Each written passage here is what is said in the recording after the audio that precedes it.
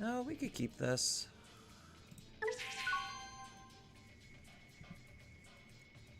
Probably set this up. And then the unique emblem.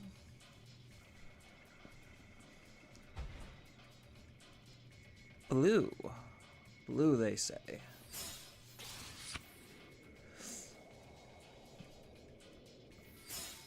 More streaming already? Yeah.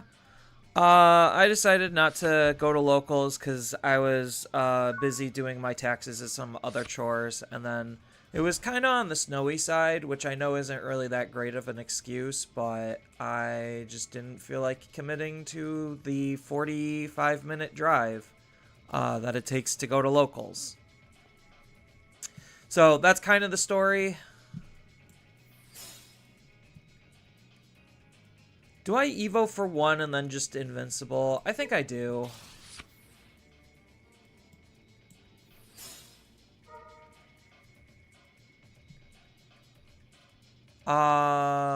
We take the Aegis, and then we probably take the Oblivy. And then next turn, we're most likely going to set up this Altia, even though we're probably not going to be able to use this. I just need to get this Altia out so I could start doing things.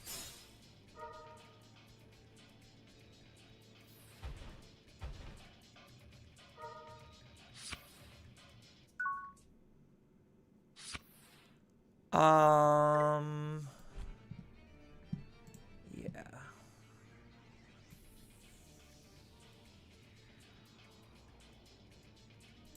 Yeah, I just have to get the Altia out.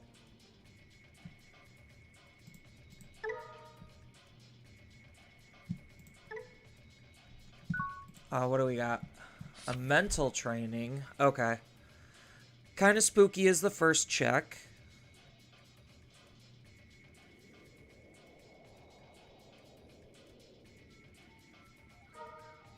Okay, they're gonna start going ham now. Do they have their tamer setter? Or are they gonna play one here? That is not a tamer setter, so that's at least okay. Knowing that they can't emblem here, but they could gain a lot of memory and do a lot of very powerful things. They had jamming, so it's not like that mattered anyway.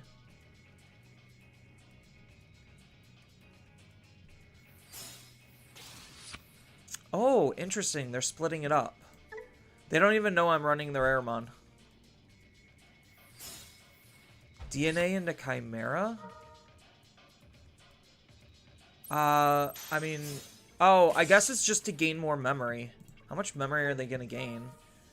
So they're going to gain 2 memory and draw a card?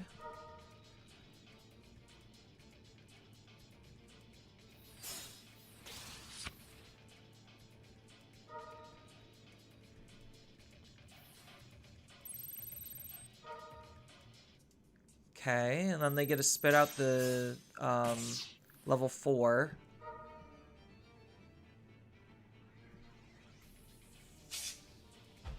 And then they get to gain a memory, gain 2 memory and draw another card. Yeah, there's so many like goofy things you could do with Fishes. Like, Fishes just wants to be this like supremely hyper fast OTK deck. So I have the Hover SP and the Raremon. I kind of just have to use the Raremon unless he's going to eat the level 3. But do I have enough memory to be able to do what I need to, is the question. Because this will just make the Evo cost 2. And I'm not flipping security face up, so I still might have to use the Hover SP. Hopefully they eat up the Sangomon. So that way, I don't have to worry about anything.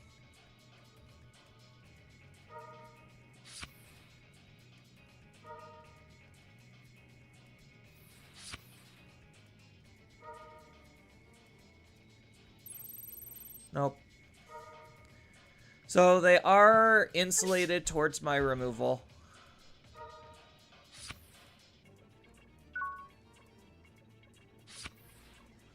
I don't think I could win in this position. I think they just have too much of a board presence, and I can't deal with their Digimon. I literally have to, like, go into Aegis-Dramon, and I don't think that's possible this turn with this memory count.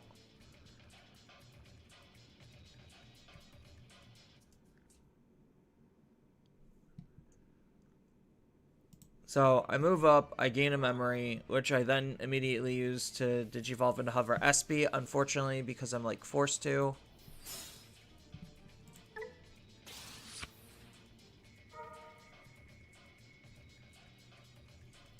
Then I have to swing with Hover Espy.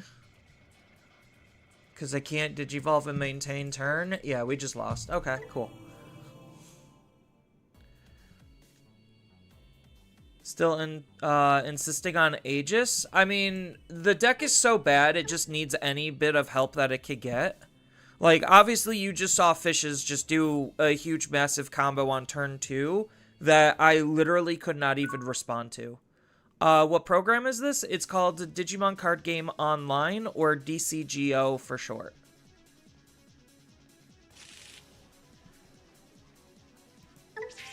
Yeah, so Aegis-Dramon is also really cute for, like, DNA plays to try to help push extra damage. And it's a searchable level 7 for the deck. That's, like, mainly the only reasons why it's ran, on top of the fact that it actually has some decent removal, which this deck is, like, in very desperate need of removal.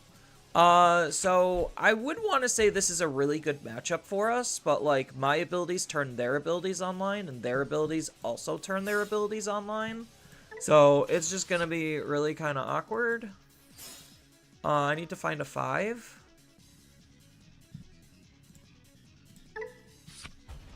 I still need to find a 5. I mean, I'll take the good Invisimon.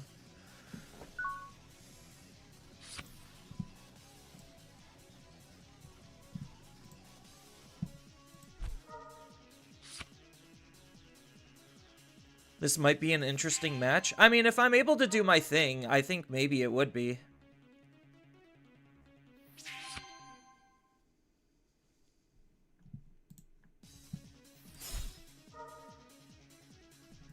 This is the cost reducer? No. So he's just... Oh, because he's got this. It's a free Evo. Right.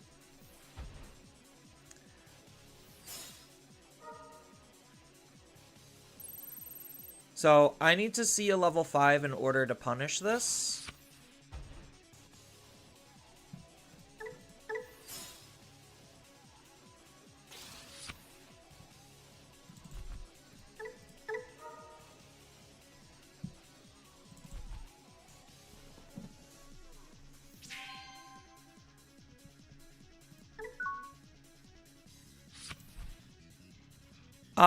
I honestly think I kind of just lose this matchup by default.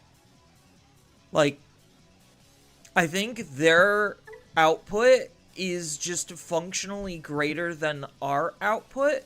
So I think we kind of just lose this matchup. Not seeing a level 5 here is, like, huge. So maybe we could try drawing into one.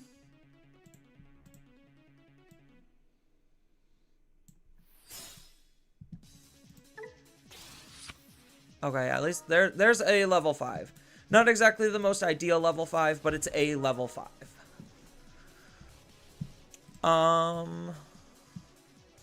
Hornet and Fae? Those are cards I really don't want to hit.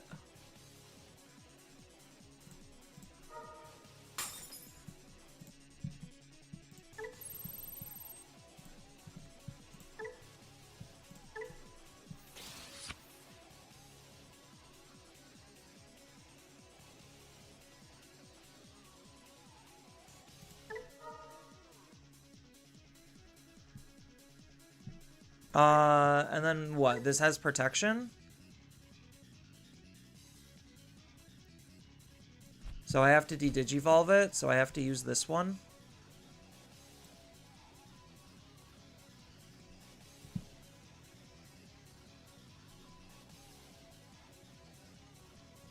So I swing, remove his Digimon, de-digivolve myself, and then let myself get deleted. That seems like a very bad idea, but like at this point, I don't really know if I have any other play lines. This will get me a free Evo, and then I end in a search.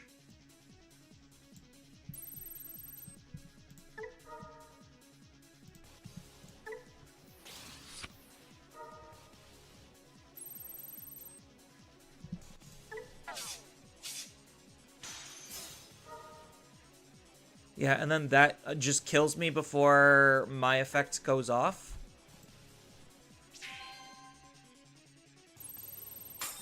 Yeah, of course it kills me before my effect goes off.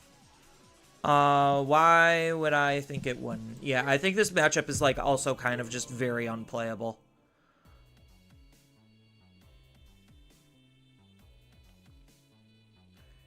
Gardramon gives protection from security bombs and can be an ace trap.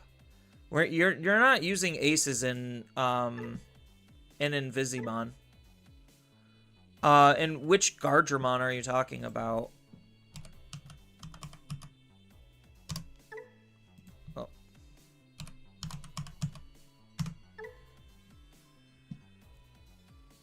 Is it this one? No. That would be this one. By trashing one card with Machine or Cyborg from our hand, one of your Digimon can't be deleted by your opponent's effects until the end of their turn. While your opponent has no Digimon this... I mean, like... It's okay. In that instance, like, I was on Hover Espy, so it wouldn't have mattered because I wouldn't have seen Gardramon. Yeah, BT15. Like...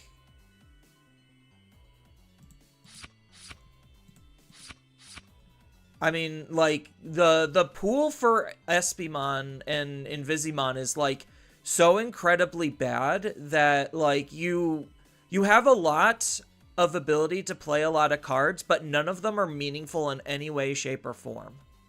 Like, that's the big ultimate downfall on what this deck is doing and why it can't perform very well, is because its card quality is so significantly lower than the majority of the competition that, like, it's not even a competition.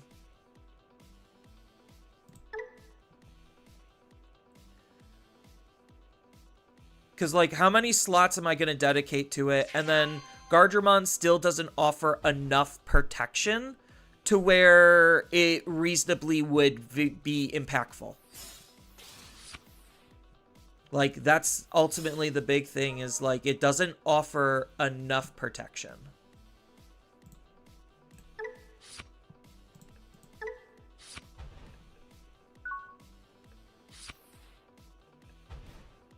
Like, this is why I think this type of a deck is still, like, very hardcore DE tier deck. Like, it's just barely functional, and the updates that they gave it make it, like, it puts it on that bare minimum spectrum, where it's just like, okay, this is a deck you could play and not exactly get laughed at.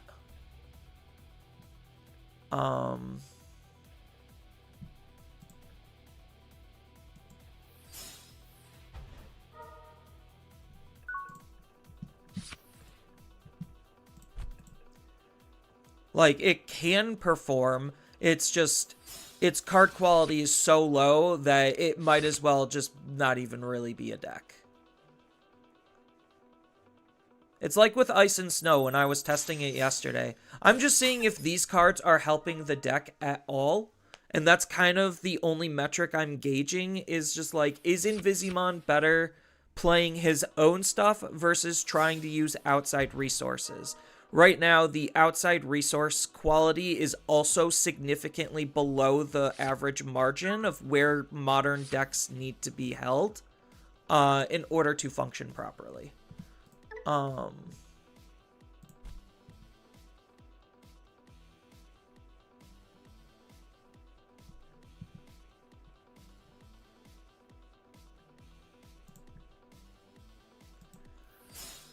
Yeah, like right now I'm just completely lacking on anything.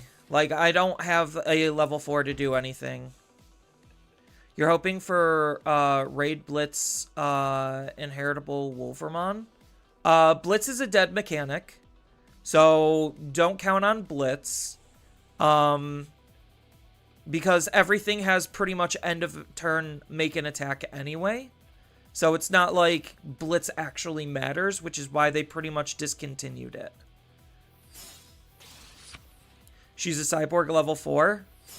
I don't think she'll solve the issues with Invisimon at all. Like, just because it can doesn't mean it should, is kind of just the metric.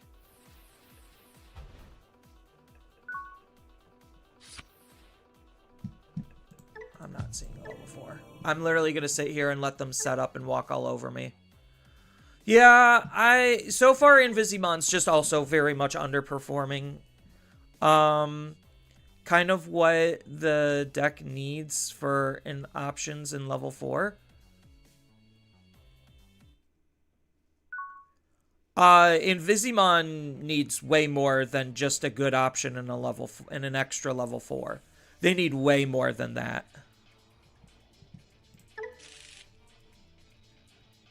Like I said, it's an overall card quality issue.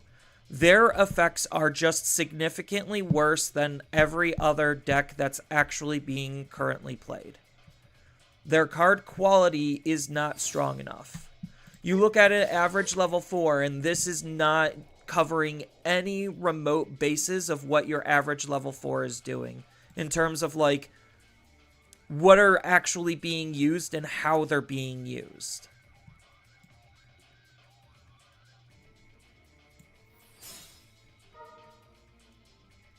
Wolvermon also has to be in the proper colors, and they could just so happen to make Wolvermon not in the colors, because that's also a thing. And if Wolvermon can't Digivolve on top of Cyborgs, which it most likely won't because it'll Digivolve on top of Glowing Dawn, then Wolvermon could be the exact card that the deck needs but can't functionally use.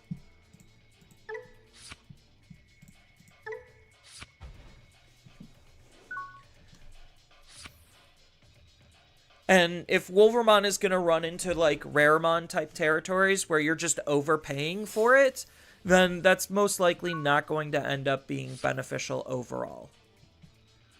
Okay, so my opponent is very clearly deficient. So we're going to take this time to try to dig for what we need.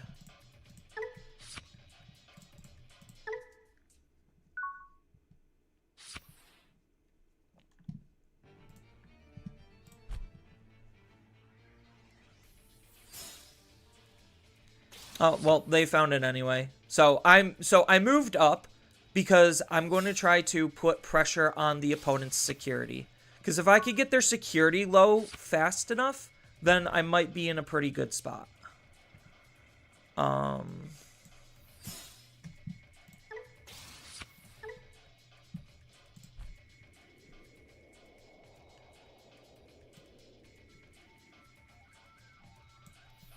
Yeah, I'll just do this for the card draw.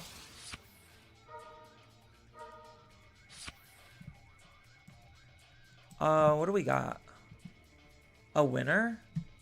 So winner is a mem setter, so that might be okay for us.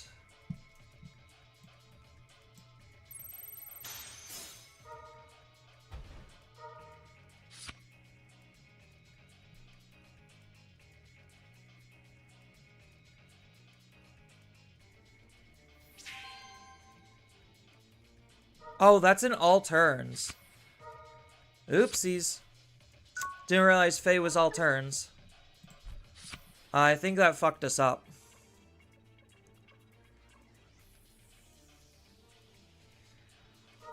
Do we have the proper 4? We do not have the proper 4 still. And considering we have almost every tamer in our hand, I highly doubt we're going to have enough in our security. We have to get some Ghost Game support. Ghost Game support is not going to be exactly what probably people hope and expect it.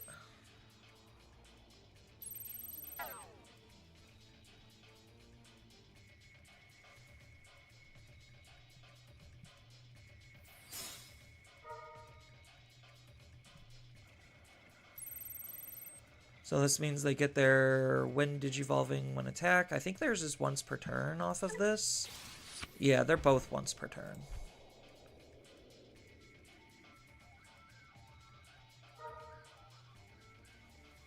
So what we need is the proper level 6.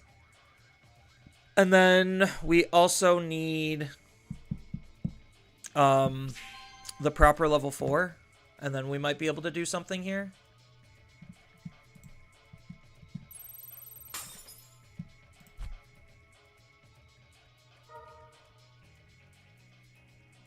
They're going to probably choke me to 1 here.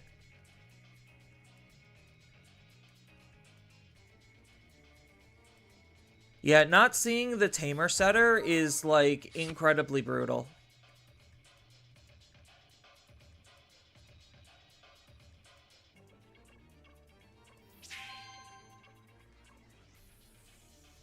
Yeah, I probably shouldn't have given them the winner, to be honest.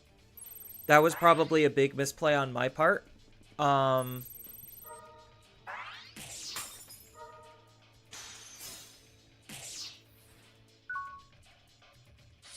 Because now I can't play the game. Cool. Yeah, so far, like, nothing I feel like Invisimon is even remotely capable of is, like, anywhere really, like, anywhere good.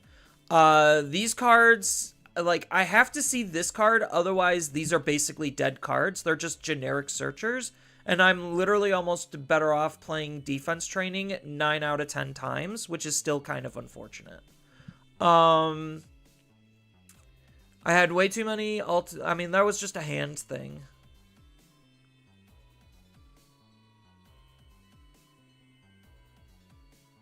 Oh, this Digivolve's for 4 normally, but we're usually just blasting. I just realized that. Yeah, there's actually no way to actually make Invisimon any better.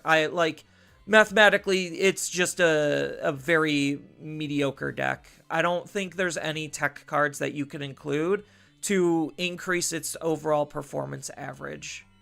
I'll still play a couple more games just to see, like, if any of these changes, like, are still remotely good, but so far, they either A, haven't came up, or B, haven't mattered.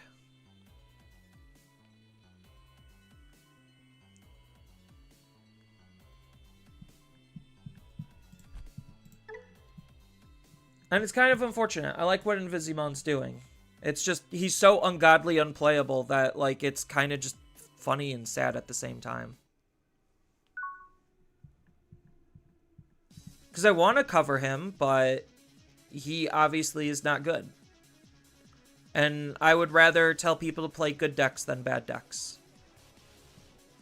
So, like, if anyone's curious on why they haven't seen any specific decks on my channel, it's because I tried to cover good decks that people are going to want to play and something I would recommend people playing versus bad decks where you could take that same level of investment and put it into something that's just functionally better. I guess I should probably try Ghosts, because, like, I think I need to finish working on Ghosts.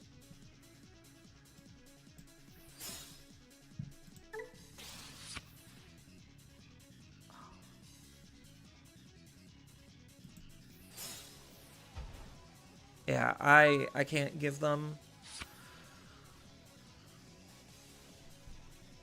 This is still not Tamer Setter, so I'm still down on seeing Tamer Setter.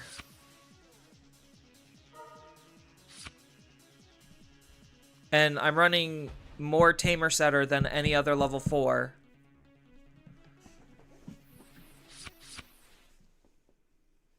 So my opponent just gets to walk all over me while I pretend to play the game.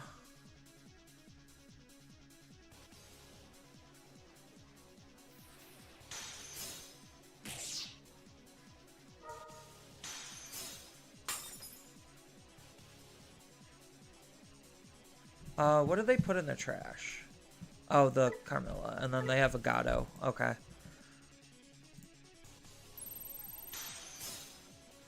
Oh, there's Tamer Setter, just in my security, not in my actual hand. So now all I have to do is deal with this, except now he just plays 2 cards out. This gets rid of level 4s.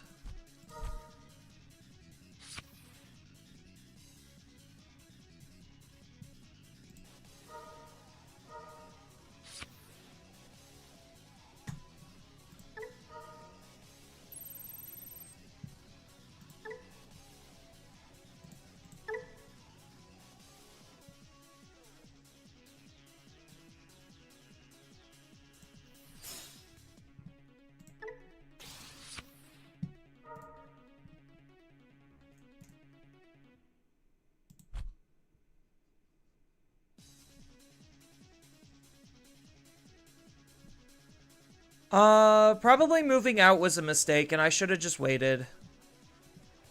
I needed to wait and set up this Altia, because this Altia is just too important. So, what's the card I'm going to be? So, they have these. Level 6 or higher? Okay.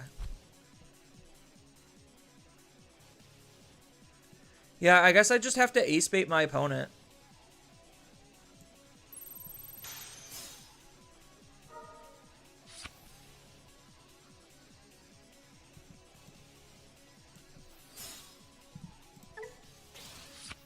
It's like my only actual answer. I mean, they get a free Evo.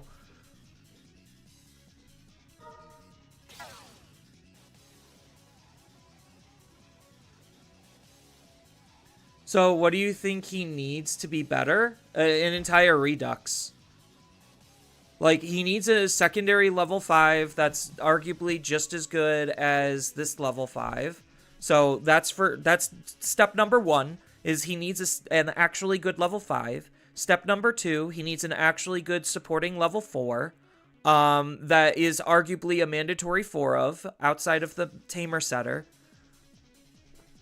Step number 3, he needs a good rookie. Step number 4, he needs some better option if you're going to be running like a secondary or supporting option outside of these cards.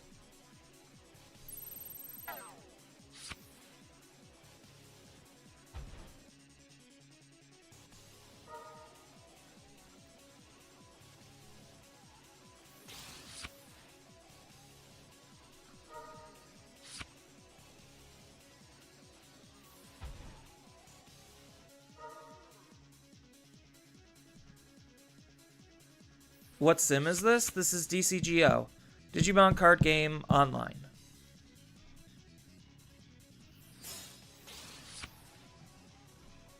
Yeah, the only unfortunate thing is I know that Soul Fear is in his security, so that's gonna, like, extra suck. Because I literally won't be able to check his security, and I have to force him to use, like, AGO or something to do it.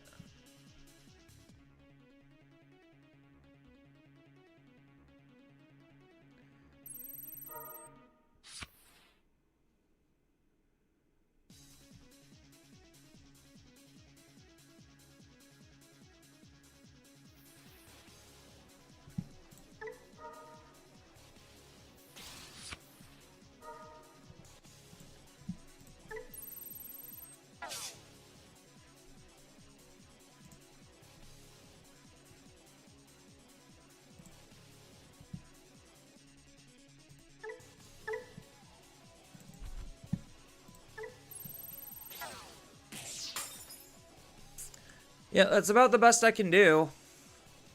And now I just have this card be a floodgate?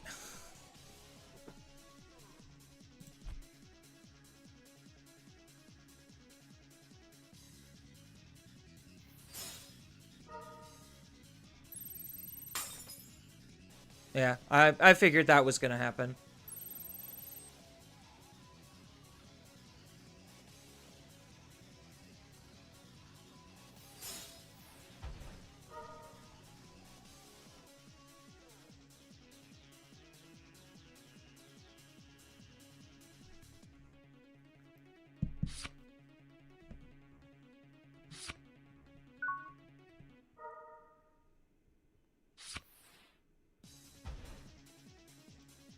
Again, the really shitty thing is this option just makes Invisimon, like, it literally ruins his entire game plan.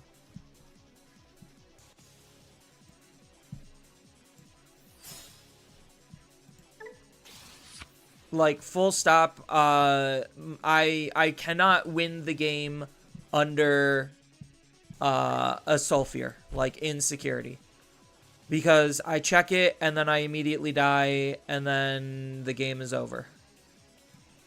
So I have to find Gardramon. That's like the only thing I can play, which again still feels incredibly poor. I don't have Tamer Setter, so Training is just functionally the better card.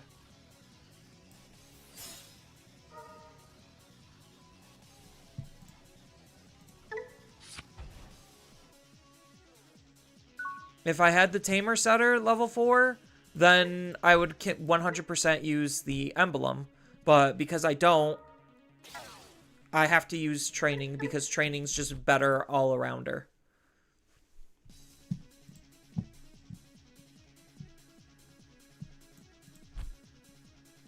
Are they going to play out the other one? Yeah, so now they're just trying to defense me out of the game. And remember, I cannot deal with small bodies. So again, this is the same type of situation where it's just like, okay, this card is not going to be able to remove everything that I need it to. So now I need to find the proper level. Like, and the shitty part is, like, this card also just, like, this card being their last security card really just ruins the entire game plan of the deck.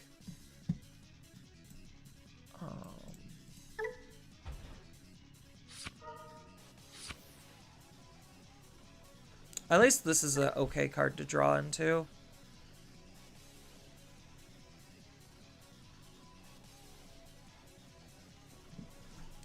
This is linked, so does it... Yeah, this will just... The Tapiron swing will just kill me. Like, it will kill the Espimon. So, I needed this Altia to be this one, and then I would be in a significantly better position.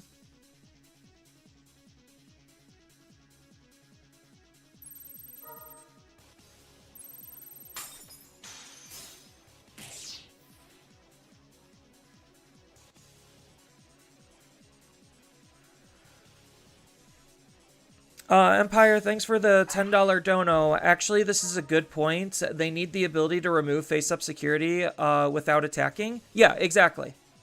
So, like, that's part of, like, their gimmick is to flip the security face up and then attack into it.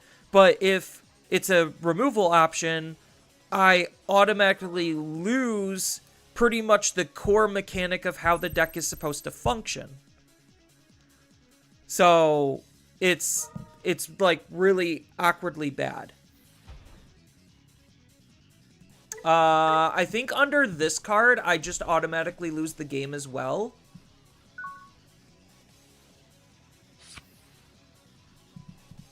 Alright, cool. So far I'm on a giant loss streak because, one, none of the tech has mattered, and two, Invisimon is just functionally that bad. Alright. Good to know. Oh, I gotta edit ghosts.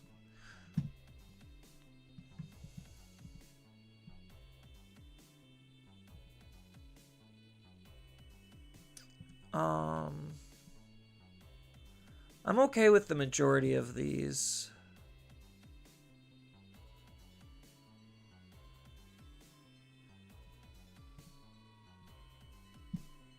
I mean, ghosts is just ghosts.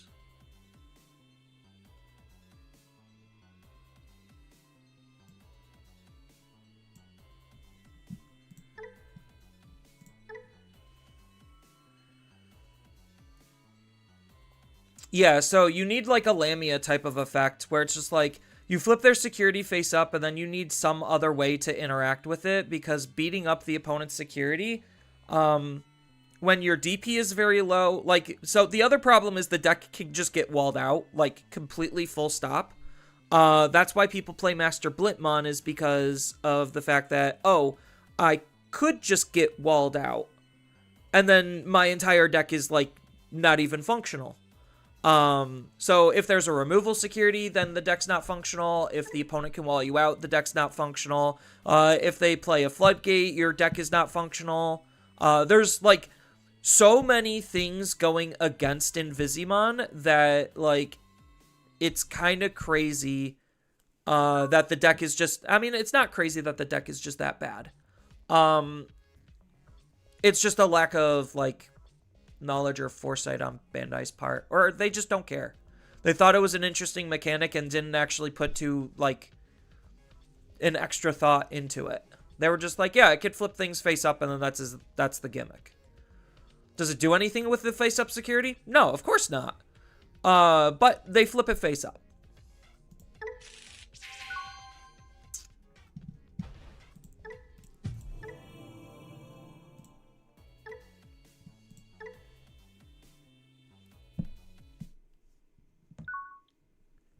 I don't know if I'm going to be on Ghosts for a while. Like, because I want to do, like, what are the cheapest Liberator decks type of video. And I think Ghosts is very easily one of the cheapest Liberator decks.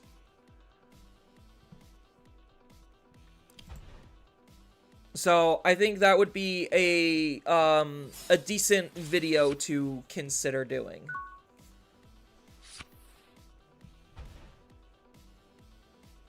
I wonder what would happen in an Invisimon versus Royal Base. You lose that matchup. We just experienced it like 2 or 3 times. You lose that matchup. You turn their abilities on, and they're gaining more for you flipping their security than you're gaining for their security being flipped face up. Then they have the protection to be able to resist any kind of removal that you're going to be doing. And they also have the ability to wall you out because they can hit bigger DP numbers because you turned their security flip face up, turning their abilities online. So you just lose that matchup. It's like actually a hard negative matchup. It's not even remotely funny how bad that matchup is.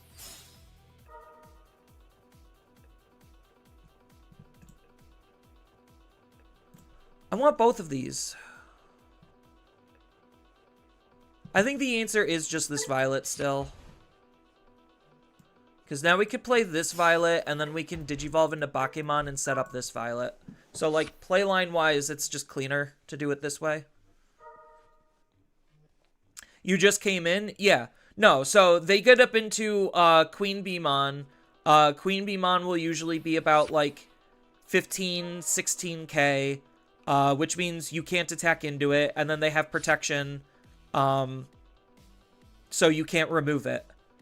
And then your best course of action is to de-Digivolve it, but you are barely running de-Digivolve as is, because you have to have the good Oblivimon to do that. And, like, that's your only real answer.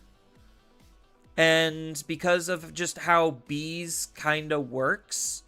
their tamer quality is also just significantly higher. So, and their consistency is also significantly higher. So they just completely, from a card quality perspective, just functionally outmaneuver you, while their card quality also is just significantly higher to also outvalue you. Then the contradicting mechanics, and again, the quality into those mechanics put you at a bigger disadvantage than them for both of your mechanics working. No, a Violet.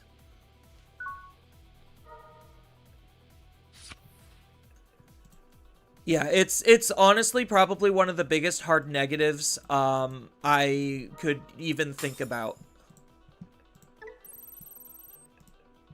Because you also have to remember, they could just rip through your security faster and easier than you could rip through theirs, because Tiger Vespa Ace can just OTK, and if you're giving them security to constantly flip face down for their effects, you're just literally helping them.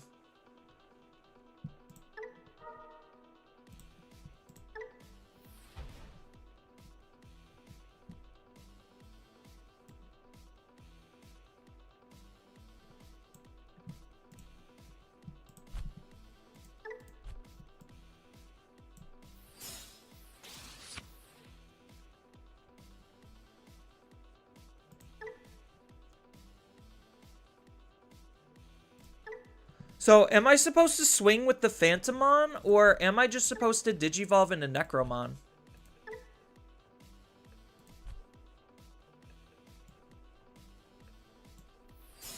I think I just Digivolve into Necromon.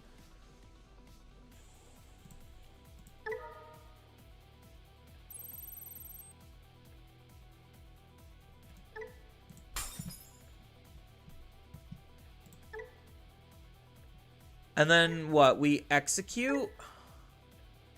When one of your attacks by suspending this, draw one, trash one. And then by executing, we can Digivolve.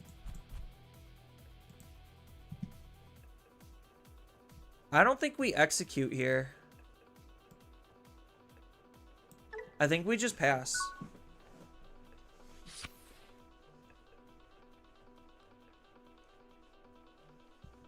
Does this gain them a memory passively? No, this is a mem setter, so that was probably correct on just passing.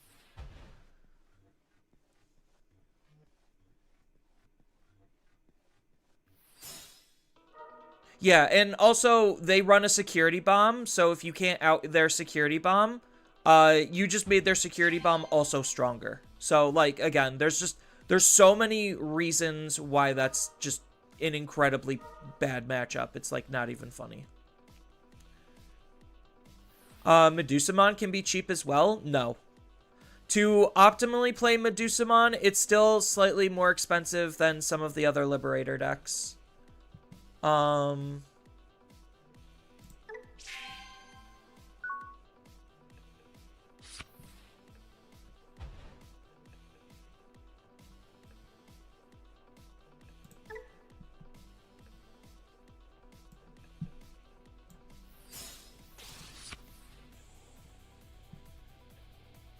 So, I want to end on executing.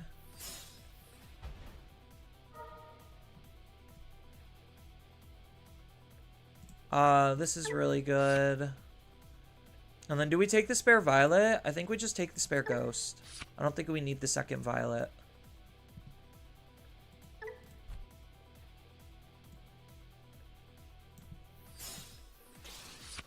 Ooh.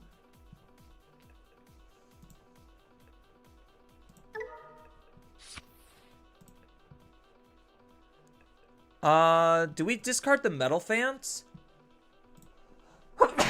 Sorry. Sorry.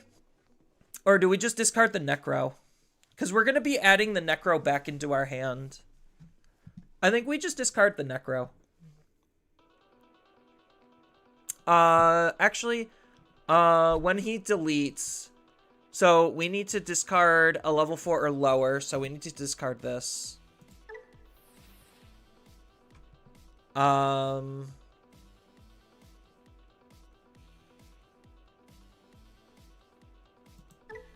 So we could use that to give him Rush, and then we can execute into his Digimon. We could use this effect to... are we forced to Digivolve here?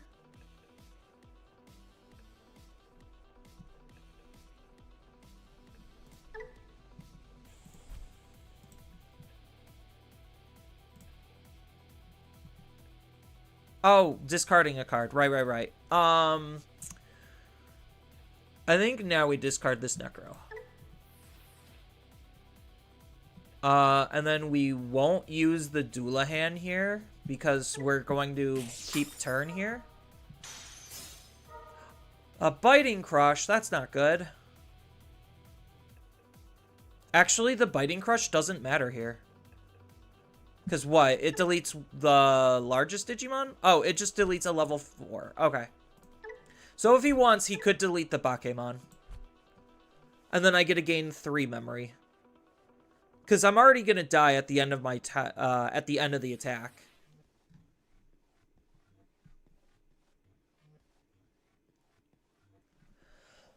I think this is probably a really hard matchup for Lucemon. Because after a certain point, I probably am just going to have so much Swarm that I don't reasonably think that they can do a whole lot. So we'll gain a memory. We'll draw one and trash one.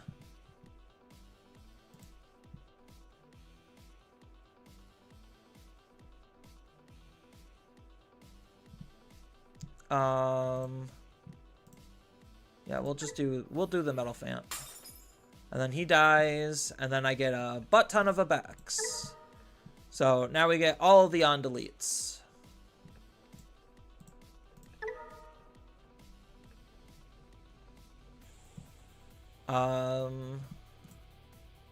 We get to play a level 4. So we're gonna play out a Bakuman. Then we get to play out a level 4. We're going to play out, I guess, a Ghostmon? Or is it just another Bakuman? I think it's probably just another Bakuman. Then we get to Digivolve for free.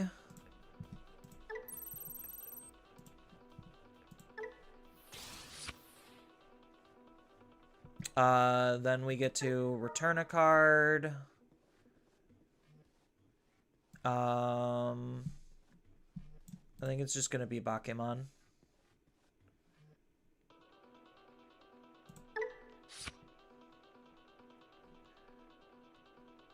I know that's a mem setter.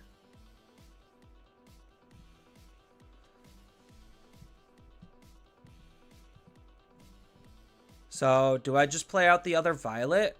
I think I just use the emblem to play this Violet from the trash. That's probably the correct answer.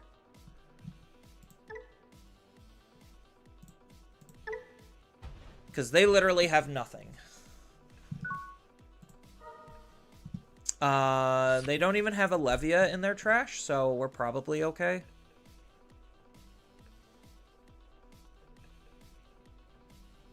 Digivolving during the opponent's turn is funny.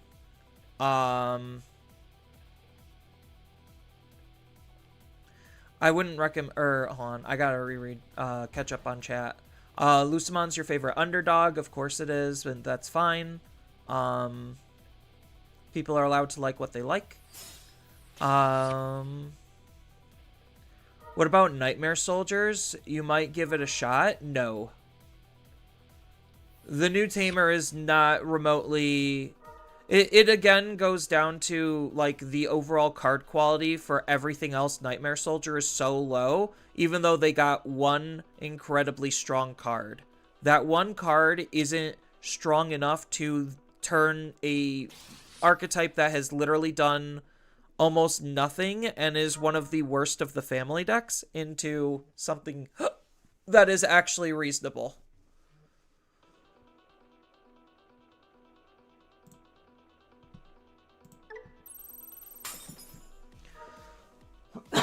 Yeah, I can just play out free bodies and just give them to him for free. Like, it's not that big of a deal. He has a Levia set up.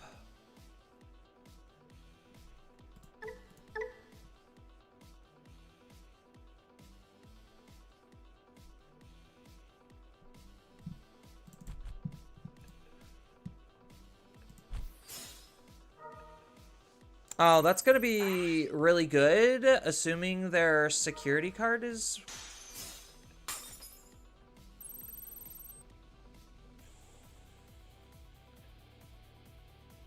Oh, does the Revelation of Light trigger? It does.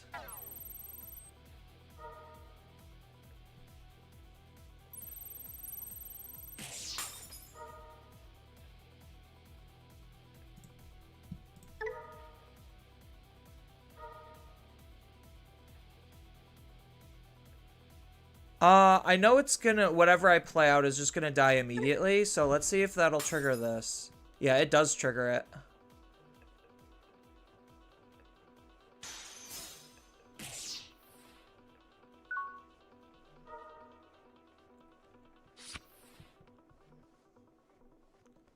Does this last until my turn? So am I just locked out?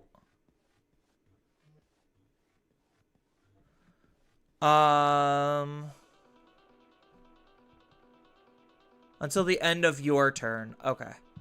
So that's temporary, so I can move out.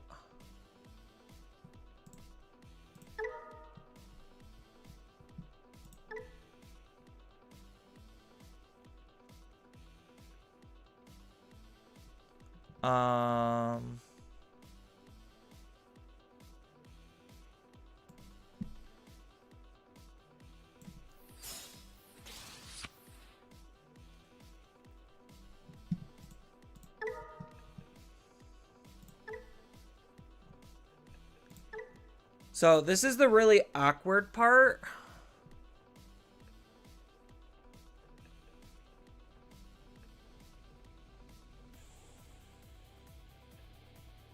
Oh, I should have just used this Phantomon. Oopsies, that was my bad.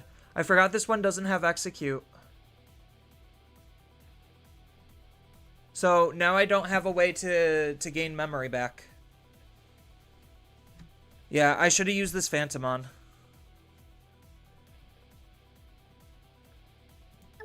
Because now I have to make an attack.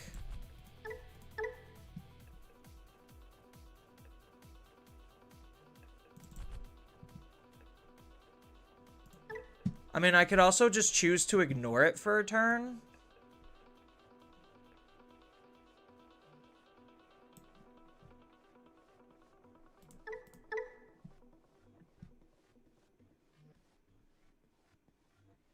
If it has execute. Yeah, I fucked up. I needed to use this Phantomon. I could have, like, they were not dealing a lot of damage, so I could have just waited and played through it. I just didn't mentally care about that match at all. Yeah, even Ghosts is not super strong, because I don't think Ghosts is, like... Ghosts is just relying on, like, just being a one-stack pony, where it's just, like, you do your big thing once, you flood the field, and then you hope the opponent doesn't actually have a response. Like, that's kind of the vibes that Ghosts gives.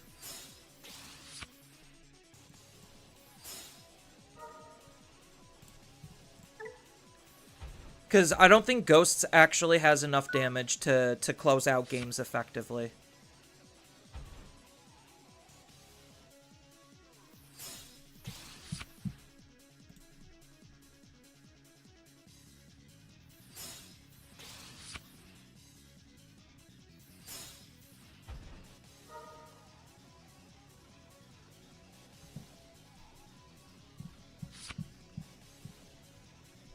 So, I need to see a level 4. Having 3 cards in my hand really kind of sucks.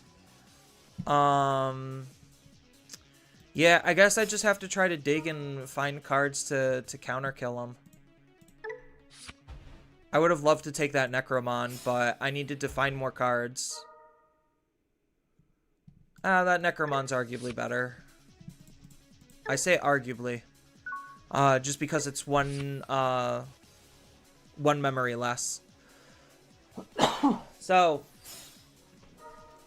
again, not in a very good position. Their protections could, oh, what? Oh, parabolic junk? What? Hold on.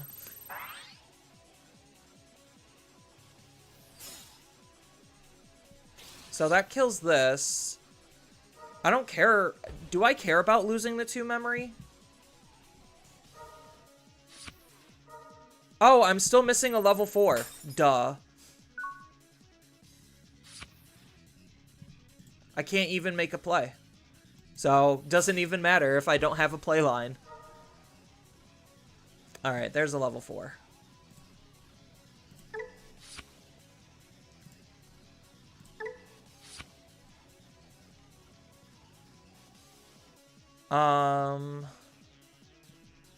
Yeah, I guess we're just gonna waste this and just Digivolve for 2, even though I don't like that idea. Don't really have anything else. Could have Digivolved on here, but I didn't have a Tamer.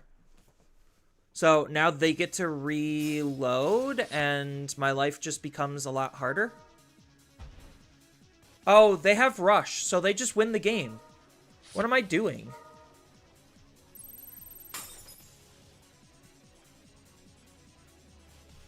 Yeah, so 1, 2... Okay, so I might not lose this turn. But I could very easily lose the next turn. I might even be able to lose this turn, and I just don't even realize it.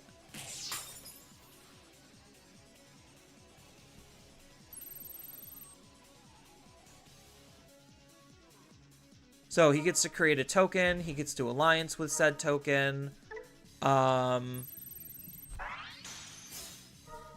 Emblem's pretty good. We'll go from trash.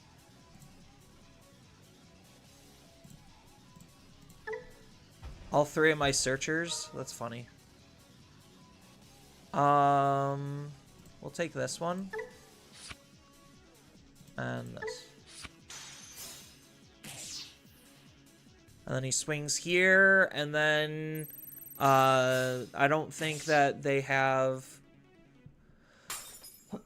any ability to deal any more damage. Oh, overclock. Overclock kills me. Right. Yep. Okay, cool. Yeah, Ghost still just kind of sucks.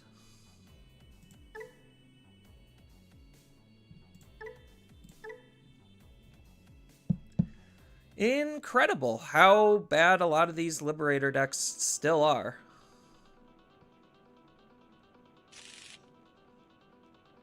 Yeah, they have the X. I know you're a little bit on a delay, but they had the X. I think we keep this hand. This hand looks pretty okay. Did you evolve into Agumon, then set up a Wisteria? I think if their deck moves slow enough, we might be able to, like, win it.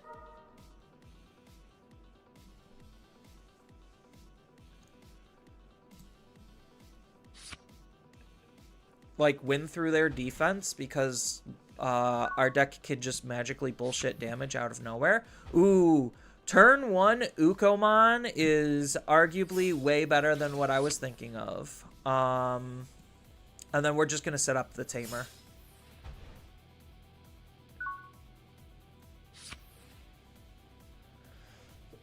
So, the damage isn't really the important part of Ukomon. It's more so just the consistency.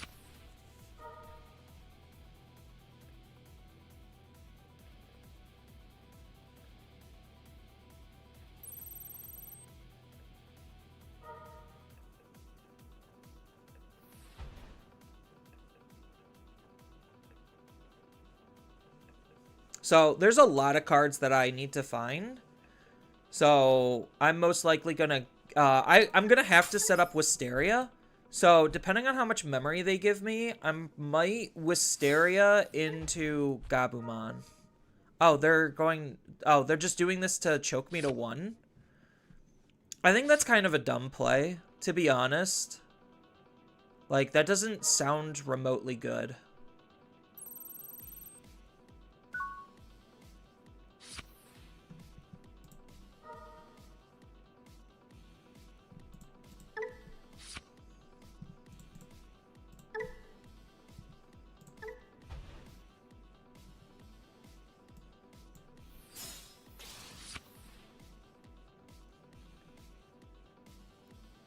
So, I'm actually going to play out a Gabumon and not set up the Wisteria because I need to try to find the Nokia Tamer.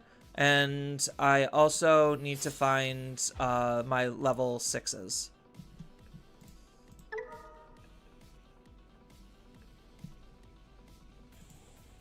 Omnimon in text, CS to hand. Can't use that to gain a memory. I don't particularly care that they get to spit that out. It just gives them 1 extra memory.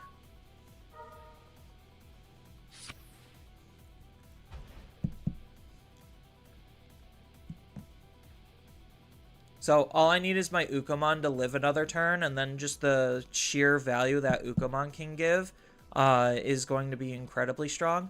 There's an argument to attack with the Ukomon, but I'm not attacking with the Ukomon on purpose because I want to try to reuse it. Well, I mean, he's just gonna kill it anyway, so I could have attacked with it. But I'm forcing him to choose between the Gabumon or the Ukomon, I guess.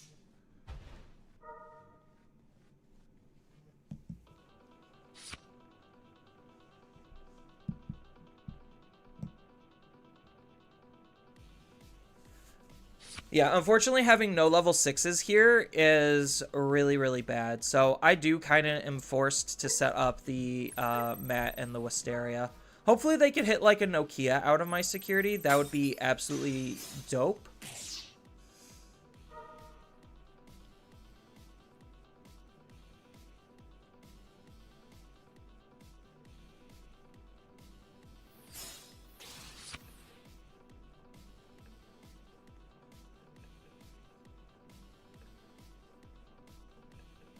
Nope, no Nokia. Just another Omnimon.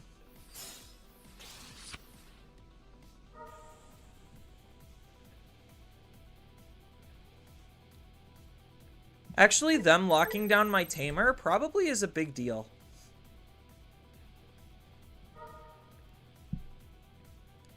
Mockingbird was their search. Uko was never living. Yeah, then I probably should have swung. But right now I'm just kind of... I'm not, like, bricked up, but, like, I'm wasting more time searching for my pieces when they're just kind of slowly building their engine. Once I get into, like, Omnimon looping, I don't necessarily think I particularly lose that match. But, like, obviously I'm spending way more time than they are on getting the engine going to begin with.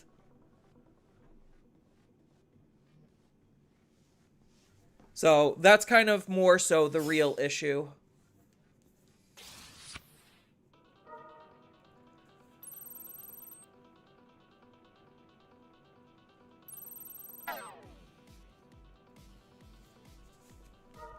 Yeah, and then they have perfect black stack, so that means I can't even attack anymore.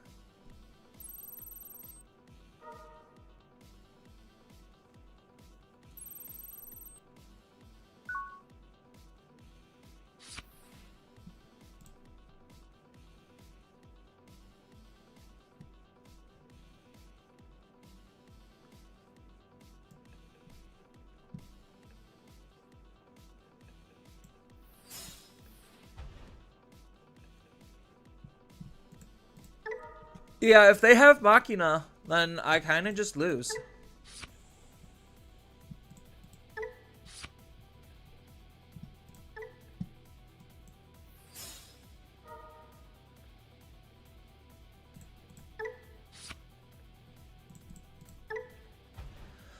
Because they have the ability to rip through my security right now.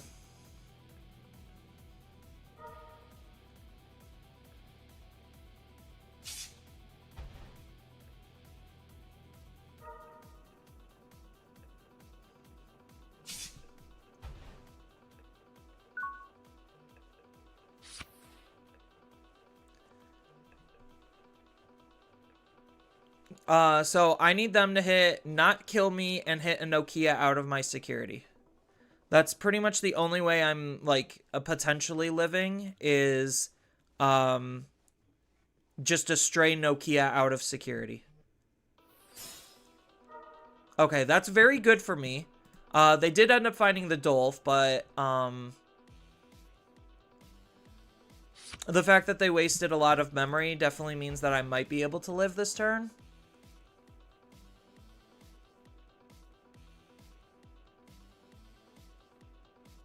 Emphasis on the might. And I really need them to hit Nokia out of my security. That's basically the only thing I'm praying for at this point. Otherwise, I have to spend a whole nother turn, and that's something I don't think I could afford to do.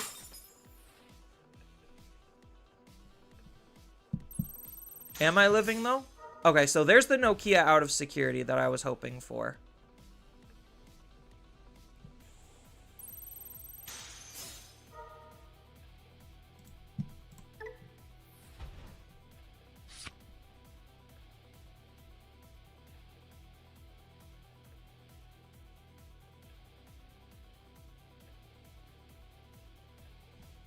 So he could swing with this. Oh, he can't use it. He doesn't have enough cards to assemble.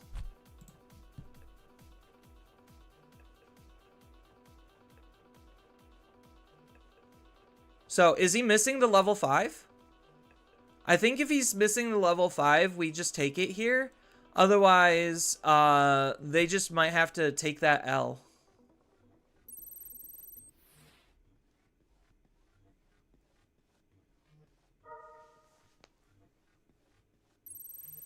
Because they don't have end of turn attack.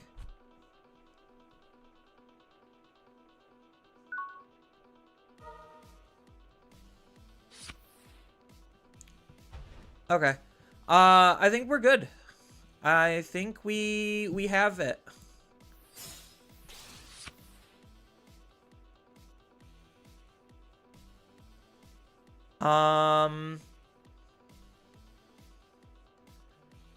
So I could swing with this Agumon, force a block. And then I could use Miraculous, because I have enough memory to be able to maintain turn and do whatever I want. So I think I'm going to try getting this card draw. Force the block, and then I could use Miraculous to revive it, and then add back the Alter S.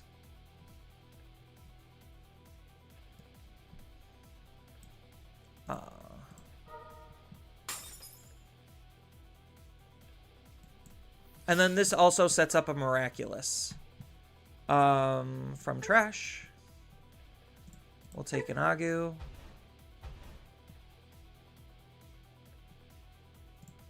Agu's effects. I probably didn't even need to do this, but it's fine.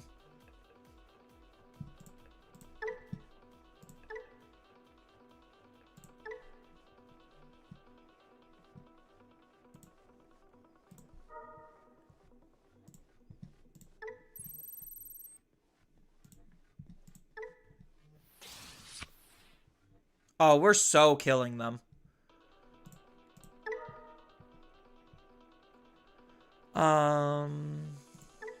We Digivolve.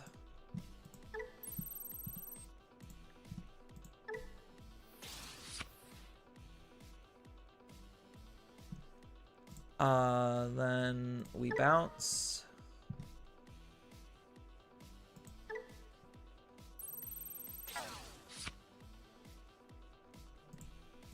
We will gain memory. Boink, boink. Gain memory. Boink, boink. We're going to take 0 risks. Because we don't need to do that anymore. Omni Bustmon? Yeah.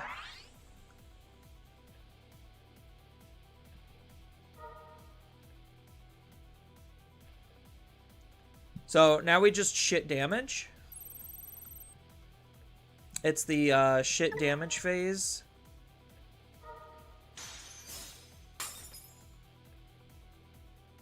So they could block.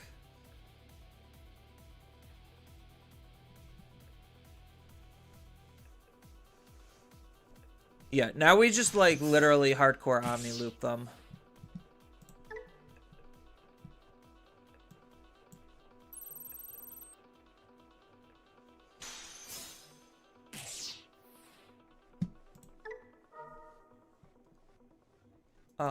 One and a 2.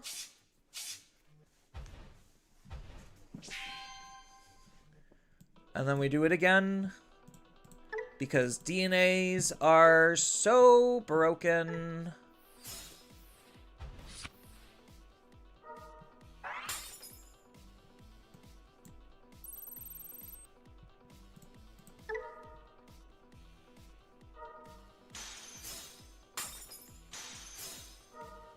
Oh, they get to add a level 6 to their hand.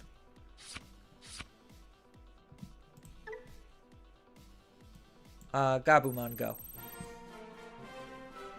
Well, I wasn't exactly expecting to win that because there was a lot of things that needed to go right, and I guess they all went right. So I guess the Agumon swing was kind of just a BM. Because I didn't need to commit the 2 memory to do that and set up a miraculous. We could keep this. This is okay. We got Ukomon turn 1. What could go wrong?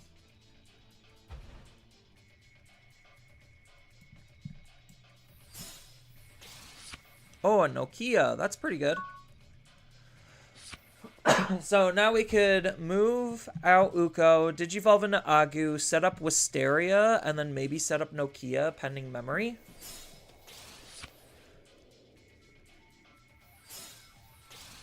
Omni go Burr! Oh, that's such a good draw. Alright, so we're gonna set up Wisteria. Yeah, we have to take the Mat and tie. As much as I want to take another Ukomon to kind of like Uko loop, I don't think this is the turn where we could Uko loop. I also would like to take the Omni Ace, but we can't win them all.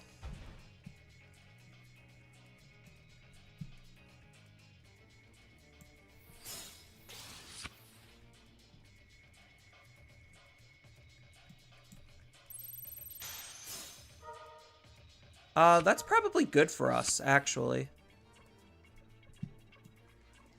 Do we set up the Nokia or the Wisteria here? I think we just set up the Wisteria, and when they give us enough memory, that's when we play the Nokia. So we have to grab the Garurumon. Well, we technically already have a Garurumon. But I think the correct answer still is Garurumon. Because, I mean, I could be hyper obnoxious with this Omnimon. But I think I'm too far away from setting that up. And I just want the consistency on setting up my Nokia. Because I need to set up the Mat and Tai and then the Nokia. In order to make sure that I have enough memory to keep turn and do the loop.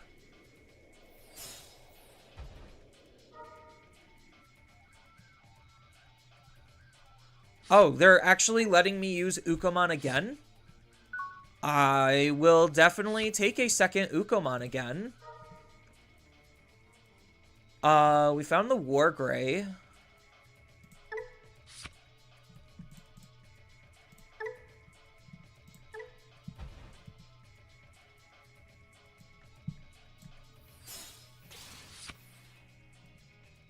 So we swing with Uko. And then we get to draw 2 cards. They're letting us draw a lot of cards.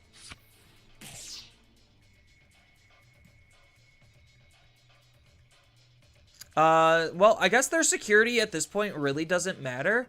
But I'll hold off on attacking with this Agumon. Unfortunately, I do have to set this up this turn, so next turn I'm going to be playing Nokia for sure. Or they bricked hard. Yeah, I mean, they very easily could brick hard. Machina is definitely not the most consistent deck either in the game. So, like, they very easily could have just bricked hard too.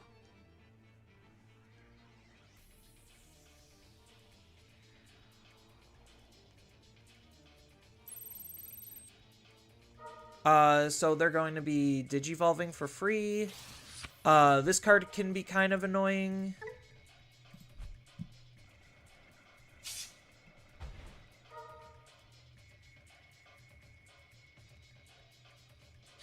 For Omni game? Yeah, I'm just literally going to set up Omnimons and then I just Omni loop them. So I'm going to be playing out the Nokia next turn, and then I just need my Mat and Tai to not be stunned, so I have enough memory to keep turn. That's basically the only thing that I need to do.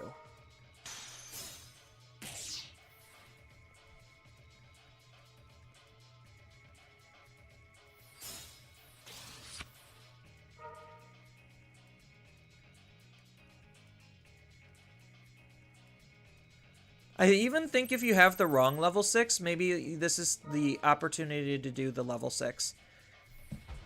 Okay, so they have the Tamer set up. So depending on how much memory they give me, Nokia is 100% the play. It just depends on what they do. I might have to commit to the extra mat and tie.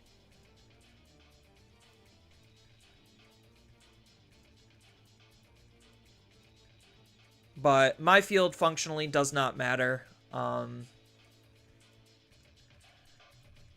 then I have the Agumon set up to basically grab whatever I want out of my trash. So if my trash gets full for a turn, it's not the end of the world. Okay, so that memory-wise works out for us. I only have one Gabumon, so I need to save the Gabumon. Otherwise, I'm forced to commit even more memory to the Miraculous.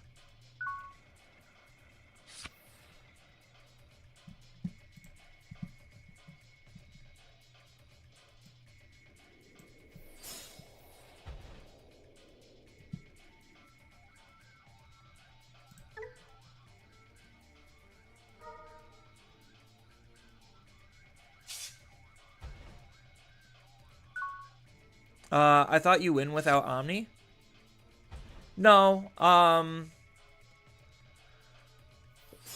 mean, if they gave me 3 memory, I technically didn't even need the Nokia.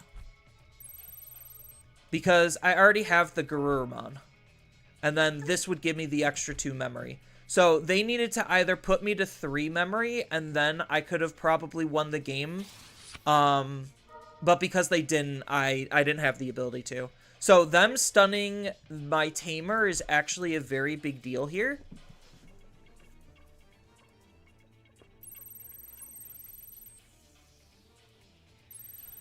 So now I have to... I don't think I have the ability to take one more turn off.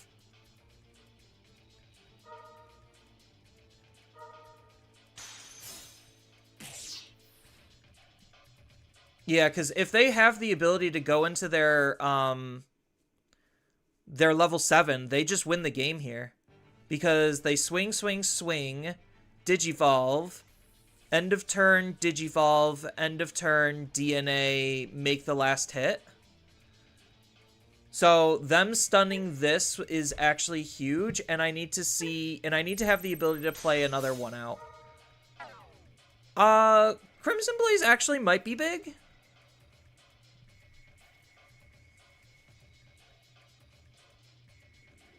So ideally, I want them to hit another Miraculous to set up another Mat and tie, and then I'm good to go.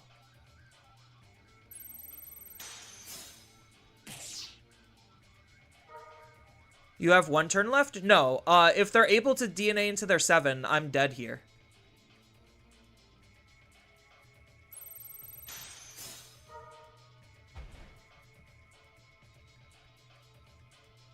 So if they go into Ex Machina, I lose the game.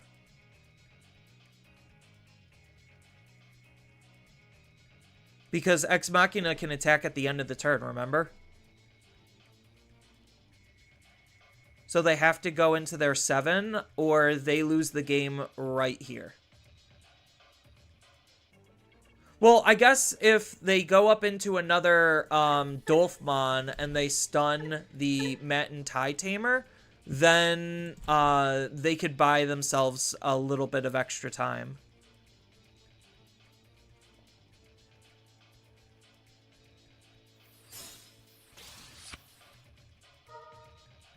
Alright, so the big question is, do they have it all? They can't play Digimon by effects.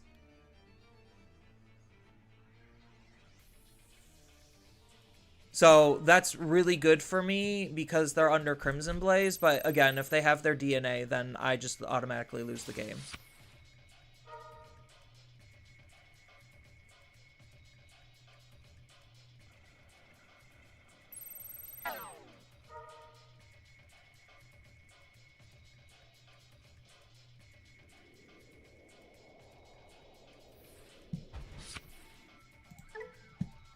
Yeah, so I just automatically lose the game.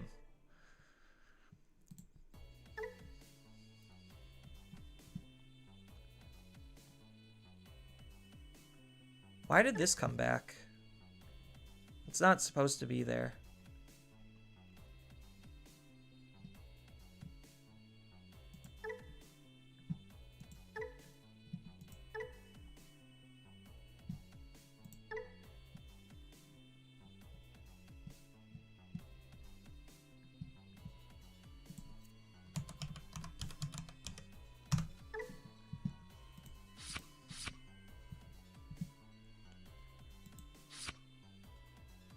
You underestimated them? No, don't ever underestimate the opponent.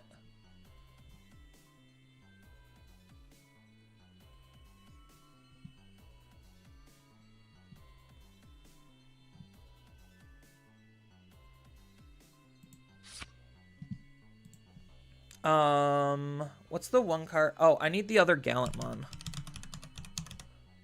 The Floodgate Gallant. Yeah, Floodgate Gallant.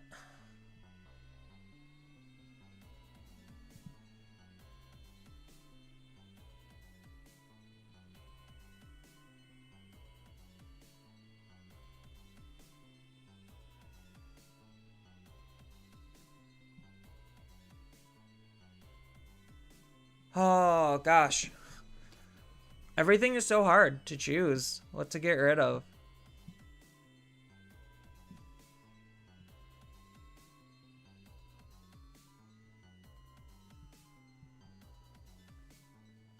Like, I don't think I can cut the options. So, maybe I do this. And then I need to cut one card because I'm running Floodgate Gallant, but... Is it this Gallant? I think maybe it is just this Gallant. I think this Gallant's just not good enough anymore. I think this one's just arguably better because it's a Floodgate. Or maybe the DP does matter enough. I don't know. We'll see.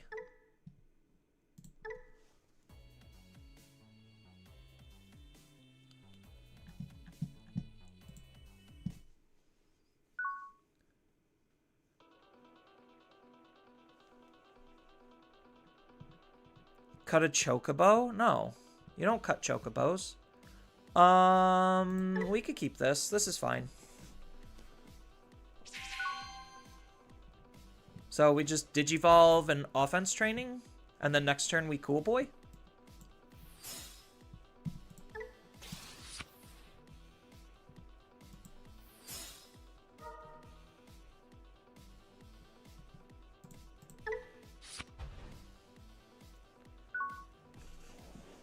Maybe cut a Cool Boy?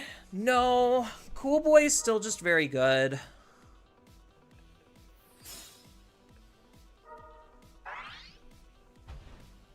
Unfortunately, I have to let this go. It's not ideal. I don't like letting things go.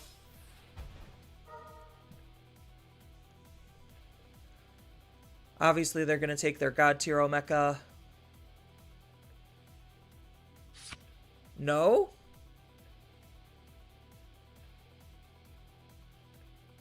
They're not going to take Miro Mecha? Wow. Okay, then. Now we Cool Boy and offense training. Whiff City on the Cool Boy. That's definitely not good.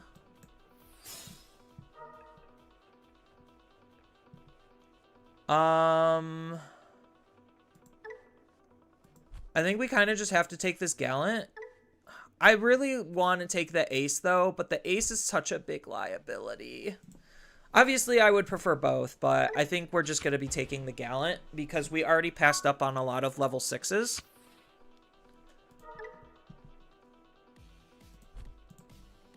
And at this point, I don't think we care if the opponent just plays a whole bunch of things out. So, depending on what we draw, we might be forced, or not really forced, it might be a good idea to move out, so that way we could Guilmon, then gain the draw and the memory off the Cool Boy.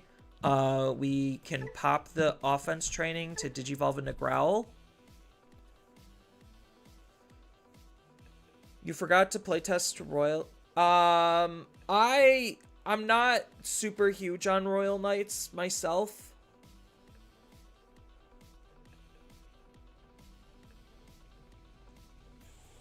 I don't think Royal Knights is super complicated. It's just, it again is like, I don't enjoy those control type decks. They're too slow for me to like want to pay attention to, I guess. Like, not saying that I have a short attention span. It's just, I do not care for their playstyle. I like planning out my evolutions and doing math based on evolutions. I do not care about hard playing Digimon and doing the math on how cheap this shit's gonna get.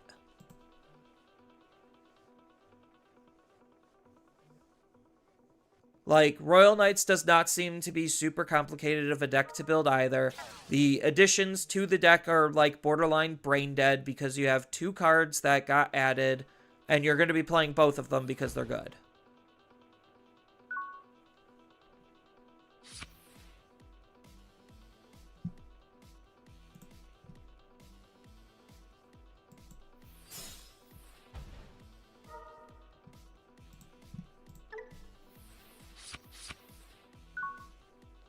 So all we need to find is a 5, which we should be a lot closer to find. And then we're pretty okay.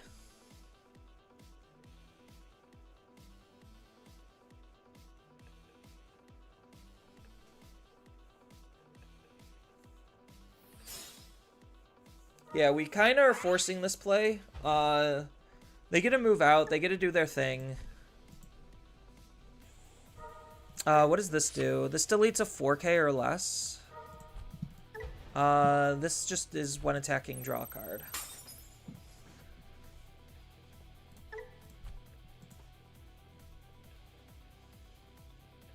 And now they have to give me memory because they don't have any cheap plays. I guess if they have that option, they could.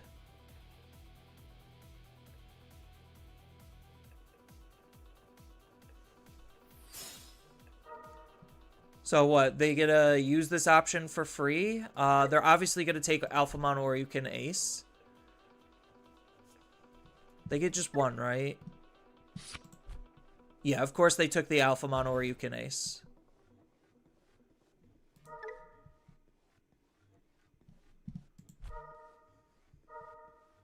Because Alphamon or you can Ace kills Gallantmon X.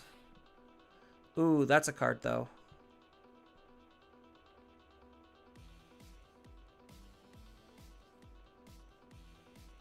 So we could try to YOLO.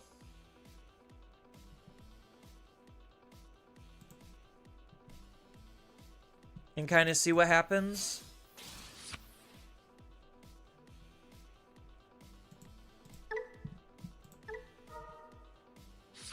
Okay, there's a 5. And there's the Growlix.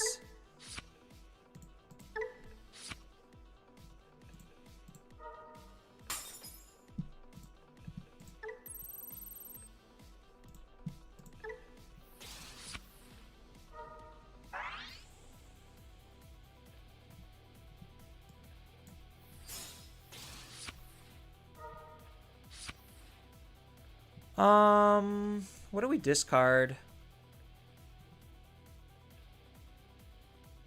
I think maybe we do just discard Gallantx.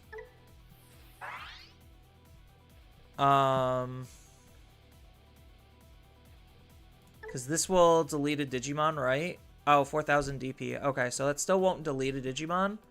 Then this allows us to Digivolve into Gallant, right? Delete one of the opponent's Digimon with 4000 DP or less. If no Digimon was deleted, we get a Digivolve into a 6.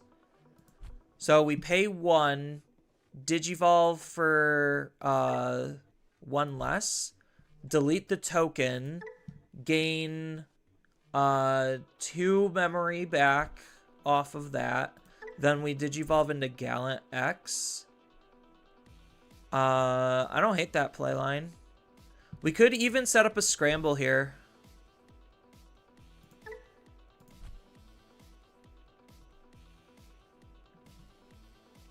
So maybe we have to set up the scramble because we delete this. So we set up the scramble. We'll Digivolve for 2, gain the 2 memory back, be at 0. And then we could potentially save the offense training. So I think we do scramble here. Delete. Yeah, we're gonna delete the token off of this Gallantmon.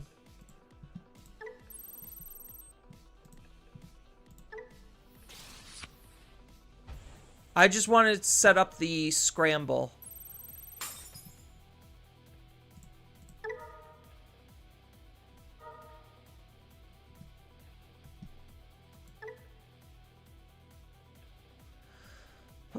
So I guess now the ultimate question is, do I even need to go into Gallantmon? So Gallantmon will be hitting 12k. So I'm just using this to gain its effect. I could just Digivolve for 3 into Gallantmon X with the Proto form.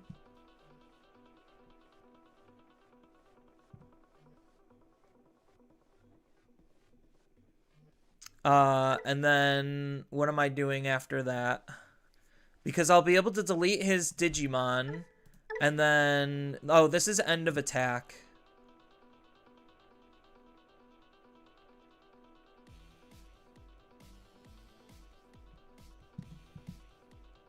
Oh, I get to increase the range with Growlmon. Right.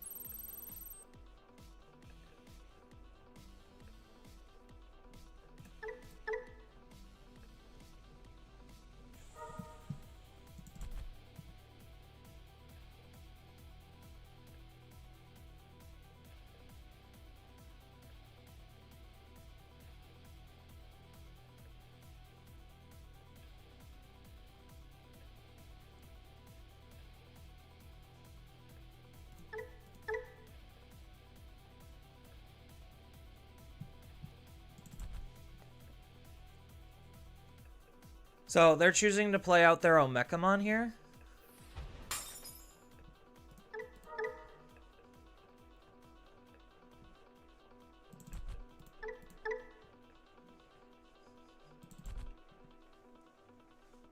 So I could swing, delete the Omekamon with my, when attacking.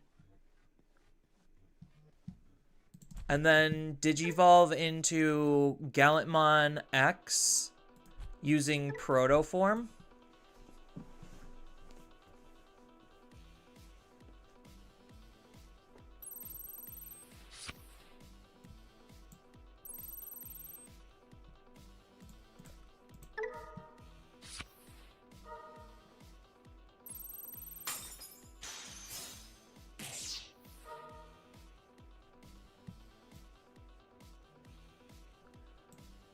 Or maybe I just choke the 1.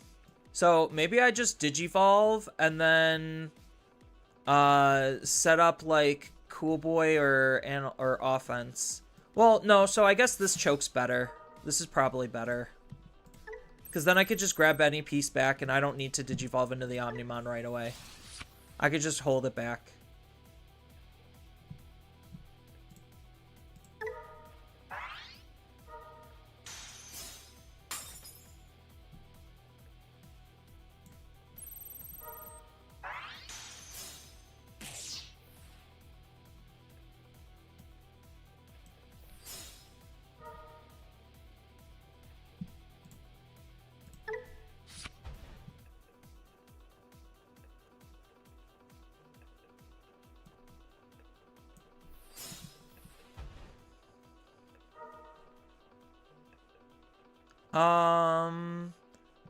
Oh, I'm forced to take this. That's the only answer.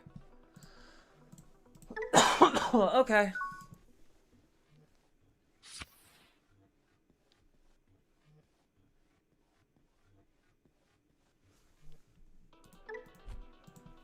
Yeah, so are they just gonna play out the Oryuken to out my Gallantmon? Is that their play line?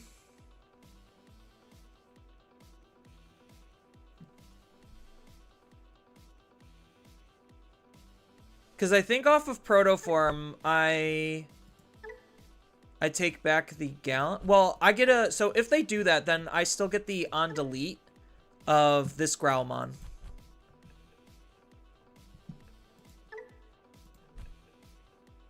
So I'll still be able to maintain a body that could potentially attack.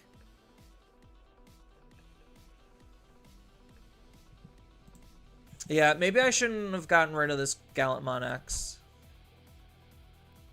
Slight regrets. Because I don't think I could take the Gallant X. So I'm forced to take the Gallantmon out of anything in my inheritables. Yep, I figured. They're forced to do that play.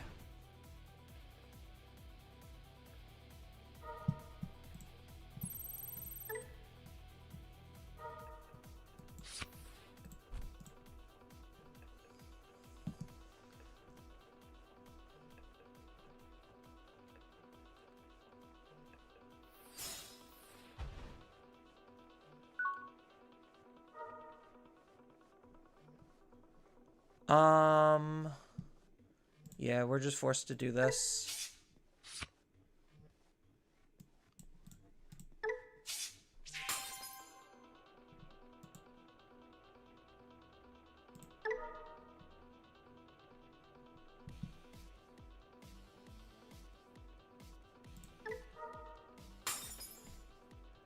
So we're gonna put you on top, and then we get to play out a Guilmon.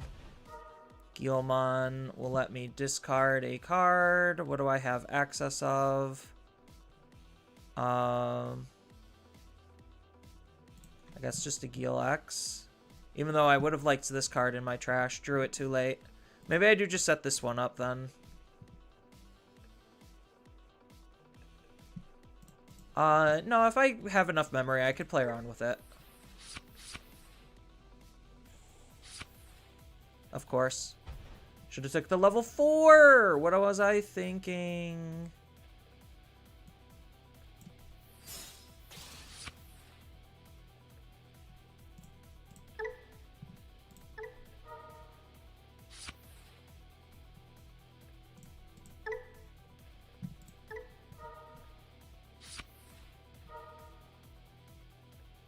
Well, there's the level 4.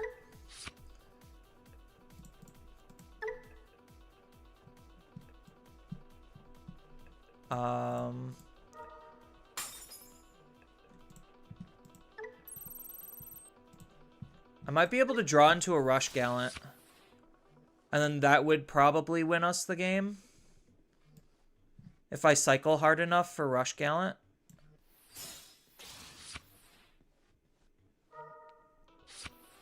Well, there's Rush Gallant, so... what are we discarding at this point?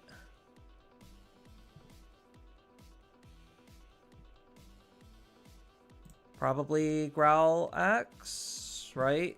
Yeah.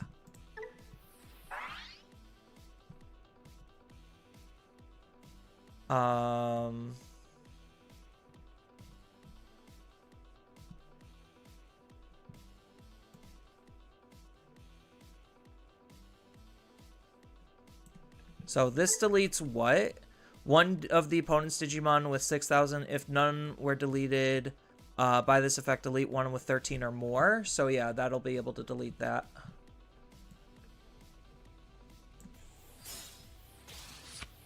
Oh, double Rush Gallant.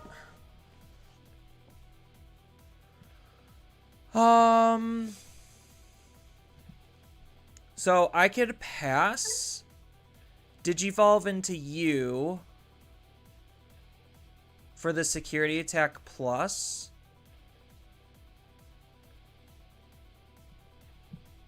If I don't, do I need security attack plus? I guess is the question. Probably not, right? Because I could just delete this. Like, this is a cheaper playline. Because this Evo's for 3, so go to 1, delete his Digimon, gain a shit ton back.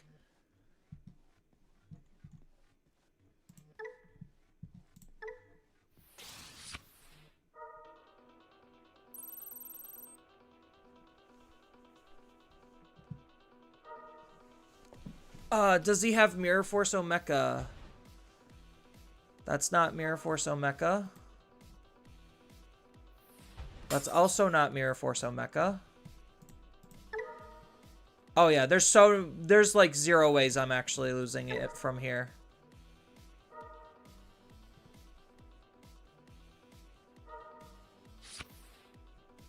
What does this do? 1 Royal Knights traded card. Okay. So that's not going to do anything.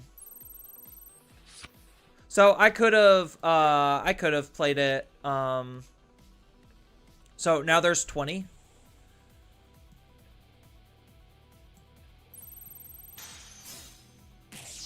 Oh no!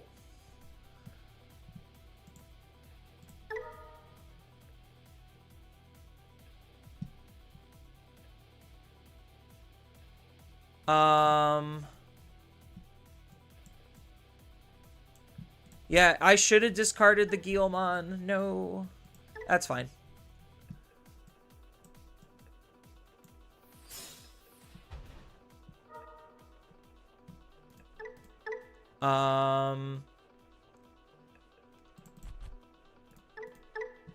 One Royal Knights traded card from our hand. What's this on delete doing? If you have 1 or fewer cards from your security, play a Yggdrasil. Oh, is this a mandatory when attacking? Oh, gosh darn it.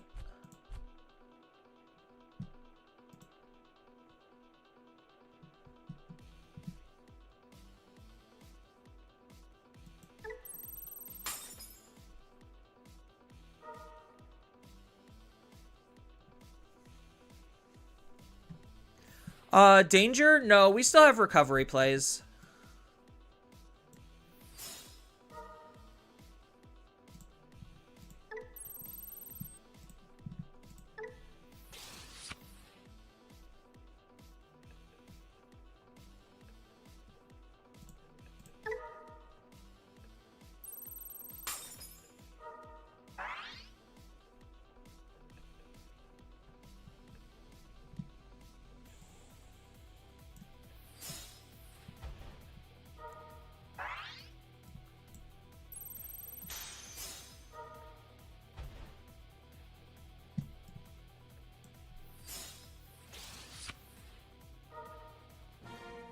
See?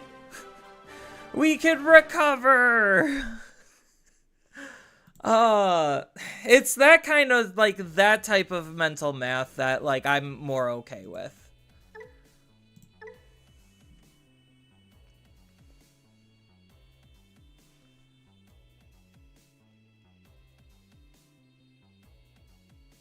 I mean, I only drew through, like, my entire frickin' deck. Like, and that's why Gallantmon is... Like, it's so funny that, like, Gallantmon is just really, right now, slightly underappreciated. Like, he's still insane. Probably we mulligan this. This is arguably significantly worse.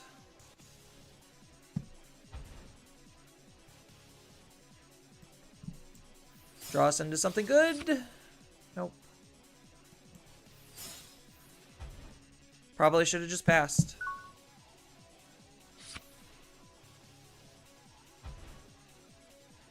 Yeah, like, this deck's also very reasonable, too.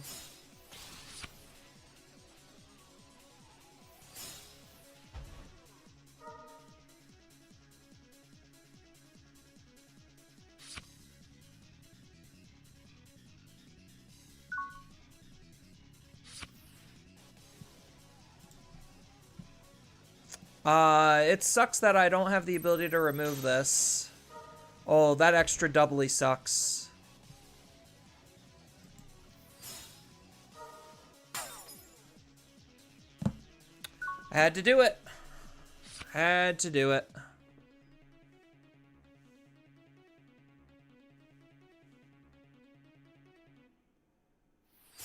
I mean, granted, now they just go up and do their thing, so not necessarily putting us in any better of a position.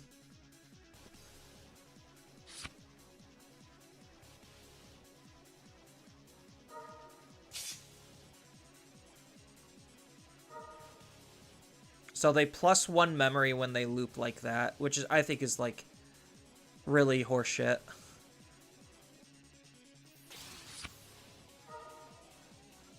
Well, I guess it's technically a net -1. But they actually just hardcore plus to such a large degree.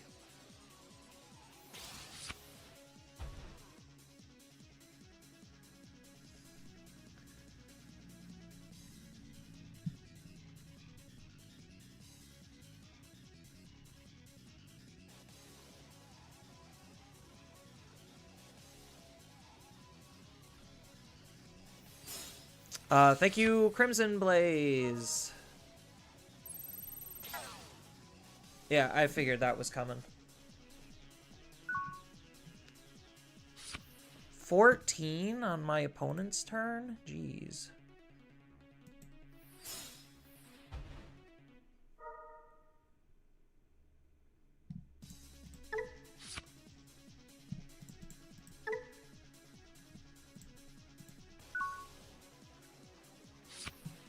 Yeah, I have to hope they don't set anything up so I could, like, Gallant into Gallant X.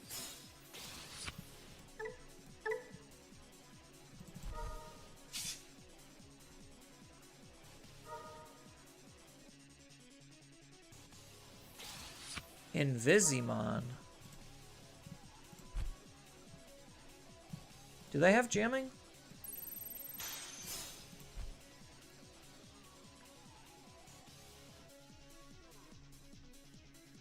I mean, there's no way they de-digivolve themselves.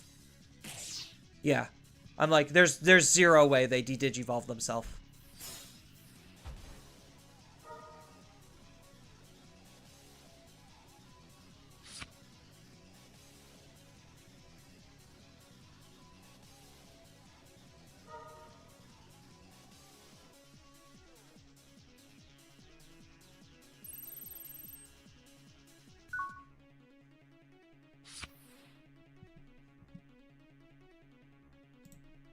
Ooh, this is really good.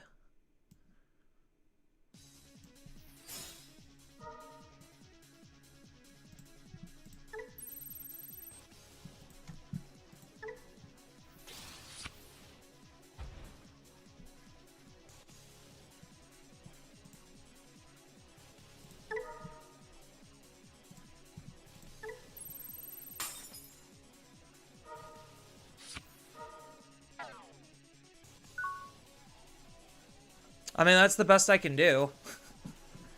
So, they still have the ability to pretty much do whatever the heck they want. So they could bounce that back to their hand and then gain 2 memory. And then they start looping again. And then they draw into whatever pieces they want. God, this deck is still so disgusting. I mean, granted, I bricked real hard.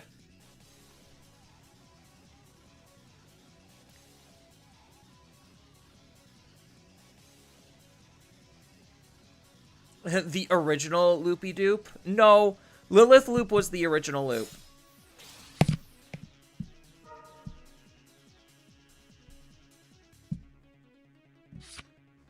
I would say Lilith Loop was definitely the original loop. Really? Examon.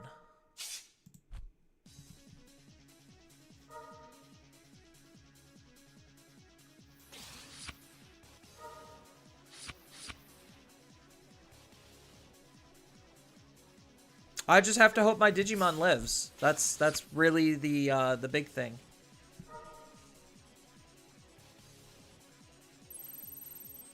Probably APOC.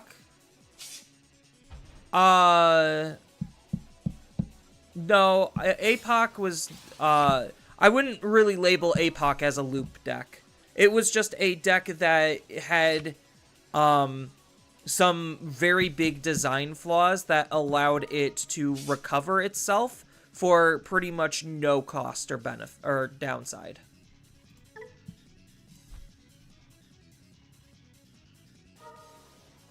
This card's still incredibly disgusting. Because now he gets a free Evo here into a level 6 for free.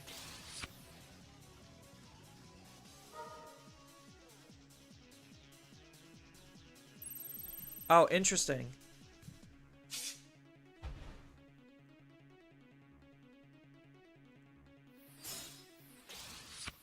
They're just digging for a level 6, it feels like.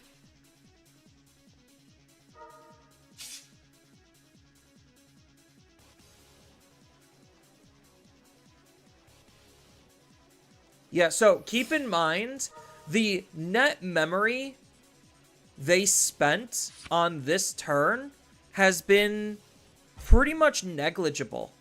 Like, they started at 3 memory, and they spent 3 memory to establish all of this.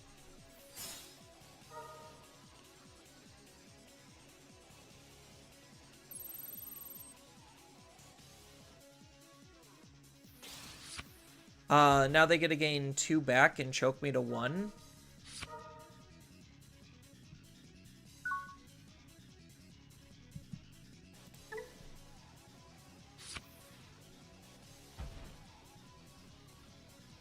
Still no rookie, which is slightly concerning. I mean, I could swing deleted Yeah, I'm like forced to swing deleted Digimon and then protoform into a Gallant X to delete another Digimon. Like, I have to make these plays, which I'm not super thrilled with. No!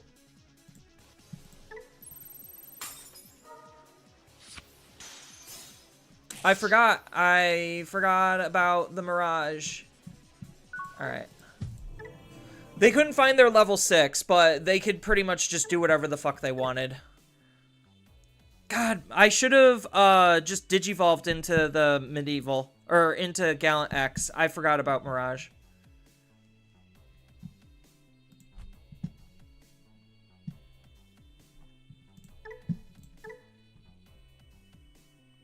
How dare you use Mirage? Yeah, I got robbed. I should have just digivolved, deleted the Mirage, and then nothing to worry about from there.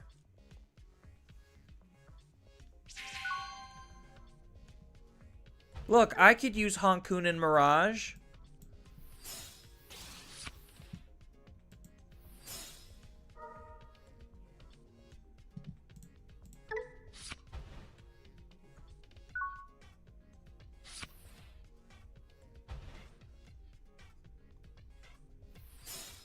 Oh, they just go faster than me. Oopsies. That's not good.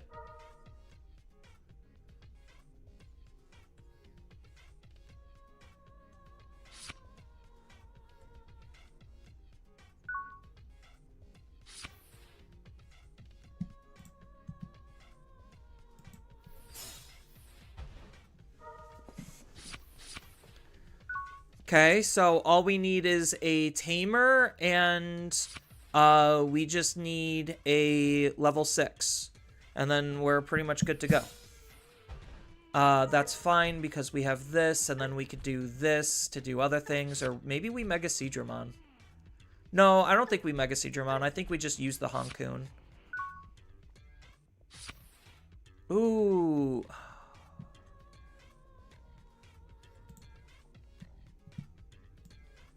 I still think we do this.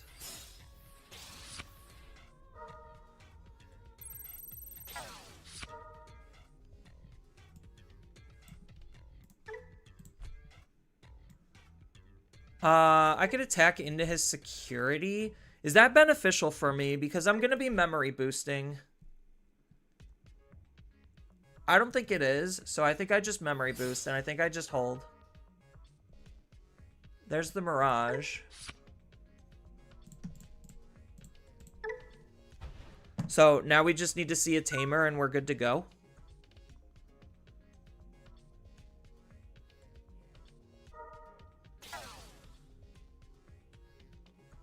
Arguably, depending on how many cards they have in their hand, we might not even.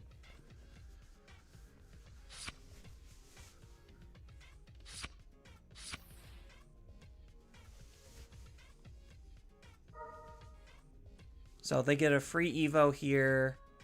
I don't think they have the ability to kill us in this position.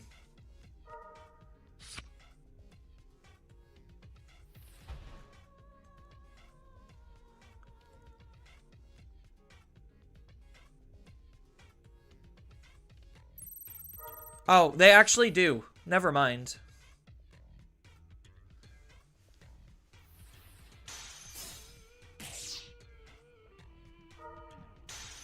Yeah, so they digivolve here, DNA, do 2 checks, and then after the 2 checks, Maruki does 2 checks here, and then they unsuspend and hit for game. Yeah, so they have lethal here.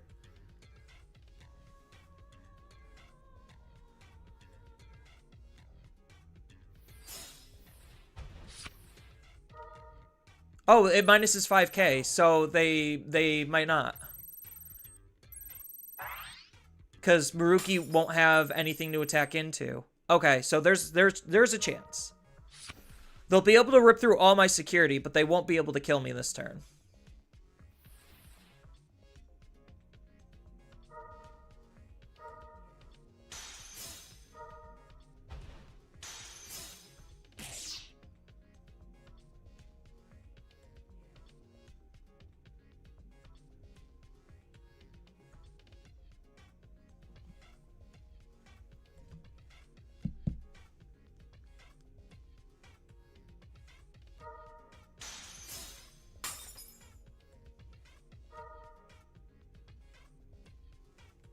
So probably play out...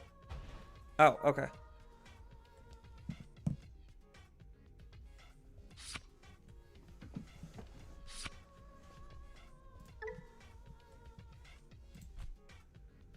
Yeah, so they could Maruki and then do another 2 checks, but that's kind of where they stop. If they hit a Tamer out of my security, I think I kind of just automatically win the game.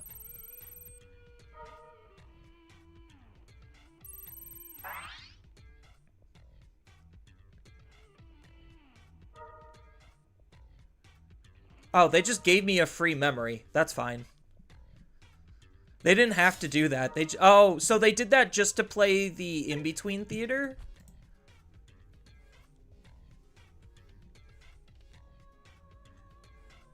I mean, I guess that's a choice.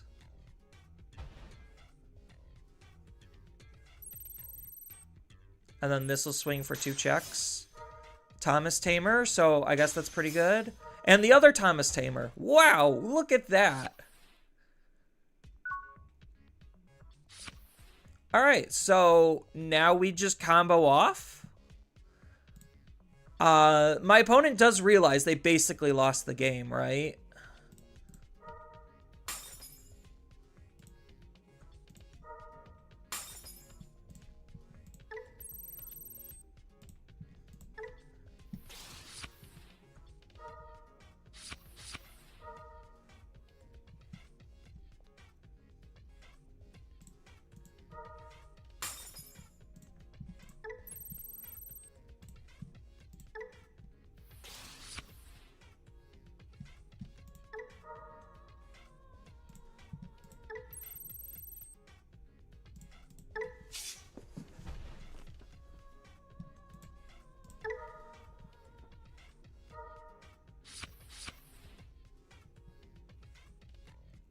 Do I be mean? I have enough memory where I could be mean. That's fine.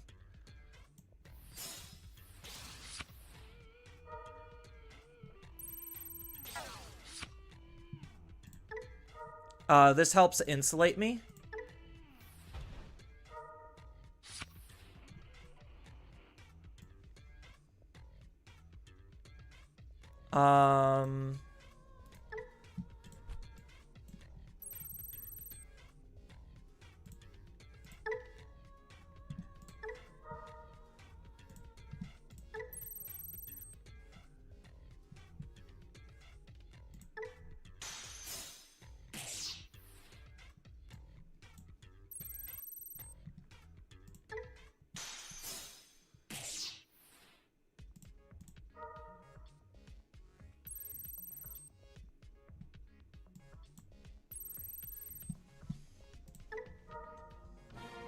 There we go. See, and who says Mirage isn't a good deck? Who says Mirage isn't still good? I love this deck still. It's just so pure.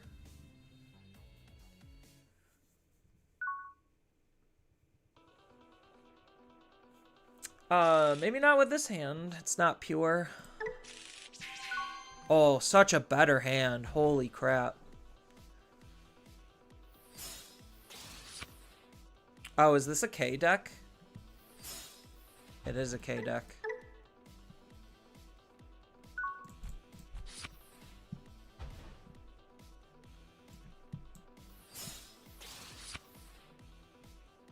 We'll set this up.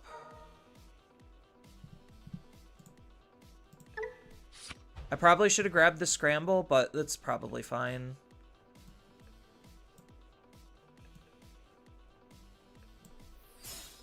Probably also should have played this Thomas out, but this is also fine.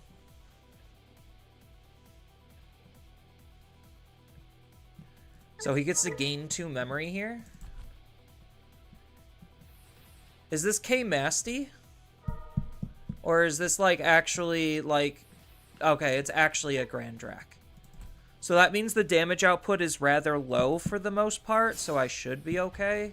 Well, I guess maybe it's a little bit higher now that the Code Cracker's out. Double Code Cracker. Interesting. Is K allowed Digivolutions? By deleting this Tamer, you get a Digivolve. Okay. I really wish I had the ability to punish him. He's got 1 card in his hand, though, so, like, I think I just take advantage of that.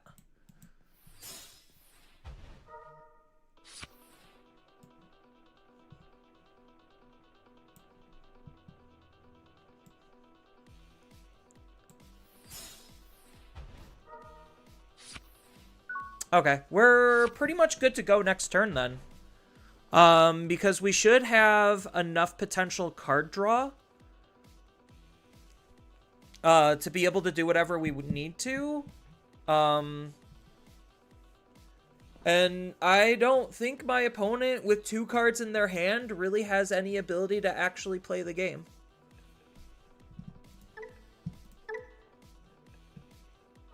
Because they could gain a memory, but they're not drawing cards. Oh, well, I guess now they could Sanglope out of the trash at the end of the turn.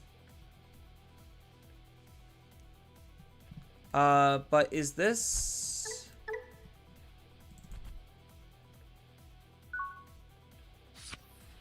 Yeah, that's not doing anything.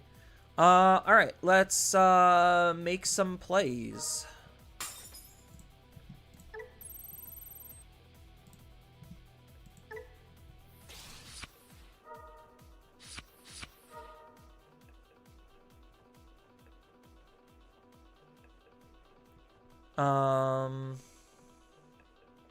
I guess they're just trying to lower my hand count so that way my play lines are a little bit more awkward.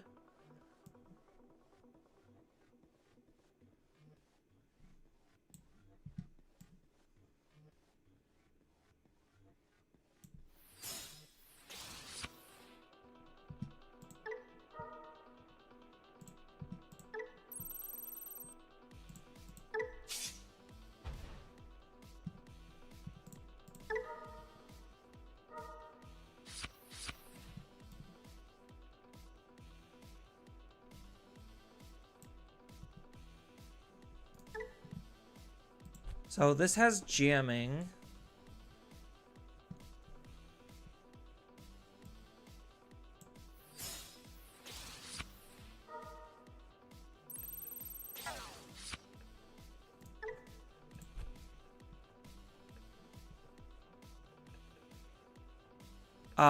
The Mirage draw here is actually pretty huge.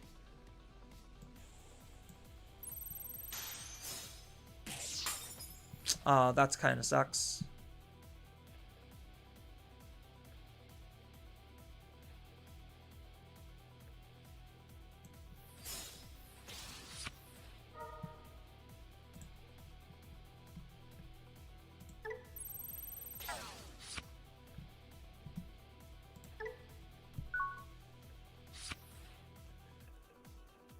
Yeah, so now I would just have the ability to just try to reload while they don't have anything on their field.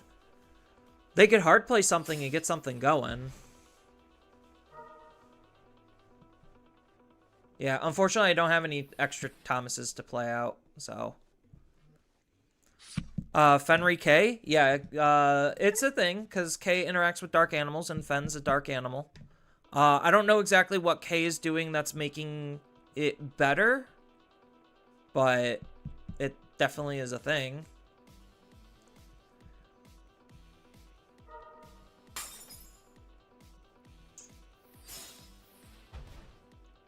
So they reset up the K, and then they can digivolve by sacrificing it, or they're just leaving it alone. Yeah. Hey, there's a Thomas. We have the rookie. Ooh, another Thomas. All right. So we just aggro pretty hard. Like, that's the power play here.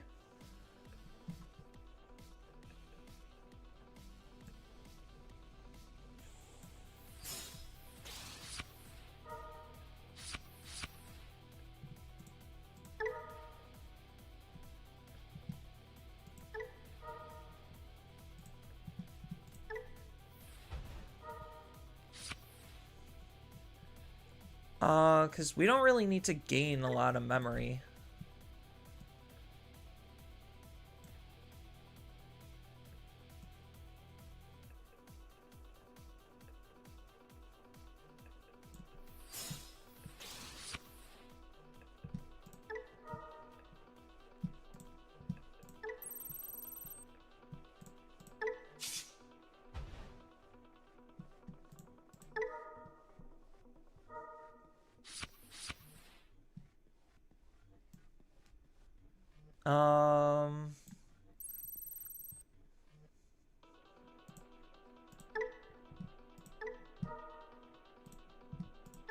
Yeah, so do we have enough attacks?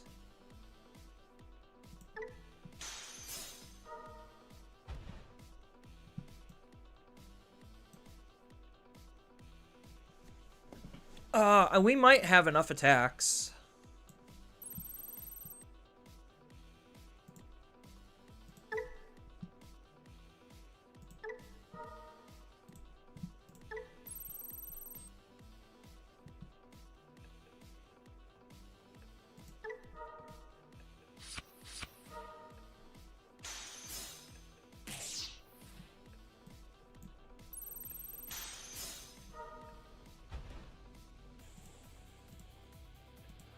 Oh, they're one...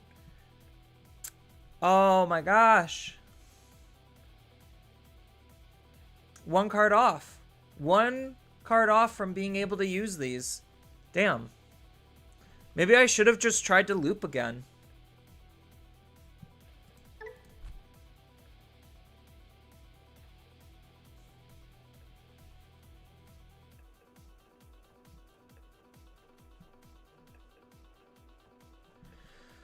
Yeah, I was not paying attention to their hand count being so low. I should have just tried to loop again. Damn.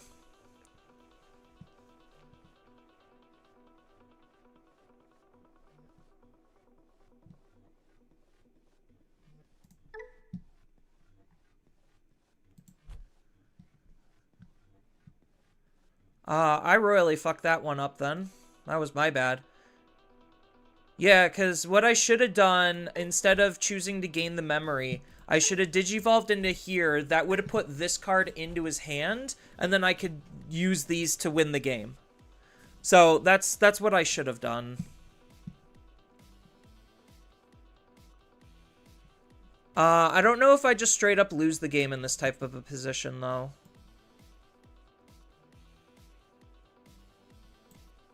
So maybe I just have to reload and hope that they can't kill me.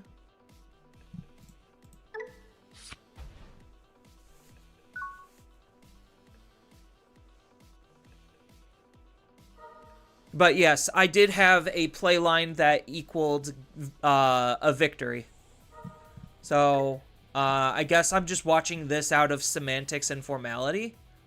Even though I'm most likely going to end up dying here.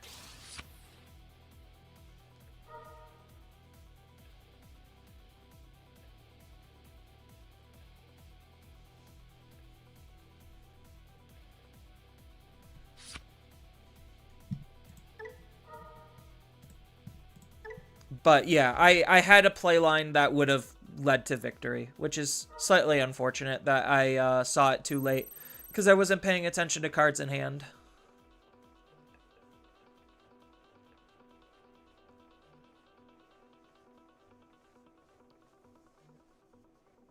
So this is a mental victory, but we'll just see how I physically lose.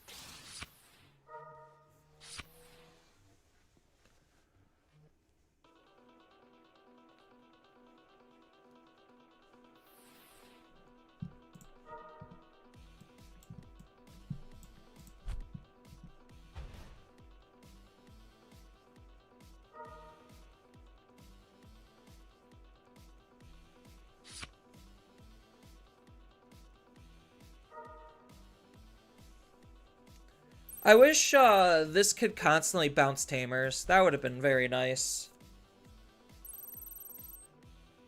Oh, they're attacking here? Oh, it's a when attacking to Digivolve out of the trash, right? Yeah.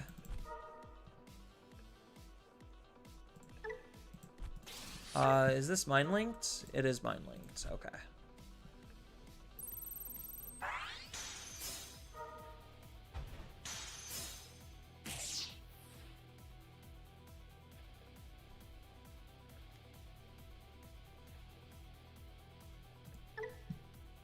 And then what? They use K.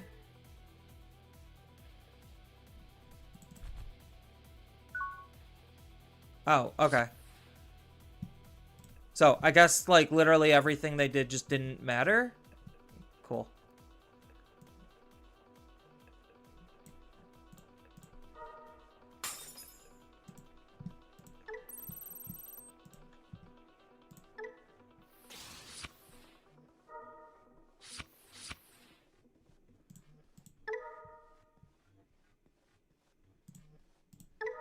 Funny how I haven't seen a burst mode yet.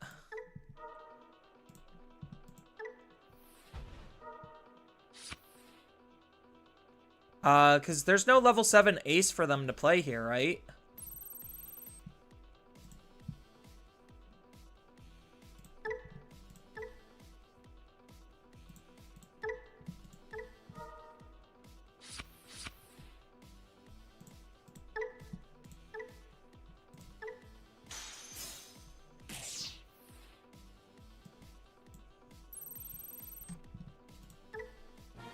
Yeah, okay. Whatever. I mean, I was gonna win that game anyway, so might as well just actually win it. I think they messed up something in their combo.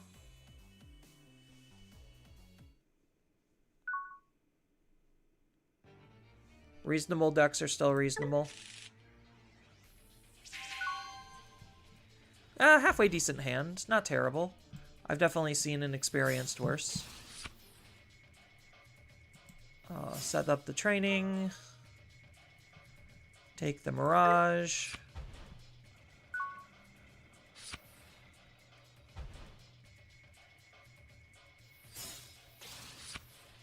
Ooh. We got a Vmon Enjoyer.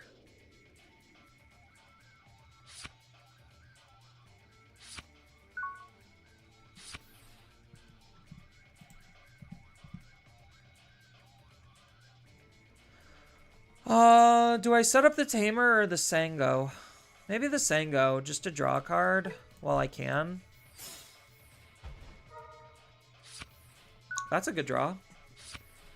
That bridges pretty much almost everything together. All I need is a Tamer. So I could next turn potentially set up a Tamer.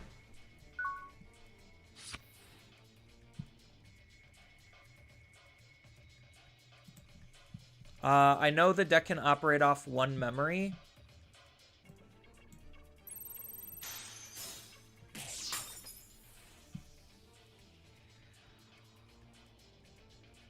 They got 7 cards in their hand. They're most likely going to have more cards in their hand next turn.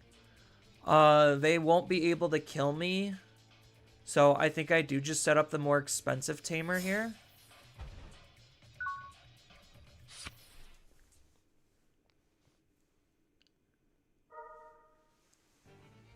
So now they get to potentially do their whole DNA shenanigans, which is fine. Oh, okay. That's fine. I was probably in a position to kill them next turn. Depending on how much memory they gave me, I guess. Or, well, I mean, I was going to go to 3 regardless. But I guess depending on how much they draw during their turn, they could just have too many cards in hand and I could just kill them. Ooh, not good, especially going first. Well, actually, like, it's okay if I miss out on a rookie at the beginning, as long as I, like, find one in the first couple of turns. Probably take this Mirage.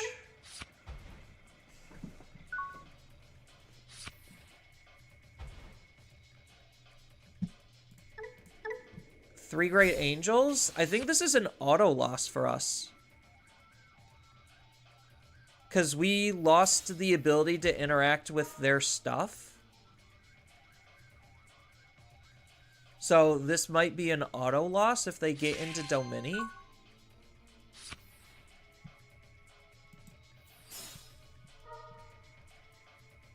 Forced to take the rookie. Oh, I really want to take the Seedramon, because this is how we can win. But I think we're just forced to take the rookie. No, we're taking the Seedramon. We could find another rookie. We take the burst mode. We could find another rookie.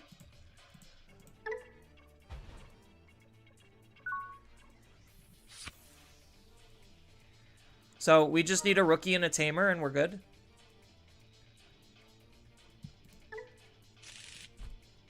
Oh, no free Evo.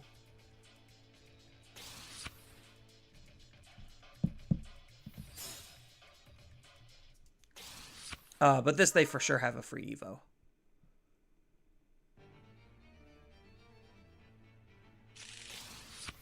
Serafi. Okay, I think they're just more tribal. So I guess I just made the complete wrong calls then on taking the level 5, if that's the case.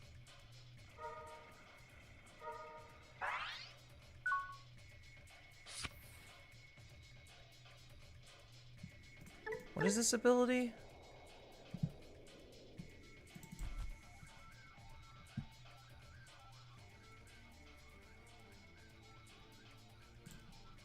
I just don't have a rookie.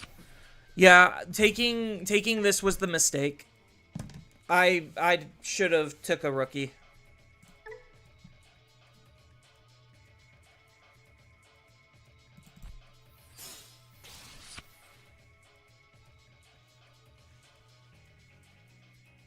I might be forced to, like, use Blue Scramble.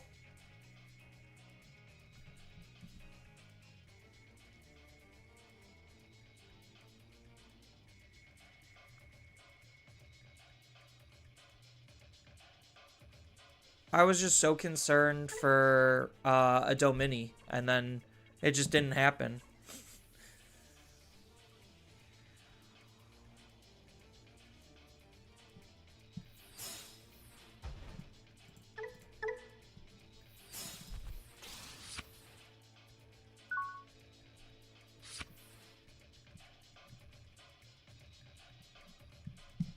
Yeah, I was just so greedy and I didn't take the rookie. I thought I was playing Domini and then I actually needed the Seedramon, but I guess I needed to make play lines before making, finding my tech cards that actually would win me those matchups.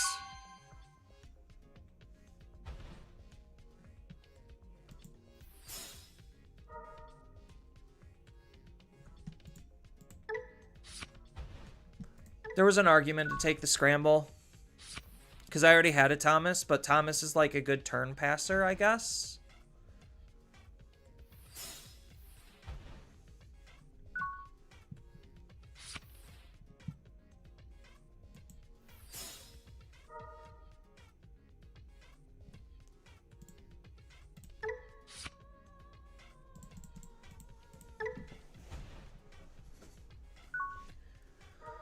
Same situation, missing a rookie.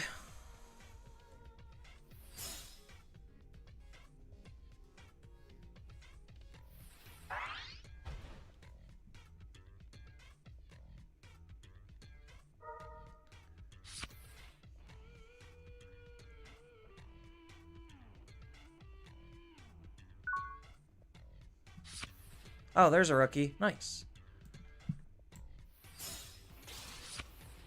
There's the burst mode. So we set this up, and then we have probably one of the most awkward stacks we could probably make, but they're probably going to go into Machine Dramon, and then Machine Dramon's going to be too difficult for us to deal with.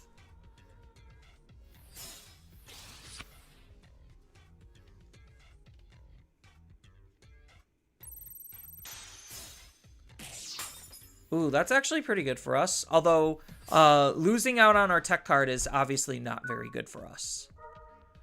Them having such few cards in their hand is also not good for us. So we're going to raise out. We're going to try Digivolving up. The draw at the start is pretty nice, actually.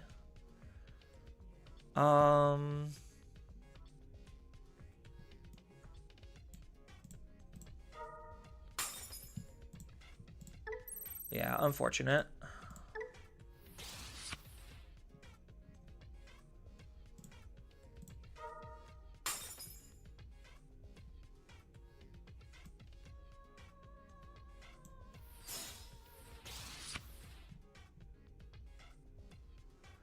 Are they actually going to be able to deal with our Digimon? So I could attack, gain a memory, force both of us to draw a card, and then Mirage?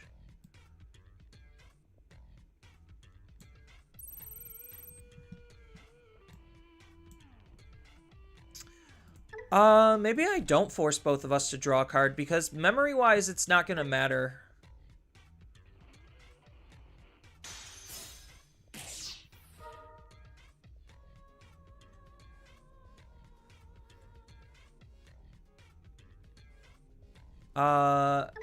None of these are... Oh, this is a Memsetter analog. Okay. So, yeah, I am doing this correctly.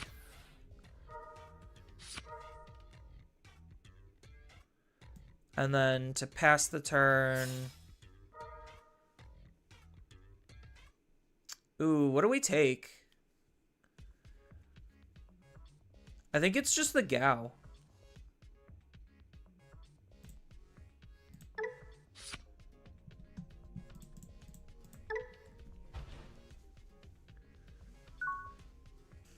Yeah, so this makes the Haguru way worse. So maybe I should have forced them to draw a card here.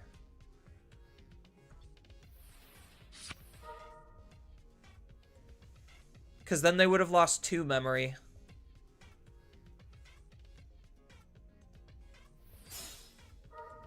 Attack of the Heavy. Yeah, so now they just play out their Digimon and attack into the Mirage.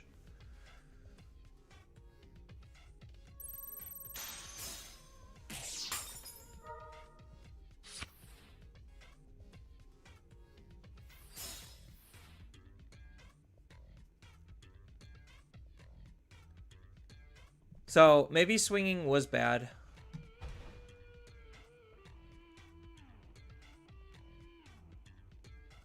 What's he gonna be adding? Oh, he's gonna add a...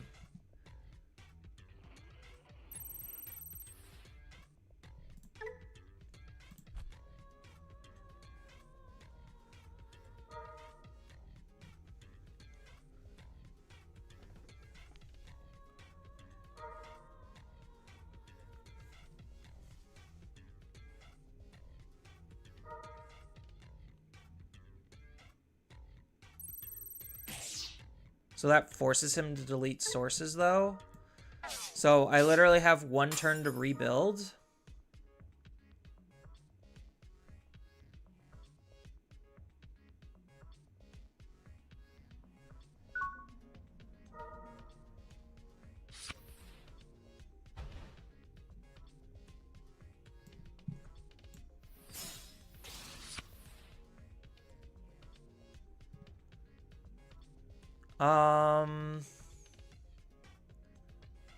I could play this out and then Digivolve up into here.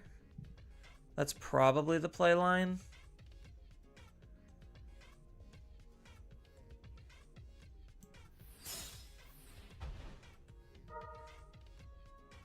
Oh, I have too many cards in hand. Oopsies. Oh, that's probably the best card I could have drew.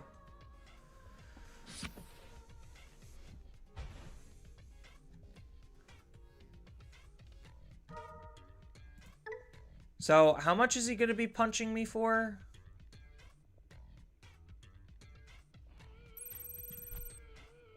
So, he doesn't have Security Tech Plus. He could... Oh, he could add it off of the Rise. Thomas, that's really good. That lets me draw a card. Oh, he has multiple end of attack to delete this Digimon to restand. So he could just attack multiple times with Security Tech Plus, and then he just wins. Okay.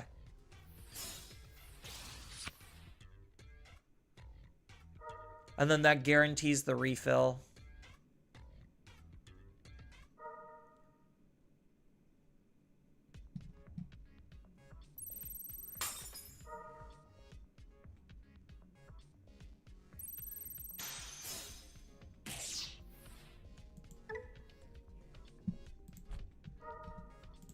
Yep, okay. Yep. I probably fucked up that 1 turn. I probably shouldn't have committed that early to a Mirage.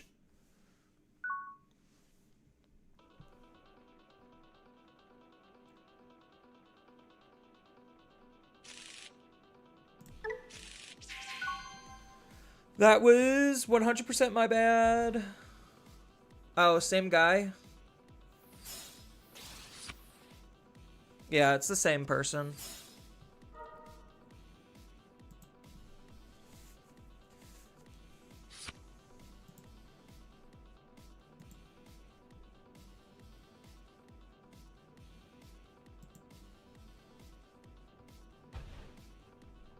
So, unfortunately, because they can play around my hand size, things get really awkward really quickly.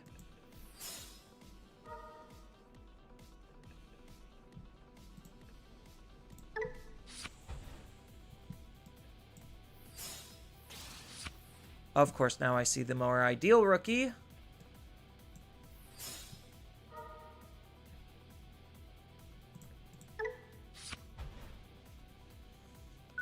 So I have to rely on evade.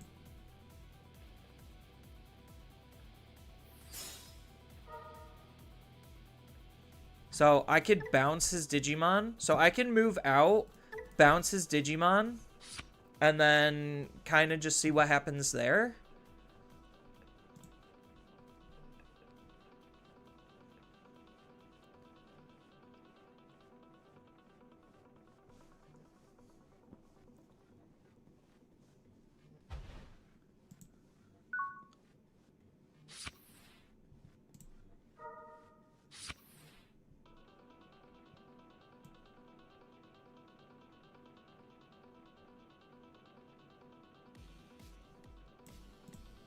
I'll commit one of these.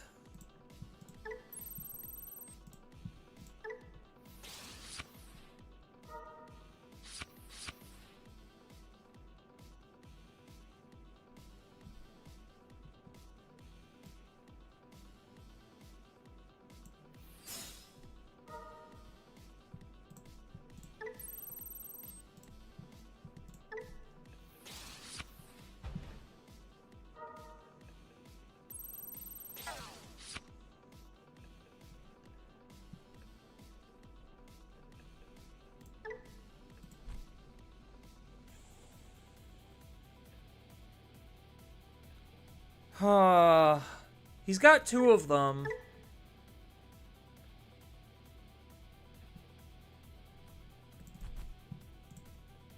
He only has 2 cards set up in his trash.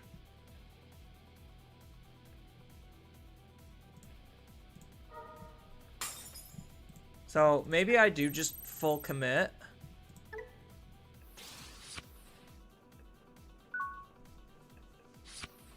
Commit to the bit.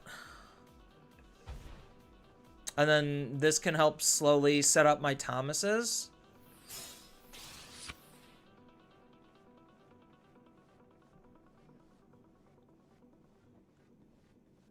And then I could start rebuilding a more ideal and aggressive stack.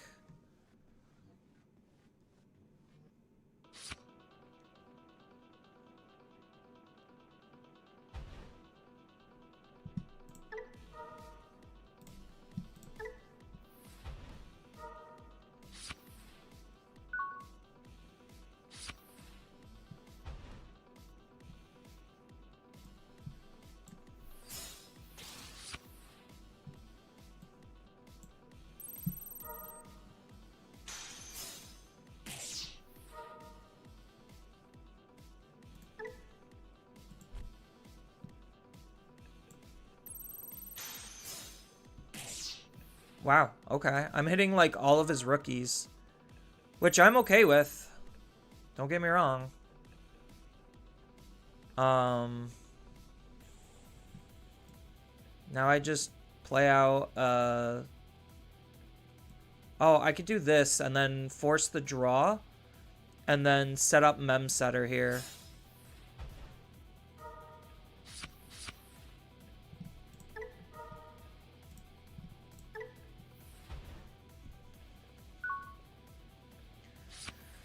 And this should be pretty difficult for them. Like, they have a lot of cards in their hand, but I don't know if they are going to have the proper setups to do what they need to. Because they don't have a whole lot of cyborgs in their trash, thankfully.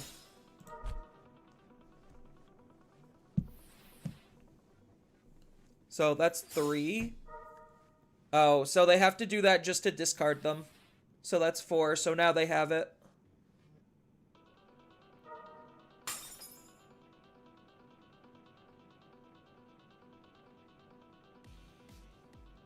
So that puts me to what, 1? Because that's assembly 6 and then 3, right? Oh, that's a 0. Okay. But he doesn't have anything else in his trash, so that's fine.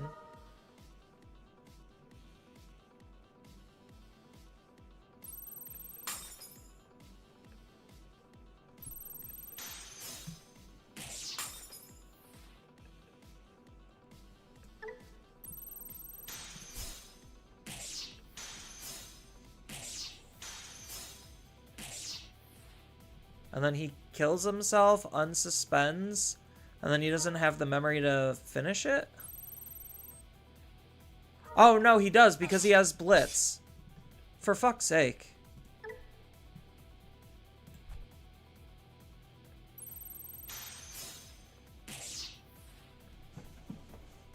Yeah, so he just has been reverse OTKing me this whole time. Okay. Yeah, because now he has Blitz, and he just kills me. Damn, every time I think I'm gonna win.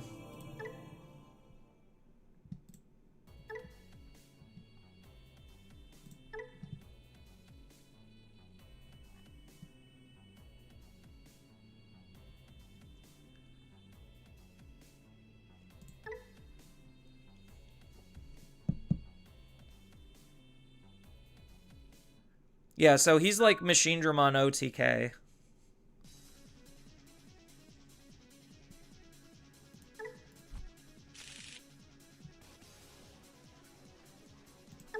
I guess we could keep this. Doesn't look that bad.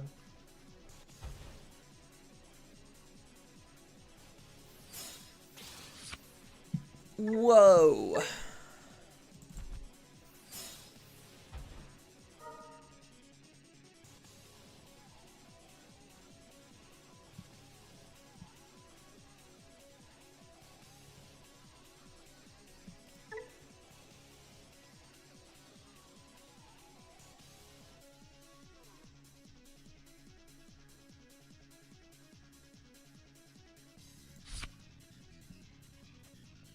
I think you hard play the rookie.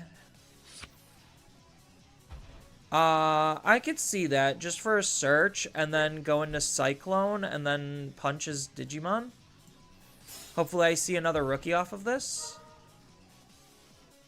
Look at that, a rookie. Hashtag never punished.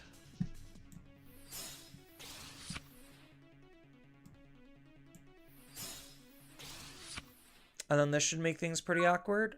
Oh, wait.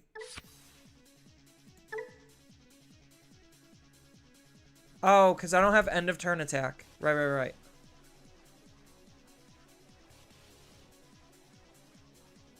It doesn't have Rush, Blitz, and Raid.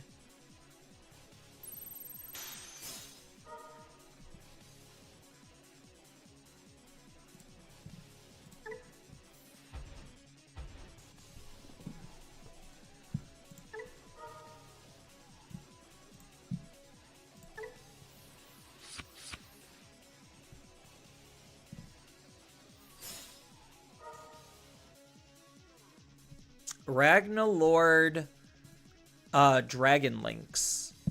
I mean, I guess that's a choice.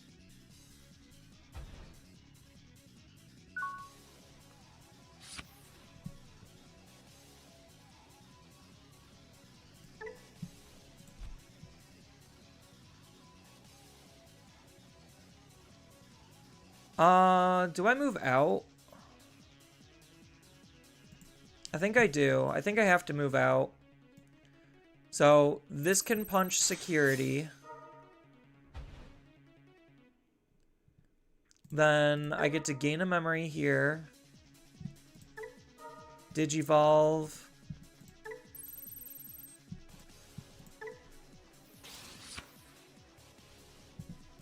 Play an Owen.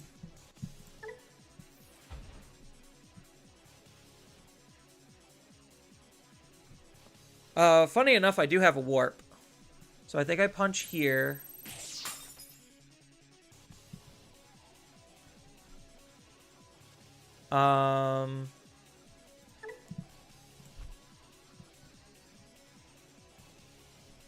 So the warp will give me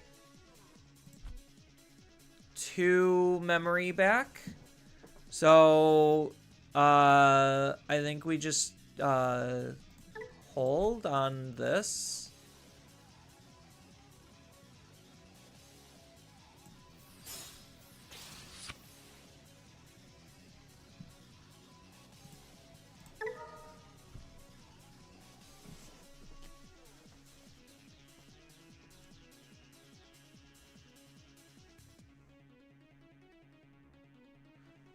They're technically in the right colors for Ragnalordmon. Yeah.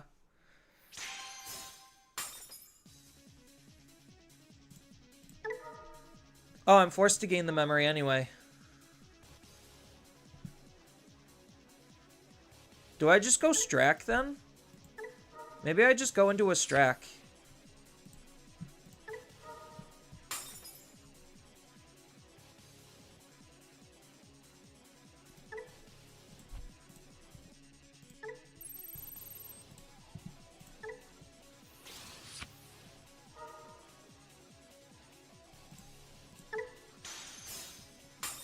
Oh, lucky pick.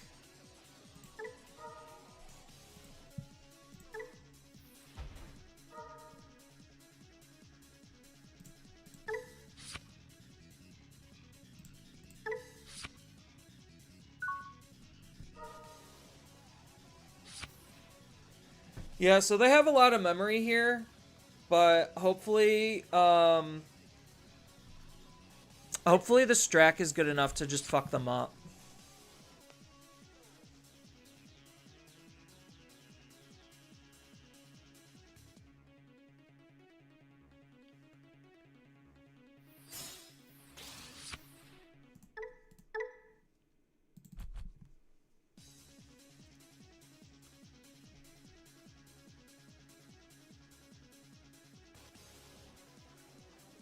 Because I could always just take a turn to set up next turn if they can't. Like, if they do somehow out my fields by a good amount, I could still just try to set up. They do have de-digivolve, which is right here, so they're probably going to be forced to de-digivolve my Strack, otherwise they just kind of lose to him.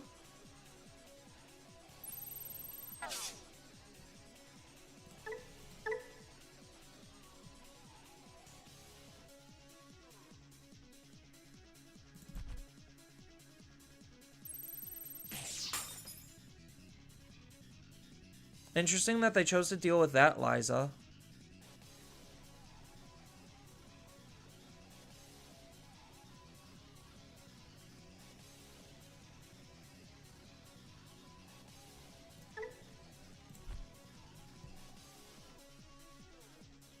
So, what's their playline here?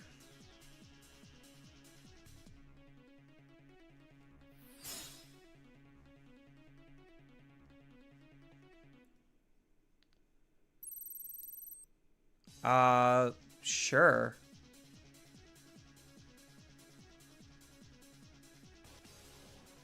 I just out that, right? And then I win the game, pretty much?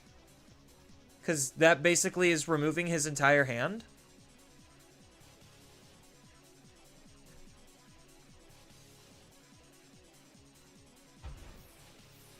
And then he can't attack with it because... Oh, he gets to gain a memory. So he can. So then he just kills this. That's like the only thing he can do.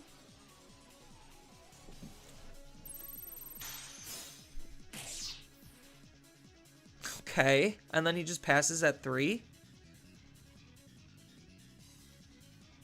Yeah, I don't really quite understand what the whole point of that was.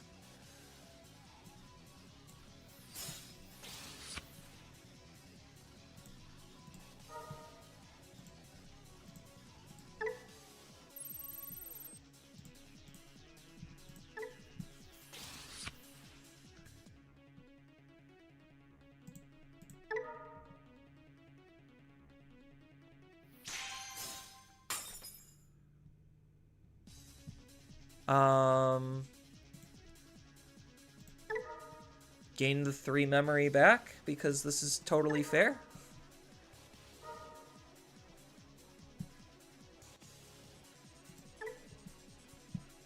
And then I just red scramble into Strack.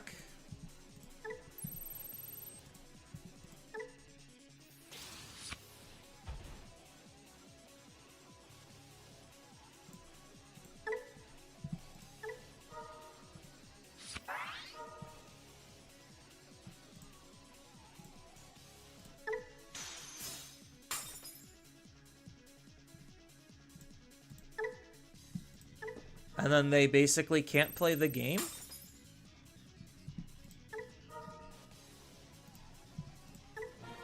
Yeah, I'm like, what are they actually supposed to... That was such a greedy play. Yeah, I wouldn't even attempted to make that type of a play.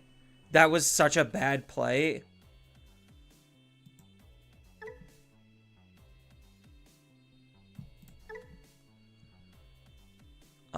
I'm trying to debate if there's anything about this that I should or would want to change.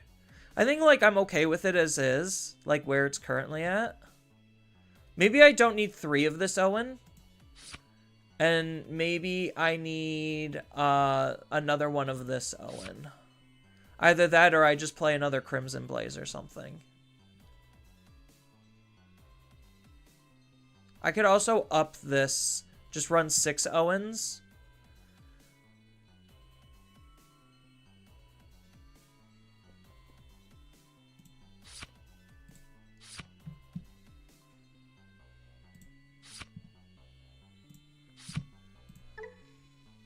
Yeah, I think the mem setter one is, like, fine. It's not great, but it's fine.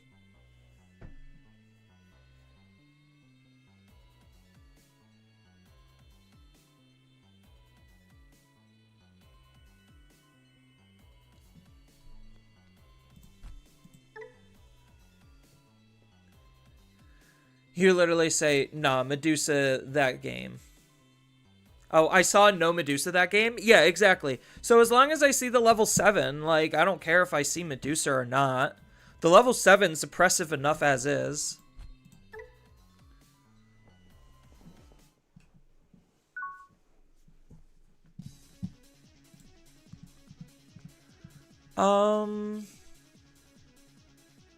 We could keep this. It's not the best hand in the world, but it's not bad. It does suck I'm going first.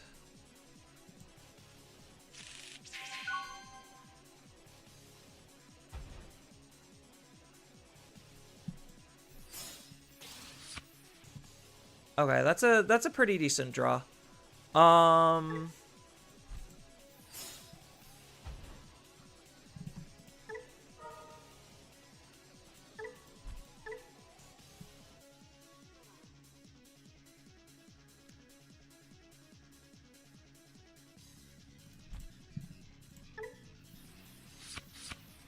Those are okay draws. Gallantmon Gaming with no rookie to start, but now they have a Guilmon X, so they have a rookie to start.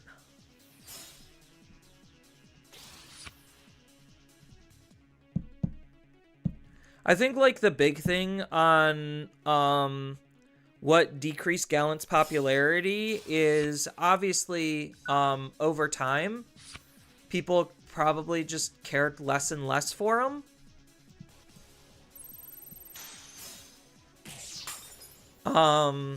And there were more play lines developed to be able to handle what he can do.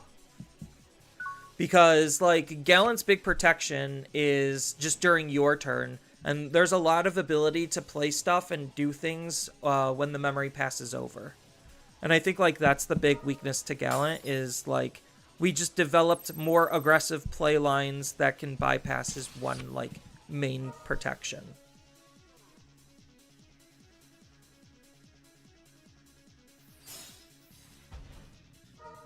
Really? They're committing to the field?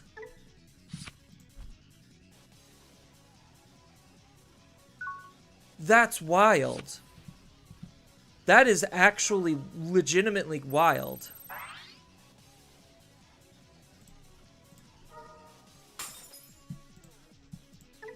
Why would they commit to the field?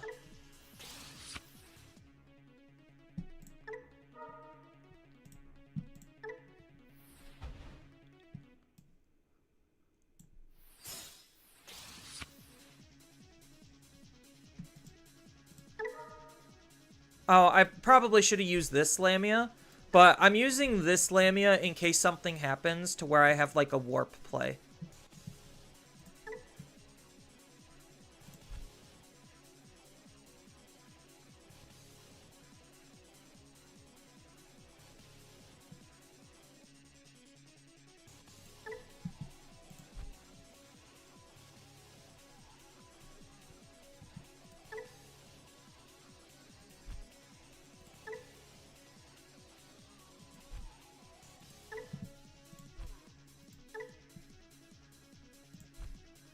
So, my opponent is thinking very hard about what card they don't want to have in their hand.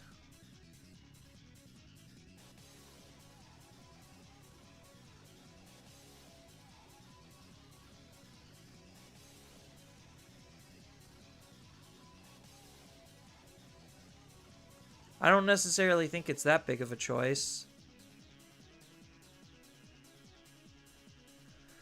Because their security is going to get removed, then I gain a butt ton of memory, digivolve into a Medusa. And then I could possibly Strachio.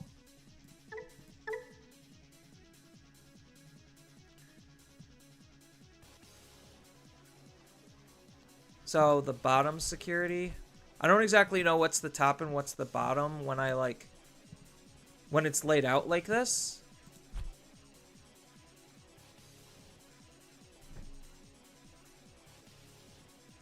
I think committing right now is, like, actually very bad. Like, they probably just automatically lose the game because they committed.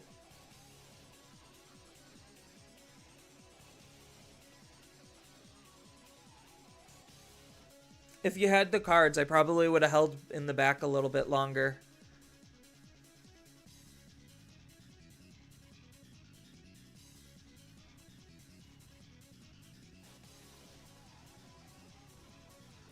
The bottom one is the closer one to the left. So this is bottom, this is top.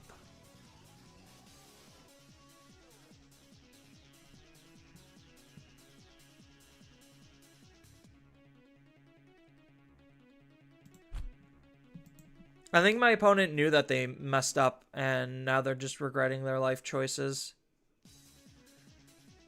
Because I think once I out this, the game is pretty much over, because I go into a Medusa, so I, gain 2 memory, so I go to 2. Use Gigimon's ability to, so I go to 1. I use Gigimon's ability to Digivolve for a reduced cost of 1. So this evolves for 2, so I go back to 1, choke them at 1, kill their Digimon, then choose one of their stuff in their stack to throw to the bottom. Probably the Growlmon X to throw to the bottom of the deck, so that way they can't just magically retrieve it.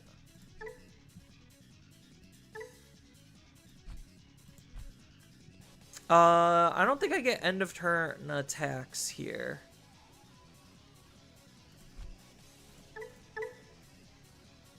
Because this doesn't let me make the attack, but that's fine, because I just delete their Digimon.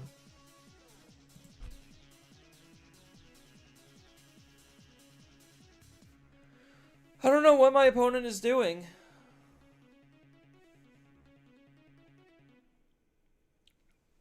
Actually, did I make a Medusa deck list video? I think I might still have to do that, right? Yeah, I did not make a Medusa. I did Vortex, Aqua, Puppets, and Rocks.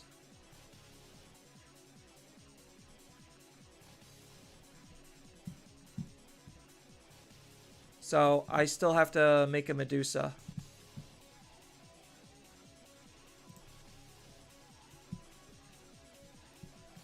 Out of those, what's actually been the more popular one? Hold on. They're all pretty not... Puppets was my most popular one out of those 4.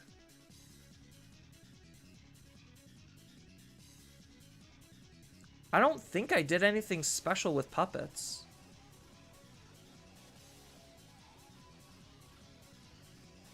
A lot of people seem to like my Aqua one, too.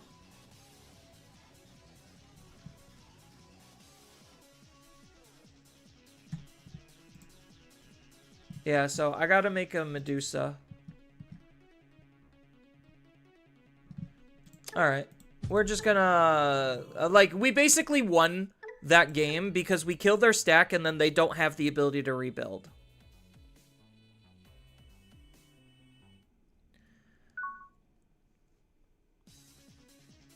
You can say you were saving Medusa for last. After Medusa, did I literally cover all of the characters with the 3-cost emblems? Oh no, Ghosts. But Ghost I was gonna throw into like cheapest Liberator decks video. But Aqua technically also falls into that category. It just sucks that the box topper promo emblems cost like $6 each. Otherwise, like, a lot of those decks are relatively accessible. We could keep this.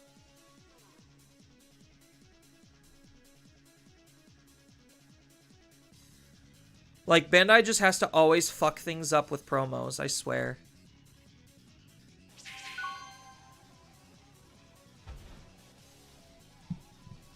I guess, hold on. Let me see if I could throw up a poll.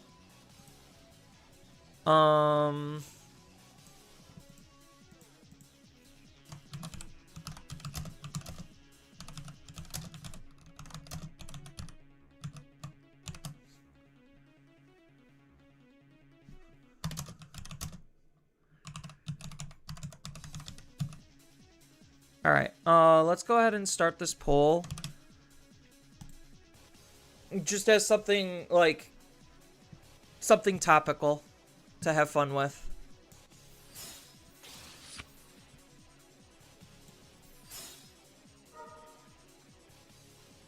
Forced to take the 4 here.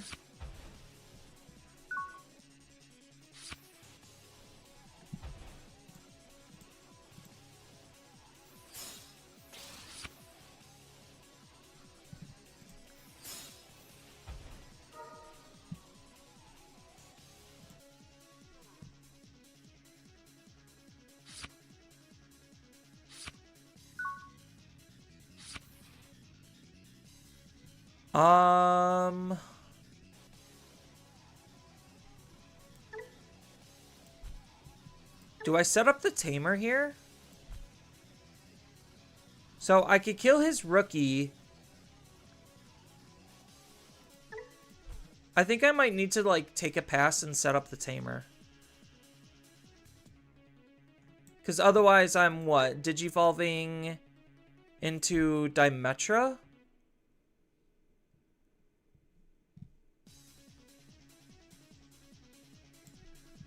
No, maybe the Digivolve into Dimetra is better than setting up this, because this isn't going to gain me any memory.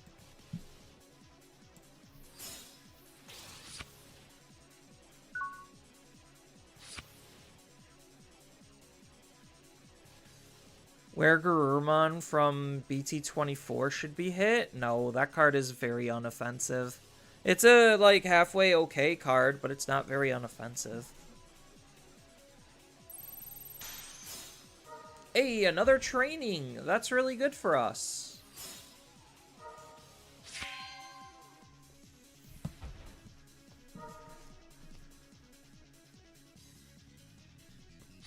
Sonic Kaboom! Sonic Kaboom! So I just need to see the level 7, and I'm pretty much good to go.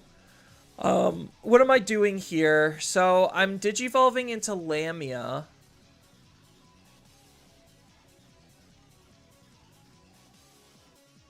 Lamia's gonna punch the opponent's security, digivolve into Medusa. I kind of wish I had the piercing here.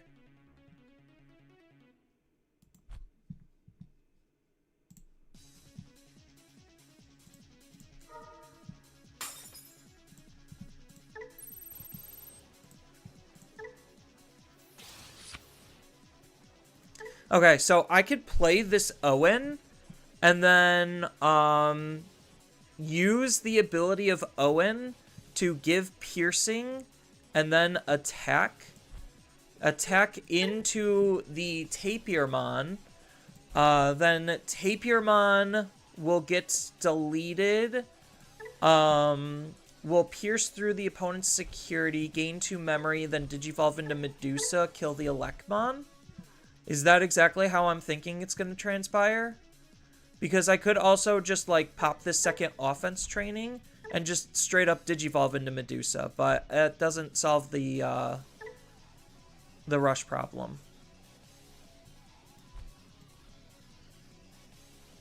So let's try it.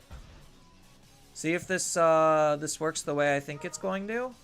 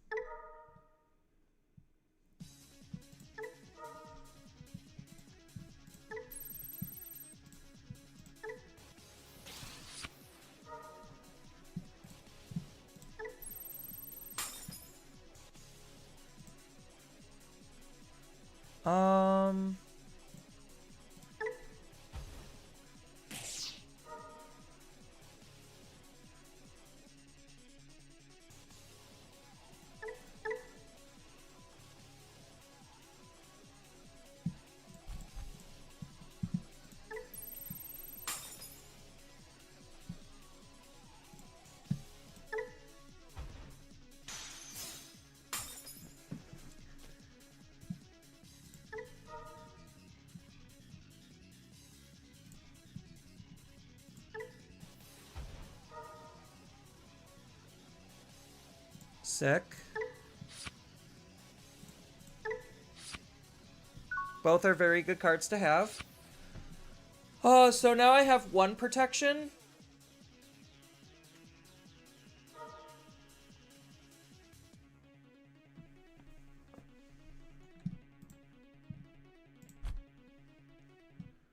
Oh, right is the bottom. Okay, so right is the bottom, left is the top.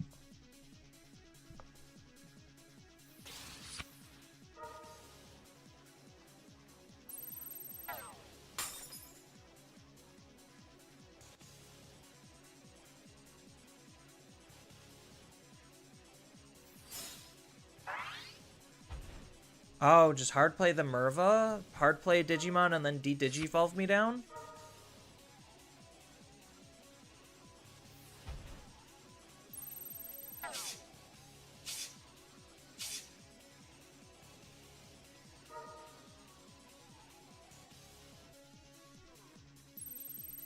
Kind of obnoxious, not gonna lie.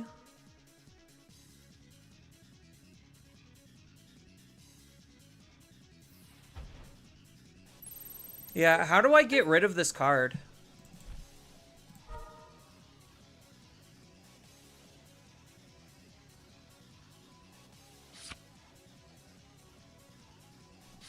Because this gives all of them reboot.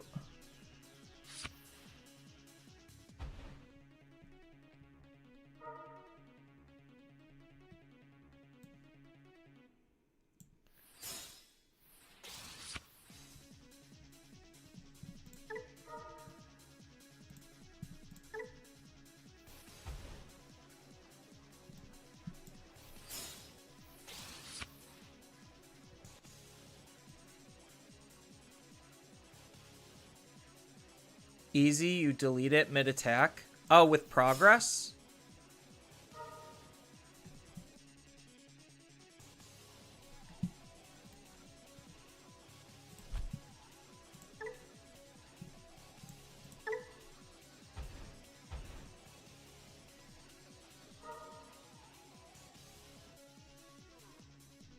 Ah, not seeing.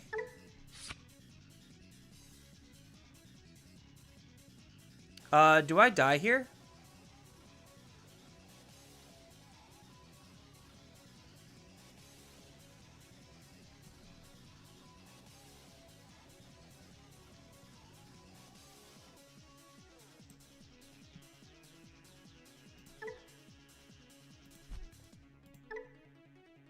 Yeah, I need to have Raid.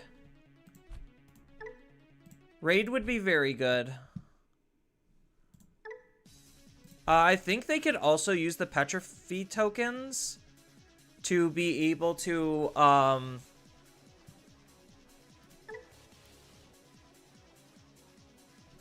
Oh, no, they can't be alliance targets. Okay.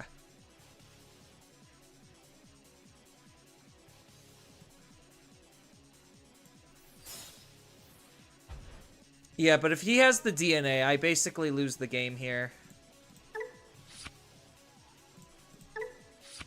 Because I didn't see the level 5.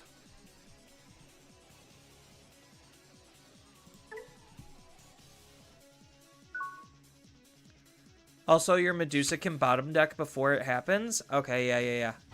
Good. Fair points. Yeah, but unfortunately, if they have DNA, I kind of just automatically lose the game here.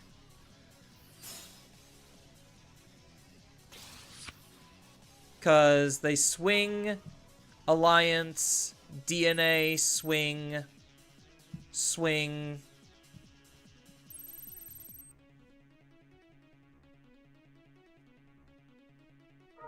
Yeah, so all they have to do is just show me the DNA. And then I'll just hit that concede button because I couldn't find a level 5. Yeah, I think I just moved out too early. I wasn't expecting a hard drop Merva.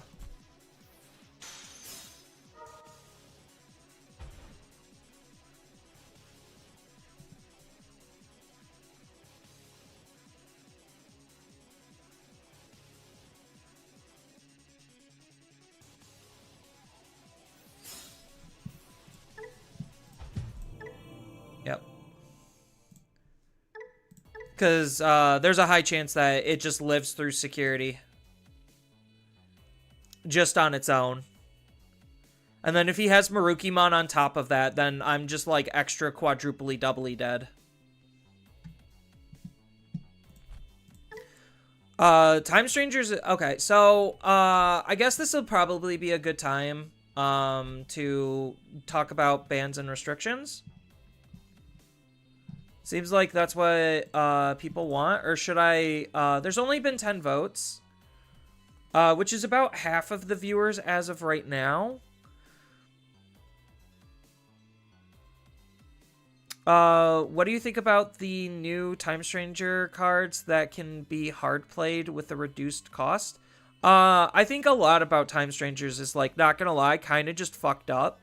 Like, Bandai has made some incredibly fucked up designs within the last 3-4 sets. And it's like a kind of just a lot of stuff I don't generally agree with.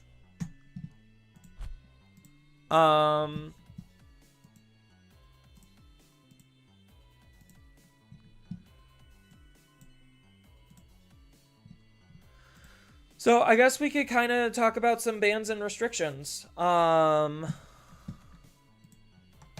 me just move my little character over and flip him.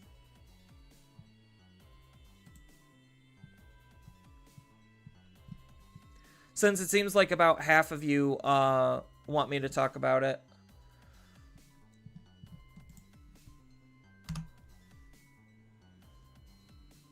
All right. So I've already, I guess, should I like do a YouTube-y intro and then like go back into the video and then cut this for a video? Maybe that's probably a good idea. So, I'll probably end up doing that. So, I guess if that's the case, yeah, Homeros and Dan are two cards that just do too much. Homeros at least can be played around, Dan cannot. That's the big difference, is like, but Homeros, if you just hard play a Homeros, then like, you can't really play around that, which is unfortunate. It's like, just really kind of, all kinds of stupid. It's literally all kinds of fucked up. Okay. Maybe I should grab some water and go to the bathroom before we actually talk about, bans and restrictions. So, I'll, take, like, a quick short break to do that, go to the bathroom, get some water, and then, we will, talk about bans and restrictions. I'll probably start with, YouTube intro script and then maybe splice this part of the stream to actually be its own video. So, I'll be right back and we'll have some fun right after, I would say, these commercial messages, but I don't think I actually have control over that on YouTube. But we'll pretend. We'll be right back after these commercial messages.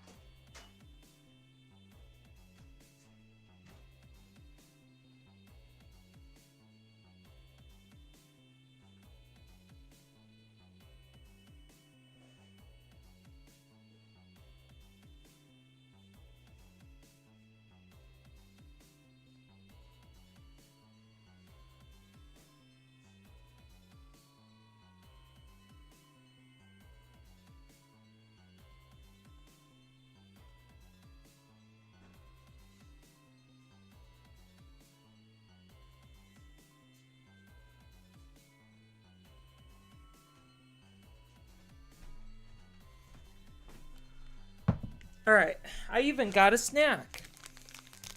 I got a snacky.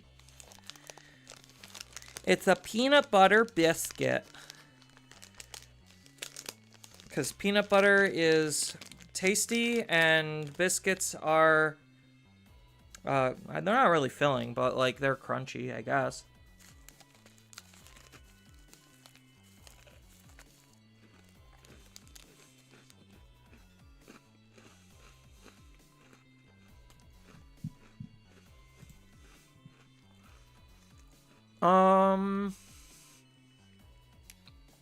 What has chat been saying? Hi, new to the channel. What platform? So this app, right here. This is, DCGO, Digimon Card Game Online. So it is a free fan-made automated simulator. It's not 100% perfect in terms of rules, but it does give a very easy access to building decks and just like messing around and having fun and just playing games, and it's a really good learning tool. But again, it's not 100% perfect. There's a lot of bugs and glitches in it. So certain interactions and decks you still might need to actually learn how to use them properly.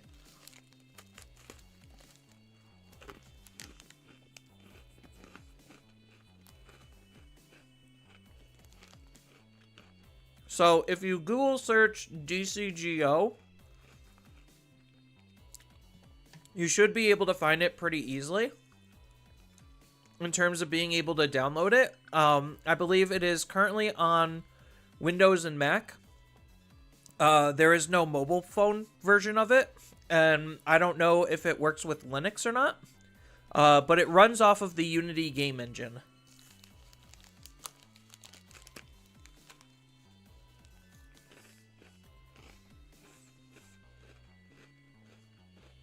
It definitely is better than nothing. And you could customize the presentation. So you could customize the playmats and the card backings. So that way you can make it more personalized. I just use the default because it's just easy and clean to read.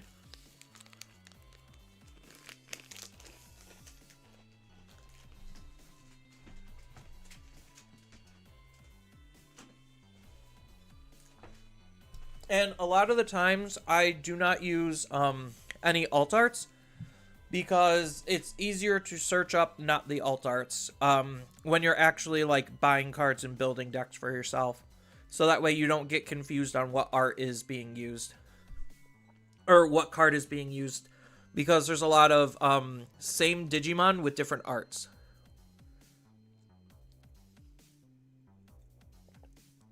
So, if anyone's curious on why I don't use alt arts, that's the reason why. They look better, but they're slightly more confusing. But, Yaha, thank you for popping in. And I hope you've been enjoying the stream. I do have some hot takes, and I do get very strong opinions. So, if I say anything spicy, it's not to try to be offensive. It's just a part of my personality, I guess. Alright.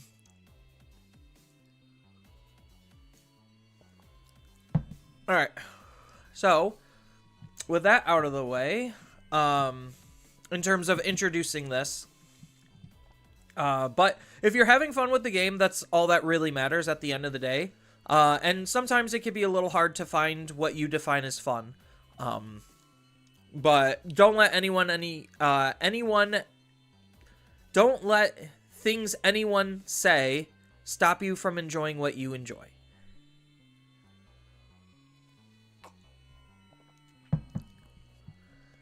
I know the learning process for Digimon can be a little daunting at times, but right now we are going to be talking about bans and restrictions. So I'll probably do like a YouTube opening, so I could splice this and separate it as a YouTube video, because I guess that's the popular thing to do now. And I haven't really been doing that. So a lot of the games I play for my deck profiles, I'll like record an isolated thing, rather than just take one of the games from my VODs and use that. Even though probably taking a game from the VOD is a little bit easier. Alright, so with that out of the way, let's actually get into the YouTube-y portion. I guess if that's the case, maybe swapping my avatar would be a good idea. Alright.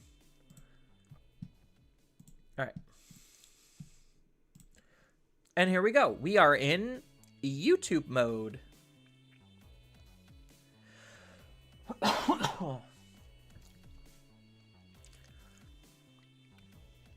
All right. I haven't really done like any live recordings of my YouTube intro, so little on the nervous side. I do apologize. So let me center and ground myself so that way I could try to focus on this. Although there's a tiny change. Boop, boop, boop, boop. All right. And then I probably should bring up nope, not you. There we go.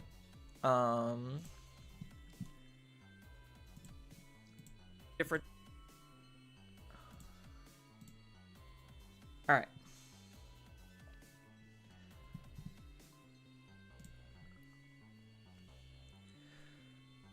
Yo, what's up everyone? My name is Zenitsu, and we are back with another Digimon video. So today, we are going to be talking about bans and restrictions, because Bandai said that right after Worlds, or I guess technically during Worlds, we're going to be getting a new ban and restriction update, and that is going to be on March 15th. So I'm super excited for more bans and limits, because I've always been on the train and basically been asking for months that we need more frequent updates, especially when power creep kind of gets out of control and Bandai's not doing anything to quell it. It just makes for repeated bad formats, and it also can potentially impact the sales of the game, which is something Bandai very clearly doesn't want to do, but who knows what Bandai's plan is, considering they're also printing more sets than they've ever done before. So, yeah, Digimon is in a very interesting state. So, let's actually get into the nitty-gritty of wanting cards banned and limited. We could also talk about cards coming off the ban and restriction list. So it's going to be a bit of a big discussion, so expect this video to be a little bit on the longer side. So let's just start diving right into the nitty-gritty of it, so that way we could get this show on the road. So I am a big proprietor, obviously, for balance, but at this point, I feel like the power creep in Digimon has been very high as of late, and I'm not necessarily the most fond of that being the current direction and trajectory of the game, is just more slop decks and more power creep. And that feels like very much the direction the game has been in for the past year, and is looking to continue that direction based on the information that we have on the sets that are coming out this year. So I'm going to have a lot of hot takes and opinions, and they're going to be my own. Feel free to agree or disagree with them, and I am definitely in scorched earth mode. So I feel like there's a lot of issues that have not been addressed that very easily could be addressed and should be addressed. Because the one big thing we have to realize when it comes to bans and restrictions is the fact that when we depower something, something's going to be moving up, and yes, meta matchups are going to be changing, but there's always going to be, like, in quotation marks, a best deck. It's just what is the percentage between deck A and deck B, and the representation between decks that are actually being played in the current format really help dictate what is a healthy format or not. So obviously going into BT23, based on the data that Bandai gave us, Hoodie was reaching problematic numbers and territories, and as we've seen off of what very little BT24 data we have, Hoodie is still continuing its overall dominance, and it's not looking very healthy of a format, and that's not what we generally want. Granted, we're currently in EX11, and there's a decent amount of changes made to the EX11 format. We're not going to have any concrete data on how that's going to be developing, so I'm going to try not to talk a whole lot about anything from EX11 more specifically, because obviously we don't have any data to back up any of those claims in terms of what cards from EX11 or decks resulting from the EX11 updates should get hit, outside of maybe like one or two exceptions. So, again, apologize for the long-winded intro. This kind of just leads me into the first ban and restricted card that I want to see hit. Which is obviously, like, I'm going full-blown Scorched Earth mode again. So, when it comes to Hoodiemon, there's a lot of cards that have the Hoodie trait, and how Hoodie is playing, a lot of these cards are meant and designed to interact with each other. So, Bandai knew exactly what they were doing and how Hoodie was supposed to play going into it. I do think, yes, there was the oversight on the fact that you have Hoodiemon that is interacting with the BT22 CS rookies, which let you de-digivolve your Digimon essentially and put the higher stage into the bottom of the stack, which kind of just breaks how DNAs work, because DNAs aren't really meant to do that, and then because of how Hoodie operates, she just resets up the DNAs. But I can't say that it wasn't unintentional, because the big thing is we have Digilabs. Oops. Is Digilab one word? Yeah. So we have Digilab.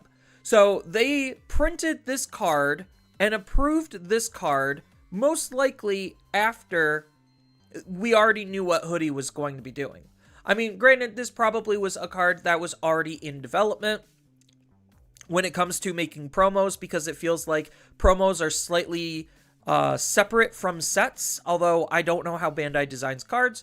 So again, the fact that this card came after meant that this card was a response to something, and they wanted to try to increase and improve the performance of a particular deck. Obviously, the playstyle that it's supposed to support was obviously the BT22 CS stuff, but when people are asking for Hoodie to be restricted with the CS rookies because of Digilab's sheer existence, I don't think that's really a viable option unless they also include Digilab in that pair ban. And then also, I'm not really a huge fan of pair bans, because it just, the more you have, the more harder it is to keep track of all of that, and new players aren't really going to be doing that, and even like current or recurring players, that could be pretty obnoxious to follow. So I don't necessarily think a pair ban is a good idea for Hoodie. And obviously there's a lot of problematic cards in Hoodie. Obviously Bandai doesn't want to hit the most problematic card.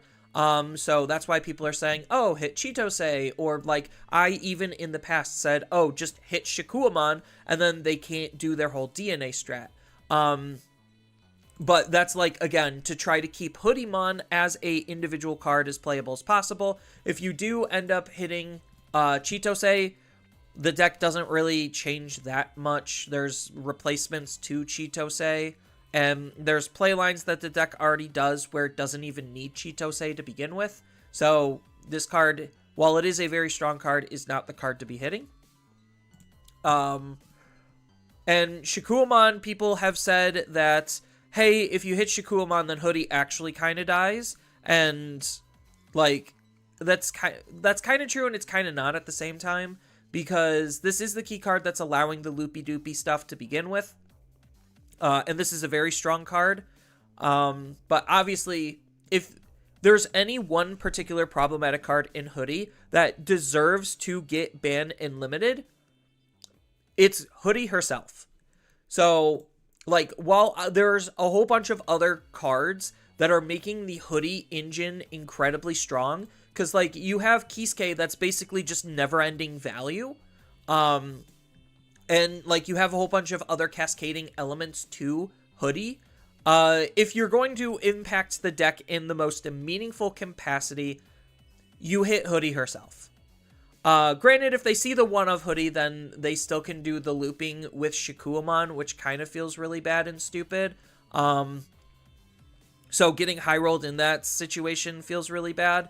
But it's the same inverse situation with Shikuamon, where you realistically only need Shikuamon and then one other DNA to just OTK. So, like, if you see Shikuamon and then just play any of the other DNAs that fit within Hoodie's colors, like, it's literally the same thing. So, I think reducing the OTK potential by just getting rid of Hoodie herself is probably the best way to balance the deck, because the engine itself is still incredibly strong and efficient. It's just now without Hoodie, or the reduction of Hoodie, it doesn't consistently kill, and it has to rely on other gameplay strategies in order to make up for that lack of Hoodie, I guess. So I think that's kind of like my approach to Hoodiemon as a problematic deck, is literally just to get rid of Hoodie herself. I don't think any other card or any parent ban restriction, whatever, is going to be impactful enough, because as we see with a lot of these slop decks, the idea of them is they have higher utility and higher usability than your average Digimon deck. So it's just like, okay, let's just say you take out the Chitose, we have answers for when we don't have Chitose when going into a Hoodie deck. So, like, and same thing with, like, okay, pair ban the cards that are doing the loop. It's just like, okay, you still have the base Hoodie value engine. That can still just OTK the opponent at times. And again, Digilab exists. So, like, there's enough tools for it to adapt around the exclusion of one of the parts and pieces. But when it comes to the core, you have to just gut it. Like, that's the only realistic way to fix Hoodie, is just to gut it. So Hoodie is probably going to be my number one card that I want to see banned or limited. So that way we could start playing other things. But now here comes part 2 of the problem, which is Time Strangers. So Time Strangers right now has been an incredibly powerful archetype. So this is literally a new deck that is mostly made up of promos and cards from BT24. So it is the basically Hoodie 2.0, the latest, greatest, newest power creep bullshit that Bandai has printed. So I think, like, again, it runs into the same issue as Hoodie, where it's just like, where is the actual problem stemming from? Because a lot of these cards are designed and meant to be interacted in the way that we're actually playing them. Because I would highly think or question if Bandai thought that we're supposed to be using these cards any differently than what we have been. The way that they read, the way that these cards flow and design, it would be shocking if Bandai didn't think that this is the approach that we would have. And then that would be, like, very gross designer negligence. Granted, like, designer accidents happen a decent amount, and, like, designers aren't going to be able to playtest, let alone playtest fast enough to really understand what they're designing. So, like, part of it is they have to be extra careful, but because of how many sets are being printed now, they don't have the time to be careful. So, stuff like Time Strangers, I don't even think slips through the cracks. It was just a functional mistake that just happened to repeat because they made the same mistake with Hoodie as well.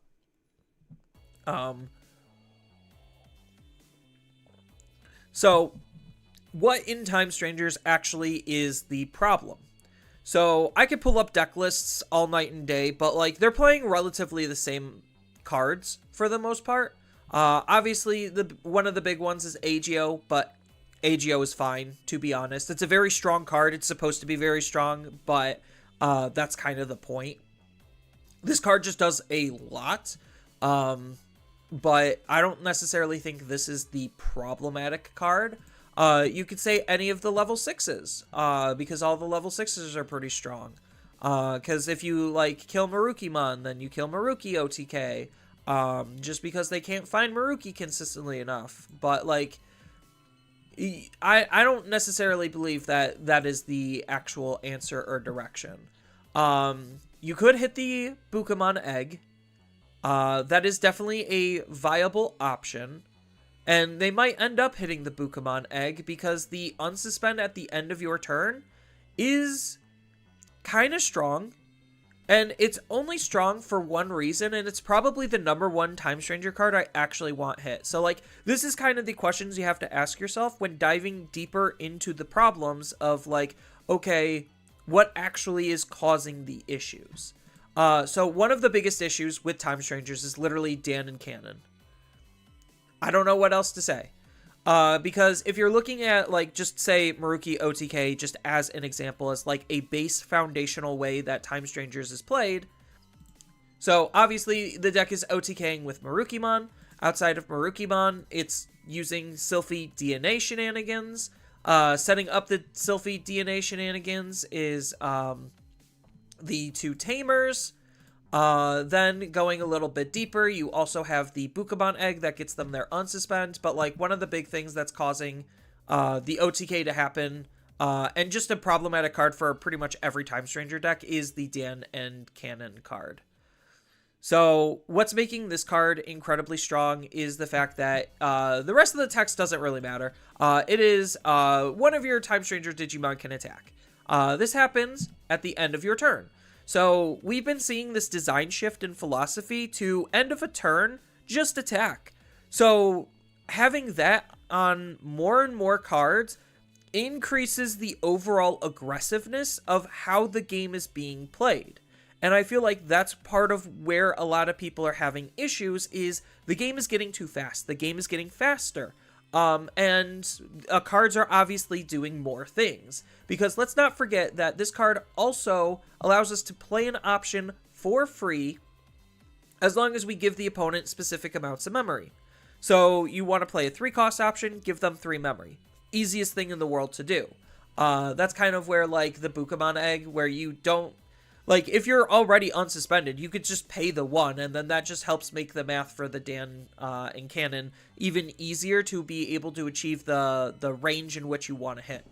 Then you also just get to attack, use the option, and the memory gain is negligible, but, like, because there is no playing around to this card. So I've seen a lot of people ask about Homeros. It's just like, oh, but Homeros is so strong. She's doing so much. But Homeros, you could at least kind of play around. Where, like, if you give them 5 or more memory, like, yeah, that's a really bad idea. But, like, if you don't, then they have access at being able to reuse an on-play or win Digivolving effect off of their Olympus 12s, which is arguably more powerful than them doing it once and then having a good amount of memory and card draw. So, while Homeros might seem like a very powerful card, she actually is trying to push things in a different direction and try to play with the memory gauge in which we haven't really, like, seen or interacted with. So I'm not going to, like, fault Homeros as of right now. Obviously, with more Olympus 12s coming out, she could end up being highly problematic later down in the road. But right now, I think that she's not terribly unreasonable. And out of anything Time Stranger related, the card that I would very much want hit is Dan and Yuki Cannon. Or Dan and Cannon. God. I always just say Dan Yuki and I totally forget about Cannon. So that's kind of like where my mind is at, is like, this card's also incredibly, like, poorly future-proofed as well. It's just as poorly future-proofed as Homeros because we already know that we're getting dual cards in the Time Stranger archetype. And dual cards are basically Digimon and options, and the options are also traded as the same traits as the Digimon.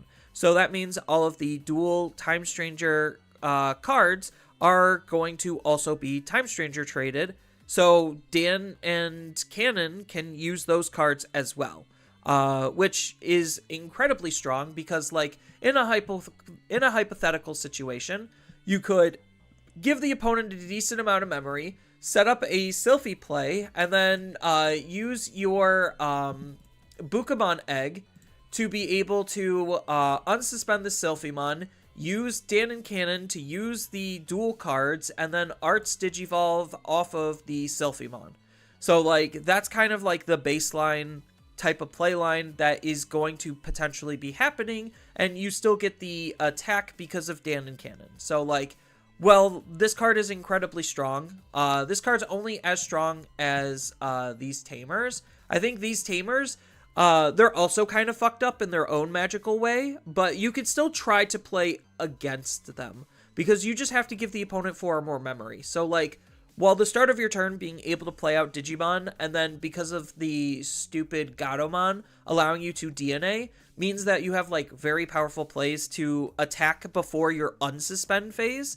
If you literally just have 2 Tamers set up, is, like, incredibly strong and incredibly stupid.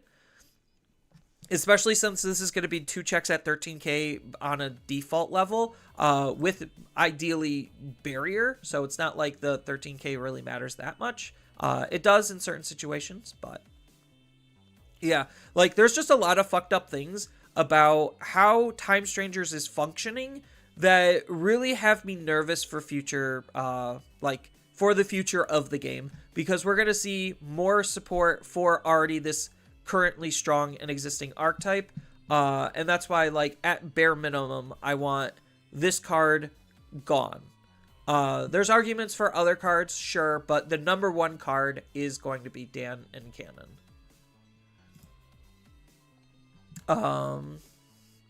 Shakomon at 1 should be fine. Shakomon at 1 could be fine. It's not, like, the worst one in the world, but if they actually want to address the Hoodie problem, it's just Hoodie herself. We need more decks with more Tamer hate. I probably would agree with that, because a lot of problems are starting to stem from Tamers, and we're having more ability to play out Tamers even easier.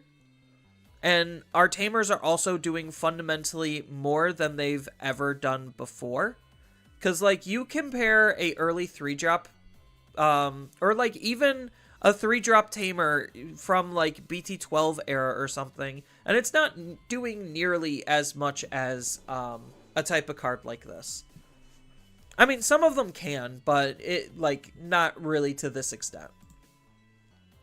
And even the 4 or 5-drop ones, like, Tamer design has just gotten better and better. And I think, like, one of the big problems of the game right now is just DNAs. Because DNAs are incredibly strong because of how easy it is to set up free bodies.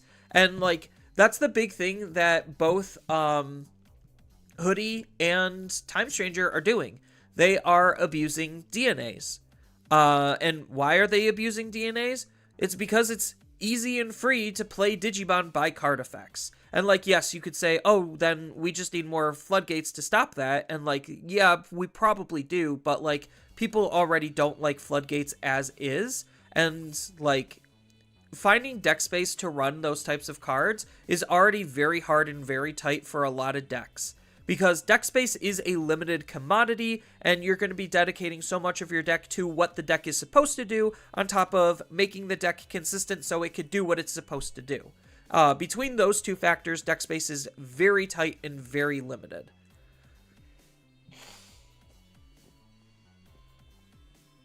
So, yeah, like, a lot of the top decks are, like, abusing DNAs, especially the more sloppy ones.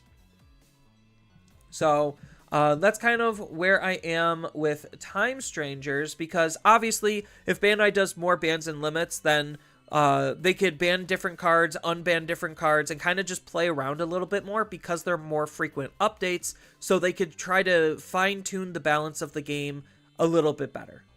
But they're currently not, so that is a big issue. So this kind of goes into like what else has been doing incredibly well in the current format, and even like extending a little bit to EX11, even though I kind of said I wouldn't. There is one card in particular for one specific deck that might be a little on the egregious side. That's going to be Tumblemon. So Tumblemon from EX11 is just an incredibly messed up card. The biggest thing on what makes DNAs so strong is the fact that it resets the state of your Digimon, which means you could use those abilities over and over again. Tumblemon kind of takes that type of philosophy, and Rocks and Minerals takes that philosophy and kind of just rolls it into a single stack deck. So the fact that you could reuse pretty much any of your inheritables over and over again is incredibly strong. And right now, with the current speed and pacing of the game, there is no stronger card effect than gaining memory. Because the more memory you have, the more playlines you have available, because the more resources you have to potentially use for that with that memory. So Tumblemon is just one of the most powerful level 2s that we currently have in the game. So as a result, I definitely think if they're going to hit Rocks and Minerals in any capacity, this is the hit. I think the rest of the deck is fine. And I'm using fine loosely because like it was designed to be an OTK deck. So that I have my own problems with them just acknowledging and admitting, like, yes, this is how you're supposed to play Rocks and Minerals. This is how you're supposed to OTK. And this is the core mechanics of what it's supposed to do. I think, like, there's just a lot of, again, just designer negligence. Either that or it's just functioning exactly as planned, and they just don't anticipate how strong it's going to end up being. And I don't necessarily know if they do, or I don't necessarily know if they even care. So I think, like, just to hit Rocks and Minerals, because it was already a top-performing deck, and with EX11, it's most likely in a position to do even better. Tumblemon probably is the one hit from Rocks and Minerals that should end up leaving. So, yeah, that's kind of where I'm at with Rocks and Minerals, because, like, I don't necessarily think, like, the level 6s aren't doing that much. The Warpers is, like, the designed Warpers. So, like, that's kind of just how the deck is supposed to work. You're not, like, none of the cards feel egregious in and of itself, especially, like, after playing a lot of Rocks and Minerals. It feels like Tumblemon is, like, the only obvious hit in terms of, like, hitting Rocks and Minerals. Because, like, if you actually, like, go back and read Bandai's description of what they tend to ban and limit, it's mostly one of three things. The first one is OTKs, obviously. It's really funny because Bandai killed a lot of OTKs, but yet they keep printing more egregious combos and more egregious OTKs. So, like, that's kind of, like, really awkward in terms of, like, obviously, they're hitting these OTKs, but they're designing more OTKs, and the OTKs they're designing are getting faster and arguably worse. Because, like, again, you look at something like Time Stranger's OTK with Dan and Cannon and the whole DNA and Maruki strat. That's reaching, like, Fenrir Lugamon levels of dumb, because once OTKs are starting to happen more and more consistently as early as turn 2 on an average memory basis, which is usually, like, 1 to 3 memory is, like, the average the opponent is going to reasonably give you in a single turn to work with. Like, if you're able to OTK turn 2 with that, with pretty much minimal setup, there is something functionally wrong with the game, and something definitely needs to be addressed in order to help fix and balance that. So, yeah.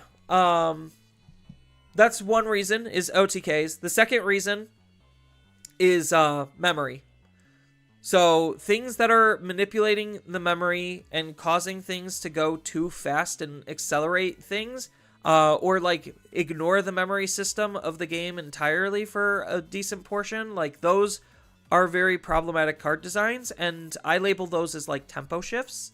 So, like, cards that are too egregious on tempo is one of the other big things, because then that card is overperforming and it's allowing the deck as a result to overperform because it just has functionally more tempo that it can work and operate with. So I think that's reason number 2. And then reason number 3 is, like, this card was just very poorly designed. It's not fun, and we're going to try to also future-proof the game. Like, I'm wrapping those, like, micro concepts into one. Because, like, yeah, certain aspects of certain card design is just not fun or engaging for the game. So I think, like, they definitely need to fix some of that. Which is why, like, again, Tumblemon for an OTK deck, giving them more memory to OTK easier just sounds like a mistake to me. Tumblemon and Warp Lamia need to get hit. I think most of the Liberator decks are fine. Warp Lamia is... maybe that is a card that needs to get hit. Like, we already saw that in top 4 of US Nationals, Medusamon and Rocks and Minerals is something that is incredibly powerful. And right now in Japan land, according to their casual level data, Vortex, Rocks and Minerals, and Medusa are the 3 strongest Liberator decks, and some of these 3 stronger decks outside of Hoodie and Time Strangers. Like, those are by far their top 5 decks that are currently being played and are seeing the most success, probably more so than every other deck in the entire game at this point. So I do think something from Medusa could probably get hit. I don't know. The Lamia does seem incredibly strong. Like, probably stronger than the other Warpers because of the fact that all of the inheritables of the low-level Digimon gain memory. And as we already talked about, gaining memory is, like, incredibly problematic. Plus, this is one of the easiest ways for this deck to remove security to trigger its effects. So, I think, like, Warp Lamia probably is the card to hit because they're obviously not going to hit Strachio. And, like, the only awkward thing is it does technically then make Strachio worse. But I don't necessarily think it's that big of a deal because, like, you want to go into Medusamon half the time anyway. So if you don't have as consistent access at your warp play, then I don't necessarily see that as a problem. But, like, basically just warping for 1 memory into a Lamia and then going into a Medusamon seems, like, very, very strong. Or even going into a Strachio because you warped into a Lamia. Just the fact that this is just so pretty much free might be a big issue. So I could probably agree with Chet on the fact that the Warp Lamia might be a little bit too strong. I mean, granted, there's a lot of cards that are kind of just already very strong and tempo efficient, which again is part of the problem. But I think Lamia might be a good call out, just to try to help balance that. But, like, when it comes to Vortex Warriors, I don't necessarily know where their problem point is exactly. Because, like, their cards don't necessarily seem super egregious until you hit Vortex Dramon, but obviously they're not going to hit Vortex Dramon. And they're not going to hit the ability to play Vortex Dramon. So, like, I don't know exactly where in Vortex is going to be a problem, but, like, something from Vortex might end up needing to get hit as well. Or maybe it is just Vortex Dramon is just that big of a problem, and maybe there's just a better deck that would be able to incorporate it and still be hyper problematic, and we all still would hate it, because Vortex Dramon is kind of just acting very similar to Magnamon X, but, like, at the same time, because of the dual options, like, maybe he's just a problem for the current environment because the future environments might have better fixes or answers to them. Medieval's a good call out in terms of something to hit Vortex. limit the ways that they have to remove and interact with the opponent's Digimon, and that would probably end up making the deck struggle into specific matchups. So that would encourage people to play those specific matchups. That's not like the worst call out, but at that same point, you also do have alternative removal types on the Zephagas as well. So, I don't know. It's a very hard problem. But again, I said I wasn't really going to be doing too much into EX11. Just stuff we have data for from BT24. So, if anyone hasn't watched my my podcast episode covering a lot of the bans and limits, there are a couple of cards that I'm going to just kind of breeze over that I think were things that we kind of just wanted gone from the last ban and restriction update, but didn't happen, which is unfortunate. So that would be Growl X.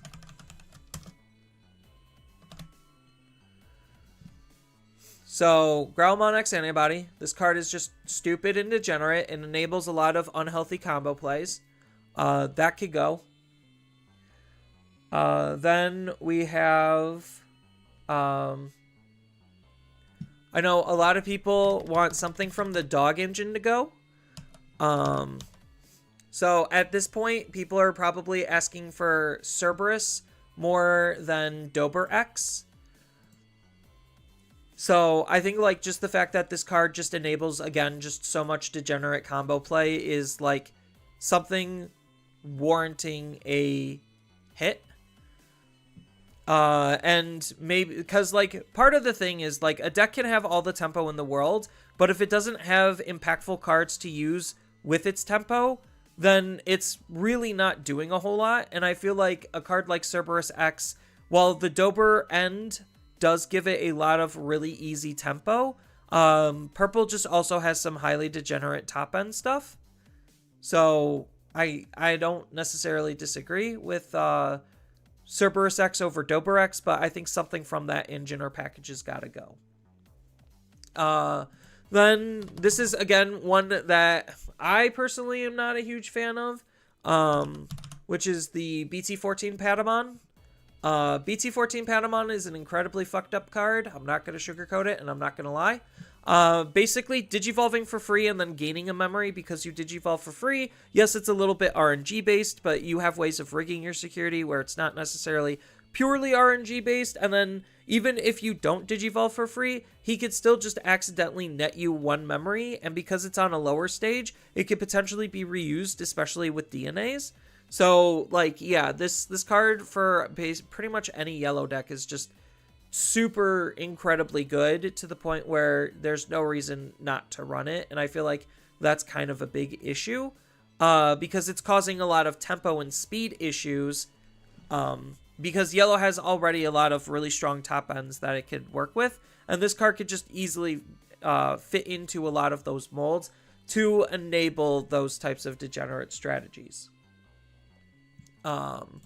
Then I know this one's not on a lot of people's radars, but it is on mine just because, again, the unhealthy templating of the card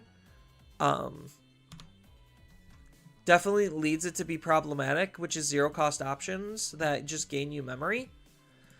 So that's essentially what Tropical Venom is doing. It is the green zero-cost option that's gaining memory. Yes, the opponent needs to have a card to interact with on the field, but that's not really that big of a problem because we're in a stage where just a lot of things are being played out.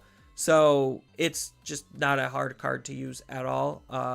Barely an inconvenience, you could even say.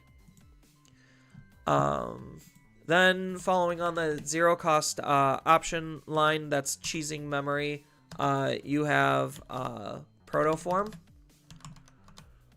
I think Protoform is also an incredibly strong card that definitely fits in that same kind of a mold. Yes, this is more for any deck with the X Antibody trait, but the X Antibody trait is already a pretty widely spread trait. So this is a card that is absolutely prime and ripe for being completely and utterly broken and abused. So I think that's just, again, leading to unhealthy overall gameplay patterns. And now they have to design everything in mind with protoform, and if they don't, things can just break really easily because they said, oopsies, I totally forgot protoform was a card. So it's just not a very good, healthy card for the game, especially as things get faster and faster. I understand the initial point of it was to pretty much be used on the X-form Digimon going off of their base to pretty much make the idea of going into your X free to use or reduced by one of the X-form costs too, but obviously that is not how we're playing the game, so that type of ideology just does not actually line up with the game, and yeah, therefore that kind of just contributes to where I think Protoform went wrong as a card. So I think because of that, it should probably end up getting hit. Hopping back to some of the other cards that people had problems with that I've read over on the internet that I kind of agree with. We have Karakurumon, because again, if tempo is part of what's causing a lot of things to break and part of the issue, this card's also an incredibly fucked up card because it digivolves for free into your level 6s. You could say, oh wait, but it has a drawback. You have to delete a Digimon. But who cares, because most of the time you set up the Digimon to be deleted and then the Digimon has an on-delete effect anyway, so you're gaining even more value than what was initially intended, and yeah, this card's just incredibly strong, even though Puppets hasn't really done anything going into BT24. Again, just where Puppets could go in EX11 definitely leaves it room to be a card that is prime for abuse and causing speed and tempo issues with the game. When it comes to Jessamon, because I know Jessamon was another hot topic, there's really only 2 cards that you could hit from Jessamon. I mean, there's a lot of other cards you could hit from Jessamon. So there's a couple of different ways that Jessamon is being played. The primary way is obviously using Genkumon and Genkumon X. And this is already a very strong combo. So, and again, this was 100% intended and designed.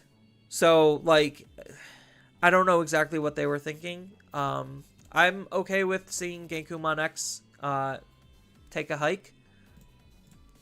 Because this card is incredibly strong and hyper problematic because he just creates uninteractive board states and stalls out the game and makes it very hard for any kind of a comeback to be remotely feasible.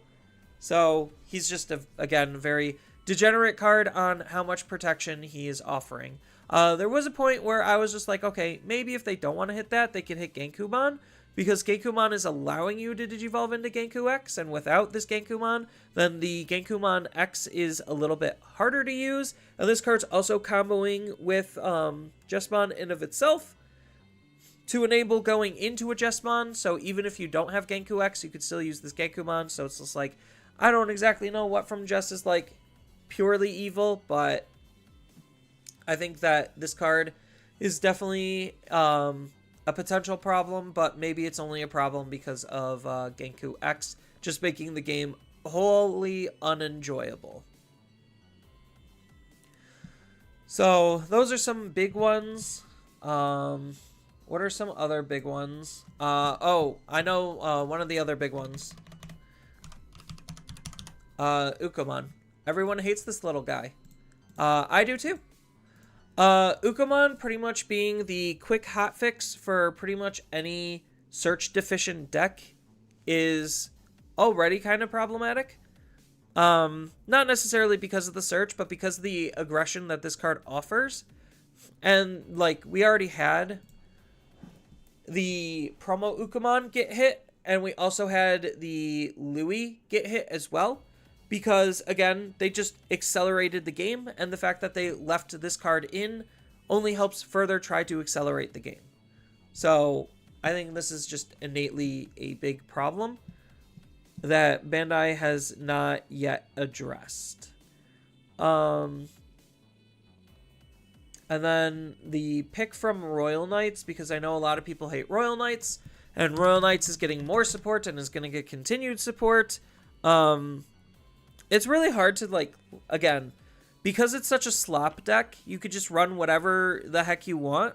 It's really hard to start pinpointing specific cards down because, like, they have the tools to be able to, like, survive whatever they want in terms of, like, their bans and limits. Because, like, oh, you hit a specific card and here's one that replaces it. Just because it might not necessarily be as good doesn't mean it's not good enough to be played. So, I think, like, Royal Knights definitely needs something hit. And I think, like, the most obvious card to hit probably is the Omekamon. So, taking away Royal Knights' like, key defensive play really does harm the deck. It doesn't kill the deck, but it harms the deck significantly and actually allows the opponent to, you know, not necessarily have to, like, yes, this is the best defensive card in the entire game at this point. I'm not saying that it's not, but I'm saying the fact that there's just a lot of decks in a lot of games where they can't out the Omekamon and then they just lose because they can't out it is in of itself partially a problem. I think it's just too good and too effective at what it's doing. Because, like, the only other problem card is obviously Omnimon, but they're not going to hit Omnimon because he's Omnimon.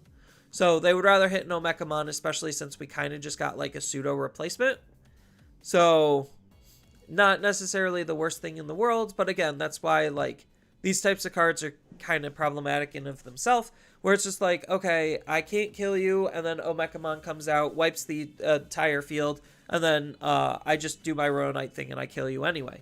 So it's just, it's a feels bad, unnecessary sweeper, essentially. How are we feeling in regards to trainings? I've always hated trainings. Trainings is a very... Anyone could go back onto my channel and watch my content in terms of all of the bans and restrictions. I hate the trainings. I hate these cards so much. So they're just too efficient, and they accelerated the game to a very unhealthy degree, and we've been stuck with this accelerated state for quite a while, and the game's only getting faster, which again is just making things even more scary, which puts more pressure and emphasis on needing to run these cards. So I think, like, and the fact that they just now are going to be having 2-color trainings is just, like, also a giant mistake. So, like, I really hate the trainings. The fact that they're basically free options is, like, kind of disgusting. Whereas, like, some of them aren't necessarily free.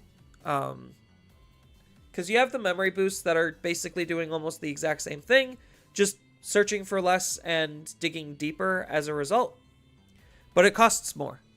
So it's a little bit more fair because it costs more. Also, not a lot of decks have training card templated cards. So certain decks just cannot keep up because they don't have access to these, which is unfortunate. But that's, again, more akin to the slop design. But the slop design has its own separate set of issues that is very prominent and creeping up on the game. So I would label all of the trainings as problematic cards, even the new ones. Like, just fuck these cards, get these cards out of here. I do not want to see them anymore, and I do not want to play with them if I can avoid it.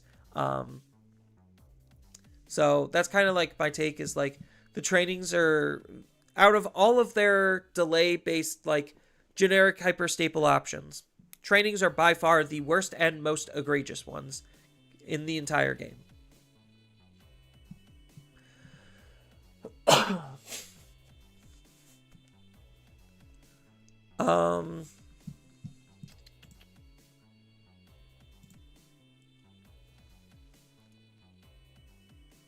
Then, as far as, again, tempo and consistency, I know a lot of people are kind of just forgetting about this card, but I always remember because Pepperidge Farm can remember. I can remember too. So that is going to be the Gaomon. Oh, I'm on options, duh. That is going to be the BT16 Gaugamon. So this was developed during the last big power spike wave, and even though Mirage hasn't really been seeing a lot of play, Lightclaw Nightfang was a pretty consistent top tier deck, and this card was being used in that. And with more Lightclaw Nightfang support coming because of the fact that they're going to have Olympus 12 stuff that's involving that archetype, means that they're going to be revisiting it. So this is a prime card that is going to be abused once again to do some hyper toxic degenerate things. Because again, the whole thing with Lightclaw Nightfang is the fact that they just use this card to pretty much negate any tempo loss that their mechanic is supposed to cause. So the idea is just like CS, you're supposed to de-digivolve yourself, you'll gain a little bit of resources back, and then you're supposed to digivolve for a little bit cheaper going into the Digimon the second time around. This card kind of just ignores that wholeheartedly. So it just allows that type of a deck to be even faster, and with more support, it's just prime for getting abused.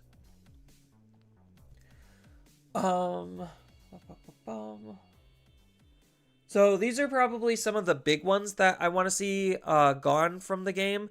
There's probably more that could get hit, considering we do have a decent amount of data involving like what all of the top decks are, but obviously depending on play rate and matchups, some of the top decks might not be as problematic as they might appear. So in terms of like what else should get hit beyond this, because a lot of these are going to impact a lot of what's currently topping, I don't necessarily know, because we got to curve the top and then kind of see what is left after the top has been curved. Because we know a lot of EX11 is Liberator coded, so a lot of the Liberator decks are getting a lot stronger, which is why I hit a couple Liberator cards. Even if in BT24 the Liberator stuff hasn't been doing stuff, we are privy to at least like a little bit of onset information from EX11. So I think like this is probably a reasonable list of cards to ban and limit. What is actually going to get banned and limited, I do not know, but I feel like this is going to be a relatively reasonable list. Does this have... Because there's obviously like more tempo issues with the game. So like Viximon, just as an example, like this card's also just incredibly fucked up at just like enabling hyper toxic degenerate tempo deficient, or I guess efficiencies that are not very good and healthy for the game overall. But like you can't necessarily go, I mean, you could go deck by deck and see like what is a card to hit from that deck to try to help curve some of the, I don't want to say rough edges, but just curve some of the toxic degeneracy out of it.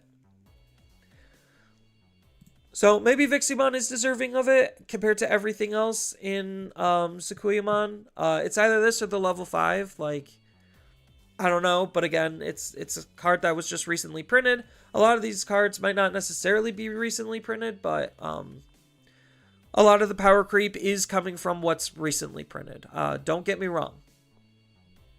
The new cards are definitely breaking the old cards, and it's the new cards' fault for breaking the old cards, not the other way around. So I guess like I said, I could just nitpick and cherry pick all I want for every deck that's currently being played and that's currently in the format. But after a certain point, you just got to take like the biggest ones and then just see where the format lies, which again is why I'm a huge proprietor of more bans and more limits. Because with more bans and more limits comes more updates, and that means they don't need to hit ginormous amounts of cards. Because if anyone has noticed, the ban and restriction list has been increasing with each passing update. So, yeah, something is very clearly wrong if the list just keeps getting larger and larger and larger because there's less unchecked or there's more unchecked problems, and they're developing more problems that are continuing to go unchecked. So I guess this could bring us to the cards that could potentially come off the banned and limited list. Because there's two ways that we could go about doing this. Give me another second, chat. I need to get some water, and I'll be right back, and we could continue the discussion with where Bandai currently is and what could potentially come off.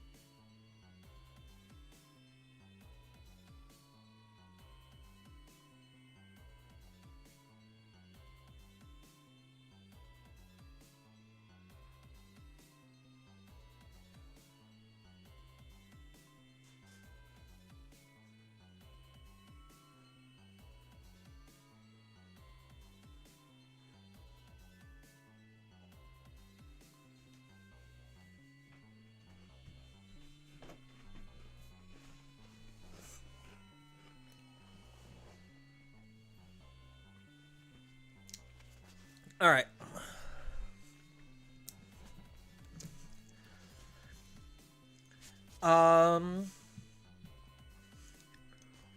So what do I think about emblems and training? Or what do I think about emblems? Emblems are in a very interesting space because they kind of fall in between memory boosts and training cards.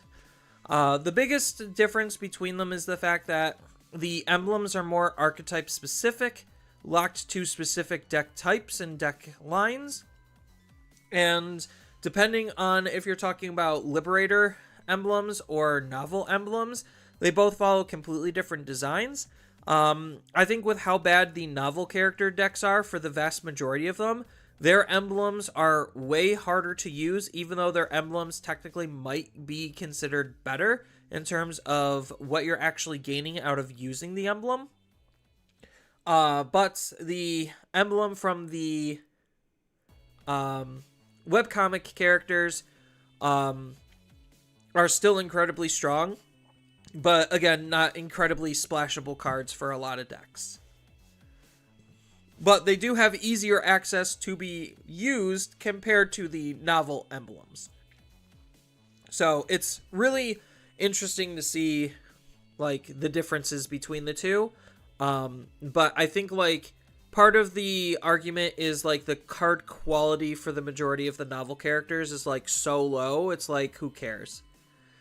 It's only in certain instances where they're able to find some outside tech to make whatever they were considered doing better, that is going to end up being like, oh, the spooky and scary part. But because in order to use those cards from the novel side by playing out their tamers, and they don't have a lot of good ways of doing that, and not all of the decks want to use their tamers because their tamers are not all good, again, is like, it kind of puts it into this like fine category. Like, they're just fine cards.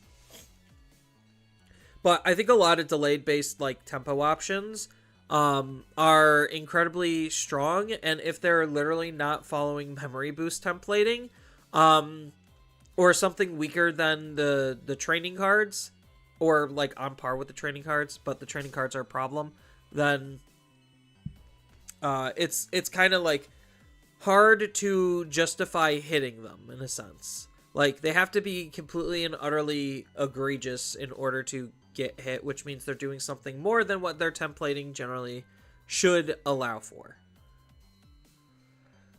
Alright, so, as far as cards that could come off, this really depends on how Bandai wants to design the future of the game. That's why I say every single time, this ban and restriction update is going to be incredibly, incredibly important. So, why is this ban and restriction update important? Well, obviously it's good for balancing the game, but it tells us a lot of the direction that Bandai believes the game should go into. So, obviously, like I said again, cards are banned for one of three reasons. 1, they enable some kind of an OTK. 2, they present some kind of a tempo issue. Or 3, they're just unapologetically unfun to play with. So, those are the major reasons why cards get banned and limited. So, under the guise of where the game currently is, yes, there is a lot of cards that actually could just functionally come off and the game would not change. And that's more of a sentiment to the problem with the current state of the game, that this card that was so problematic it needed to get hit is now seen as fine. When in actuality, these cards are not fine.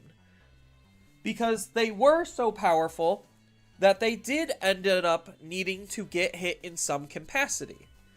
Now, obviously, we've seen some cards come off, so that begs to ask the question, what is the current direction and design philosophy in which they would want a card to come back? Obviously, if they just hit a card, they're probably not going to want it to come back very soon, but again, with more frequent bans and restriction updates, they could play around with what goes on and off the list more frequently. So I think one of the biggest cards that could probably come off the list at this point is at least Gabumon X Antibody. Gabumon X Antibody could definitely come off the list because he's not really doing anything different than a lot of your other standardized searchers. You can make the argument that the trashing the card from the hand part, interacting with specific eggs, probably might be problematic. But then you already burned your egg effect, and unless you're a DNA deck, you're most likely not going to be getting it back. So I don't actually know if this card's a problem or not at this point anymore, considering how much faster and more consistent decks have got, and considering Garurumon just keeps getting L's left and right. Like, you could throw the dog a bone. You really could.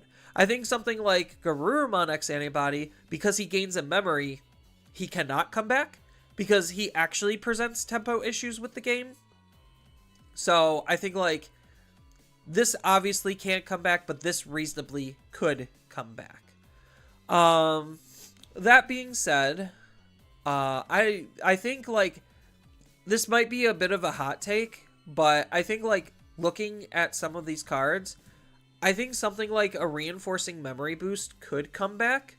I understand why it was on here in the first place, and that's because certain decks abuse the security, but right now we have so many ways to just rip through the opponent's security, and there's no real efficient way to use this card anymore because of the pressure that the game is currently under in terms of what you need to pay versus what your expected outcome is to be.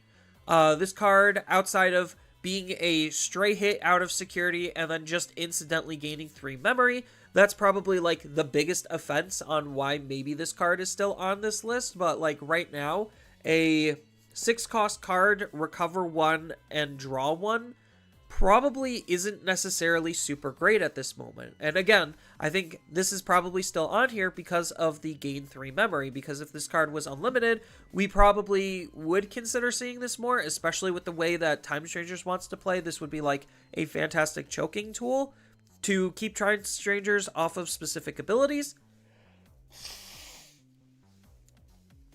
But I don't necessarily think that this card is that problematic, especially since decks just have so much incidental memory gain anyway that it's just like, fine, whatever. The extra memory could be impactful, but the rest of the card just doesn't seem like the juice is going to be worth the squeeze. In terms of my perspective, based on what Bandai wants out of the game. Because if Bandai wants, like, it really all comes down to what does Bandai want out of the game. So if they want to keep printing hyper toxic degenerate OTKs, let some of the old OTKs come back. Like, I don't really see a reason why Genku or Grand Kawagamon X can't come back when we have Marukimon OTK. Like, and when we have Rocks and Minerals OTK, and when we have X and Y OTK. Like, it doesn't matter anymore. Like, the deck is, like, the game has so much decks that have such a high damage output to just end the game instantly. And those are allowed to run rampant, but you hit some of your older OTKs. Like, it doesn't really make a whole lot of sense to me. So I think, like, Grand Kawagamon compared to a lot of the other OTKs, this one definitely deserved the hit, but because of the current speed and pacing of the game, I reasonably think that it could probably come back and be just fine. Because then it's just another OTK into the repertoire of other OTK decks that are left unchecked. I don't know if it's because of the Digiburst at this point, why they wouldn't, or if it's because of the Security Tech Plus that can transfer. It's most likely because of the easy Security Tech Plus that can be transferred over, because you could, like, use a whole lot of abilities to gain memory. So, like, I understand why this card is on this list, don't get me wrong. But green as a color has been incredibly weak for a while, but I also think that, like, maybe it doesn't matter, because you could just, like, pitch all of, like, you could build, like, some super DNA stupid stack, and then just pitch it all to Grand Kawagamon to just one-shot the opponent, but, like, again, you have to set that up, and again, you have to do that, and then it's just, like, every other OTK deck. So, yeah, I think that's kind of awkward. When it comes to, like, I understand, again, why these cards are on here, but it just, again, it really comes to show and to showcase, like, okay, if you could have a card like Patamon that just gets a free Digivolution and a free memory, like, I don't understand why specific cards on this list would still exist here. So, granted, I agree with the majority of these. So I think, like, probably one of the more cards that probably could come off in a reasonable sense would be, like, Sunrise Buster. Because, like, I get their fear was, like, the same fear as Geo Greymon, but, like, again, I don't necessarily know if this is, like, really that big of a deal anymore. Like, removal options are just so ungodly bad that, like, we had a good one for a hot second, and it was only good because it played a Tamer. Like, that was the majority of the issue, is the Tamers cost 4, this costs 5. This basically just plays the Tamer you wanted to play anyway, at 1 additional cost, and then it removes the body. Like, I don't necessarily think this would be that bad of a card to come back. Like, compared to a lot of the other cards and other options, I think reasonably this one probably could come back. Similarly to, like, why I think, like, Reinforcing could come back. It's just, like, out of security, oh, it's spooky and scary, but that's, like, the point. But Sunrise Buster definitely feels like it just is a little on the outdated side. Like, it's still a strong card, don't get me wrong. But I feel like with the way that the game currently is tempoed, we don't necessarily have the time and the memory to commit to a Sunrise Buster. We might, but we won't know until it's off the ban and restriction list. Technically, we could still run the Sunrise Buster at 1, and we're not doing that. So, if we're already not doing that, like, is this card really that spooky? But, like, you can make the same argument for a lot of the cards here, because, like, a lot of these cards are meant for very specific decks. It's like, oh yeah, Mirage could come back. It's just like, yeah, Mirage could come back. Same thing with like Geo or Greymon X Antibody. I know a lot of people are championing for this card to come back. I personally do not think this card should come back because of, again, the big reason why it was banned was because of tempo issues. If you're going to print cards with tempo issues and bring them back, what does that speak volumes? Or that speaks volumes about the rest of the game's current tempo issues. So that means, like, yes, you could reasonably unban Greymon X Antibody and let Greymon Dex be good for a hot second. But, again, if the problem with the card is tempo, then there's other cards that are doing what this card is doing or on the same level that's causing tempo issues. And if anything, those cards should get hit rather than this coming off. So like it's kind of like what's the floor and what's the ceiling type of an argument where it's just like, oh yeah, this card is not being like, this card could come back because of the current pacing issues with the game, but we're acknowledging that then the game has current pacing issues where if this is just seen as a okay card, that already is saying something is wrong. So that's partially why I do not think like Geo Greymon should come back, is because more things could tend to break because he's already one of the more tempo efficient cards in the game. And if you're adding more tempo efficient cards on top of a tempo efficient card, then it just tends to warp and break the game.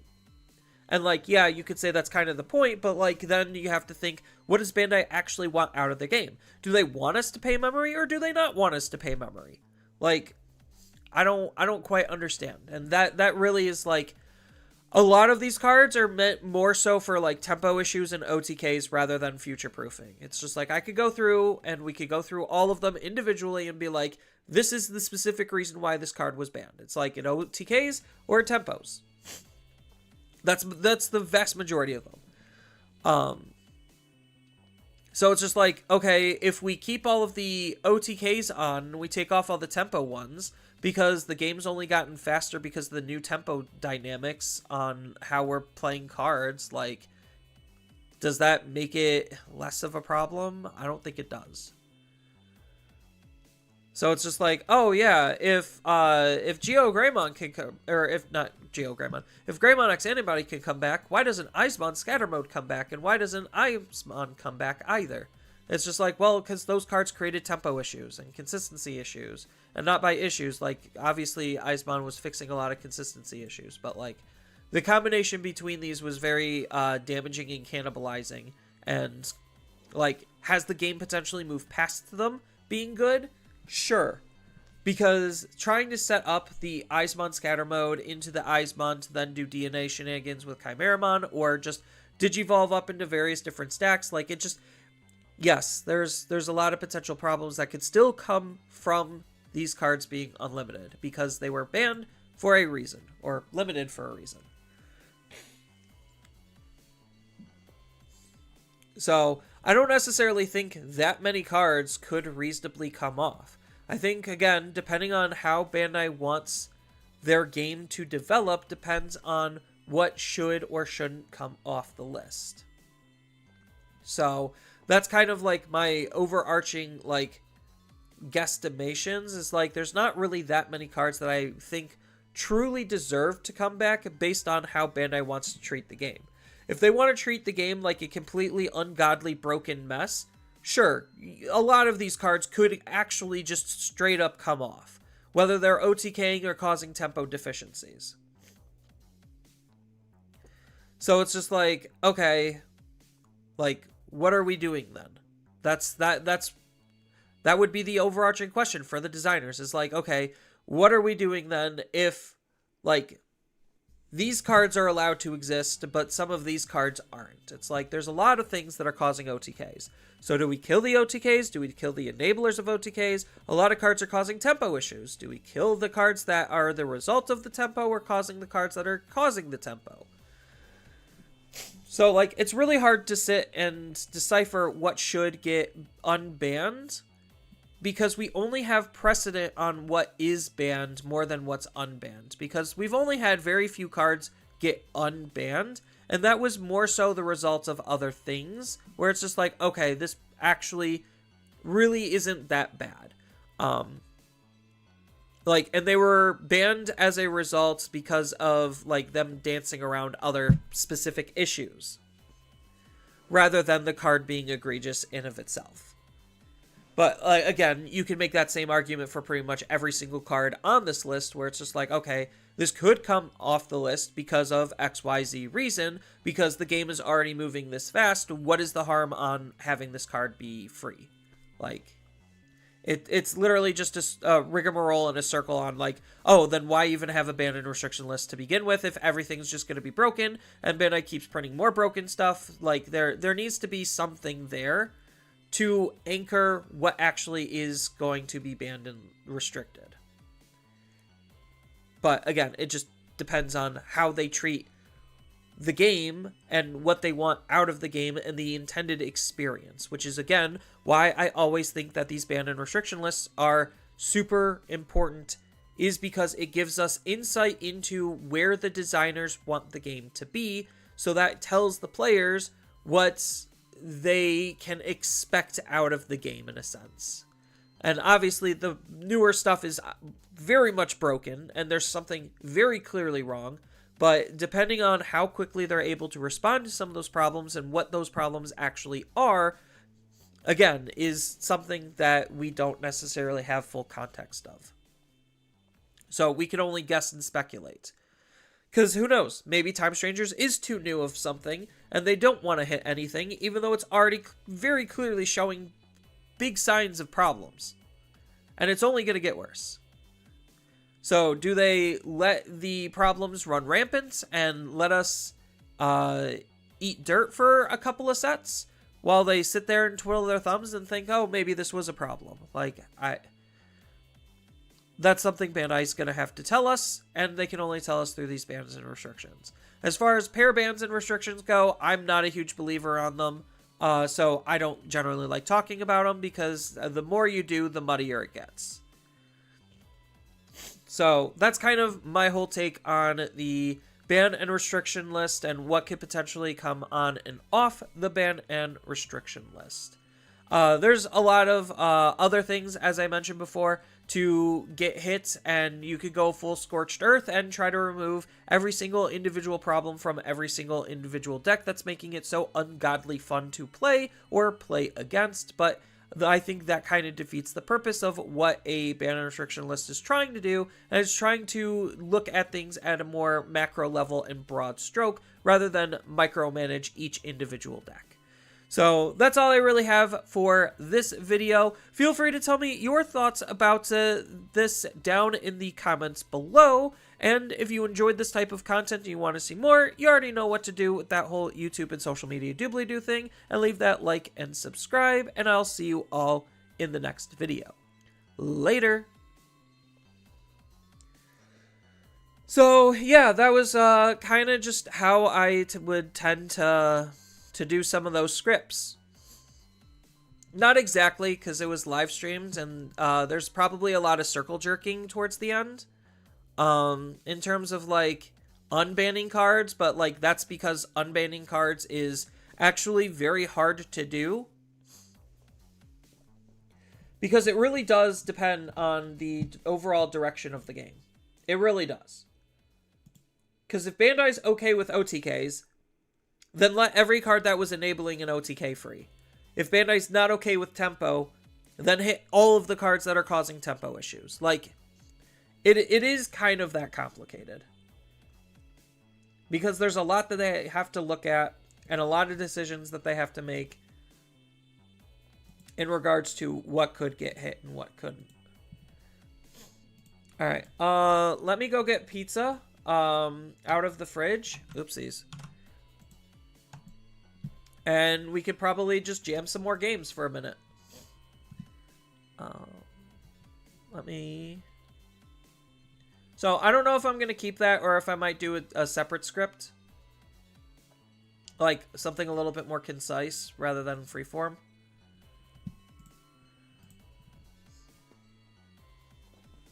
But yeah, let me go get pizza. And I'll be right back.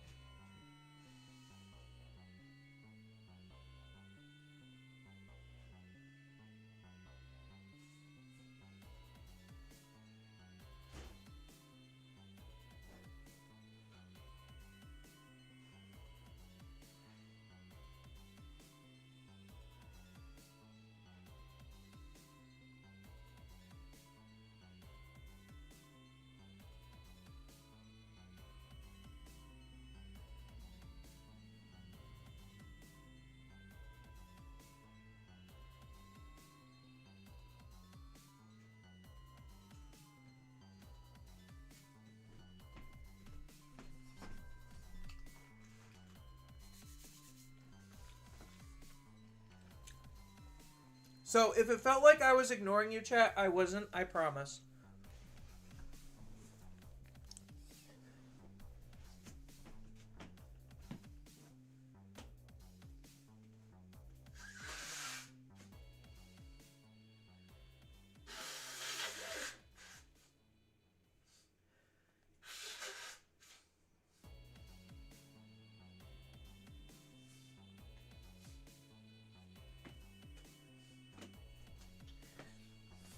All right. Let's get to games.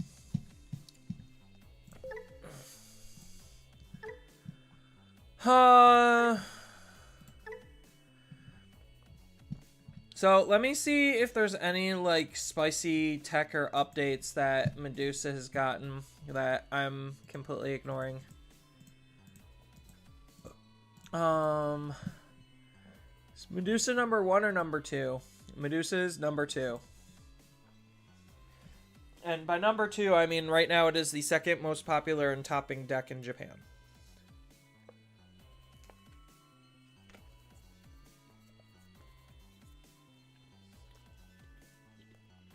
We are number 1.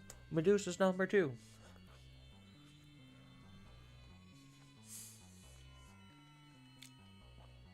How many are they on? Are they only on 6 as well? Yeah, so they've completely gutted this Lamia for this one. At least like this list, this one list that I'm looking at.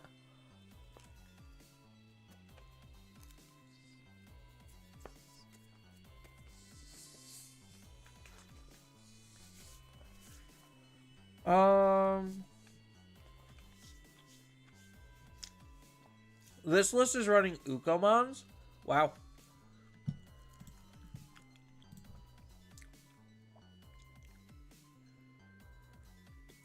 This is on 222 as well. A Dino Rex spawn? That's a choice. That is one hell of a tech choice. Yeah, this kind of just seems like the general gist of where a lot of Medusa players are at, is just kind of like what I have here. So it's just like minor tech.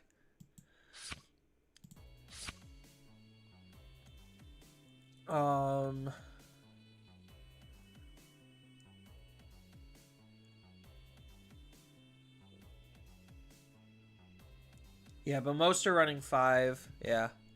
I think what I have is okay.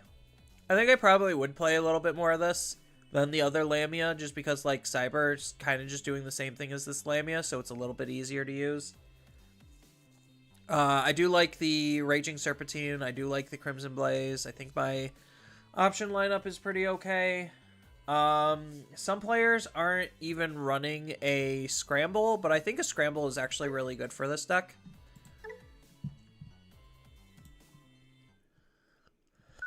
The Floodgate Dino Rex? Yes. I have to reread what the Floodgate Dino Rex does.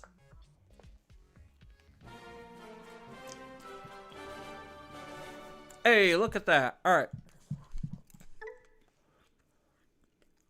Who am I talking to? I don't know. Who am I talking to, chat?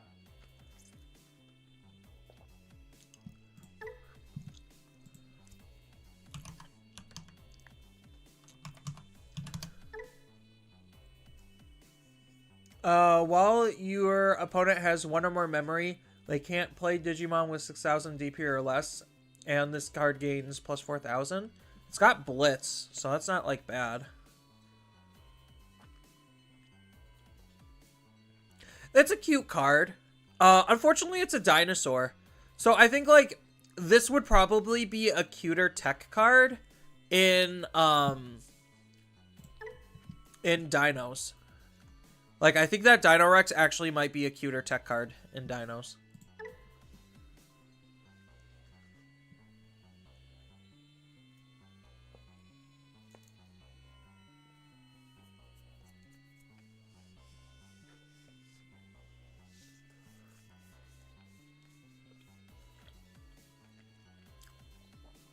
Uh, can you check if you can get something out of those two cards at some point? Which two cards?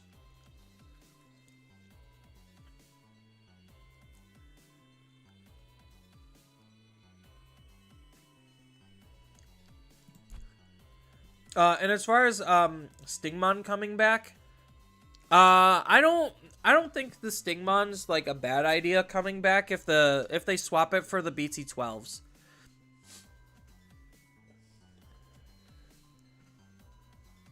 I think swapping it for the BT12 stuff probably is the play.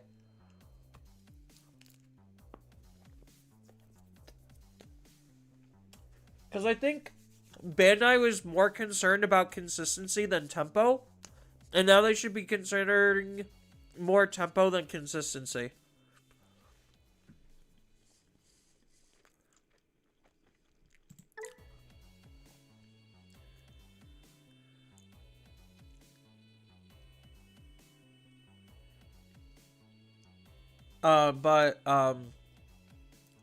Zelf. What two cards are you talking about? Because I don't mind.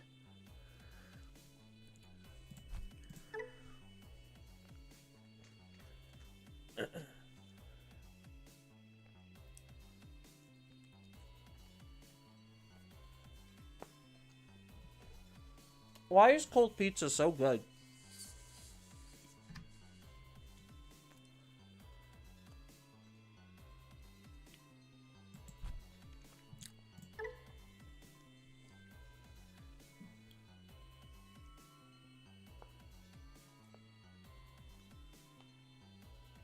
Is there any other DNA decks that are, like, actually kind of broken at this point?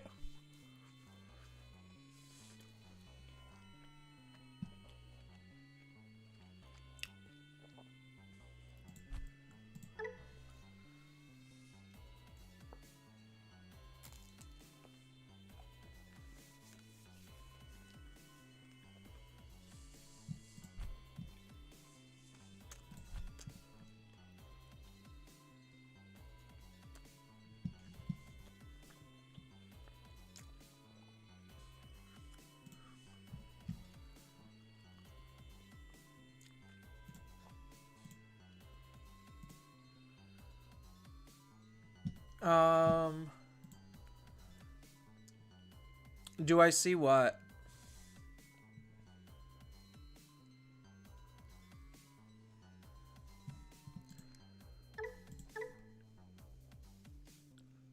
Because pizza's the ultimate food?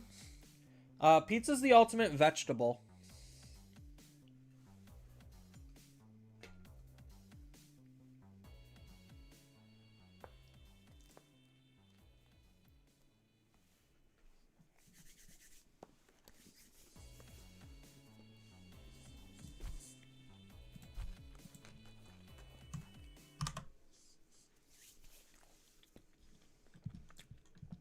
I might have to do a reset.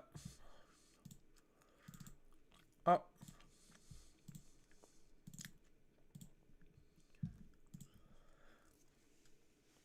Dimension Scissors and Waru Seedramon? I think that's too slow.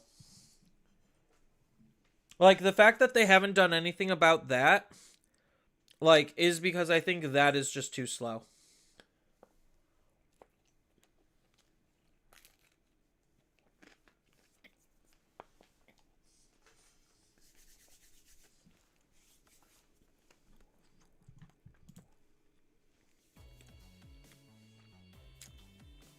Why, is there something new that's breaking them?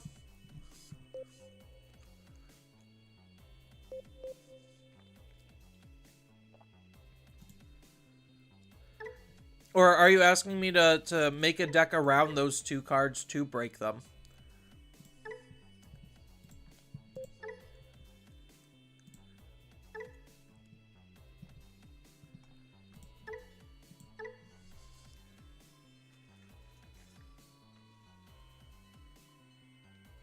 Come on, baby, just connect.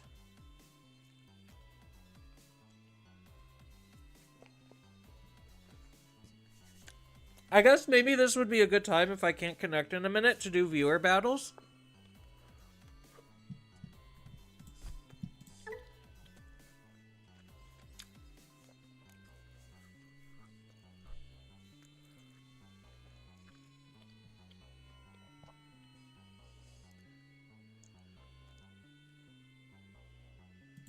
Okay. Let's do some viewer battles.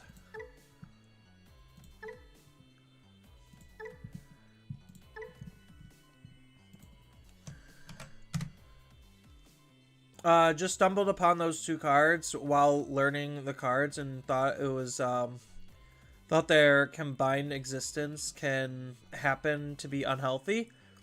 Um, you're not entirely wrong, but, like, I think it's just too clunky of a combo at this point, because if you can't consistently get that off turn 4, at the latest, you're probably just dead.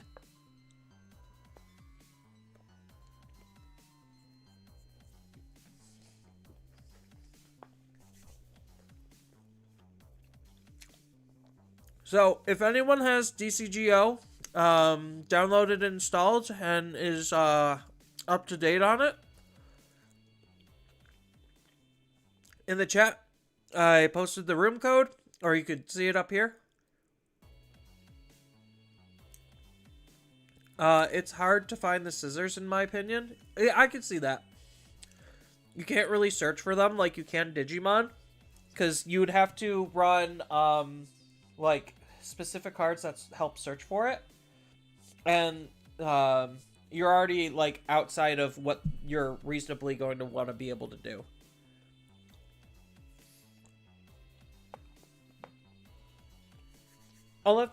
Unless you have ungodly level of draw.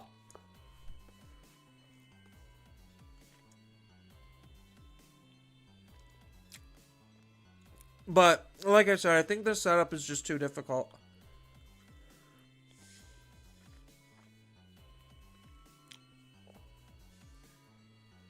So, if anyone wants to hop in and jam some games, I'm more than open for it. Otherwise, I'm going to have to try to keep searching for games, and sometimes, depending on the time, because the servers get full, it can be a little bit difficult.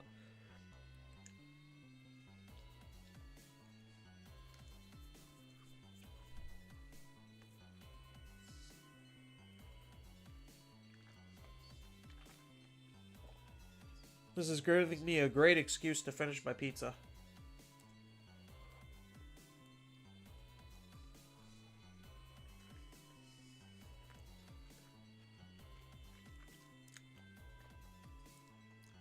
You can hop on in an hour or so. That doesn't help me now, though.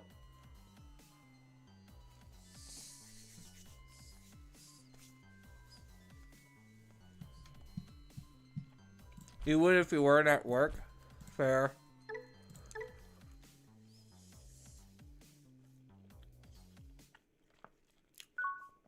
You'll hop on? Okay. Let me finish this game, and then that should give you plenty of time to get started.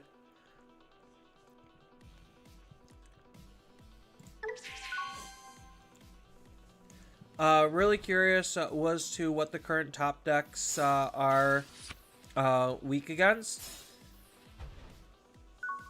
or what would beat them consistently. It's mostly just can't play by effects type cards. And then like god tier level of defense.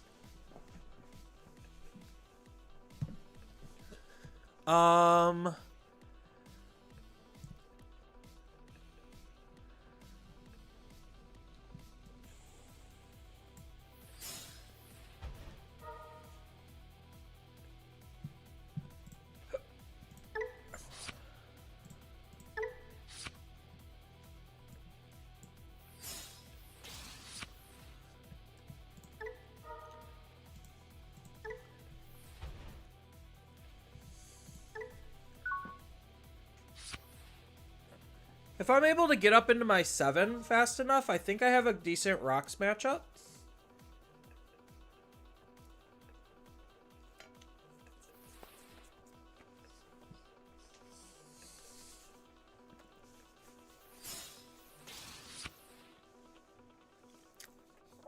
Are they going to memory gain or kill our Digimon?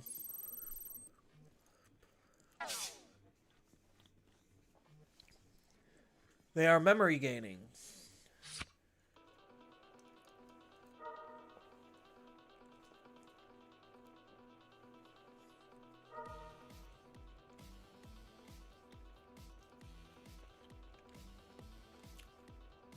Like, the matchup spread for a lot of the top decks are different.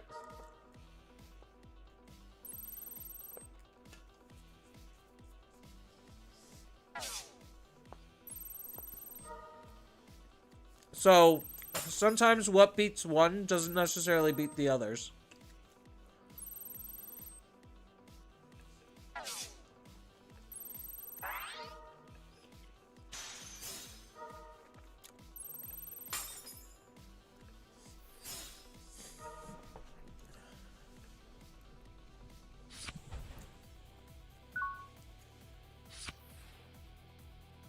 Um...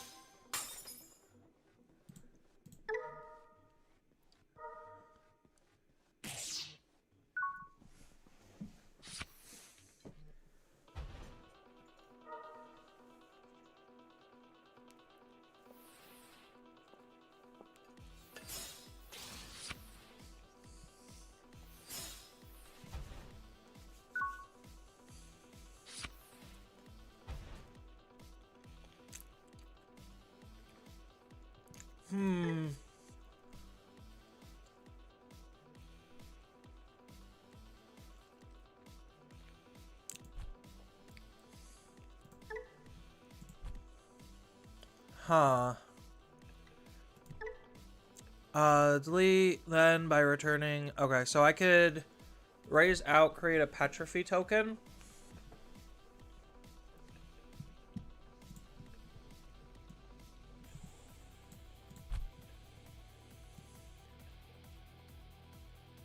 And then attack it. Yeah, so we're gonna set this up. Just to have a backup play.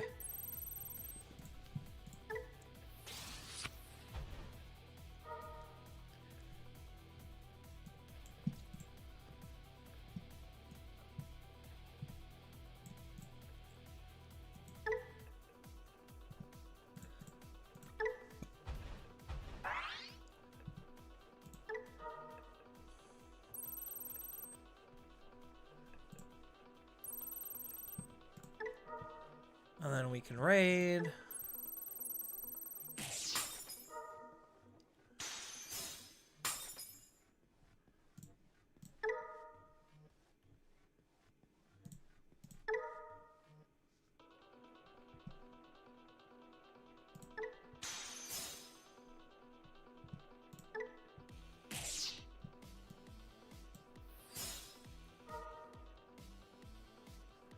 Ah, where is my level 7?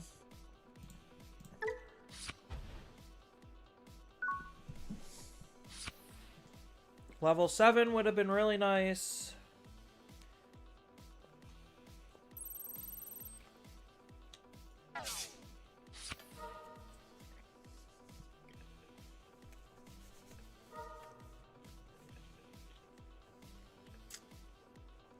You can bottom deck eggs. Yes, they return to the egg deck.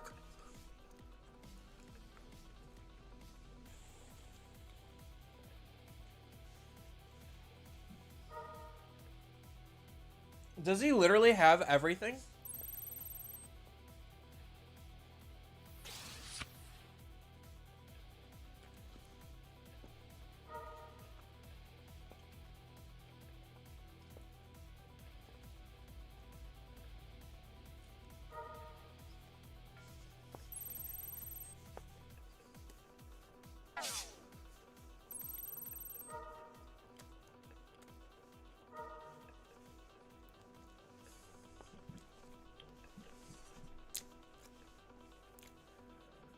The fact that he could just keep using the tumbles is kind of gross.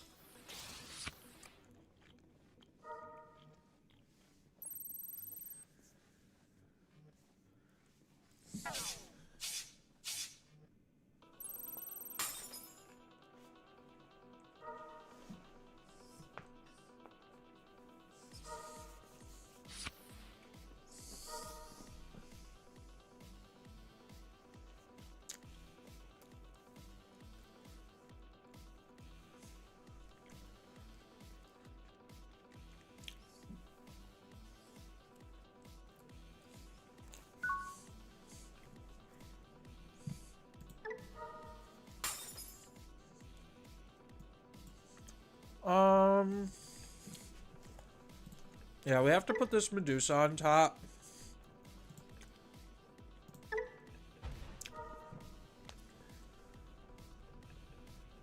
Of course.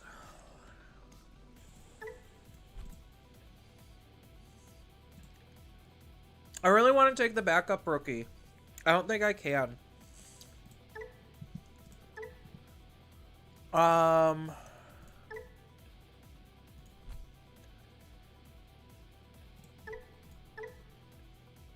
So he does have 1D Digivolve.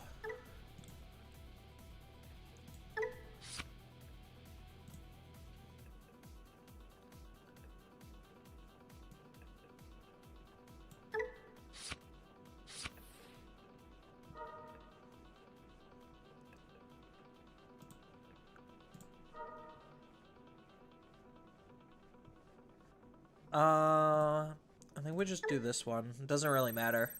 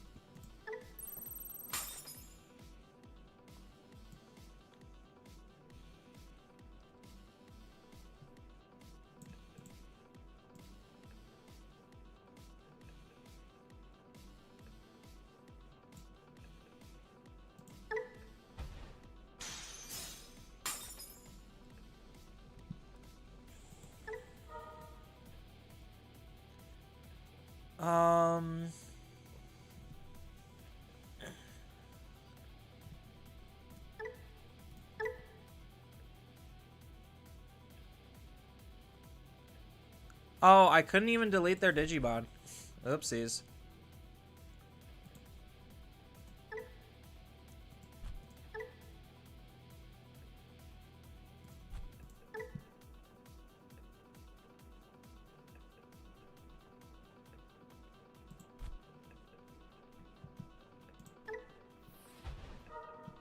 Yeah, it has to be this.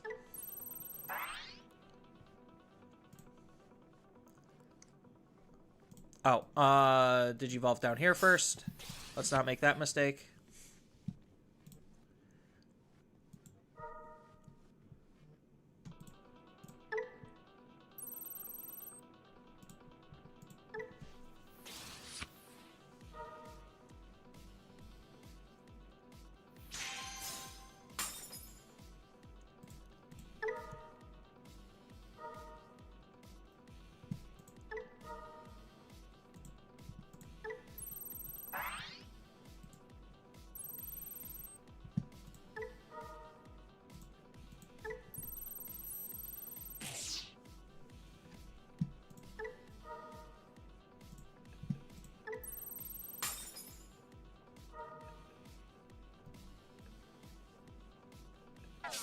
So, do I get my end of attack before fragment?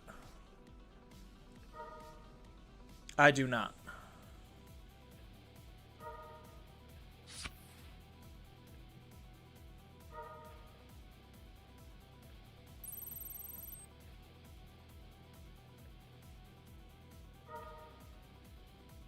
Oh, but progress. Right. Oh, but he just refills.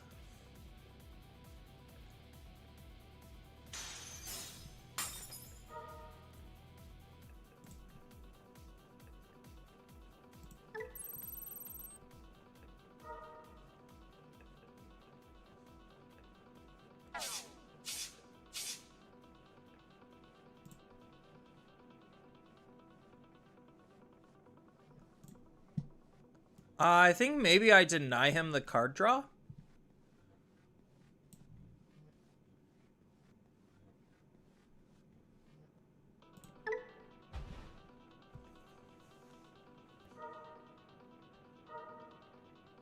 Oh, maybe I should have denied the D-Digi. That's fine. If they have the Pyramidi, they have the Pyramidi. Or not the Pyramidi, the, whatchamacallit?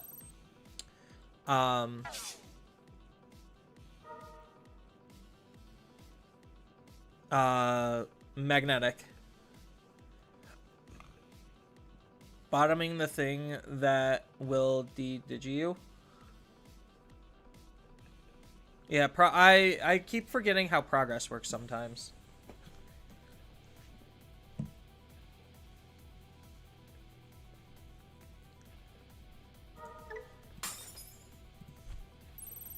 Okay, so he's got magnetic.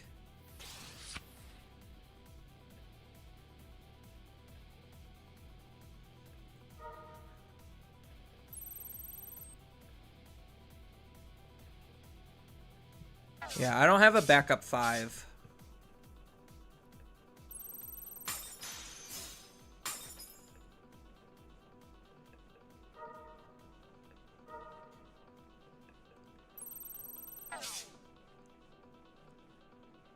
Yeah, and people think that this is a positive matchup for you, like for this deck. I don't necessarily think it's as positive as people think.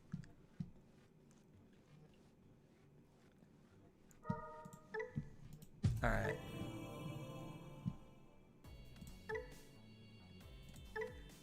I honestly don't think it's as positive as people think. It's literally who sets up first. Alright, we'll try again.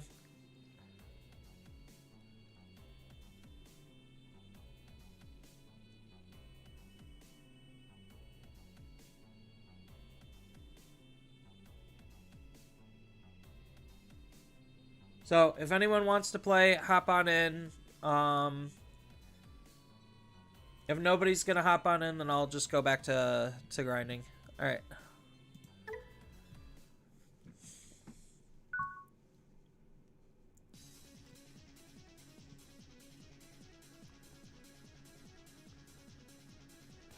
I think he could have done 4 checks because he only reloaded 1. Yeah, but I didn't have a backup. I was out of level 5s. So I was out of gas. That was the big problem. I would have to draw into pure RNG to make it work, and then he saw his level 7 and I didn't see mine. If I saw my level 7, I probably would have been okay. But unfortunately, that's not what happened.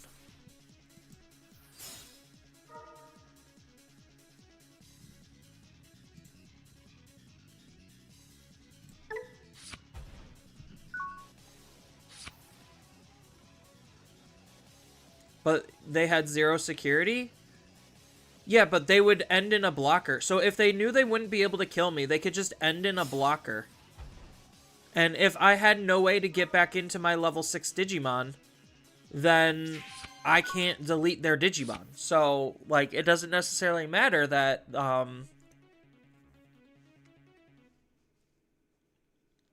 like, all they needed to do was establish some kind of a defense.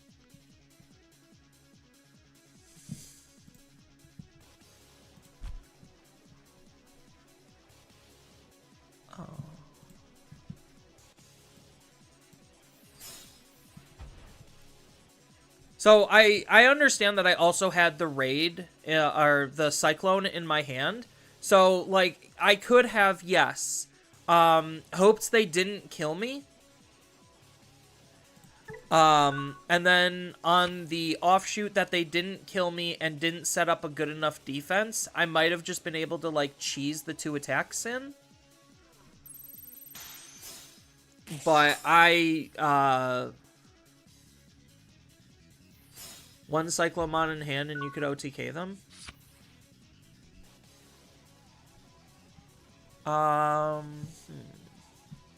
They set up a winner.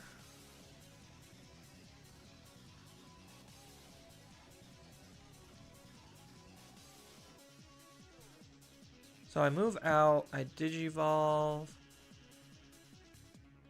Or I just pay the 3, Digivolve, gain 2, do Medusa.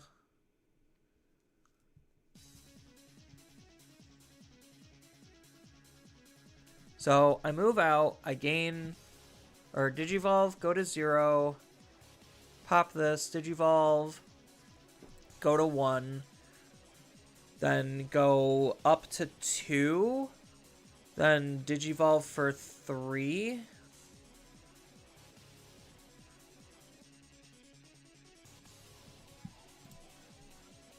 Yeah, I might as well start being aggressive.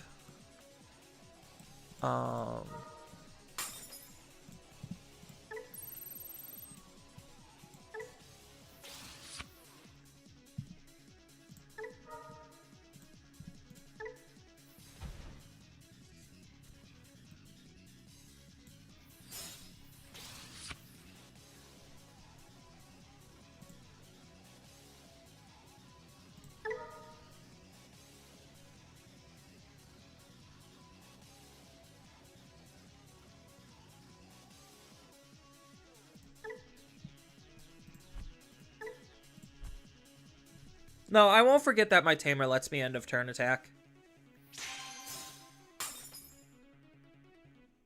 Gain a memory. Gain a memory. Digivolve.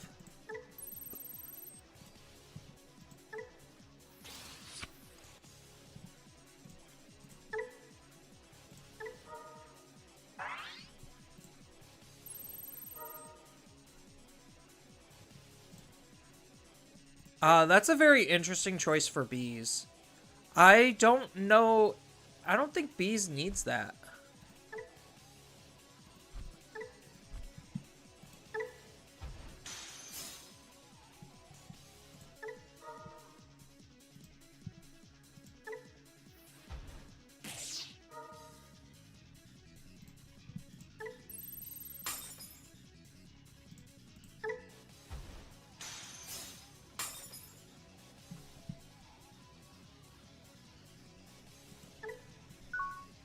Yeah, I know I could have played Cyclone and gotten extra attack out of that.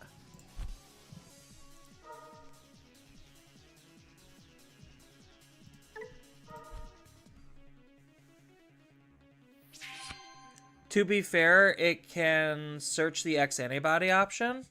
I'm not saying it's bad.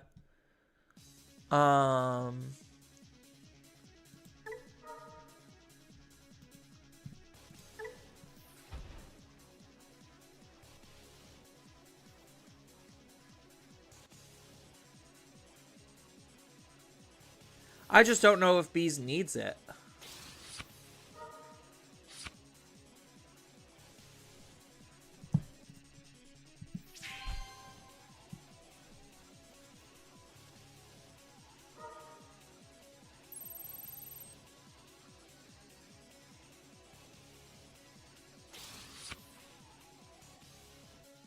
So does this just stun or...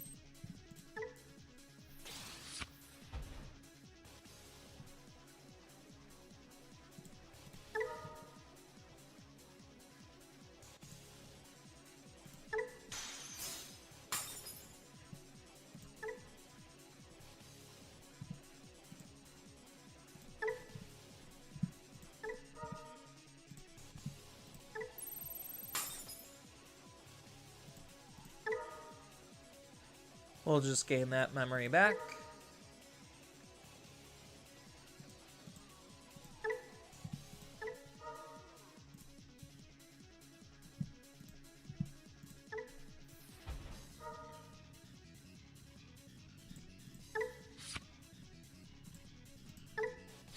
Pretty good stuff there.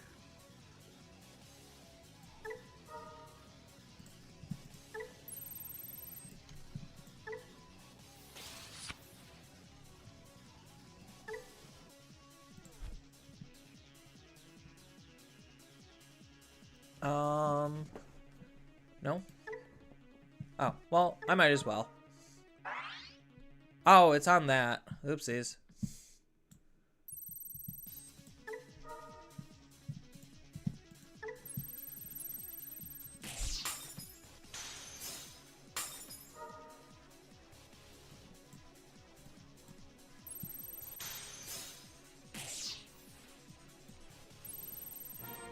Alright, we did it.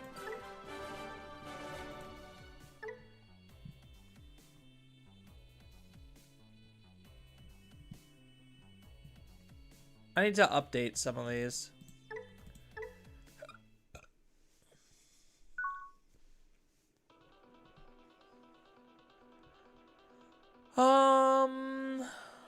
I guess this is fine. It's not the greatest hand in the world, but it's fine.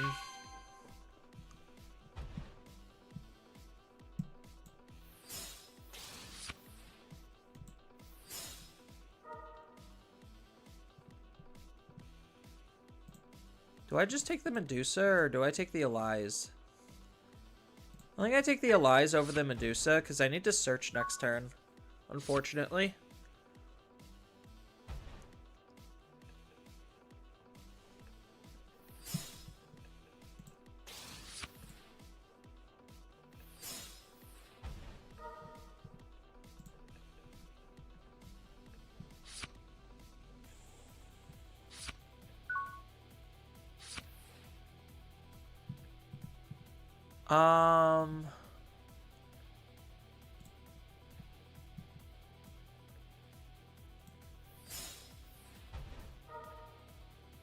How does Link work? I could show you Link deck after this. Link is pretty easy, though.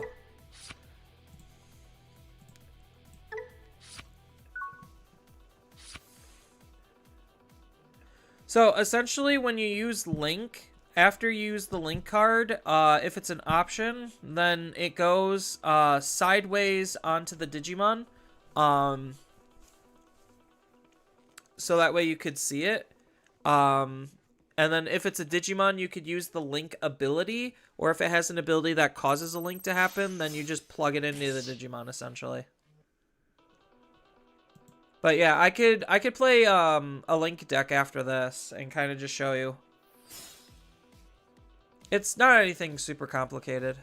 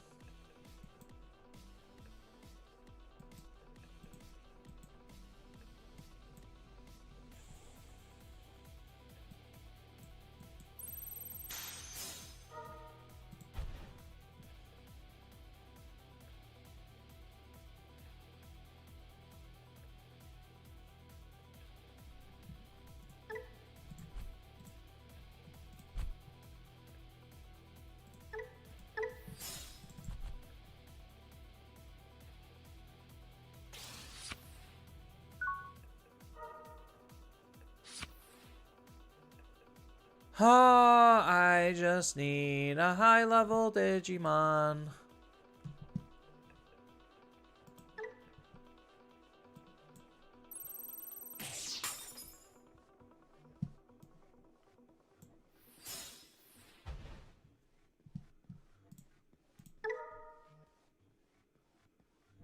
There you are.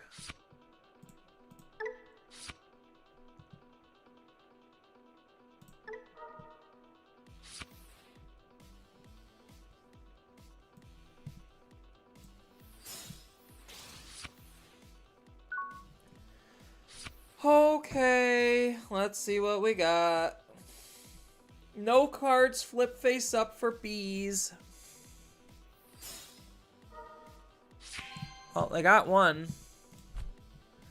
They got the bees.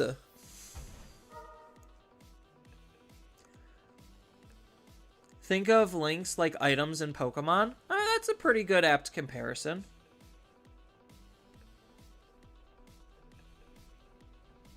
Yeah, they're kind of just like equipments.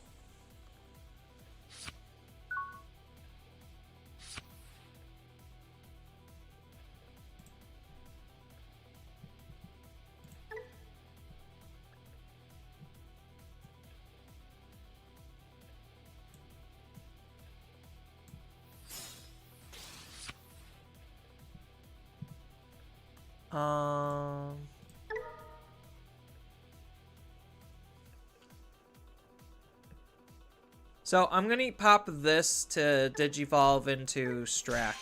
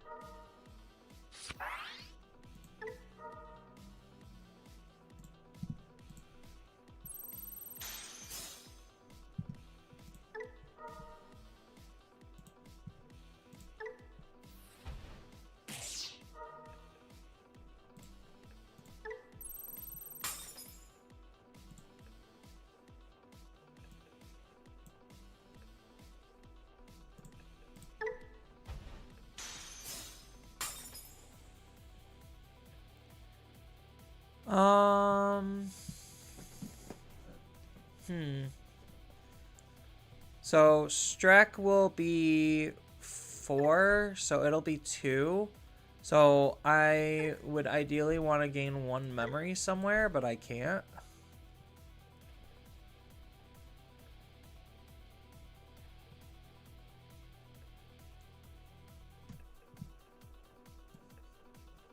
Oh.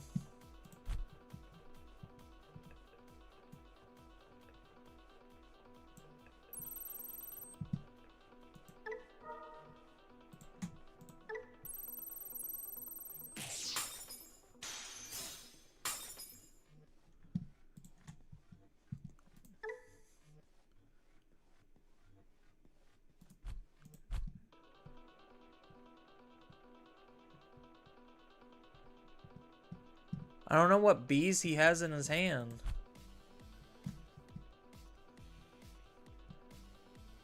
I think maybe I just hold off on a turn.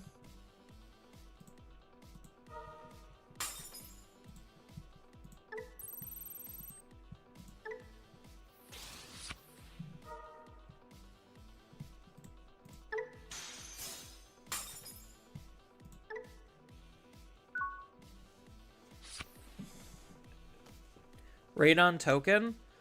Yeah, so what I should have done was I should have swung with one of these, then raid the token to burn the option so I don't have to worry about it, and then I could have done it. So it was a misplay on my behalf. Thinking about it in hindsight.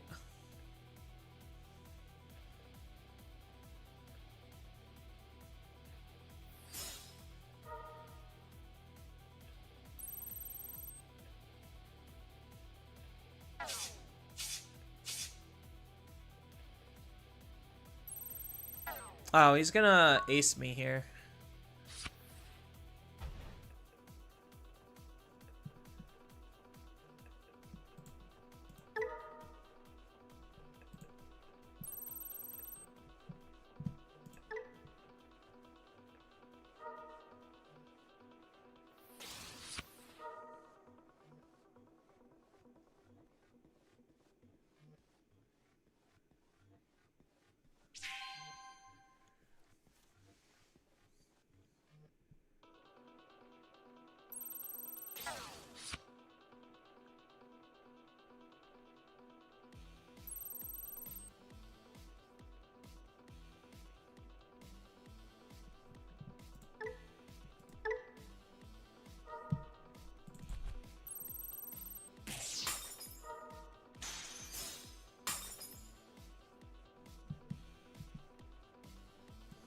Ah, my security.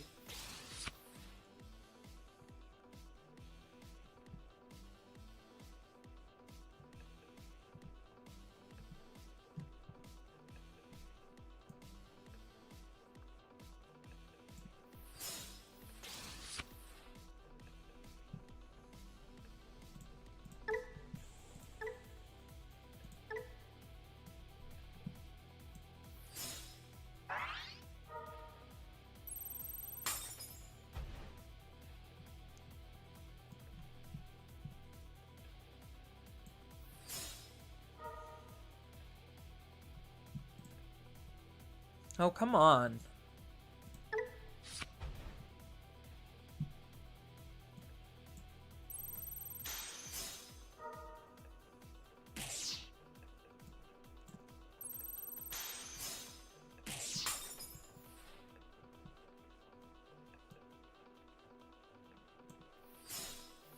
Where's my level 5s? There you are.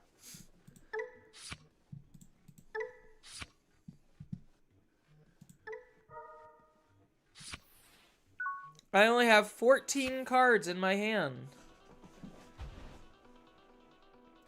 Did he give up his blocker to unsuspend? He did.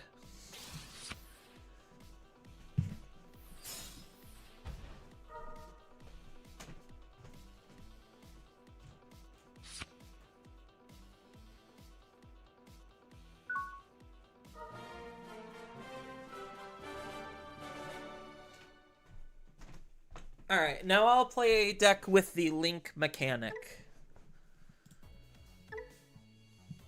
There you are.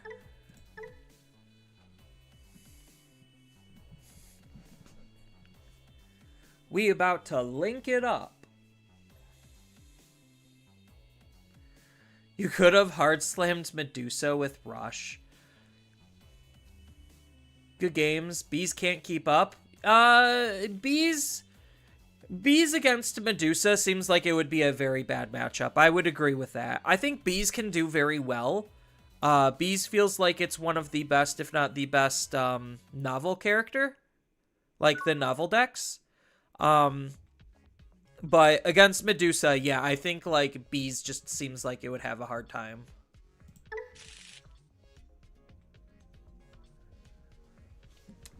This is a pretty okay hand. Not fantastic, but not the worst.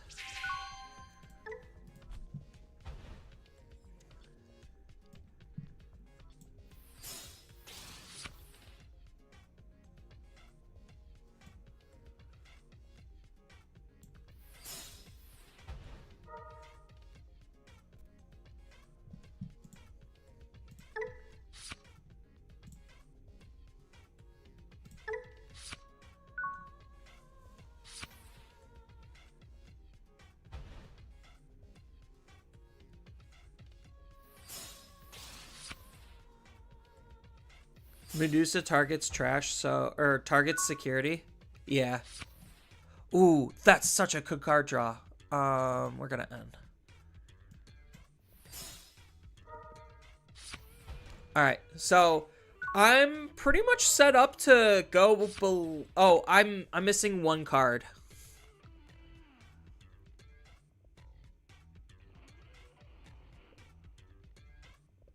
Okay, I know what card I'm missing. I'm missing the time. If I had time, then I pretty much can go ballistic here. I mean, I could still do a lot. Whoa.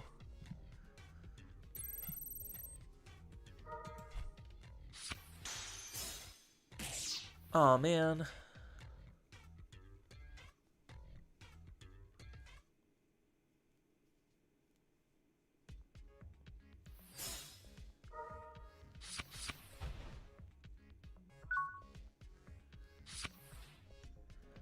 Oh, what can I do? What can I do? He doesn't have any tamers set up, so this is probably okay.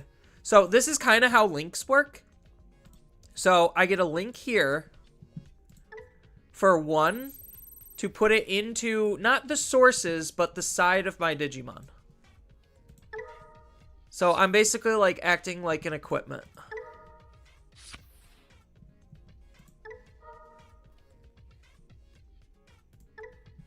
So see how the inheritables are right here, and then this is the linking? So that's kind of how it works, is it just basically attaches to the side rather than from the bottom.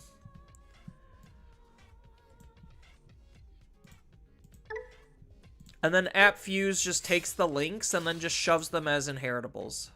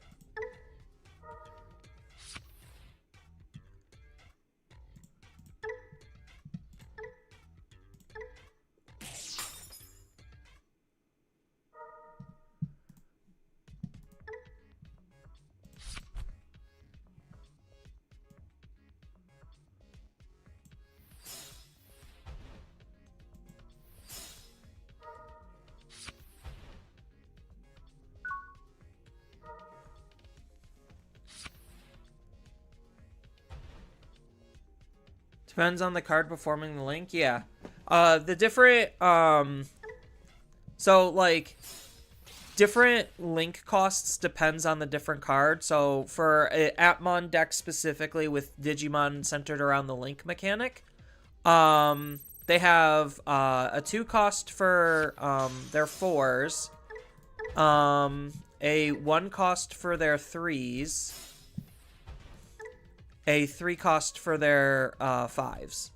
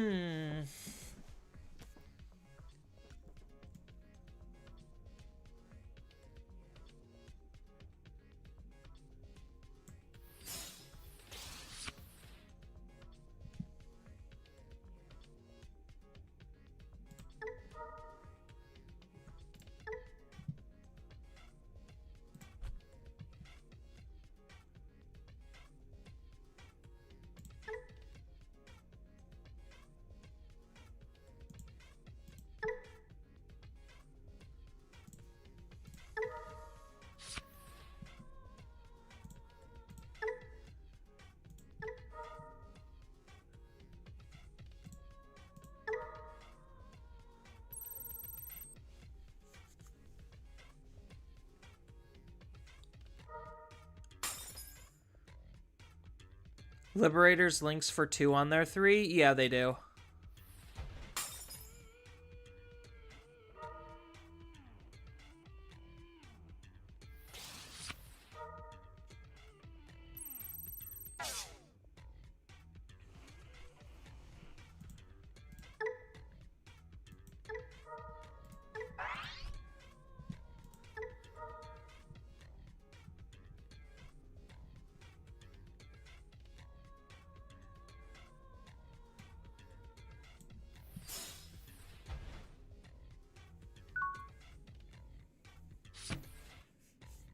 Alright, I should have enough memory to do whatever I want.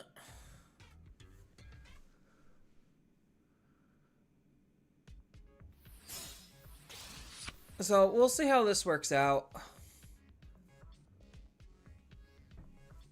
I could die here, right?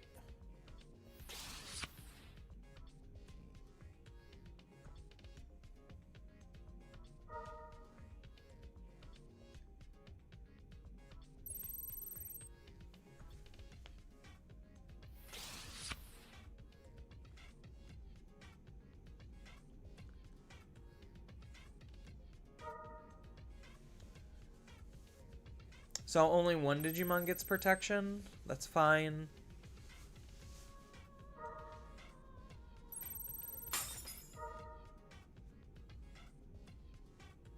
Quick question, are you considering Gaiamon Ace for this deck? Yes. 100%.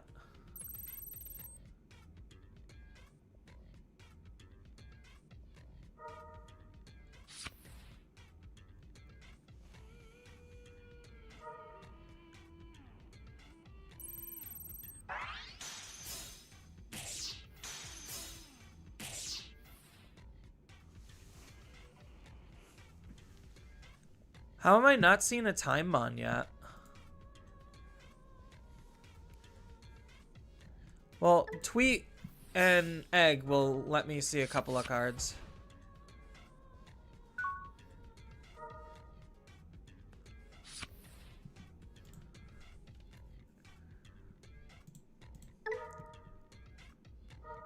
All the memory.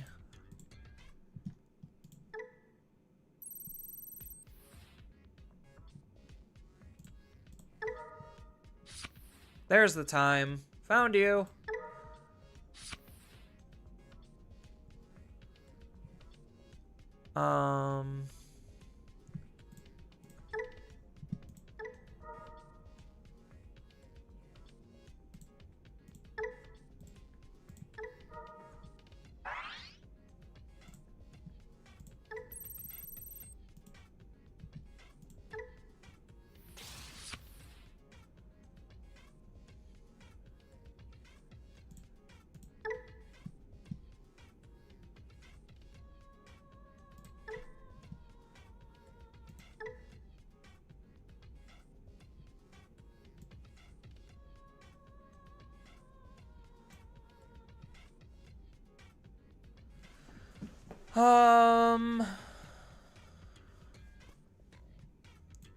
How big do I need to be? I don't think it matters. We'll go for it.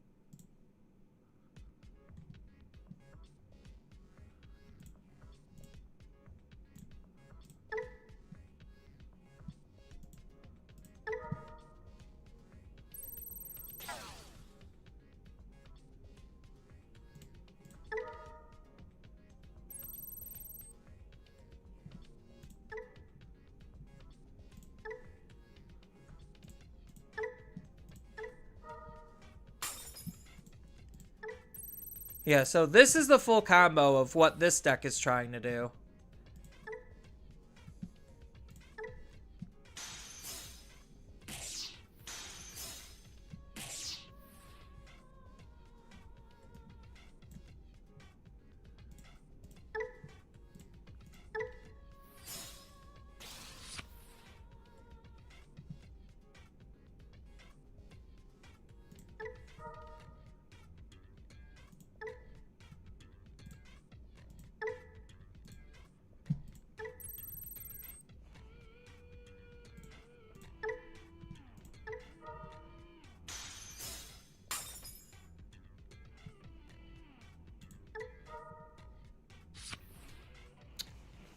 I was hoping for app link or something.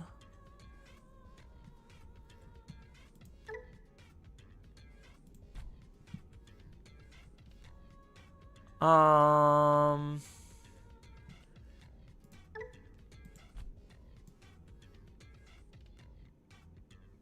So this gets me one attack.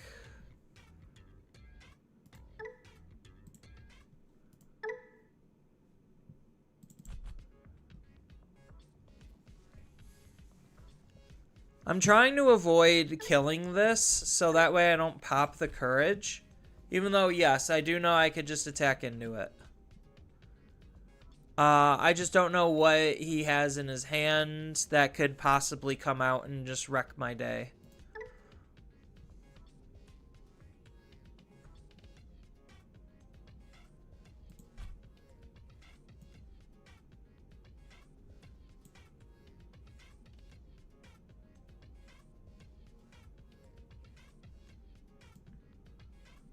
So, I think we Navi here.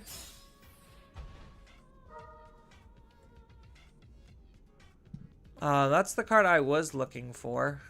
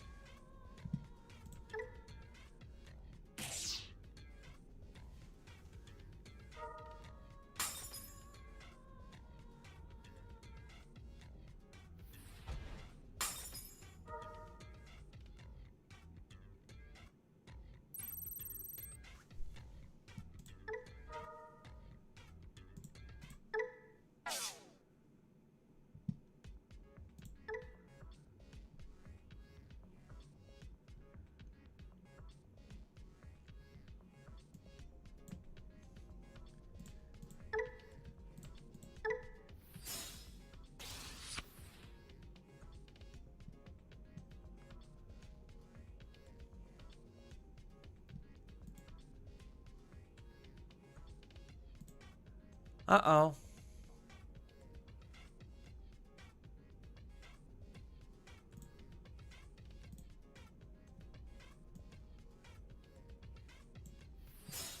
I have to do it the hard way, I guess.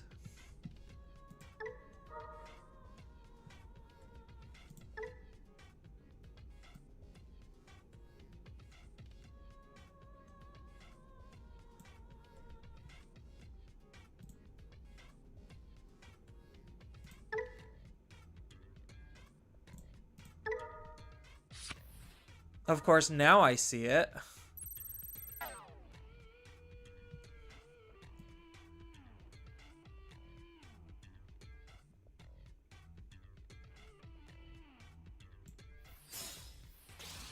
I know I could have linked here.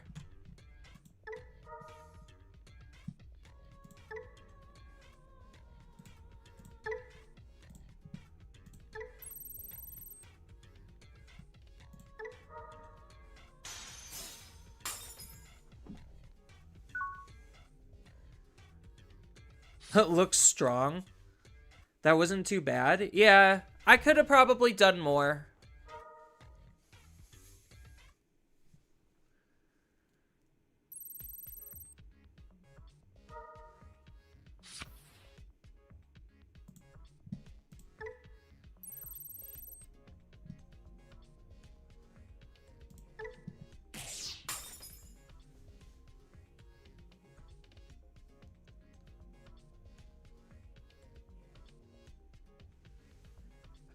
There, a nice clean field.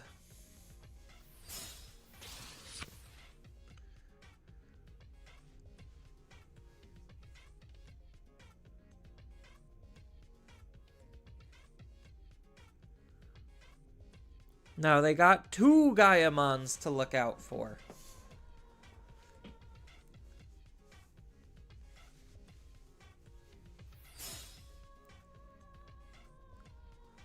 I mean, they could get rid of one of them, because one of them's caught without protection.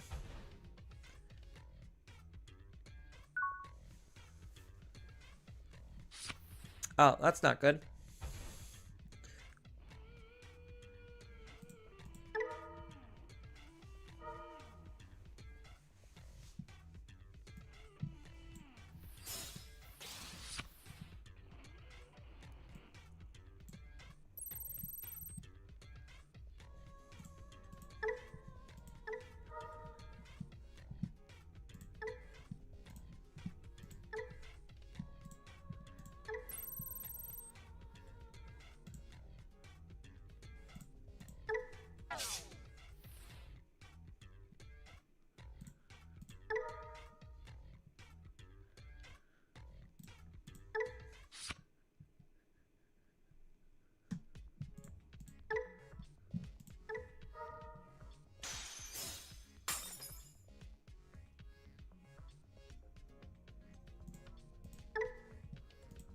God, now I have to click through all these.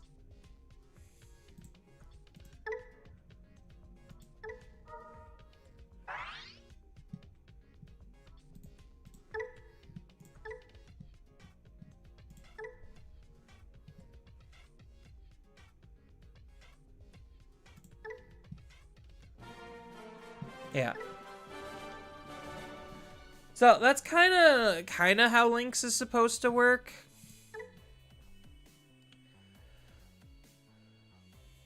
So the idea of Lynx, at least from the Appmon perspective, is if you're app fusing, it costs generally one less than what you were going to digivolve normally. Good games? Yeah.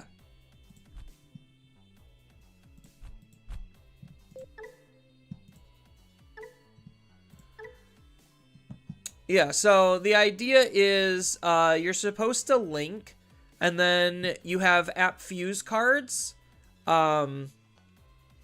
So you basically fuse, it's kind of like DNA, where you use a stack with a particular Digimon and a linked Digimon, and then you could digivolve for free into the higher stage. So that's kind of what the deck is trying to do.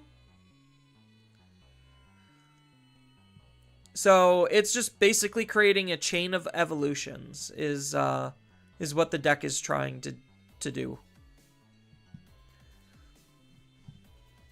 So you have specific Digimon that you're generally going to just use as link targets, and then you have specific Digimon that you want to like actually app fuse into.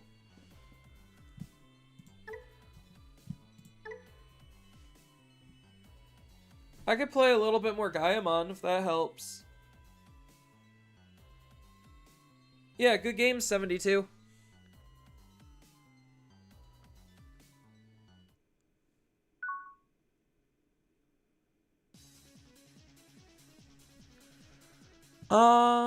This is fine.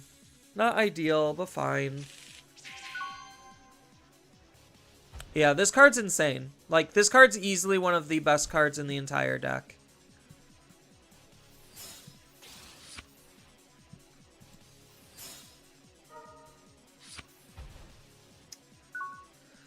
Oh, need to see more pieces. Seeing repeats is not good. I think this is a tough matchup for us. Because generally, unless I have the Airy Tamer set up, I'm not going to be big enough consistently.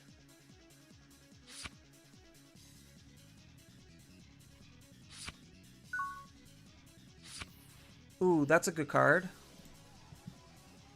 So I'm forced to set this up.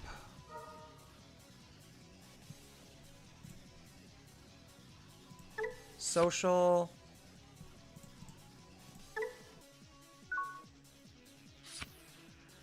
So I just need to see both my 5s and I'm good to go, pretty much.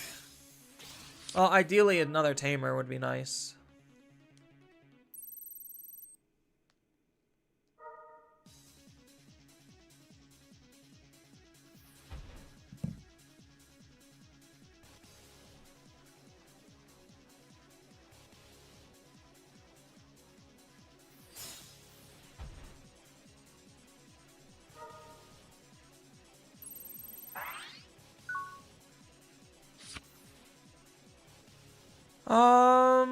could risk it. It's fine.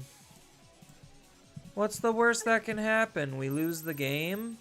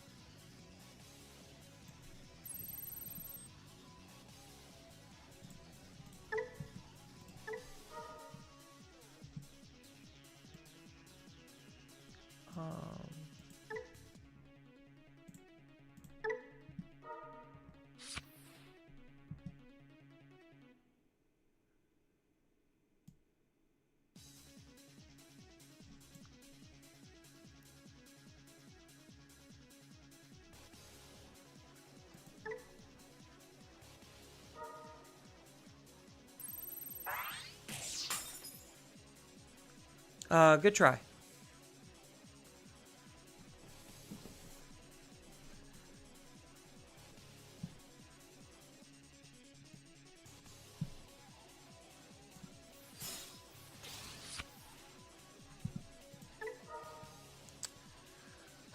Of course.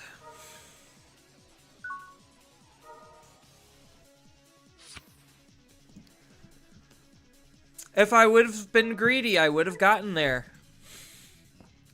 If I went full greed, I could have got there. Oh my god.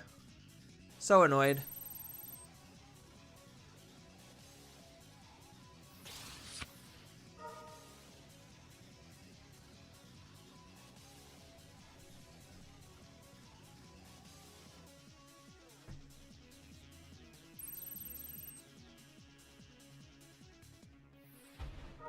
He doesn't want to suspend his own? Or is he going to try to vortex here?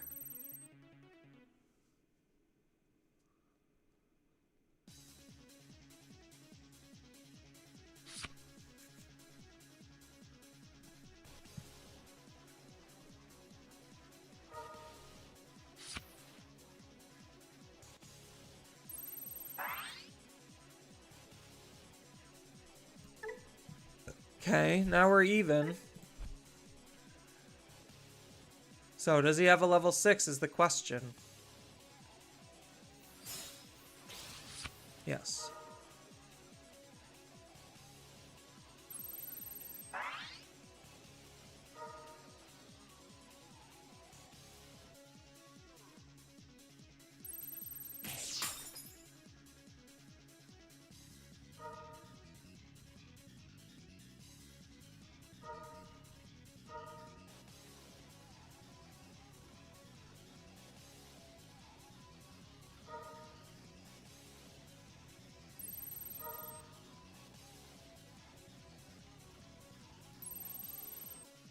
Yeah, I don't know if I could beat over those kinds of numbers.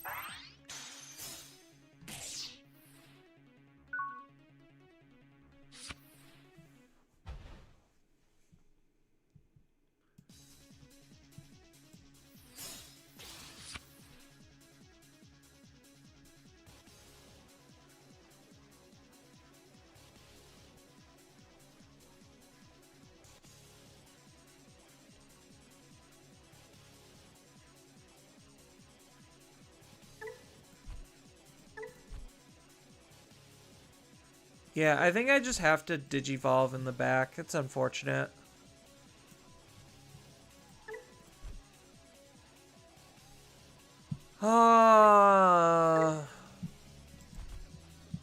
Nope. This deck can't beat it. Apps cannot be Vortex. Why does Vortex have Heavy Metal get 2 Tamer Setters? Or why does Vortex and Heavy Metal get 2 Tamer Setters? And only, and every other Liberator gets 1 except Bees, with the exception of Bees is level 6.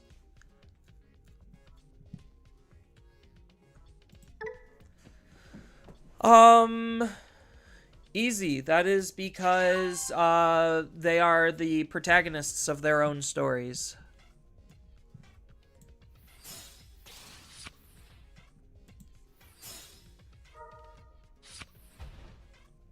That's probably the closest answer I could give you, is they are literally the two separate protagonists. Except Yuki, like, literally does almost nothing. Like, it's funny. Almost all of the novel characters just don't do anything. They talk. Like, they don't actually play the card game. They literally just talk.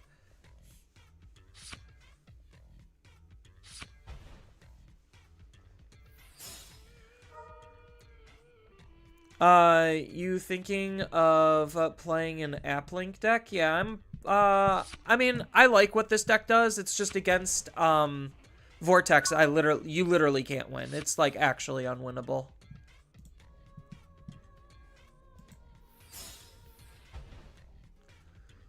Yeah, unfortunately, I am gonna have to, like, literally just take a lot of time off to set up because my hand is okay, but it's not great.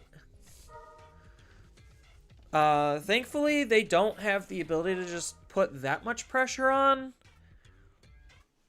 The pressure will come later.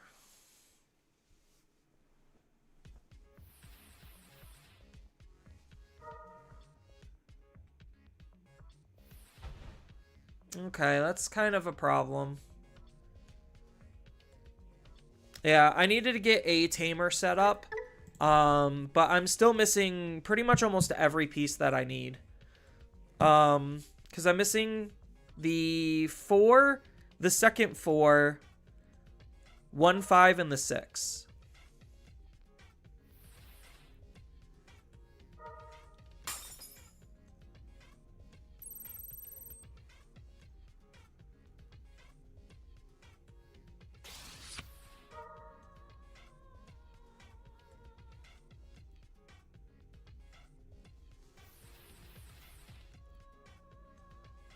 Because protagonist. That's like the only answer I could give you.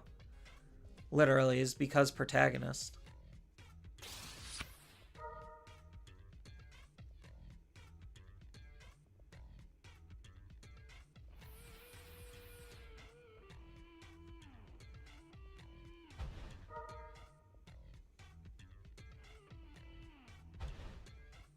Oh, that gets them their memory back, so they get to keep turn.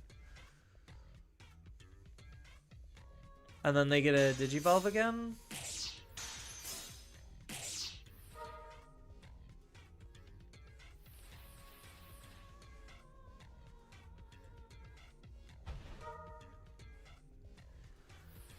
So how much damage do they have? So 1, 2, 3, 4. So they have lethal next turn.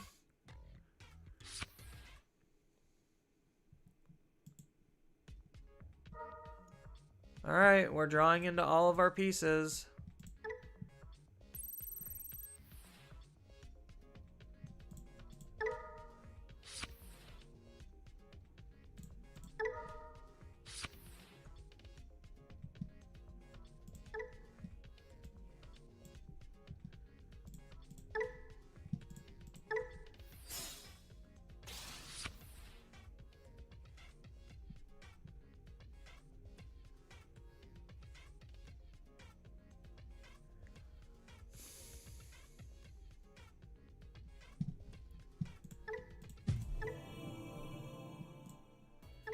Too slow. I was too slow.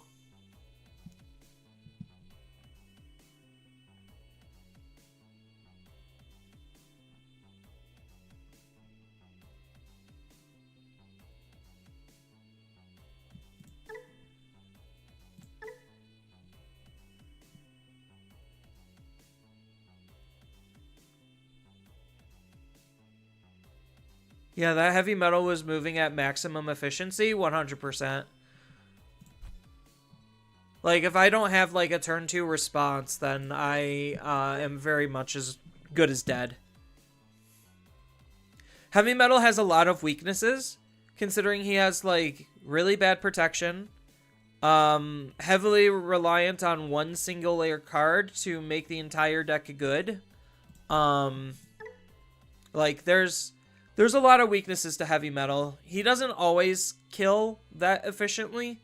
So like he leaves room for the opponent to actually mount some kind of a comeback, but like at maximum efficiency, if I didn't have a turn 2 response, I literally am dead.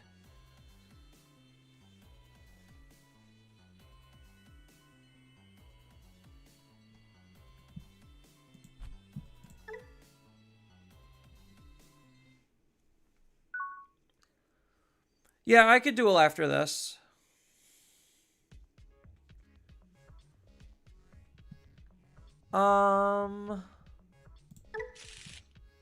That's better.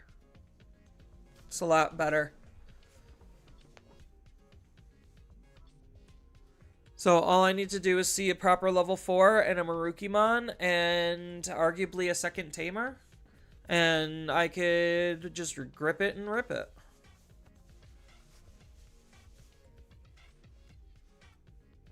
They're taking a while if they want a mulligan. Usually mulligans aren't that hard.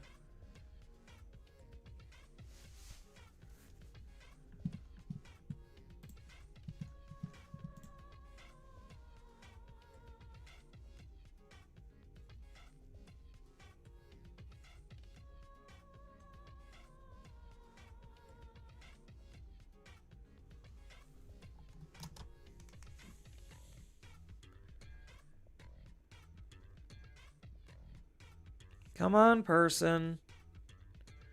Is it really that big of a decision if you're gonna mulligan?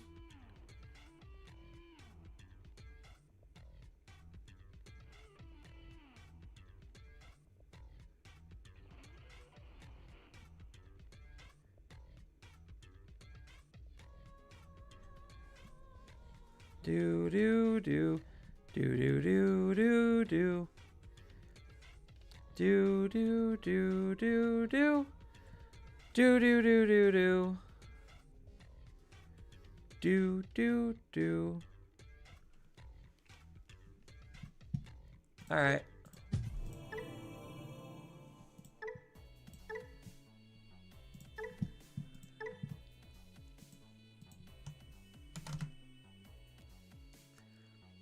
Probably not at their computer.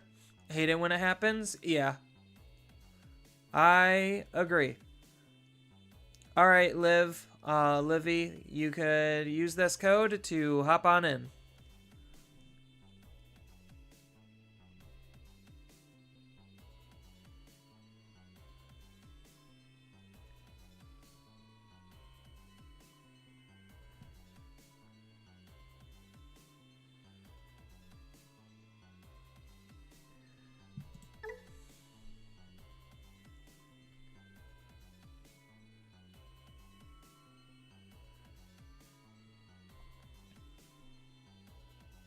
I got my taxes done today. I'm the one who did them. Partially why I didn't go to locals is because I wanted to do my taxes.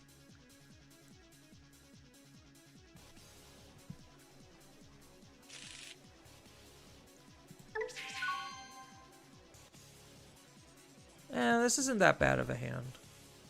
Cocomon. I think I just lose this matchup if you get into your Digimon fast enough.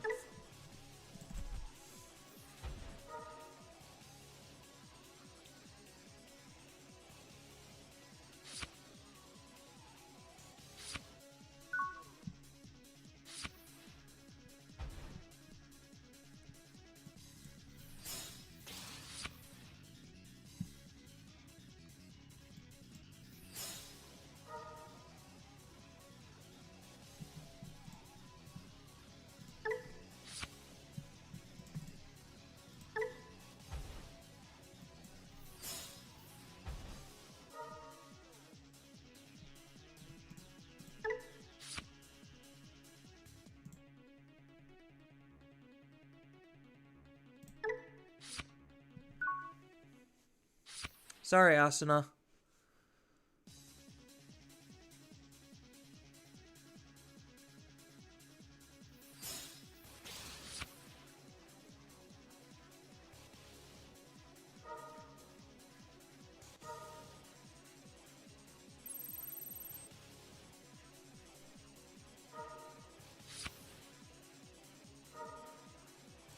Play out the Shoto.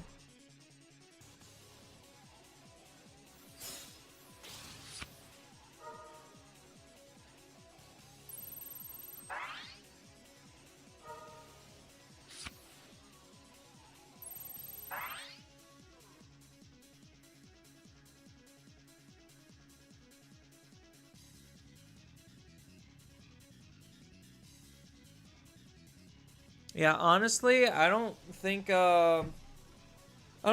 if you go, yeah, I think I just automatically lose the game from this point forward.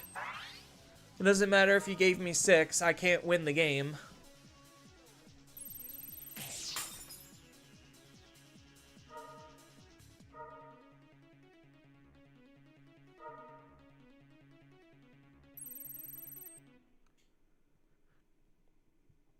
Yeah, this card's incredibly fucked up.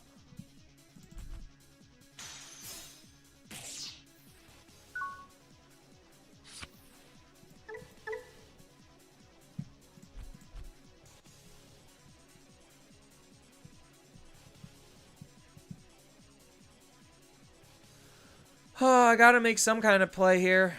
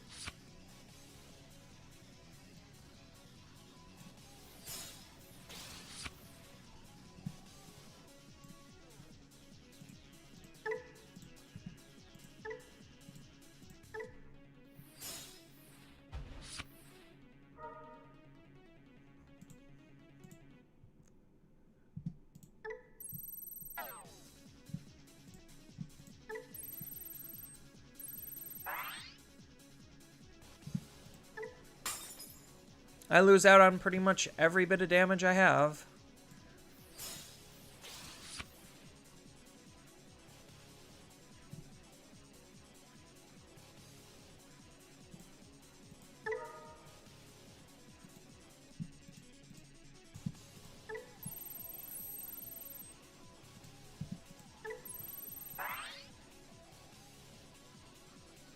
I'm still not even big enough. All right.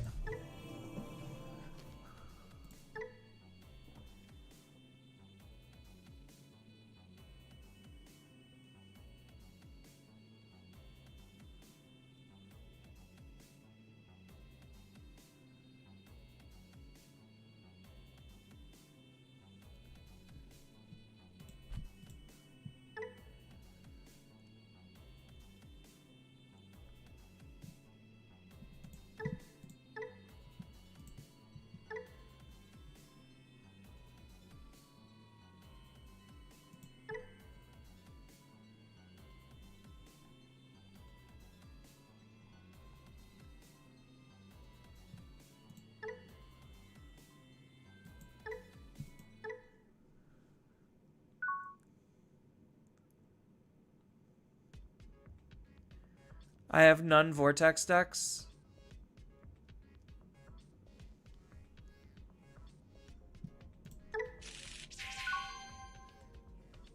This hand's really unplayable. You have non-Vortex decks? You play whatever you feel like. I'm just gonna concede when the game is over. Like, that's basically my only stipulation. I'm not judging anyone for playing anything. It's just, I'm not afraid to concede when the game is over. Oh, I shouldn't have done that. That was stupid.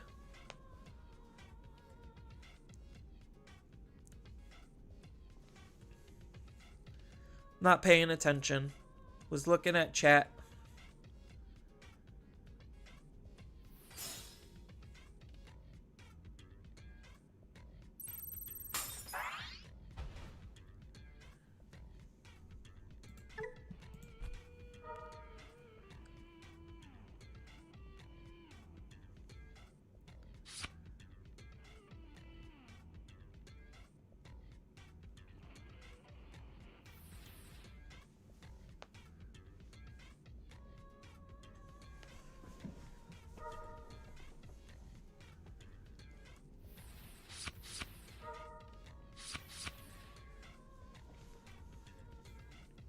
All the draws and all the discards.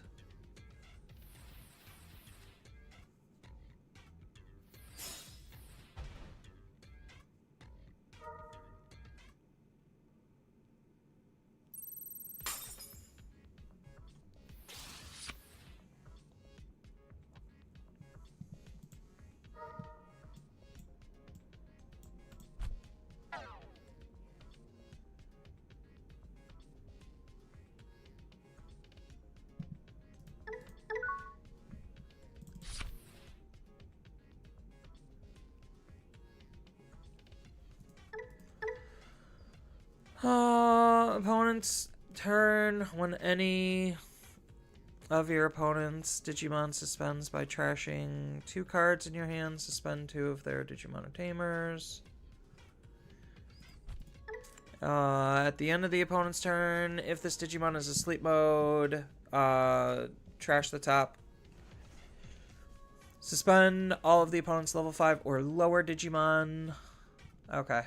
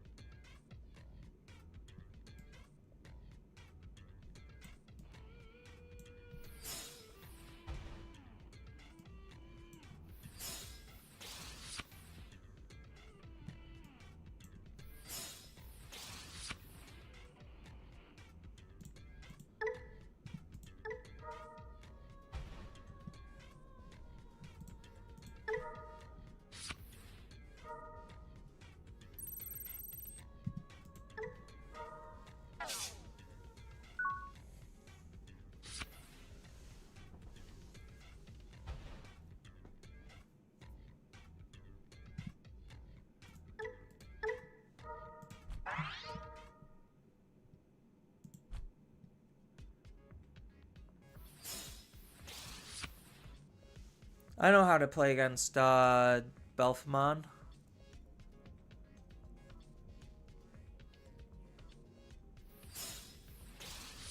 Range.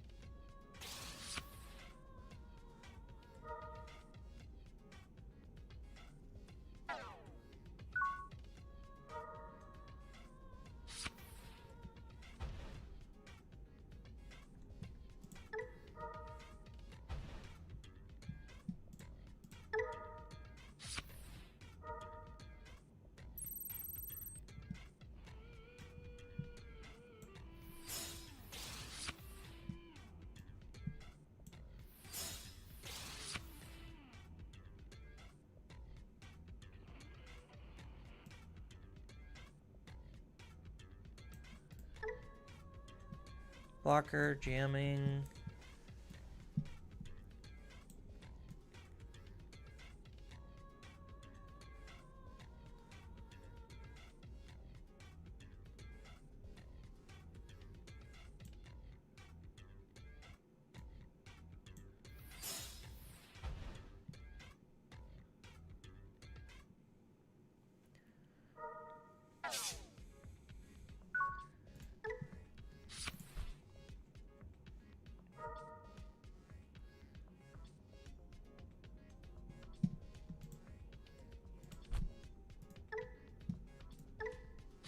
Rush, piercing. Belphamon's kind of interesting. With the comic of swapping from rage to sleep.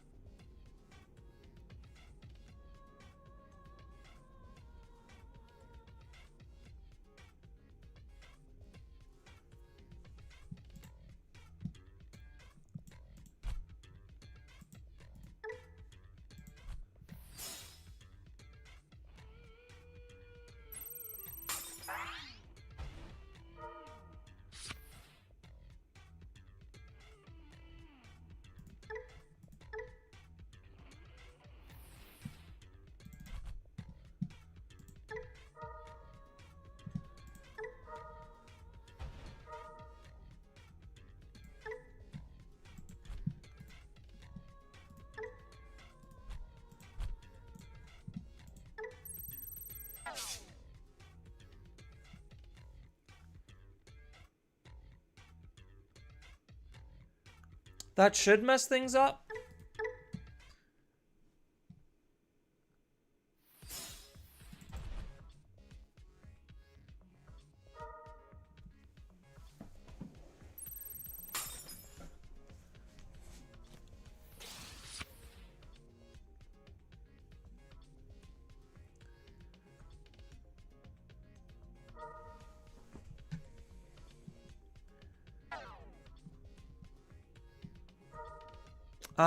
I need the other Diaboromon, the Alliancer, if I'm going to have any shot of winning right now.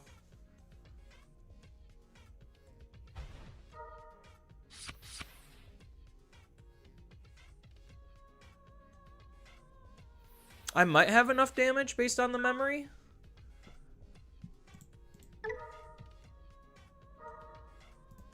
Because they all have Rush.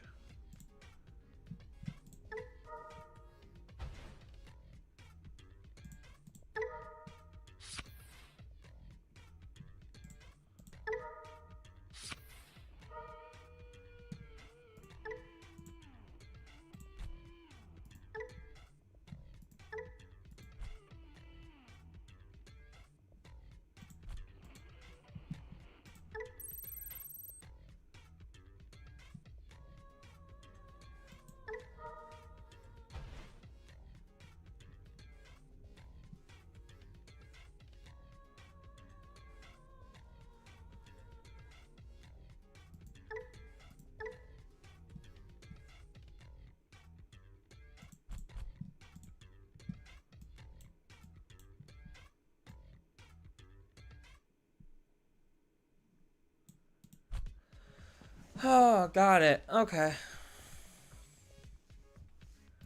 I just can't delete these.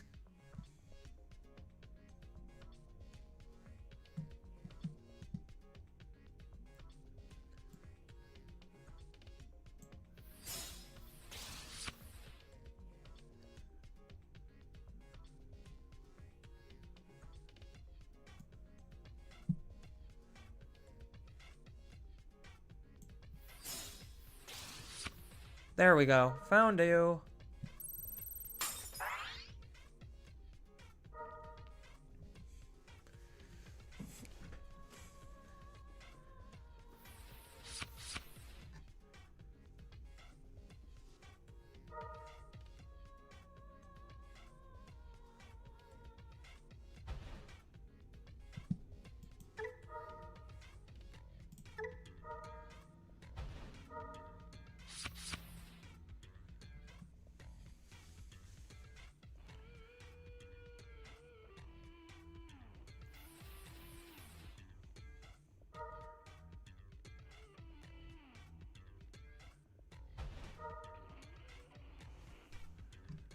Oh, I have to discard a card from my hand?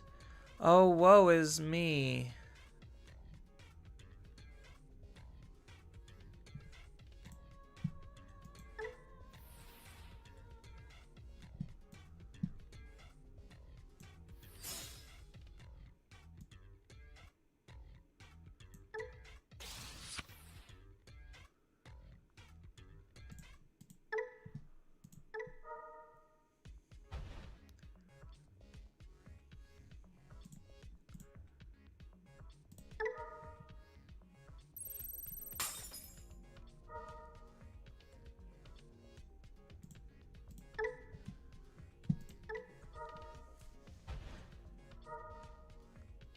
My Diaboromon army.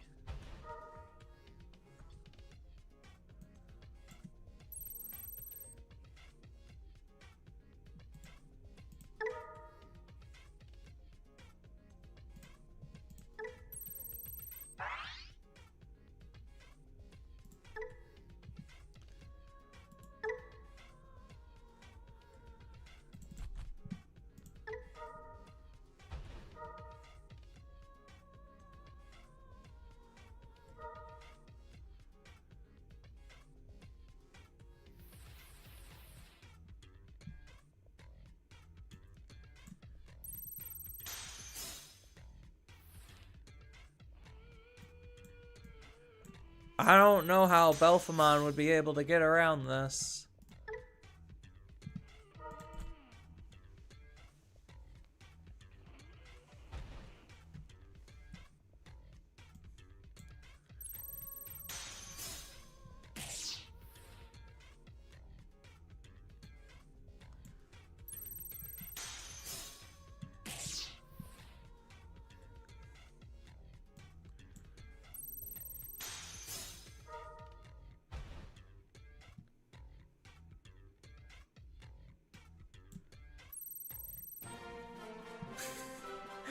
The swarm! The swarm!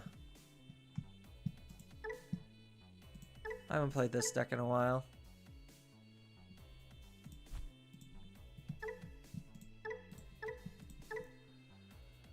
The army will forever multiply. I mean, I knew how that matchup goes. I just wait. Like, I literally just wait.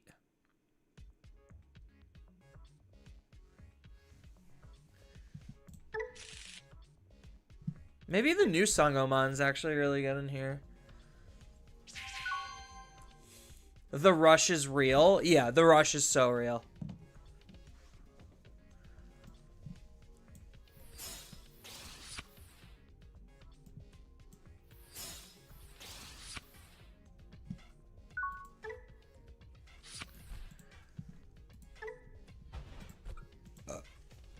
Gallantmon. I don't like Gallantmon. Gallantmon's mean. He's a meanie. He's a big meaner.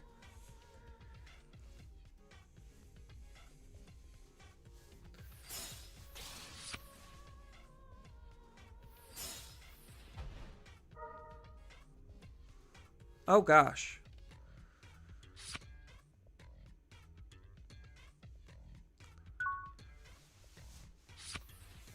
Well, at least that's something.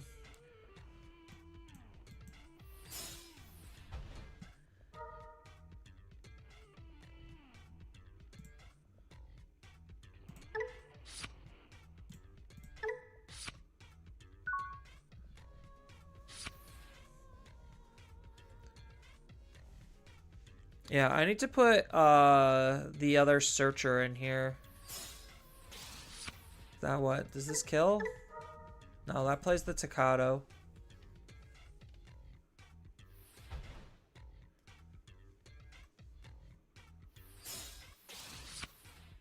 Interesting.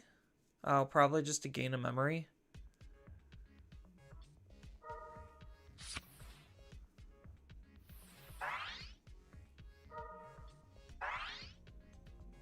Raid.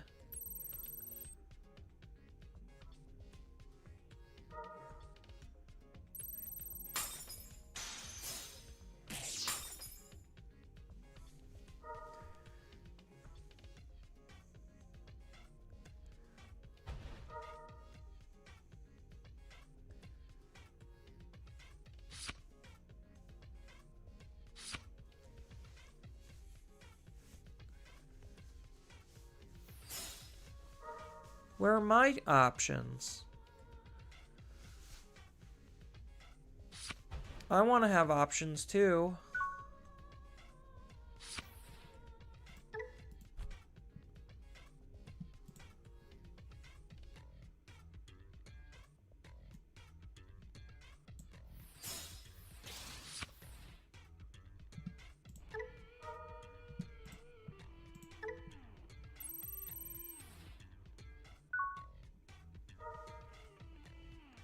Probably shouldn't have moved out, realistically. I literally just had nothing. I'm literally drawing, like, I'm on fumes.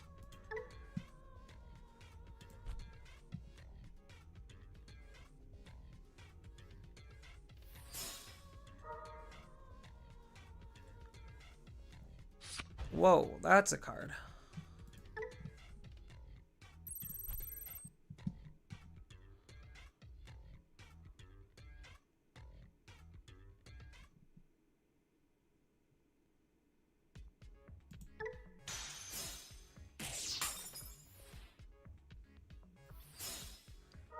Yeah, I know. I telegraphed that I have an ace.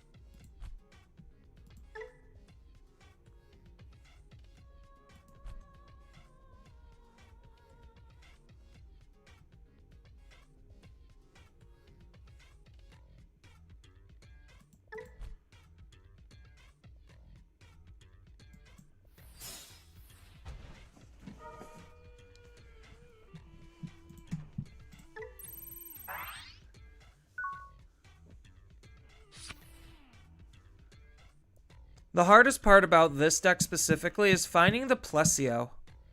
That's like the only big downside to running Deep Savers is Plesio is like impossible to find.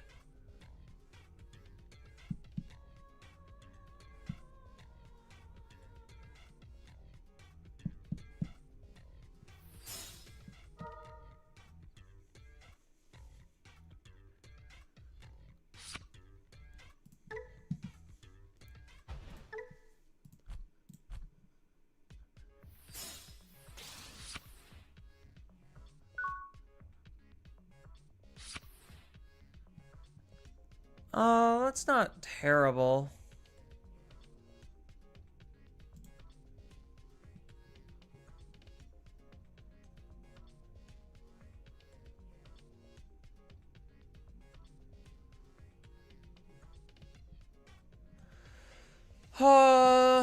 Do I have the ability to DNA? Because this specifically asks for Plesio.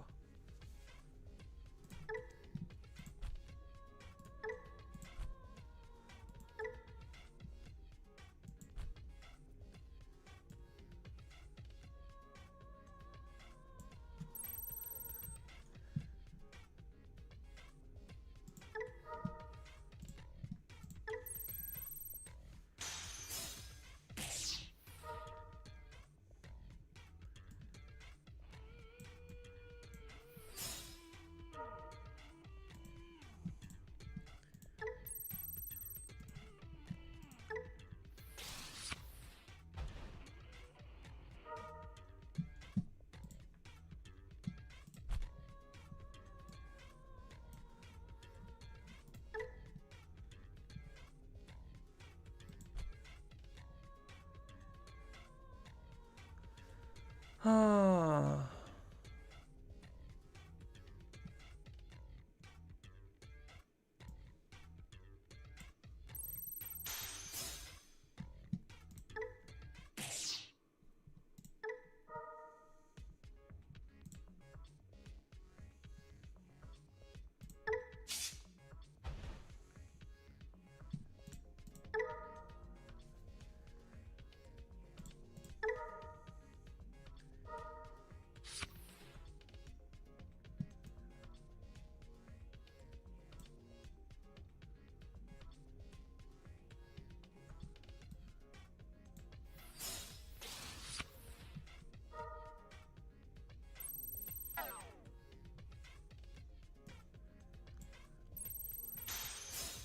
Well, we'll just see if we have enough memory, I guess.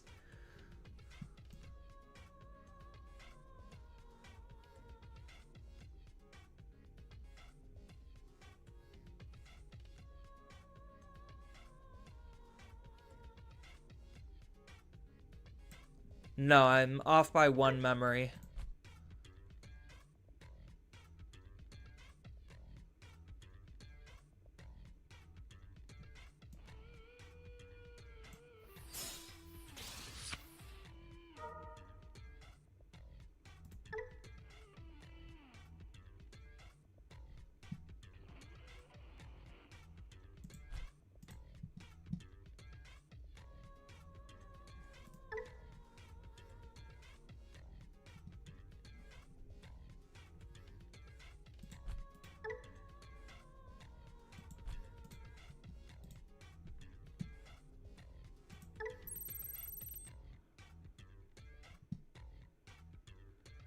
Yep, I'm off by 1 memory. Gosh darn it.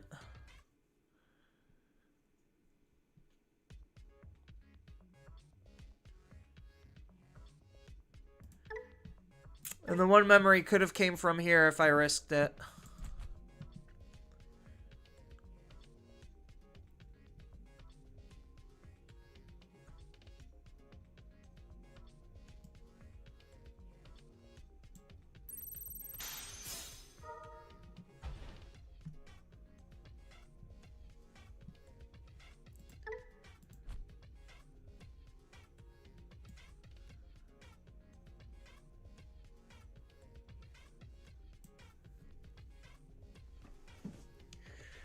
Oh, that moment when you're literally 1 memory off. It sucks.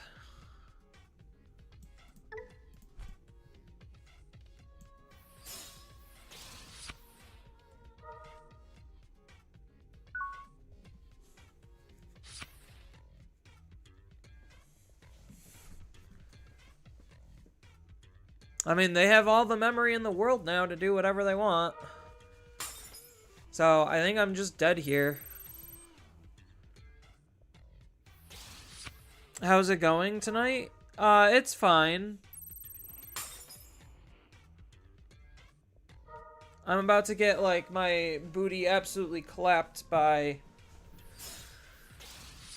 gallant shenanigans. Oh, that's right.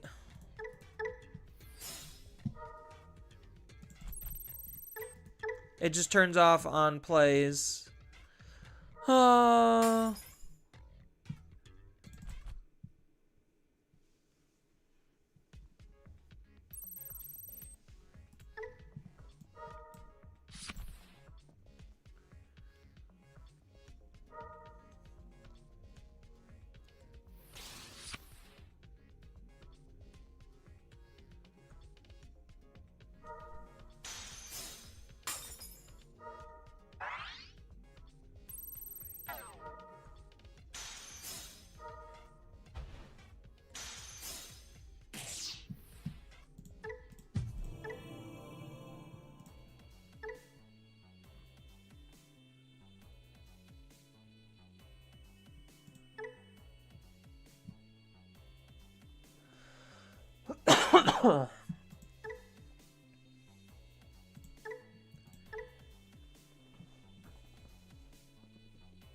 Yeah, unfortunate. Unfortunate that Gallant just OTKs still. And I was 1 memory off. I should have took the risk.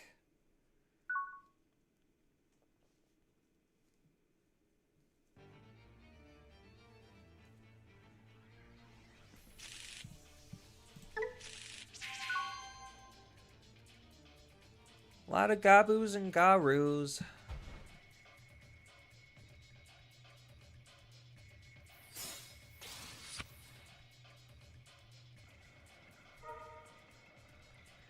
Although I did manage to do my taxes today, so I guess that was an accomplishment.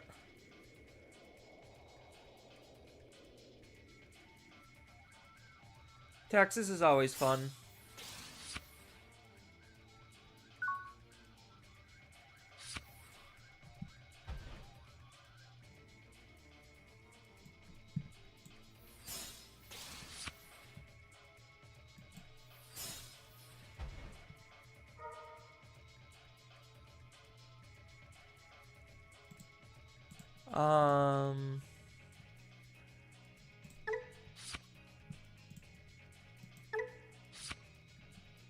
Yeah, we just do this. Because at worst, I could still do, like, old-fashioned Omni stuff with this kind of a hand. Pay a lot. Maybe out a Digimon. We'll see. Oh, Maidmon bounces back to my hand.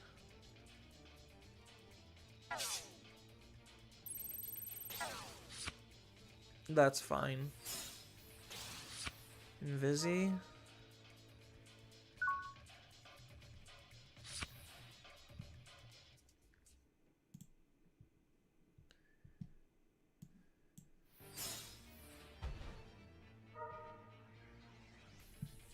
Um...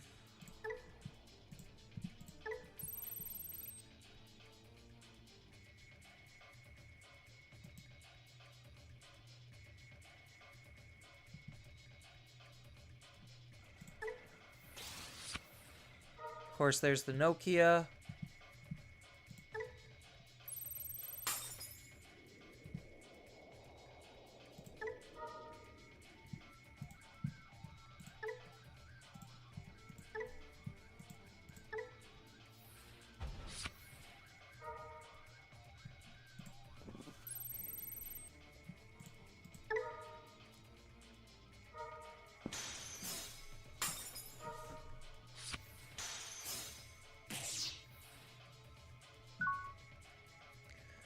Well, hopefully this singular Omnimon can put enough pressure on. What's the top card of my security? A Matt and Ty?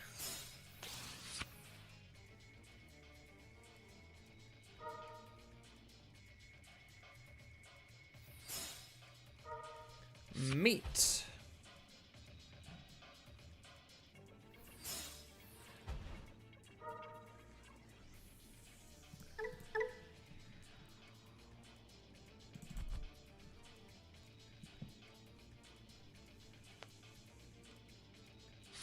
Blackwood Greymon Ace against my deck is actually kind of annoying.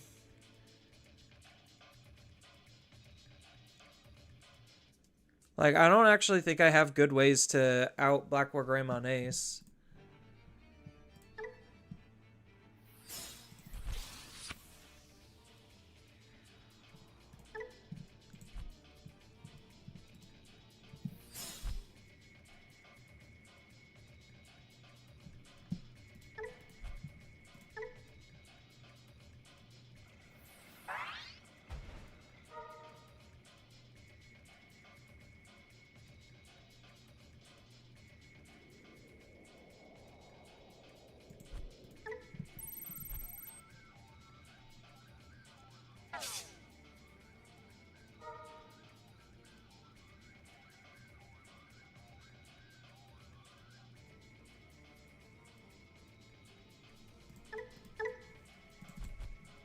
Oh, they're so hardcore ace baiting me.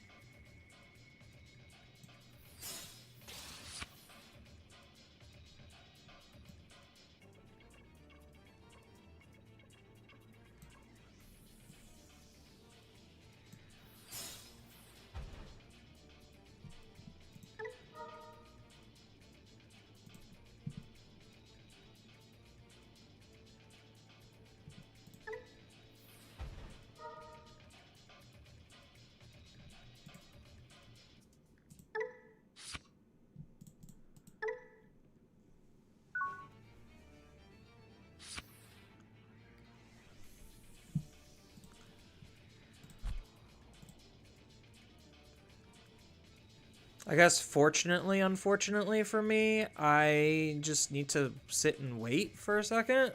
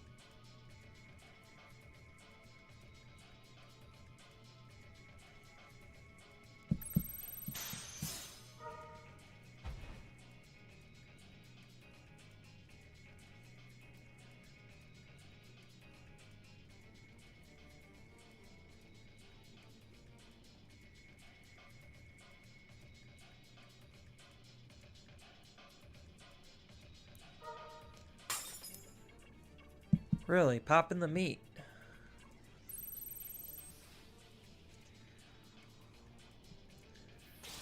Shinramon.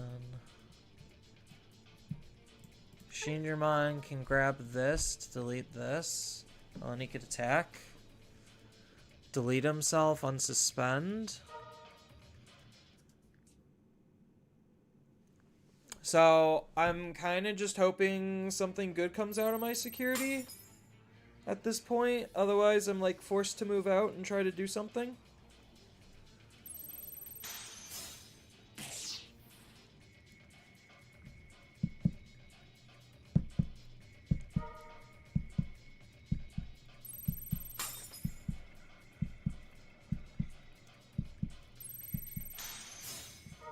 Huge. That's actually game winning.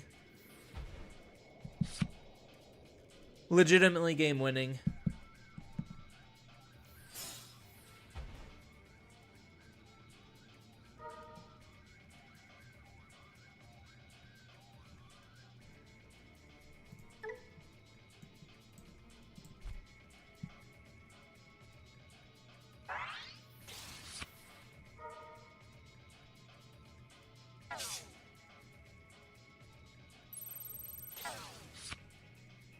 Bastard.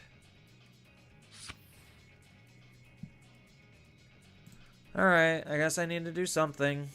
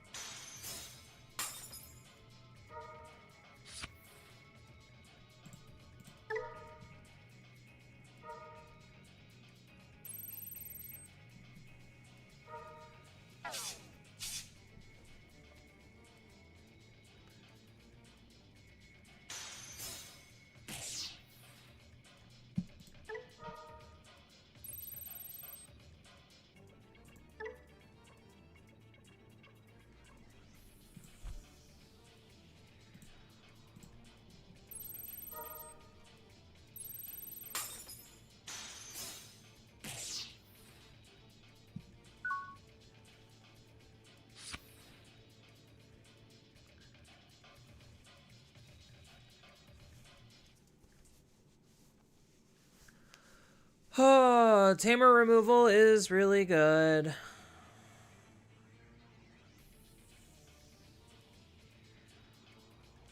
Literally, that's partially why this is in the deck, is so that way I could hide the mat and ties. I don't have the memory to be able to do both. Looks like they were out of level 4s. Omnimon for the win!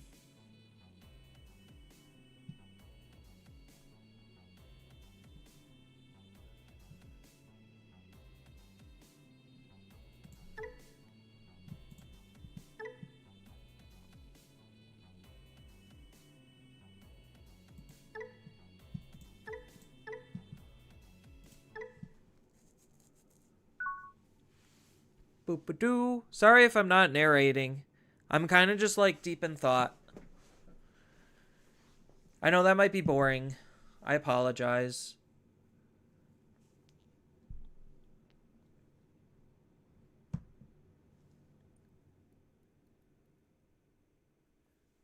Okay, I was like, hopefully we don't have a loading glitch.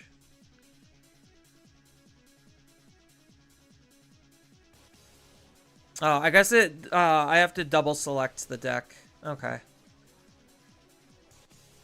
Going second? I could keep this hand. Yeah, I think I have to, like, double select on a deck. Do it twice. Hey, C-Cell Force. C-Cell Force. There we go.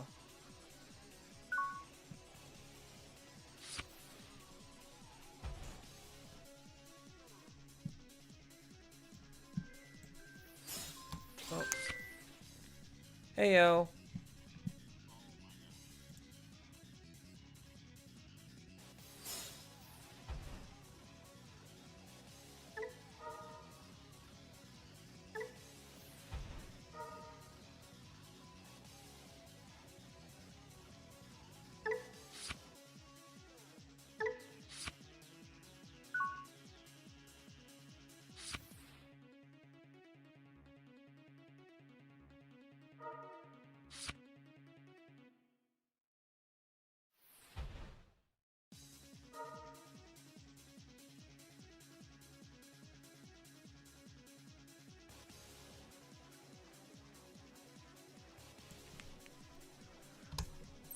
Alright, what do we got going on here? Oh, is this that yellow good stuff or whatever?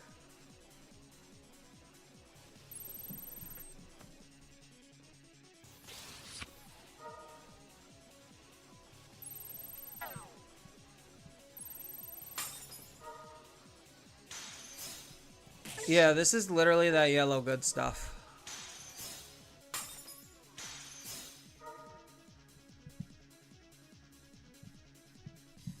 What am I doing? I get to play a Digimon with a 3-plot? Okay, so we're gonna play from our trash then.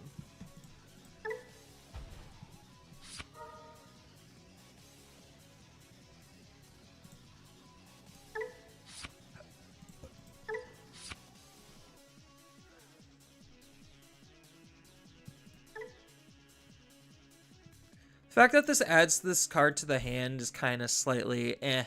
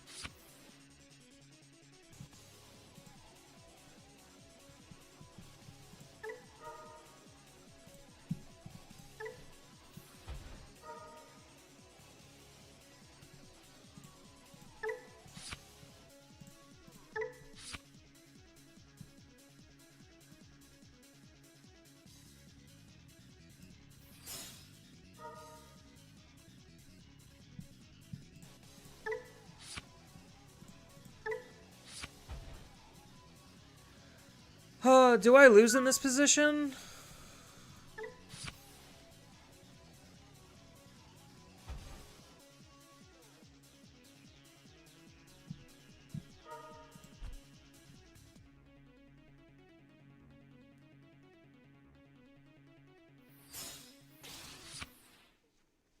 Do they Shine Greymon Ruin mode me?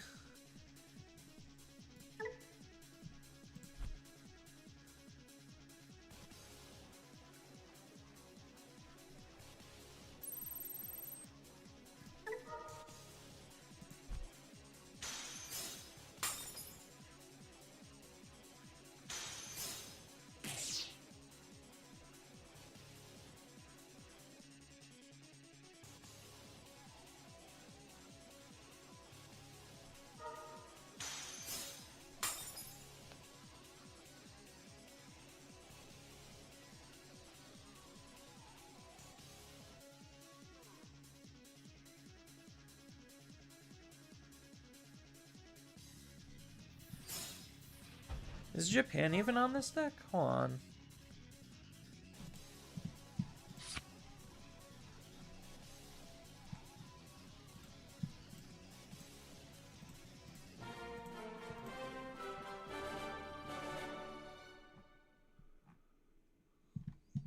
Oh, okay. Oh, that's just puppets. Here's Agio. Yeah, Japan is on the deck. Okay.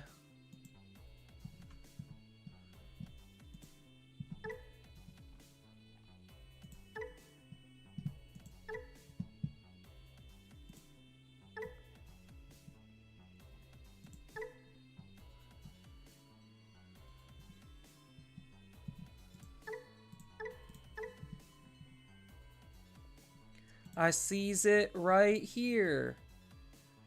Just Turbo Shine Greymon.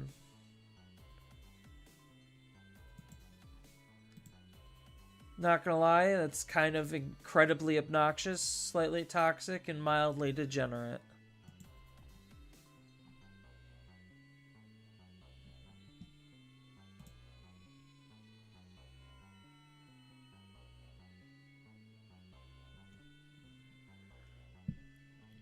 Oh, it's a 3, not 3 or less? Yeah, it's exactly 3.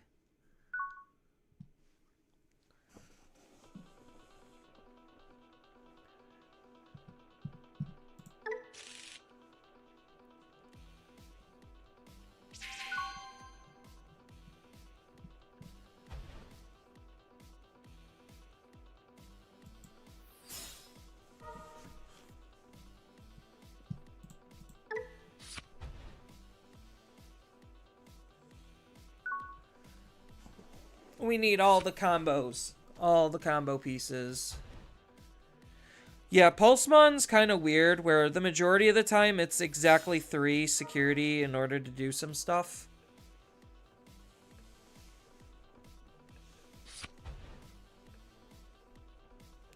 Really?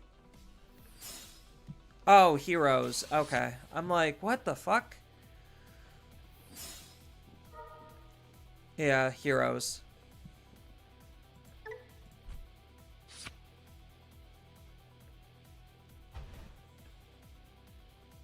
At least Heroes gets a new top end, so they don't have to steal the app pieces.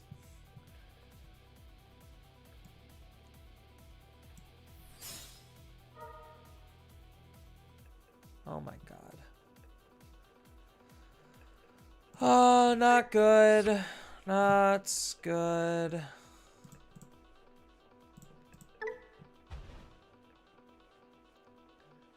Should have just played this to begin with.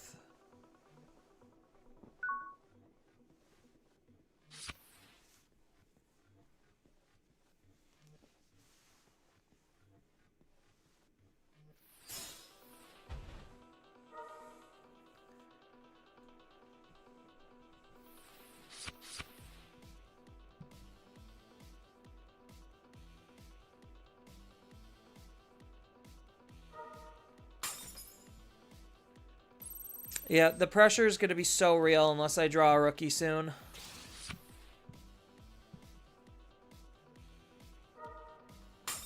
Oh, does this not play a Tamer?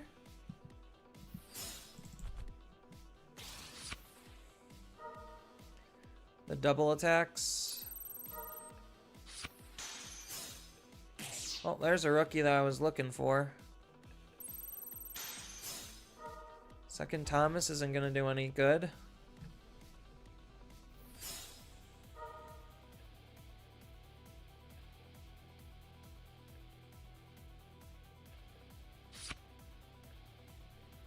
Draw a rookie. Well, this could get me to see a rookie.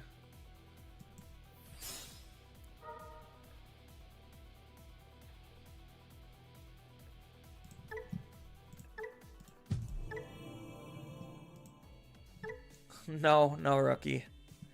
Rookies are not allowed.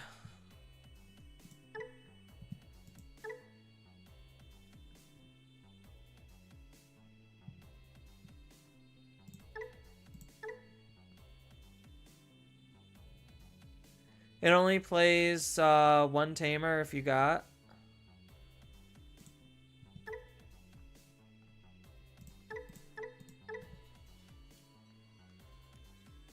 It only it only plays a tamer if you have one. Yeah.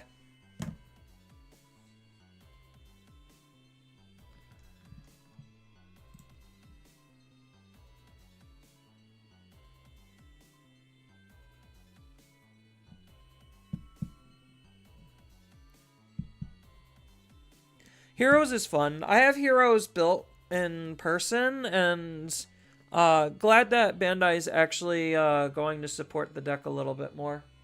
It kind of needs it.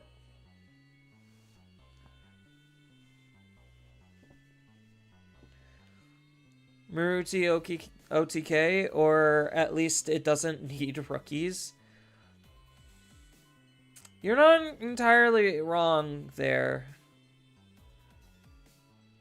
Mirage sucks? No, hold on.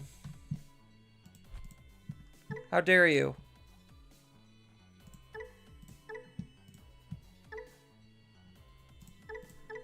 I'll make you eat your words. Unless the new stuff supports the deck. No, Mirage doesn't suck. I just didn't see a rookie.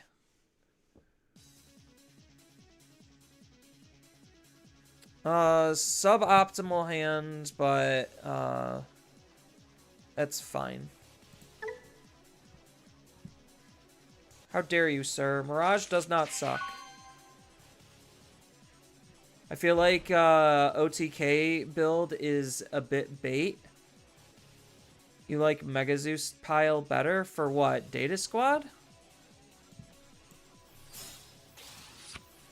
Oh, look at that draw.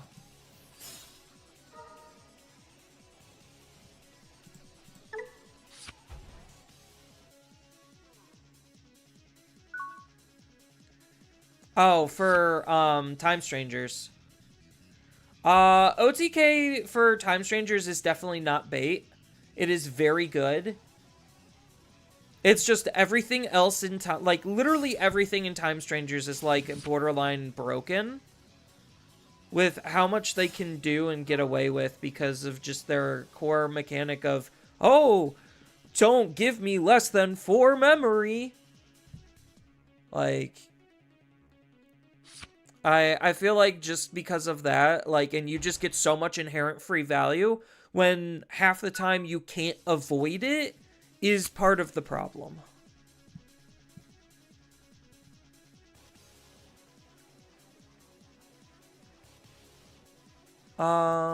So I could do one more search, and then I might be able to move out. We take the backup rookie, I guess.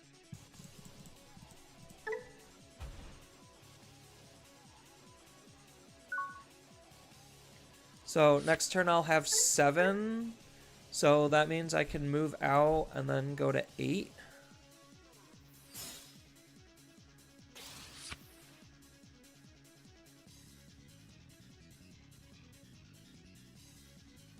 Still no. No, my gal.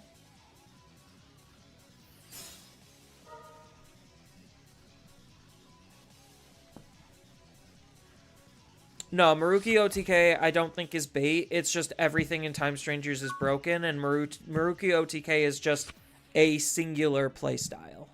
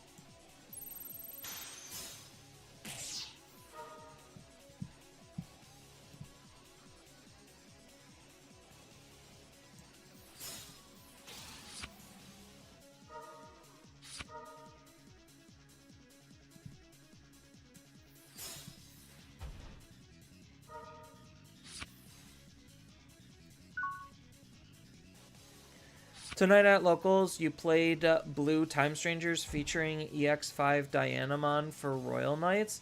Since she came up just enough times to make it so my one win of the night was versus Royal Knights, because Evo'd into her just at the right time.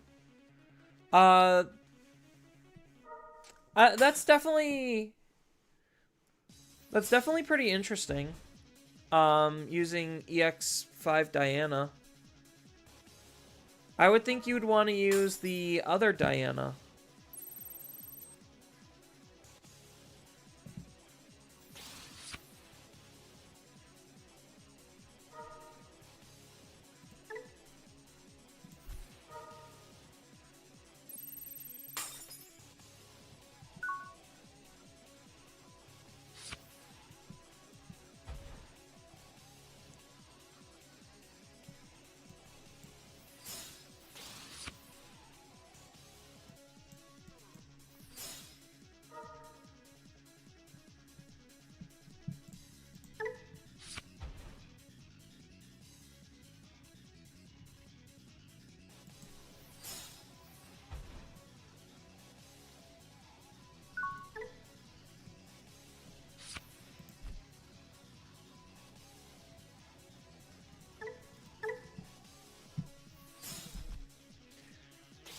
Yeah, Gallant Heroes is definitely going to be very interesting to see how that develops.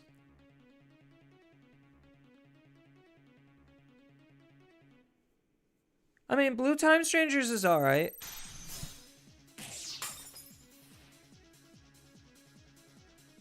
You tried the other Diana, with the tucking of a level 5 or less, can give you two of the same source.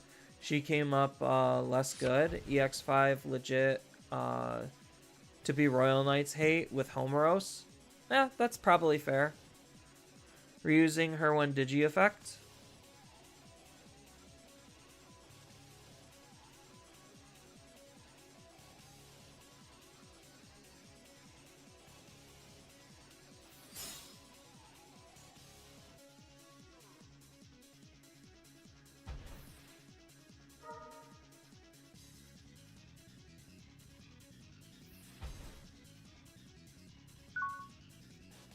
Bastard, getting your hand count low enough.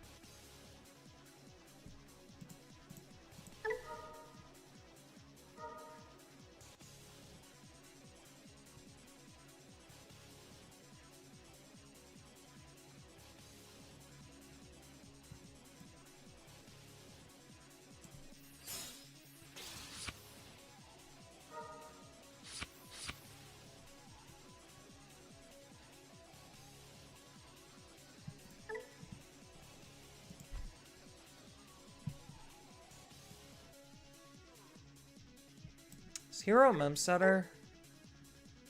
No, he just generically gains one memory.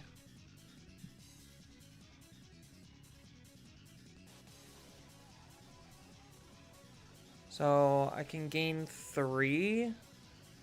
So it's not quite a free evolution.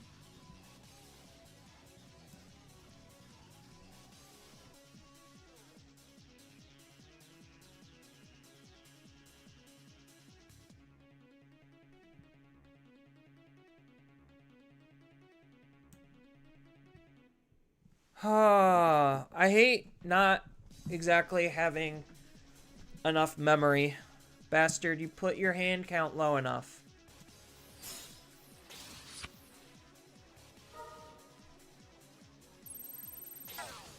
How dare you? I hate giving you all this memory. It legitimately feels bad.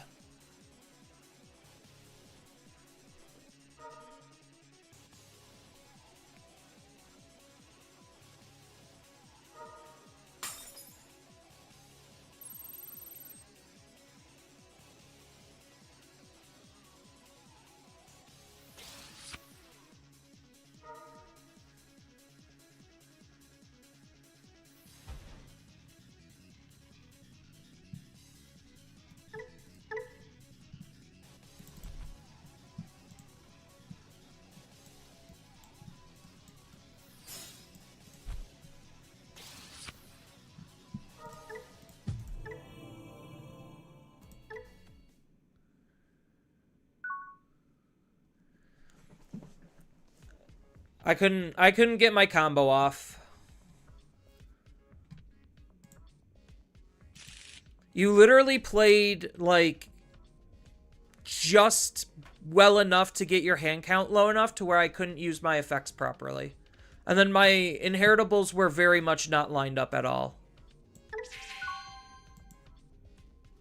No, so he was going to double kill my Digimon and then wipe my field, and then I can't come back. So, like, is there even a point on finishing the game when I've already lost? Like, he already revealed I have the winning card.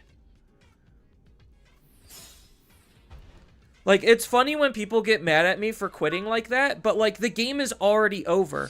Why am I wasting my time watching, like, the game actually finish when I see the winning card that they just played or revealed?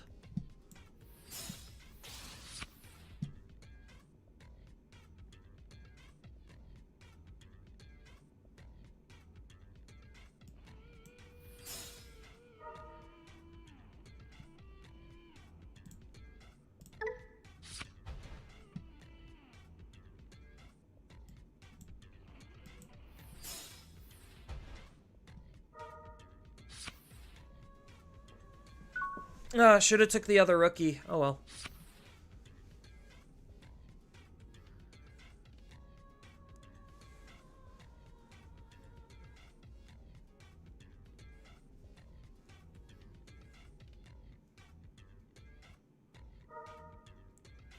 I mean, at locals, I beat up the guy on SetCon so bad he scooped the whole best of 3. I mean, they deserve to lose because they're playing SetCon.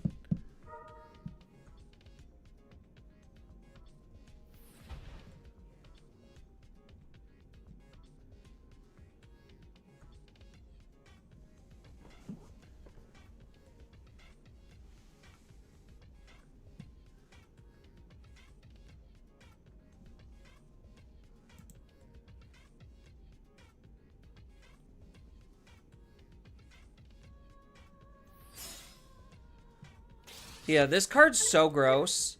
I kind of want this card to get hit. Like, not gonna lie. This card is just absolutely disgusting.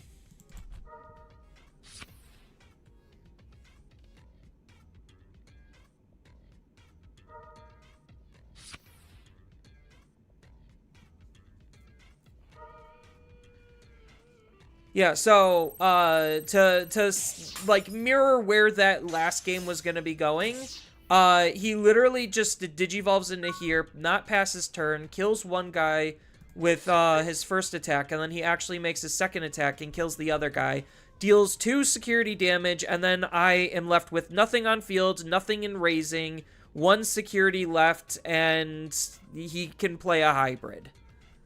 Like, I don't know what you would expect.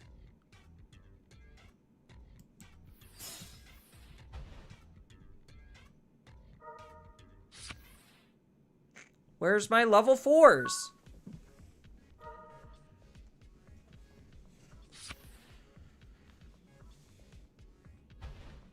We can't hit Superior? No, Superior's kind of gross.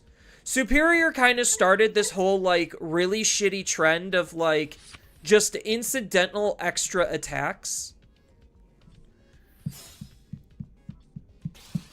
Like, I'm not saying he, like, actually started the trend. He just was, like, a very obvious step into the direction that Bandai is very hardcore trying to push the game, which is games ending turn 3. Because of all of the extra incidental aggression. Where it's just like, oh, everything has end of turn attack. Everything can play out bodies for free. Everything can digivolve for free. Everything can play out tamers for free. I mean, granted, we've been playing out tamers for a while.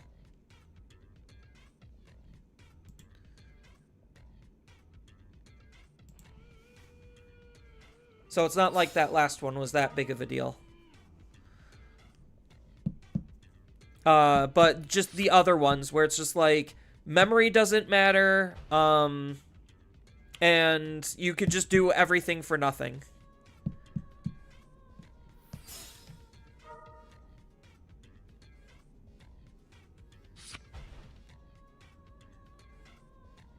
So if I don't do anything, am I just dead here?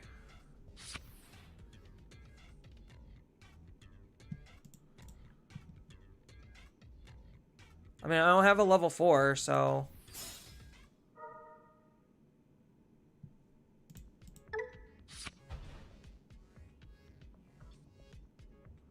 I guess we'll find out if I'm just dead. Right after these commercial breaks.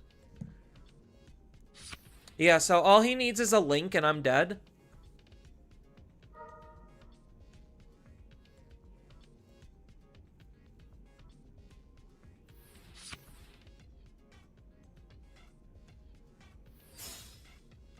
Oh, or fire rocket and I'm dead.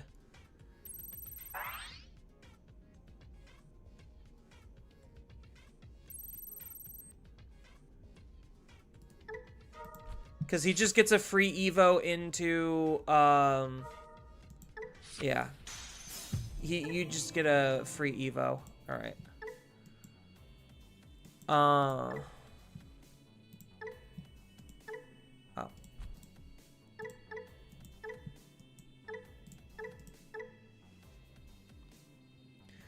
Man, what was with my Mirage deck? It usually performs way better than that. I just constantly am missing pieces.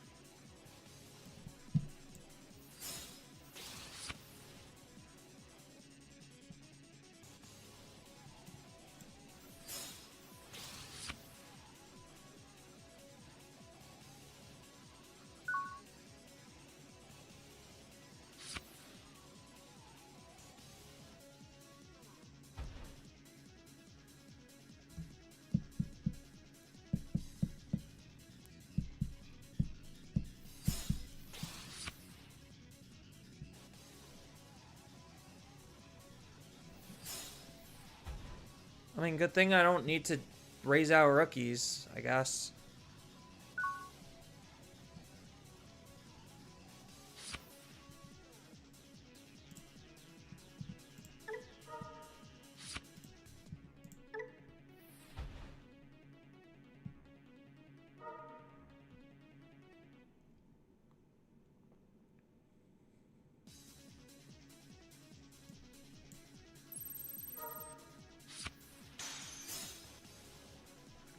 What does this do?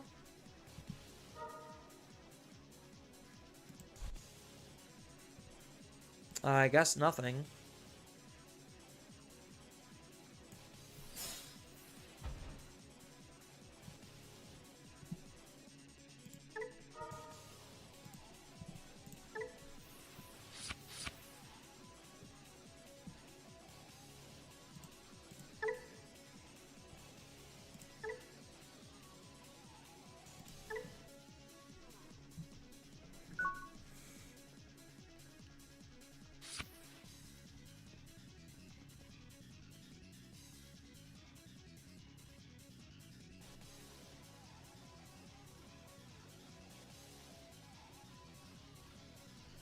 Really? Moving out on this?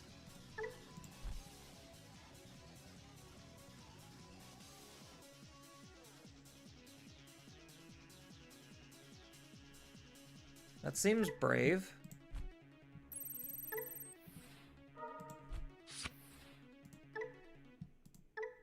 And on not the proper stuff?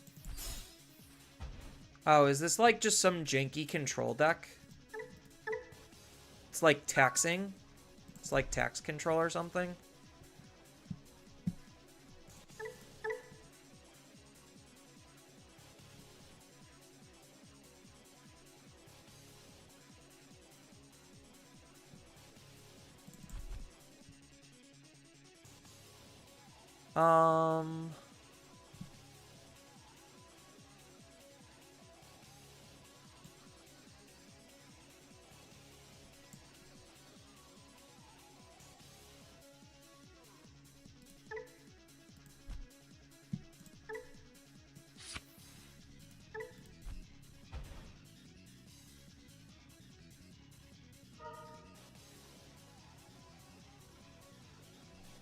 I mean, I guess the deck right now is just so deficient that I just Digivolve up normally, kill his Digimon, right?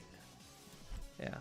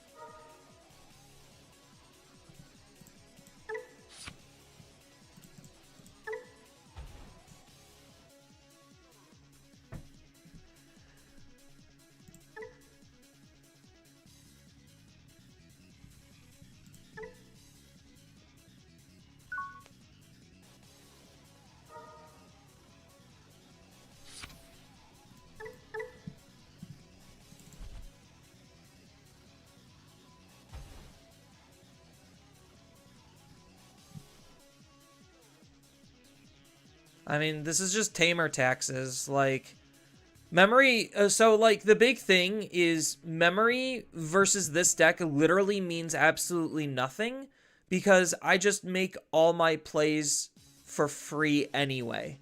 So, taxing when I have end of turn attacks really isn't doing anything.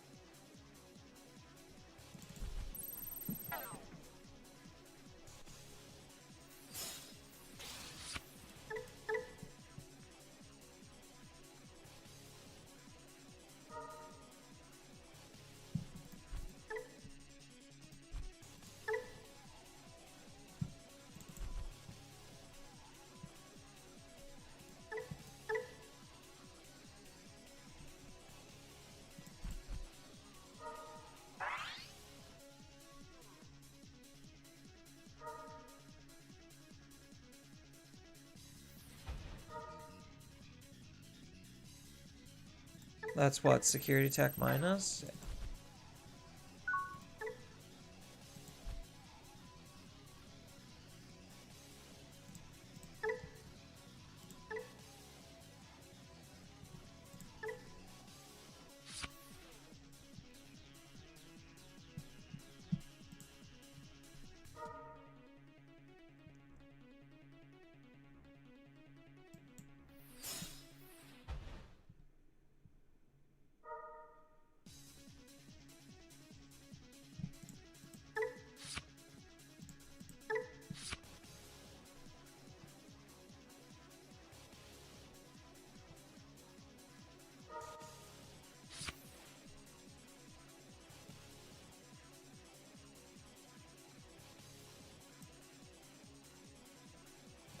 Where's all my cards? Like, all my good cards.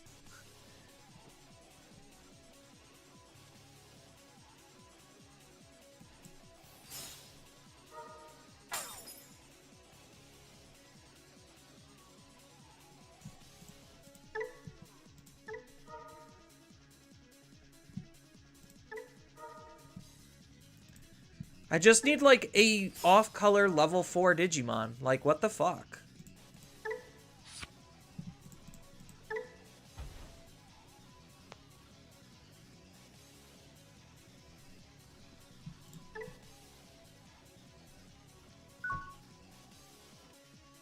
It's a deck I saw on Reddit at 2 a.m. after Nats. It's awful. I mean, you literally... So far, the deck literally has done nothing. Like, legitimately has done nothing.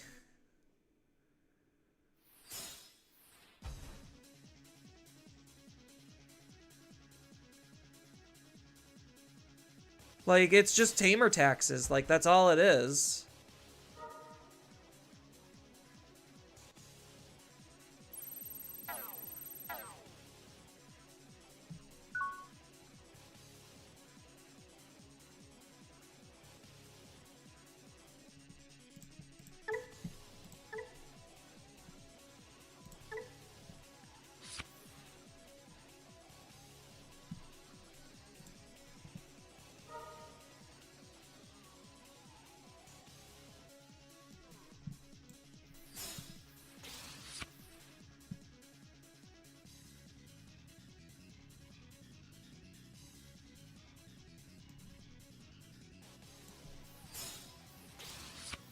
There you fucking are.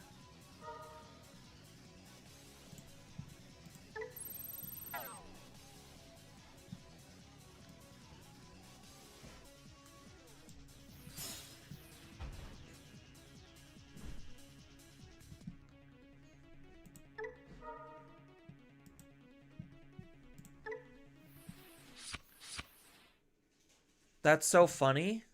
What, I mean, it's just a deck that doesn't do anything. Like, it's just hoping that that I don't have enough memory to make plays. But like, as you can clearly see, I have plenty of memory. So like, everything that they're setting up literally doesn't mean anything. They're just doing it just to stall, and then I just kill them, and then the game still ends semi-anticlimactically because all of their tamers aren't effective enough at stopping me from doing what I need to do. Tamer Cancer featuring Atmon? Yeah.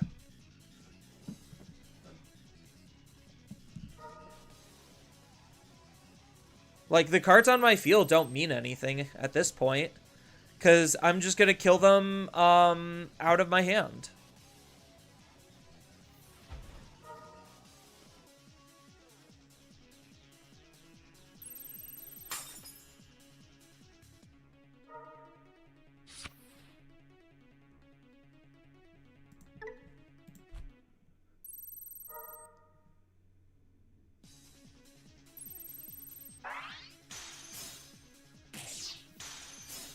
See, the funny thing is I actually needed them to swing at my security sooner, so that way I would have, like, one of these fuckers in my trash, and then I could have killed them sooner.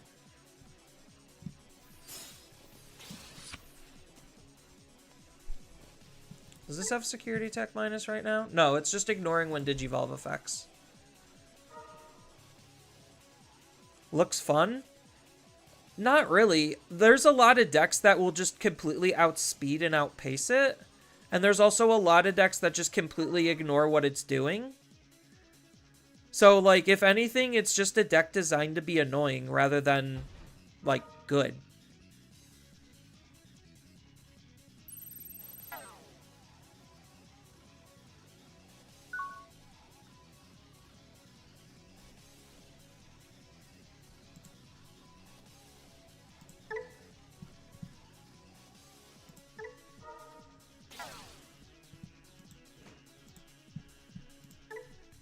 It's like having a deck with a whole bunch of security bombs. Like, there's a lot of decks where that just doesn't really work or matter.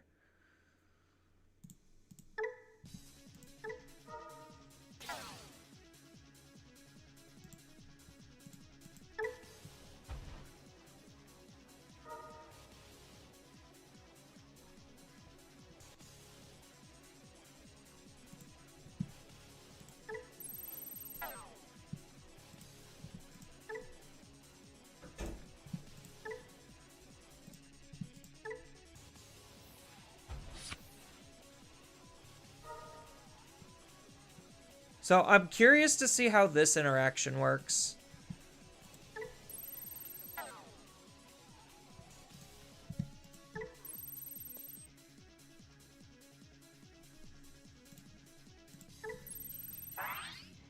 Because I wonder if my turn is just going to be stolen, or if I can trigger the Dan and keep turn.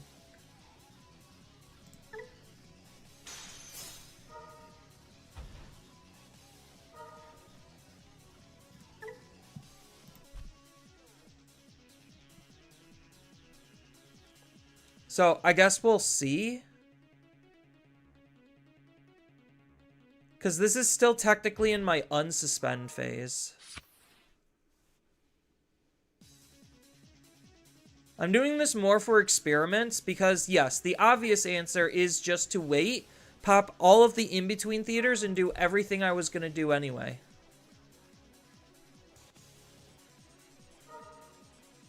So I'm curious how the game is going to read this.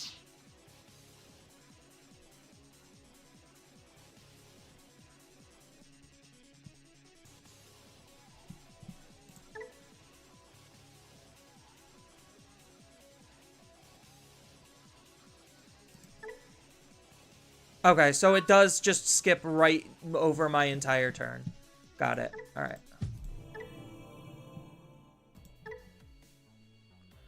It should steal turn. I didn't know if it was going to, because otherwise the correct answer is just not make the attack, and then just go full force into your stuff and pop all my memory boosts. Yeah, so I didn't know if it was going to steal turn or not. Because Digimon Phases is so goofy.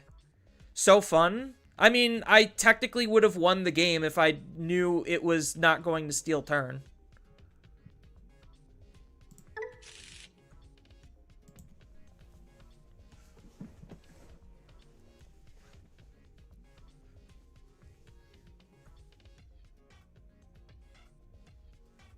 Like, and I honestly said, I'm going to do this as an experiment.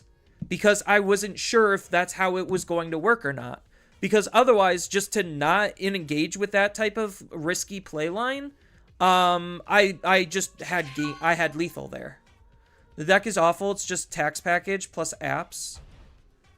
Oh, all the apps from security? Yeah, that sounds absolutely terrible. Good memes? Is it though?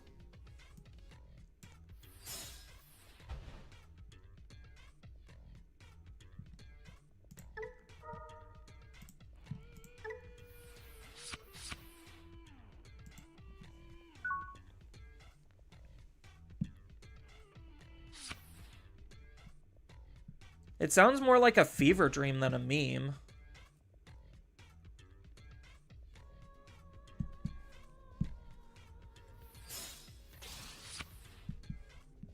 Oh, I'm such in a bad hand for this matchup. My hand is so bad for this.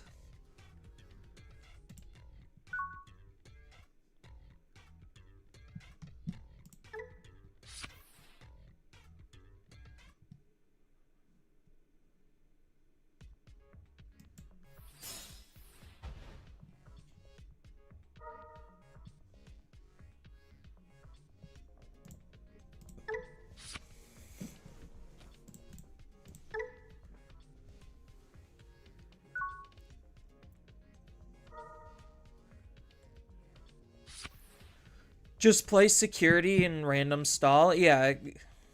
I don't think that's exactly fun or memey. That's like more just designing to try to be obnoxious than anything. Like I don't particularly see the meme or fun in it. Like, and I get that like other people will find that to be funny and memey. It's just it's like saying my deck has no real win condition other than annoying the shit out of my opponent. And that's not really the behavior that I kind of just I lean towards. I'm more straightforward and honest. I'm not trolly and obnoxious.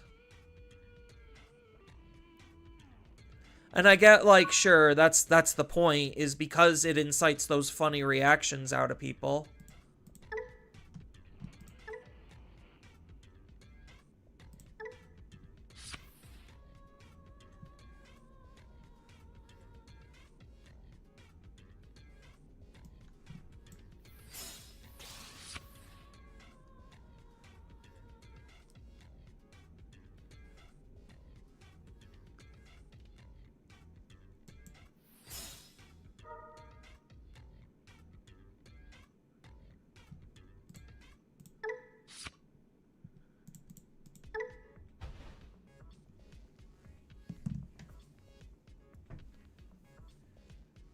Alright.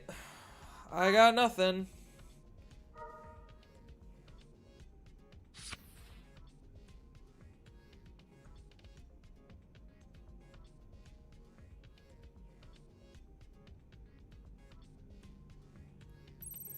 Literally, the game right now is either I win here or I lose here.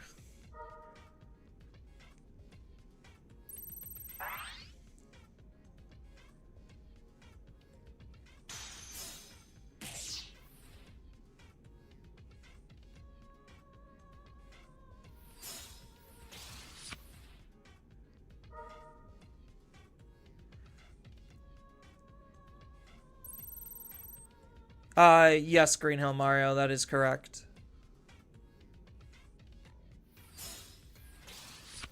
And that's an auto concede.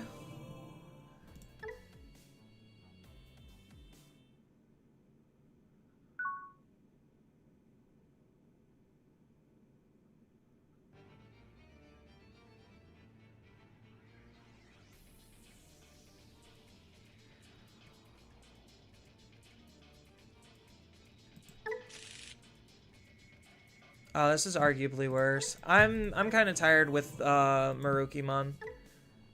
He's just not doing anything for me right now.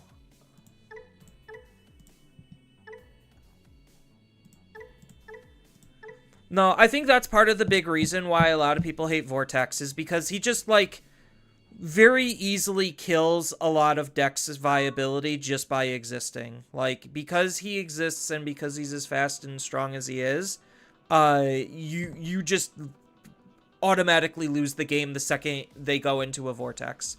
Unless you, like, are playing one of the few decks with magical outs, which most decks aren't. What the fuck? Why am I getting such bad hands all the fucking time now?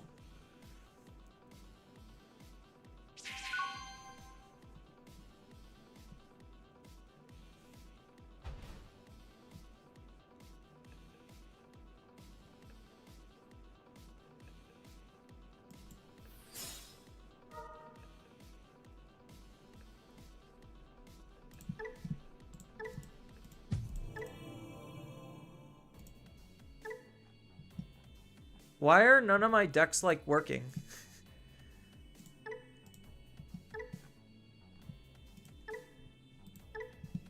It literally feels like my decks just stopped working.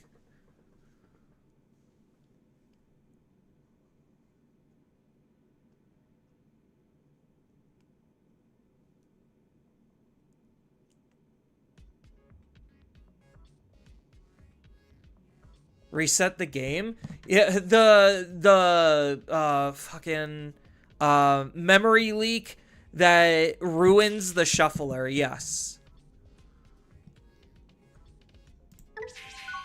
Not the deck I selected, but whatever. The game has a memory leak where the longer it is ran, the worse the shuffler gets.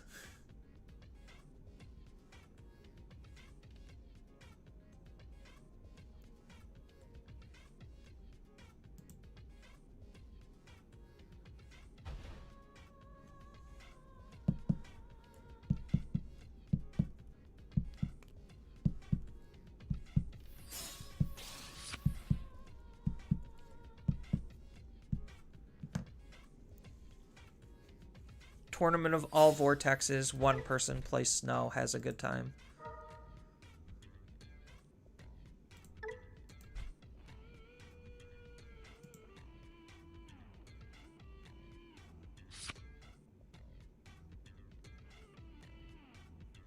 Even then, I don't... Because Snow doesn't have good protections, like, if they have a good level 6 lineup, Snow still probably just loses that match.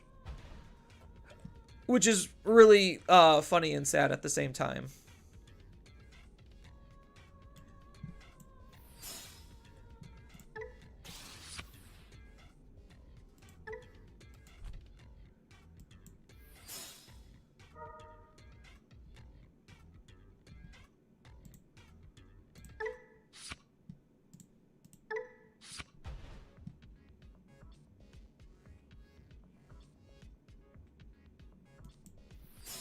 Now I just need to see a tamer.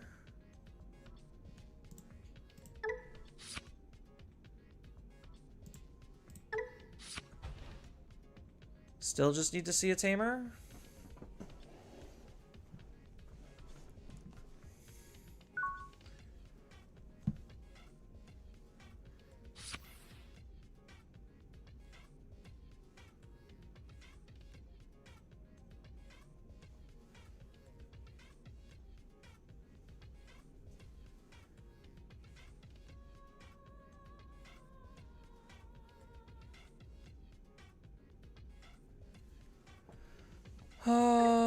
Ba-ba-ba-bum. Set up their tamer.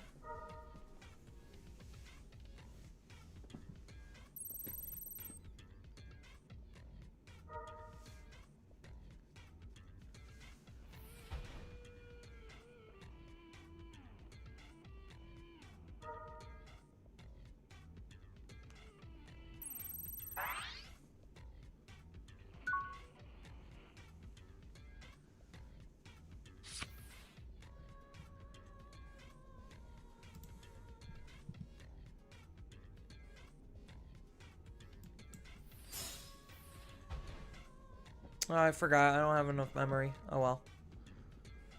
God, where are my tamers?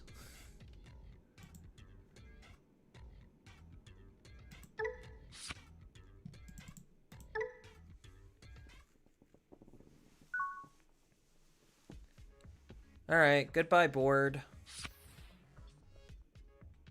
I just need to see a fucking tamer and I'm good.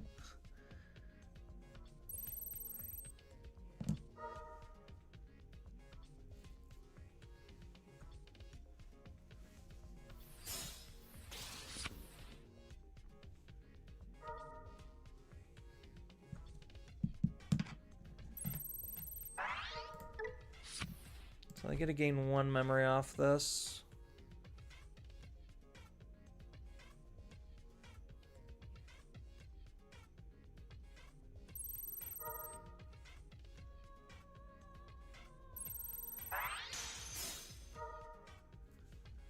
There's a fucking tamer. Jeez. I'm only running like 6 or 7 of this bitch. She ain't coming out.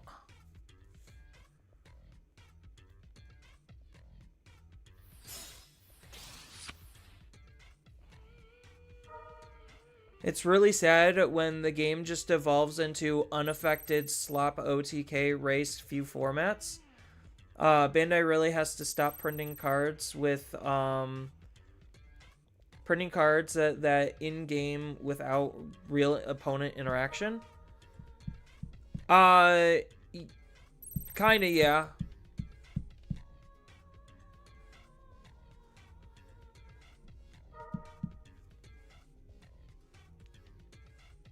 I mean, there's definitely a very big disparity in like the power gap between specific decks. And Bandai has only made the game faster and more aggressive, which I keep arguing and say they don't have to. Why does this card say end of turn attack on everything? Why do they have to constantly print gain memory, play for free, gain memory? Like, there's very obvious things that they just don't have to do, that they do anyway for reasons. I don't fucking know. But yes, I do agree that is one of the biggest problems with the game currently, is the fact that they just keep printing hyper-aggressive cards, and high levels of immunity to where interaction is, like, actually very aggressively discouraged.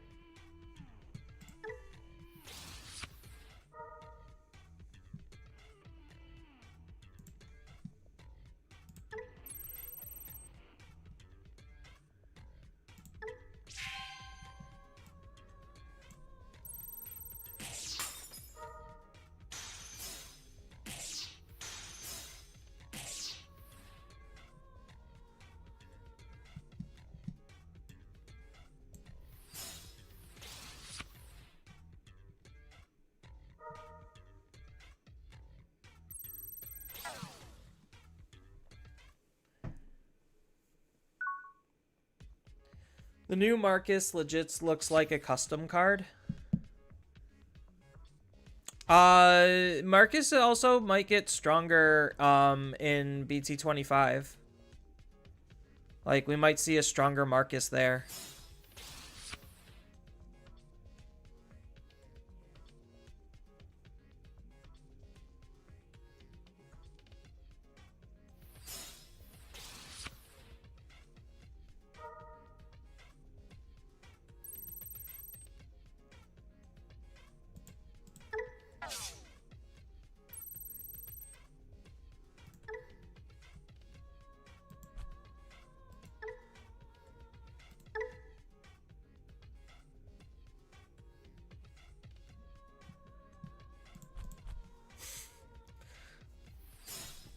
Not gonna lie, this is a tiny bit amusing, like the ice and snow matchup with Vortex. It's honestly a tiny bit amusing.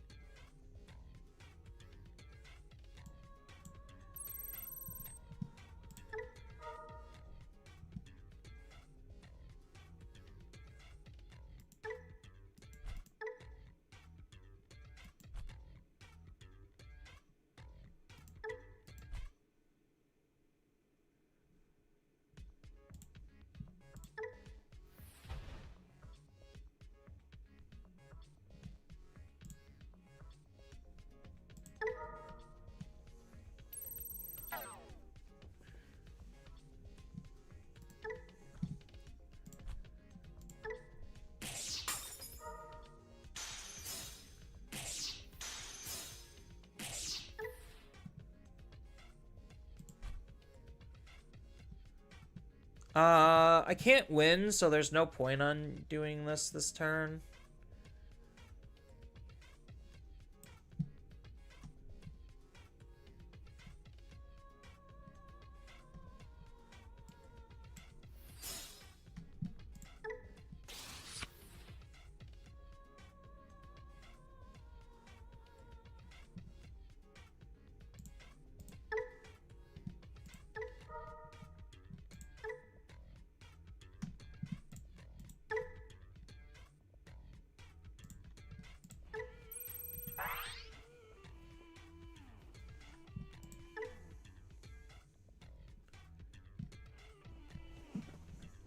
Because I could also hit a Shoto out of security, and then that would kind of screw things up.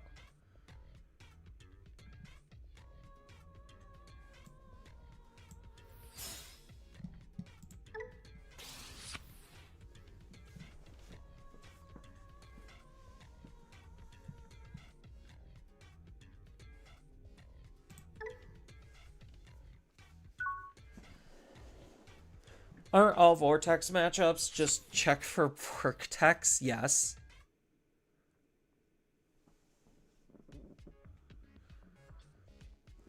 I hope BT25 has some new good Mirage stuff. I hope so, but I'm not holding my breath on it.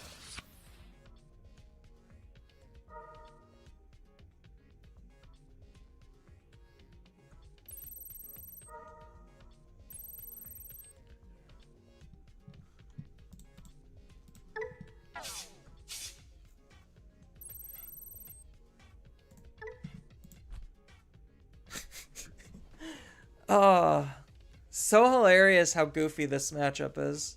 Like, not gonna lie. Like, just keeping them off of Vortex and then just locking them out of their abilities, yeah. So stupid.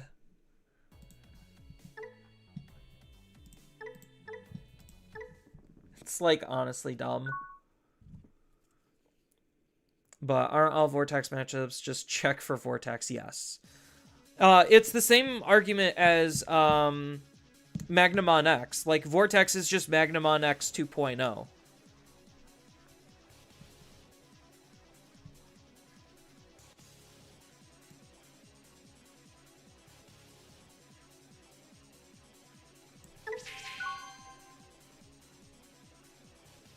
It's pretty funny though. Yeah, I mean that's the whole point is like, okay, one of the worst Liberator decks actually has a positive matchup into Vortex because like if I could stop you from using your Wind Digivolving abilities, your alternate removal types, Source Strip your stuff because Vortex doesn't have protection against Tamers. Like it's honestly funny. On it, I don't think it's like a hard negative. But it's definitely not a very good matchup, for sure.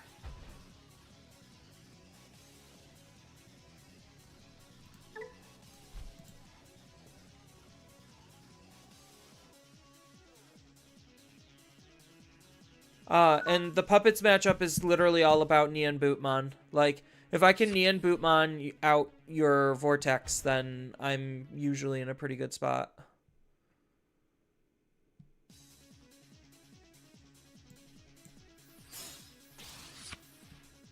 Oh, darn.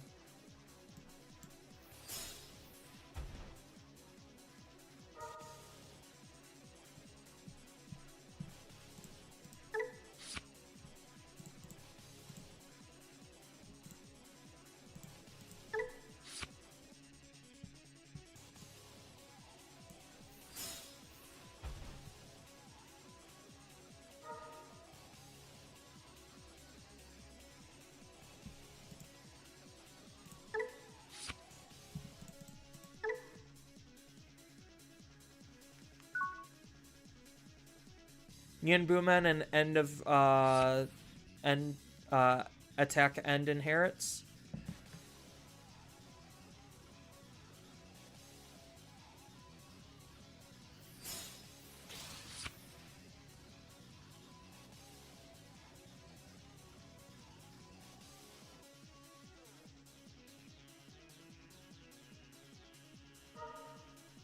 Yeah, like, a lot of decks just can't deal with a turn 2 Vortex. Like, it's just not possible. And, like, people thought, like, turn 2 Magno was bad. No, turn 2 Vortex is just significantly worse. Like, I think even at this point, like, it's actually somewhat difficult to do turn 2 Magna and have it mean anything.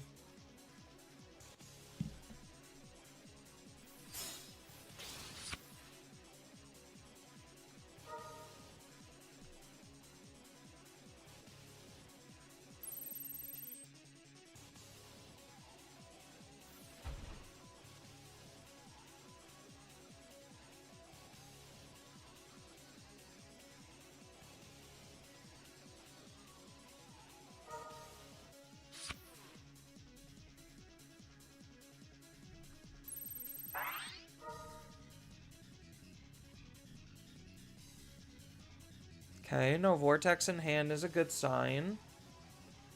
Unless he already has one in hand, then I'm kind of just screwed.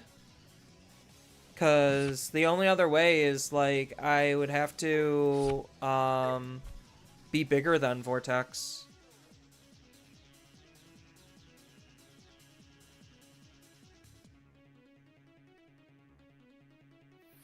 Yeah, just deny them some memory gain.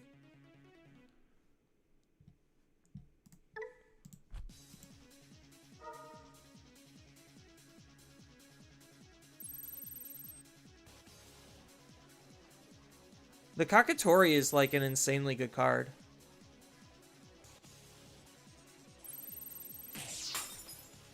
Gains 1 memory or 2? 2 memory, so keeps turn. Gross.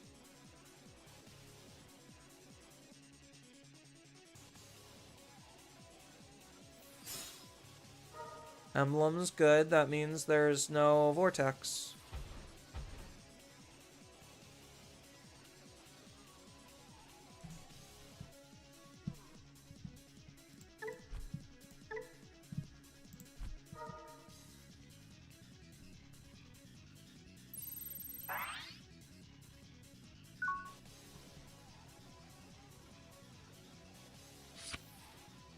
So now I should just be able to do the thing.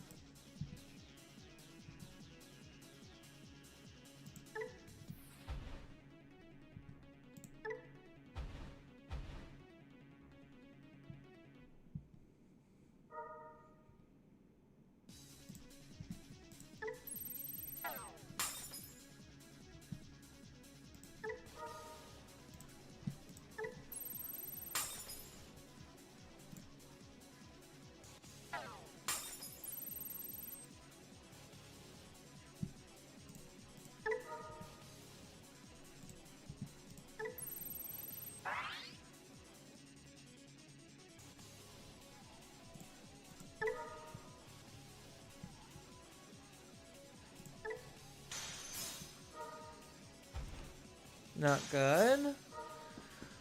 Another Shoto, also not incredibly good.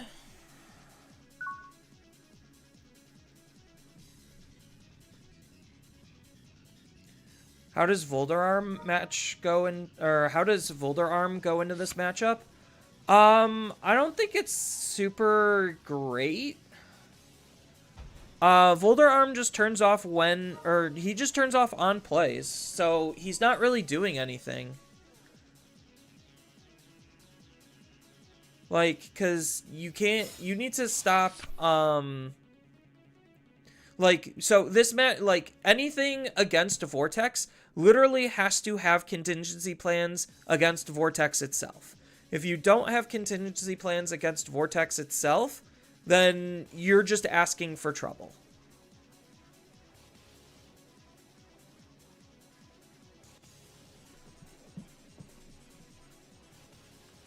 Like, it's almost an auto loss if you don't have contingencies against Vortex.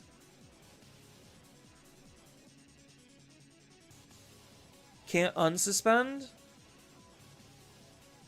But if you suspend something to your own effect and give yourself the immunity, then you're immune to the effect, and then you could unsuspend. Like, you just have to suspend something by an effect.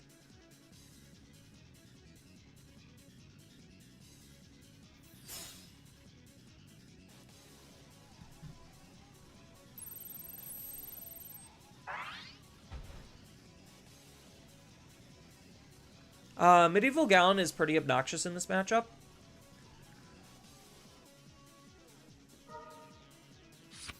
It's not the worst thing in the world, but it's definitely obnoxious.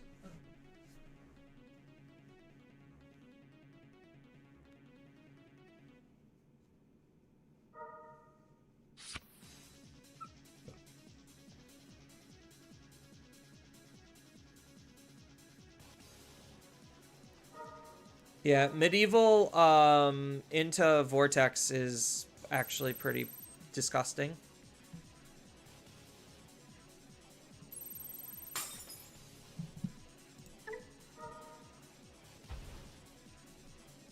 Oh, does that trigger the ability again?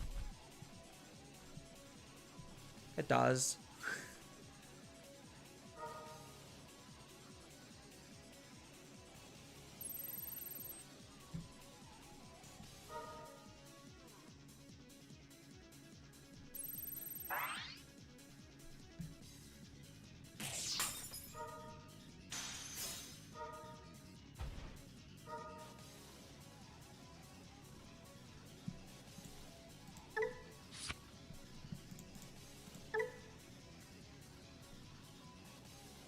No, it doesn't.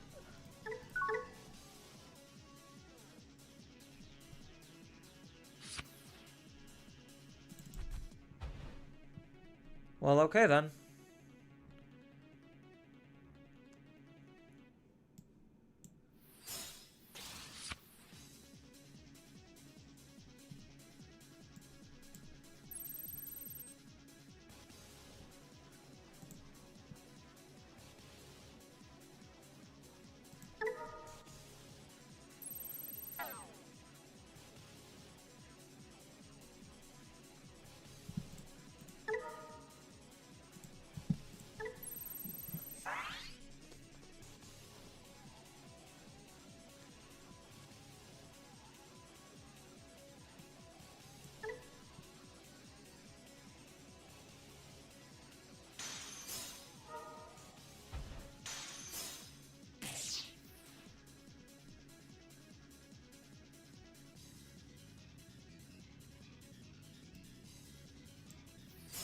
Yeah, so we just play this and we got it, right?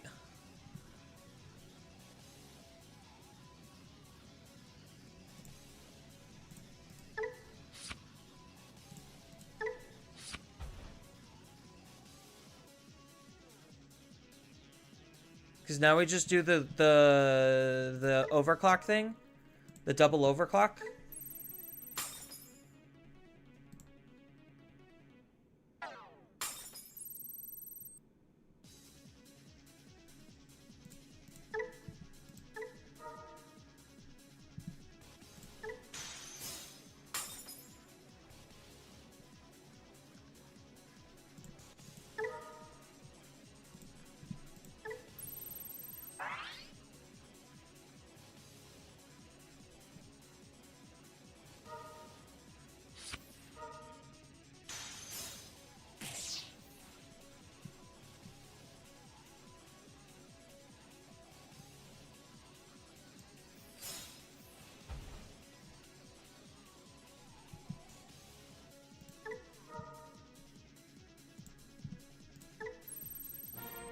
Yeah.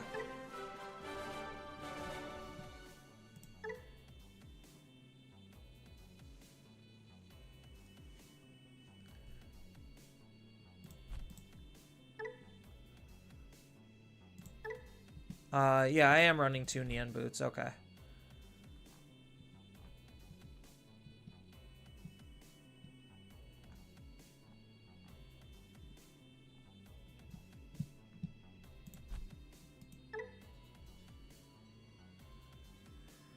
When it comes to the field, hard play, use it all turns effect, which is once per turn. Okay. Yeah, because it turns his when Digivolve into an on play. Okay. That makes sense. Why, or would you say OTK is better than standard puppets? They both have their pros and cons.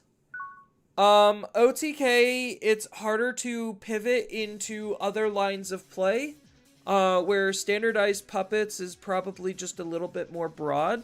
So its damage output is lower, but its reactability is higher, if that makes any sense.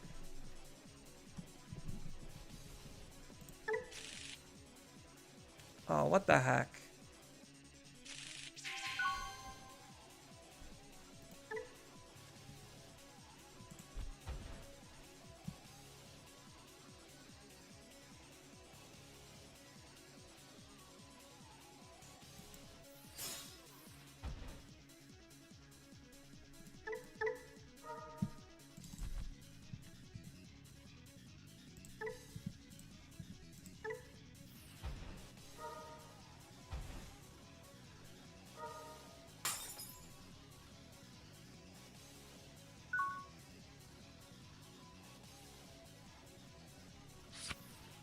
I personally prefer a build around EX11 Kaguya. That card has been overperforming. Puppets has got a lot of build variants. So, like, I don't necessarily particularly think that there's one best way to build Puppets, because I think Puppets overall is just pretty decent.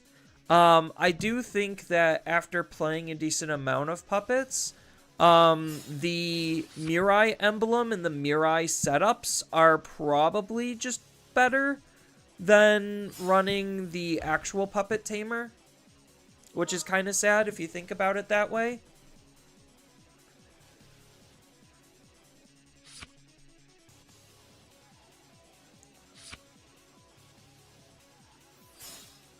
It's hard for the opponents to deal with popping end of turn or playing a guy out from trash on both turns. Yeah, the swarm potential is really powerful. I'll say that. Like, Puppets is pretty decent. Puppets, I believe, right now is the 4th best Liberator deck.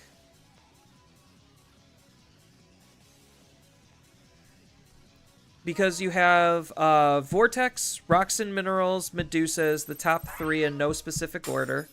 Then I think, honestly, Puppets is, like, the 4th one right after that. Rookie? Nope. Alright.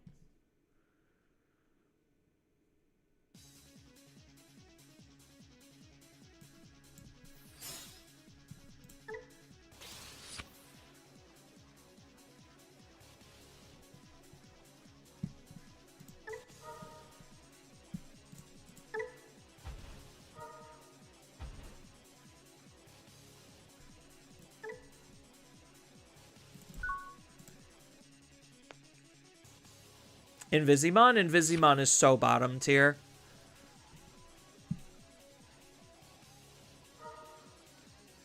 Like, okay, so here, I'll run a poll. I'll run the second poll of the day.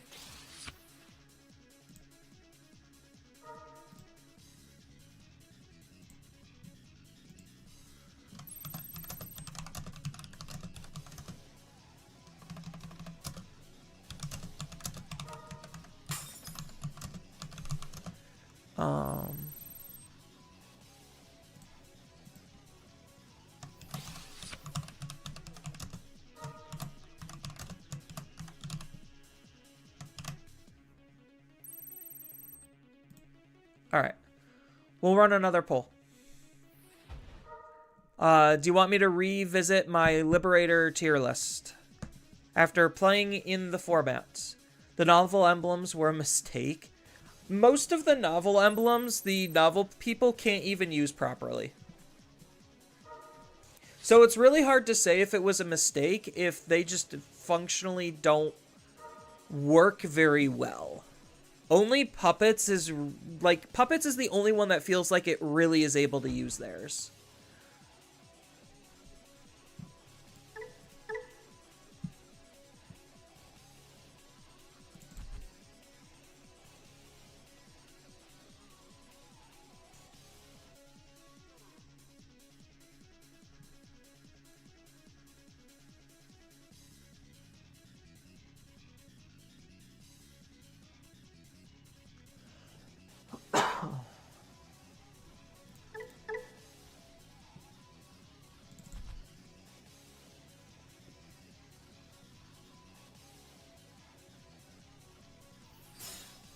Did the last tier list include EX11? Yes. I believe I did a podcast episode on it.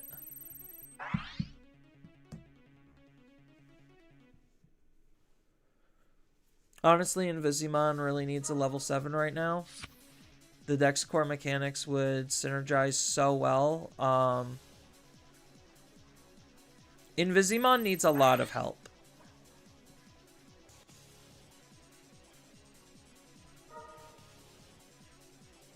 Okay, so how am I supposed to deal with this fucker?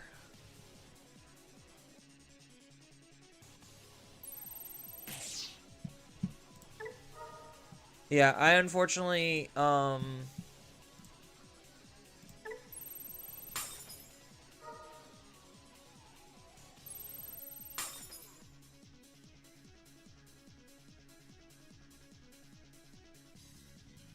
I don't have barrier, so I can't really deal with him.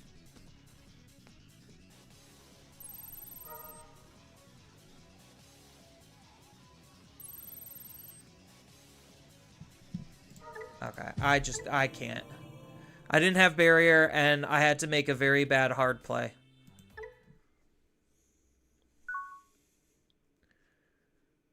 I, like, blinked and they went into a level 7 off of, like, fucking nothing on their field.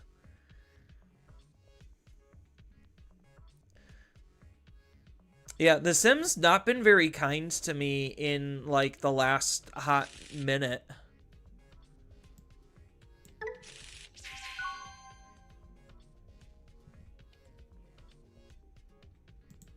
With a lot of, like, my draws and whatnot. It has not been good to me.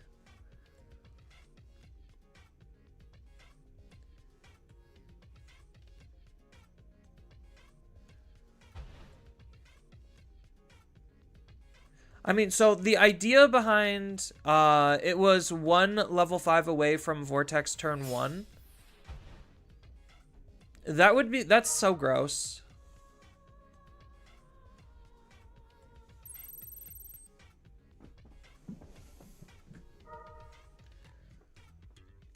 Yeah, like, I literally have to have Nian Bootmon, my level 7, to out your level 7.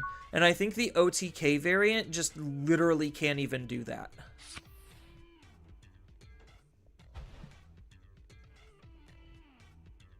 Oh god, this is not a good hand.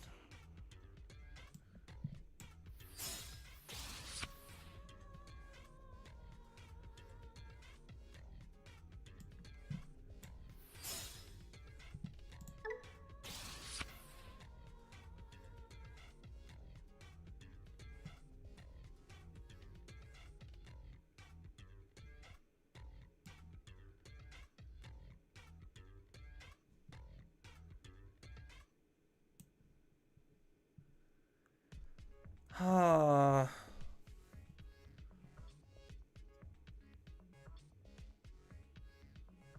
I hate hands like this. What's the name of the game I'm playing right now? It is Digimon Card Game Online, DCGO for short.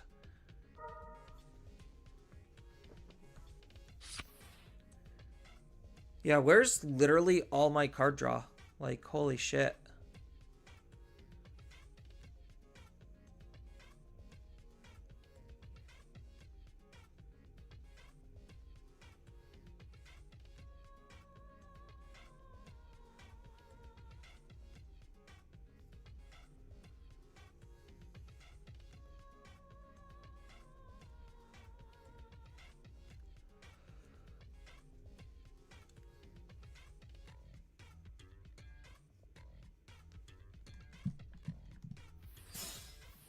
A Kakatori.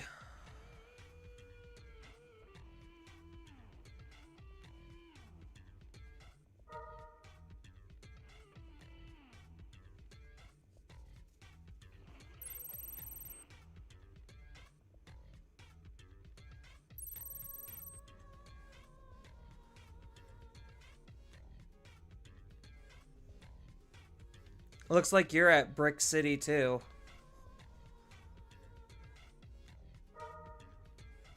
Well, that at least lets you draw a card.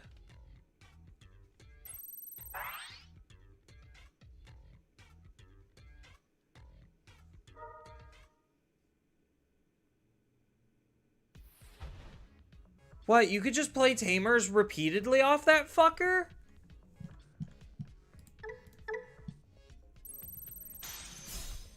Why? Why is that a thing?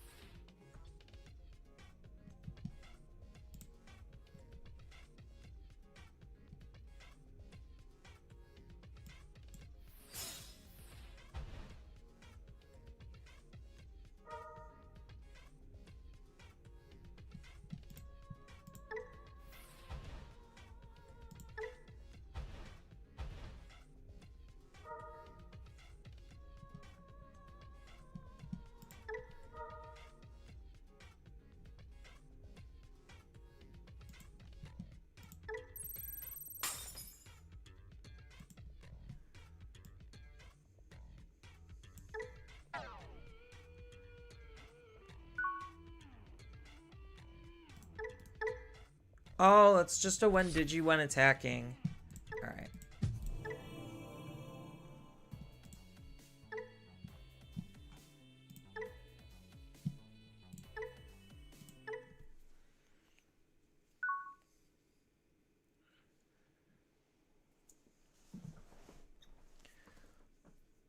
One or fewer, so 2 Tamers max? Yeah, but most Tamer setters can literally only do it once.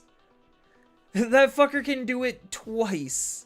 Who cares if it's 2 Tamers max? Most of the Tamer setters are 2 turns max. Oh, why did it load this deck again? I sometimes hate the fact that it doesn't load the proper deck.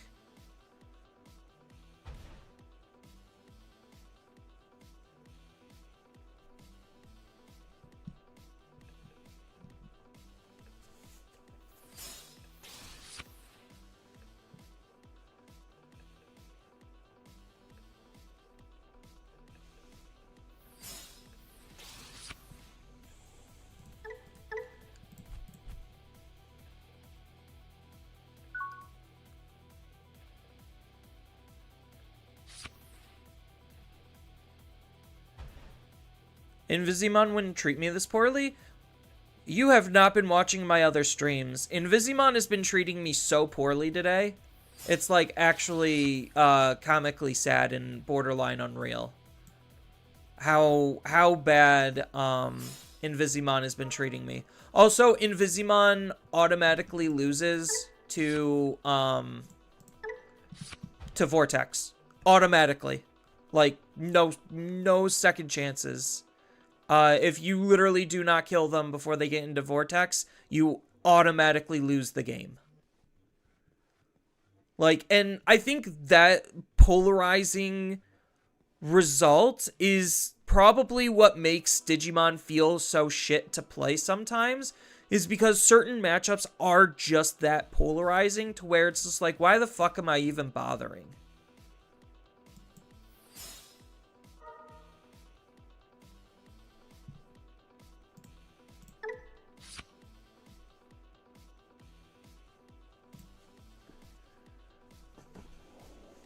I think we have to take the other shoe.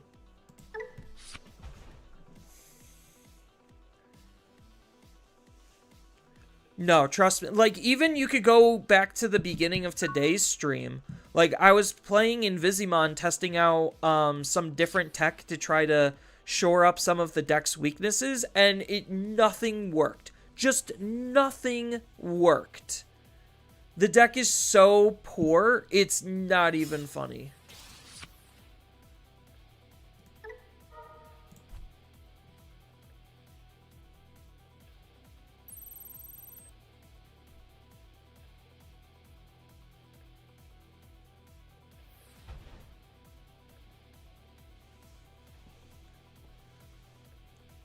Yeah, so I have to make a big Sendril play here, don't I? Which, I mean, I have the hand for. Because I have the double emblems. Although I only need to activate one. Because I move out, I Digivolve into Kokeshi. So I could still do a lot here.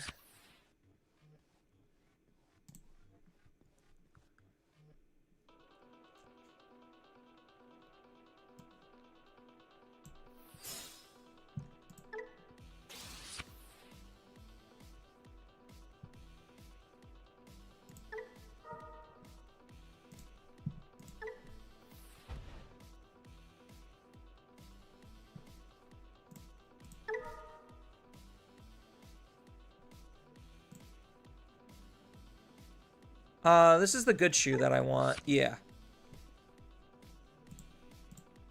Sucks losing these, but can't really do much else about it.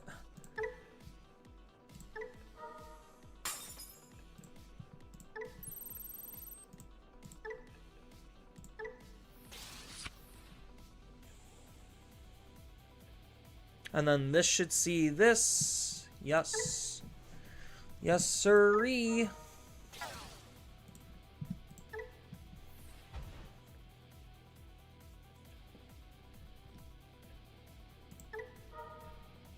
And then we sacrifice it to go into a Sendril. Then we get to play out a token. Boop. And then we get to play out more tokens.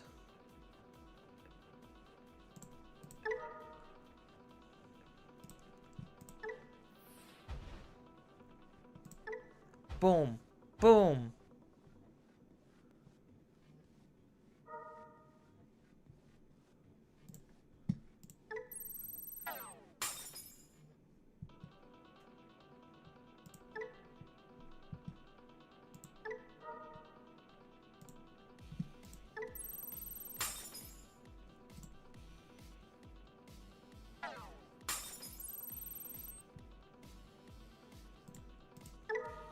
I could double Alliance here, but I'm not going to.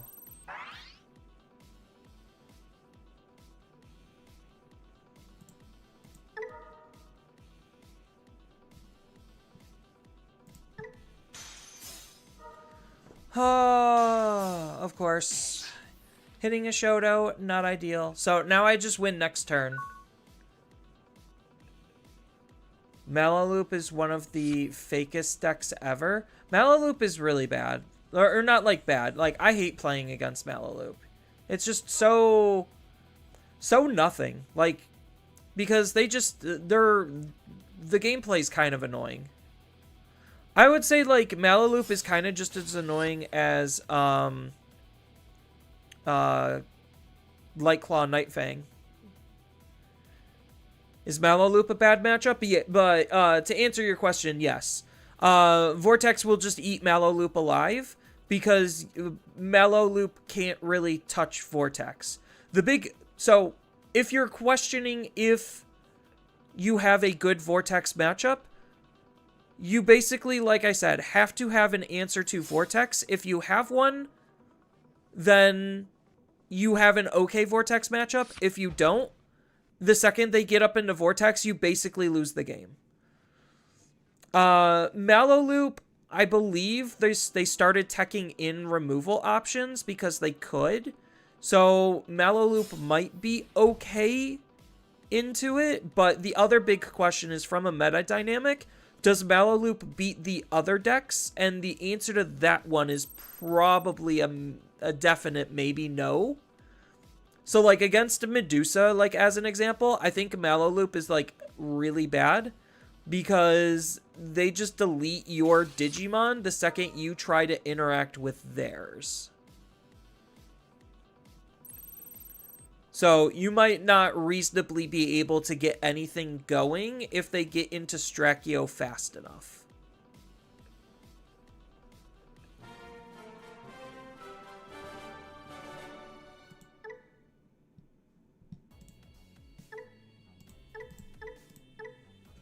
So that's kind of the dynamic that you have to take it the angle of when it comes to, do I have a bad Vortex matchup? Is you have to either A, outspeed them, or B, have a play line that gets you out of the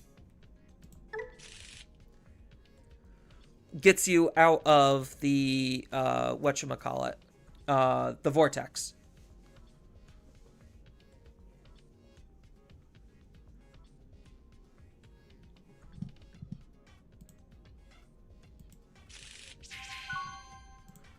I tried playing Malaloop, and the amount of pieces you need to find is just insane.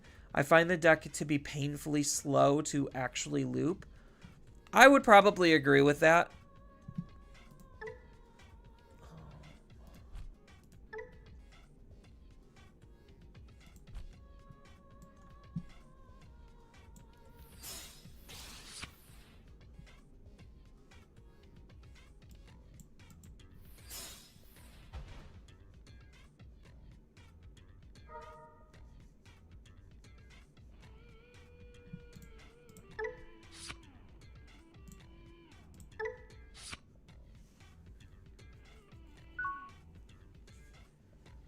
Alright, so we're just a level 6 away from being able to do something.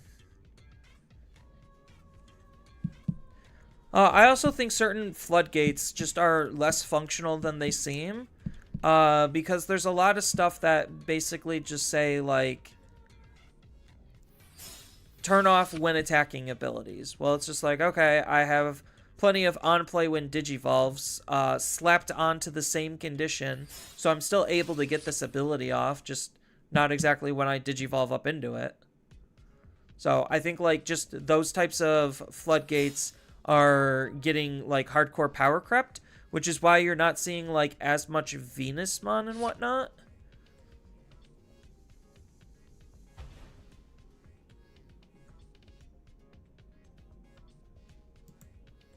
Yeah, what this deck needs is de-Digivolve protection, like, more than anything. That's okay.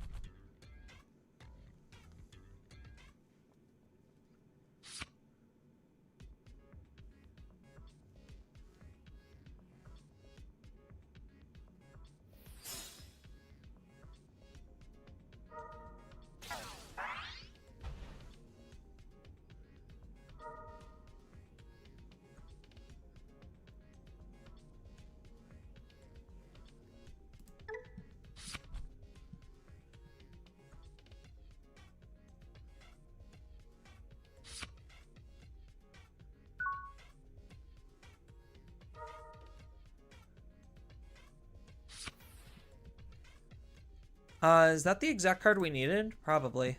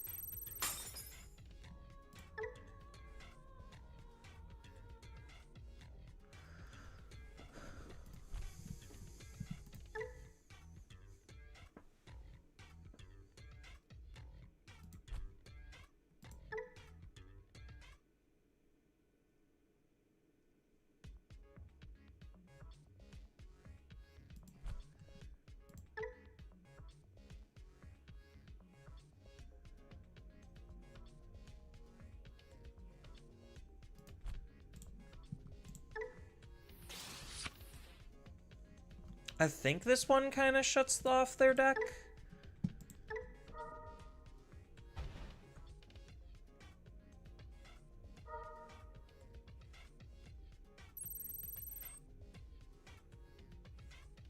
I wish I had removal for it, but I don't.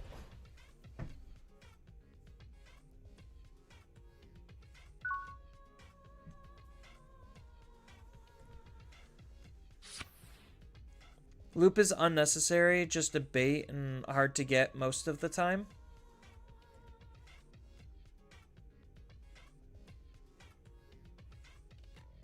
I mean, I think there's just more, like, streamlined and standard ways to play. Maybe not that deck specifically, but, like, I just think there's better things that you could be doing.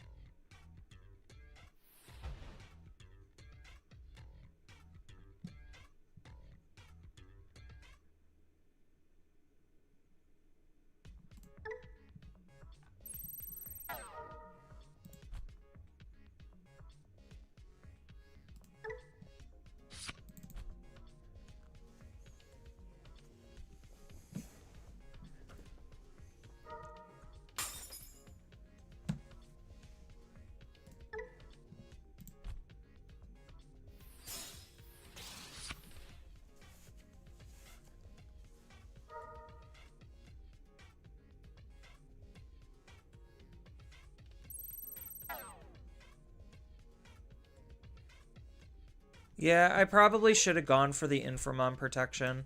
Popped his Digimon. Because now he de-digivolves me and then I cry.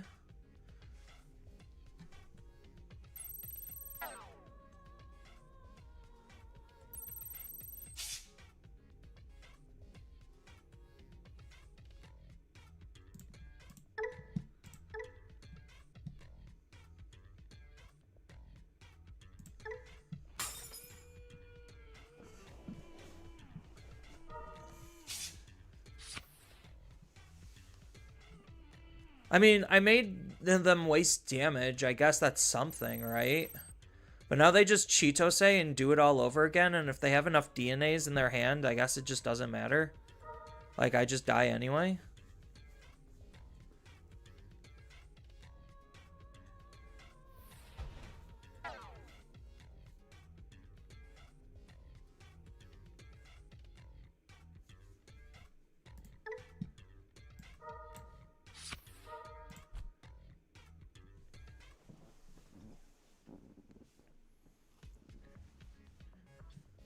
Yeah, what I really needed was Diaboromon X.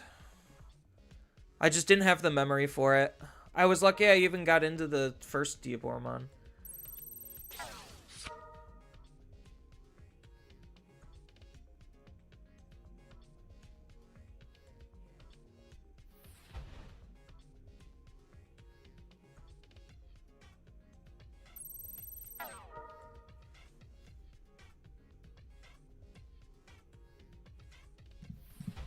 Okay, we're just done with that.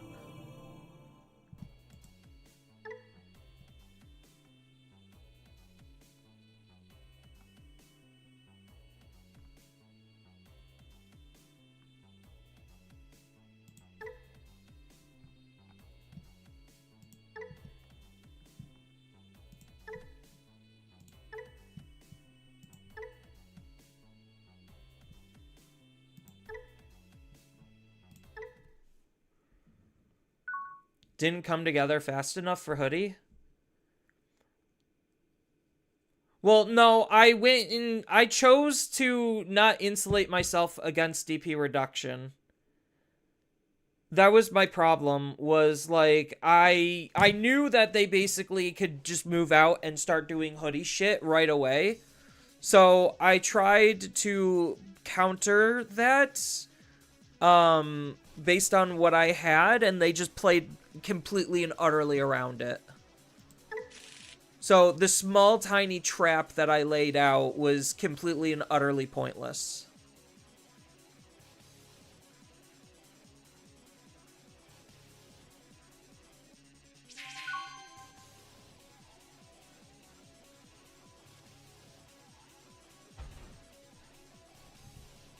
Like, Hoodie is just also just such a gross deck.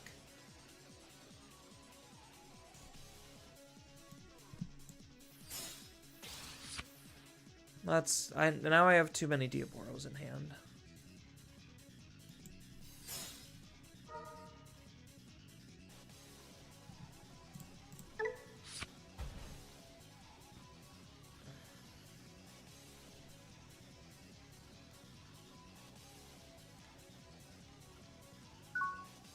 Plenty of ways to play better Digi.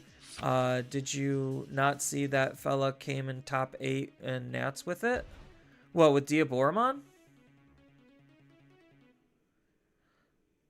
The best way to play the deck isn't even to loop, because it just needs to be able to get the opponent's 3 security with Uko and call it GG. I mean, that's, yeah.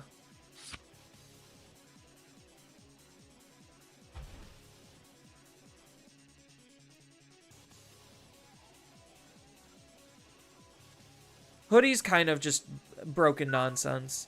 I don't know if you had, if you run aces, but Hoodie, you need aces. This deck's not running any aces, no.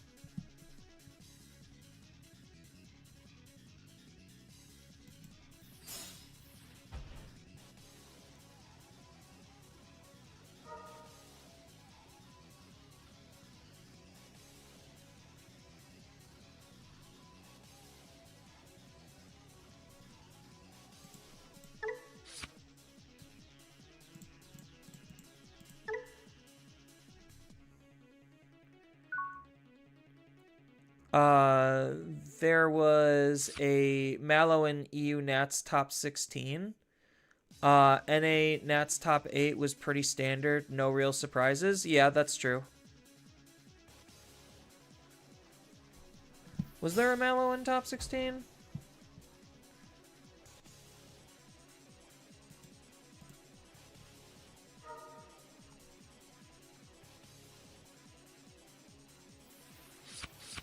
That's Mexico. I didn't post it on there. Oh well.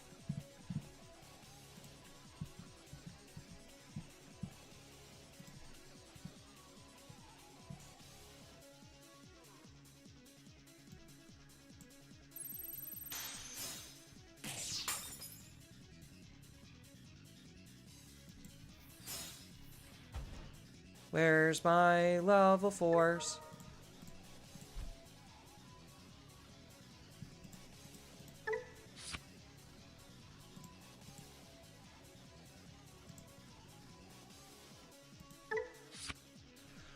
I need to see the level 4. Mallow in top 8 of Oceania 2. That's the fella I'm talking about.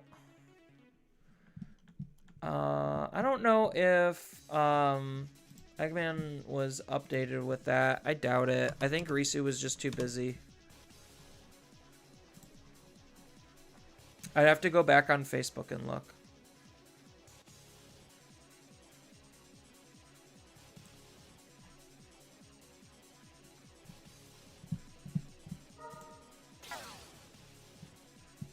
Yeah, I'd have to go back on Facebook and look really hard.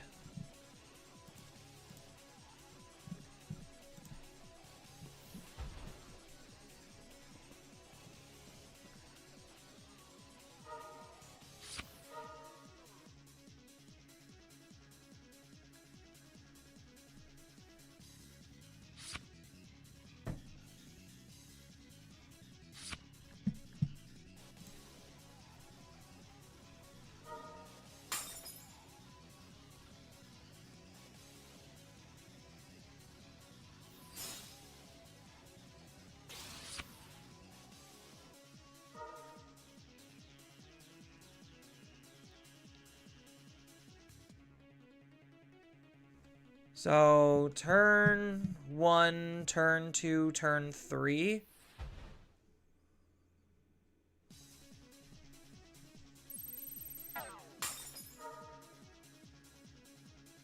Well, there's the Shakua.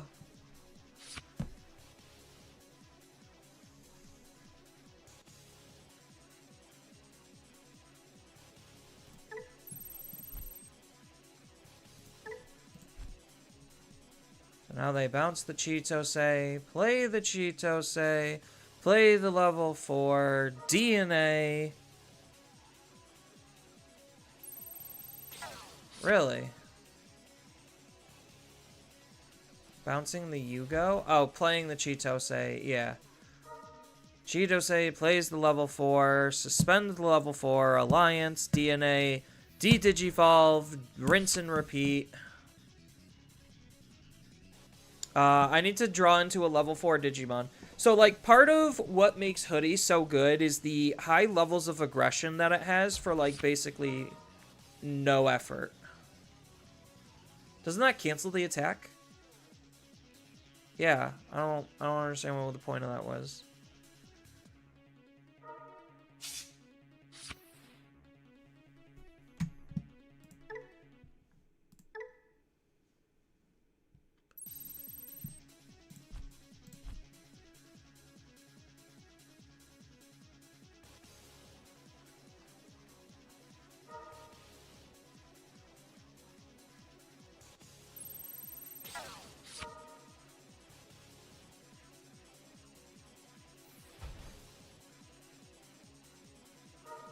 Yeah, I really don't know what Bandai was smoking when they decided that this was a good idea.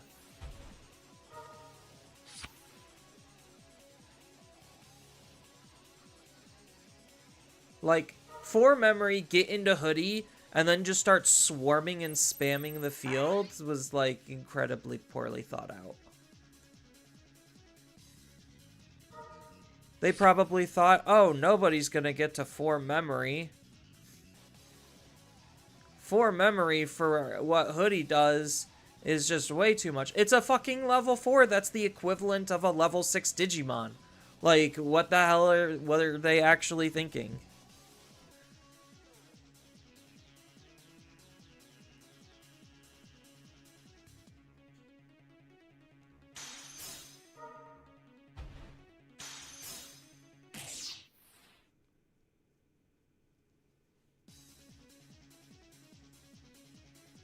Got another DNA there. I mean, Mallow is good, but Mallow is definitely a 5-head deck, where you really need to be big brain. I want to have barriers so I can use Shakomon to get Angemon and attack the security stack. You're swinging at 12k, guy. You're not gonna get barrier to trigger that easily.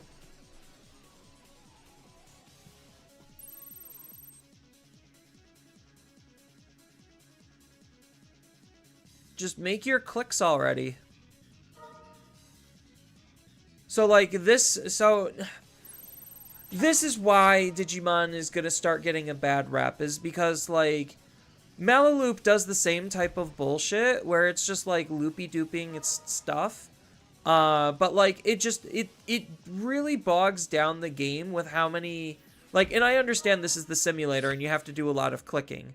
But like even in paper, just announcing all of your triggers and everything that's going on is like way overly stupid. Question: Sendril versus Creepy versus Machina for a regional, which is better? Is that actually a question? The answer is Sendril.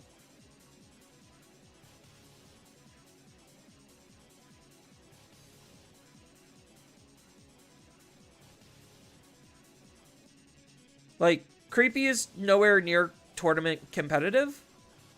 It literally has had 0 results. There's your barrier. Happy?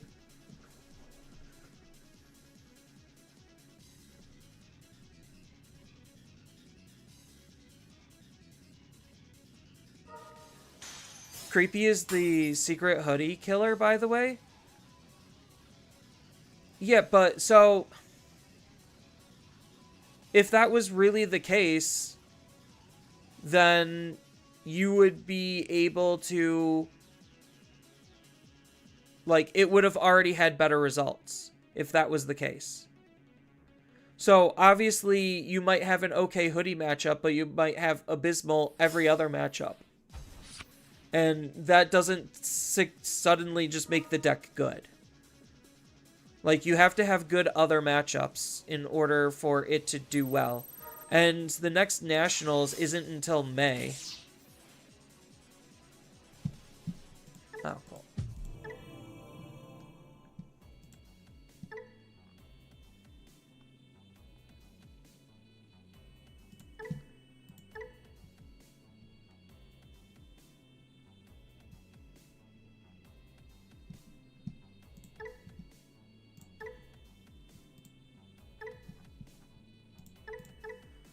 And by then, the ban and restriction list would already be in place.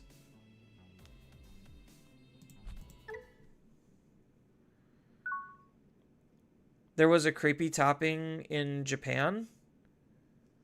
You mean there was a creepy that was able to successfully RNG out of best of ones? In arguably still a smaller environment? Because Japan ain't no getting 300 plus players?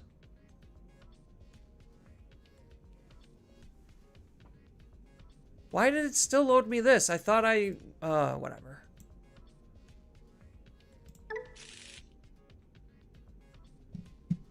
I wanted to play a different deck.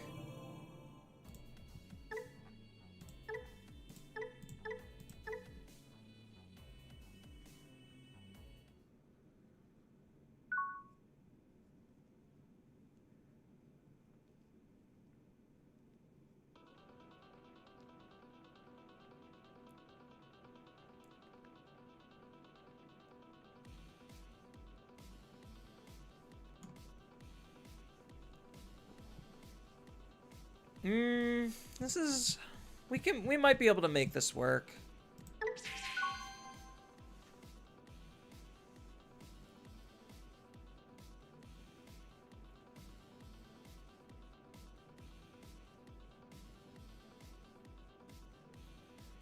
So the next regionals is...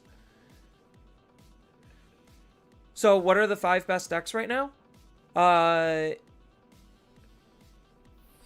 No, I would say, That's pretty close. Time Stranger's Hoodie, Rocks, Vortex, and Medusa. Those are the 5 best decks right now.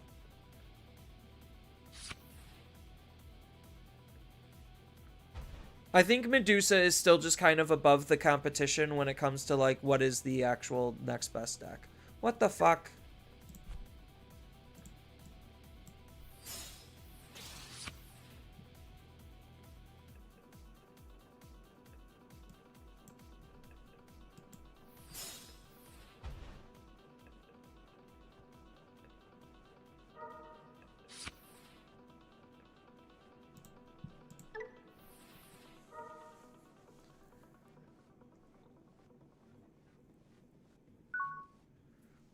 Like, at least from what we could discern out of EX11, it does seem like Time Stranger's Hoodie, Rocks, Vortex, and Medusa are the 5 best decks. Right now, those are the 5 best decks in Japan.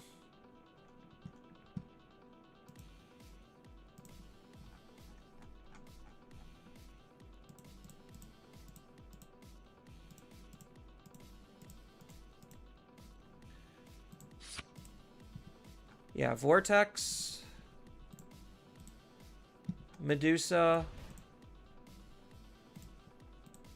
Rocks,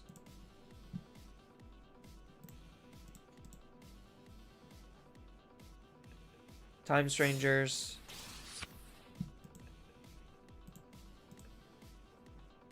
Time Strangers.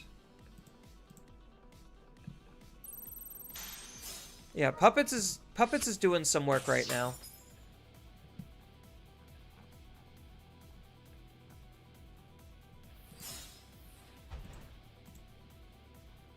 More Time Strangers. There's a lot of Time Stranger decks.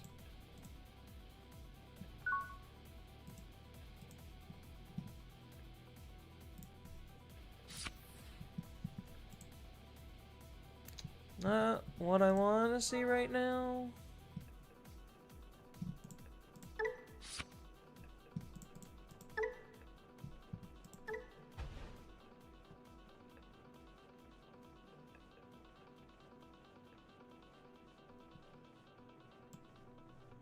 Am I on memory? I am on memory.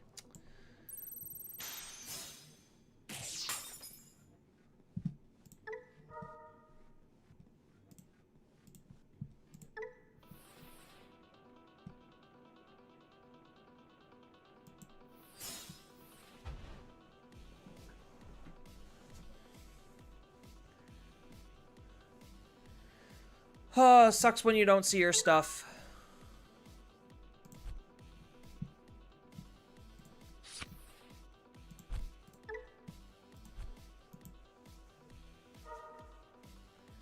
Yeah, you having Uko cycles and me being off Uko cycles is really gonna hurt.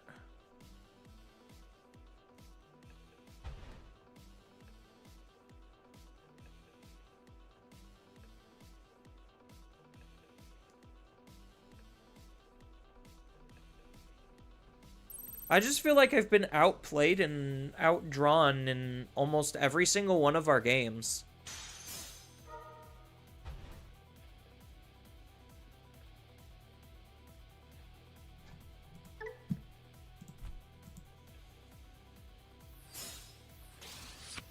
Are you fucking shitting me? You have 3 of your 4 Ukomons already? What the fuck?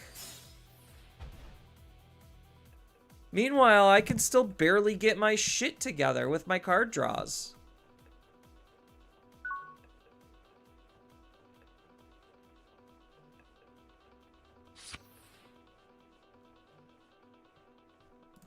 This just gains me a memory. It's not even worth using.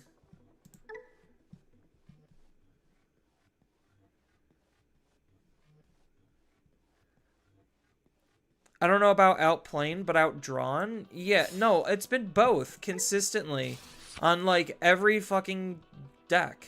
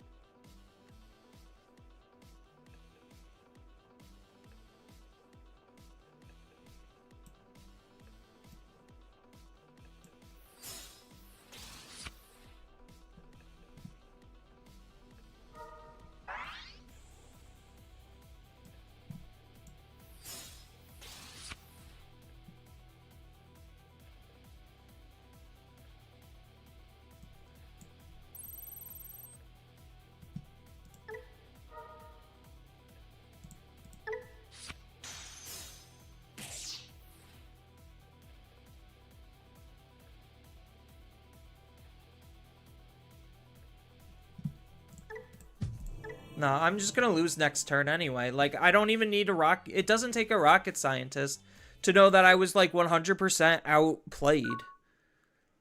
Or at least outdrawn and out-setuped.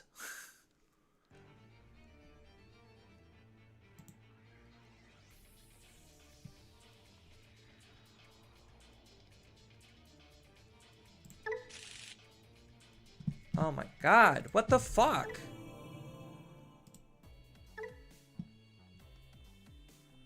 Like, I keep drawing into these, like, terrible-ass fucking hands.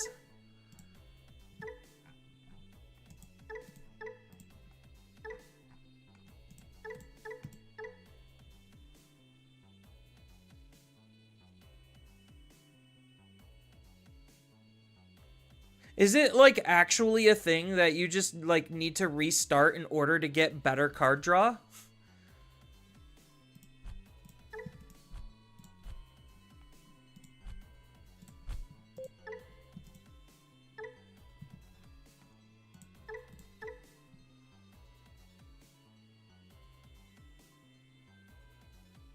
Alright, well, actually, I'm... New Melga and Wargrey dropped, by the way. Should I be concerned? Oh, for fuck's sake.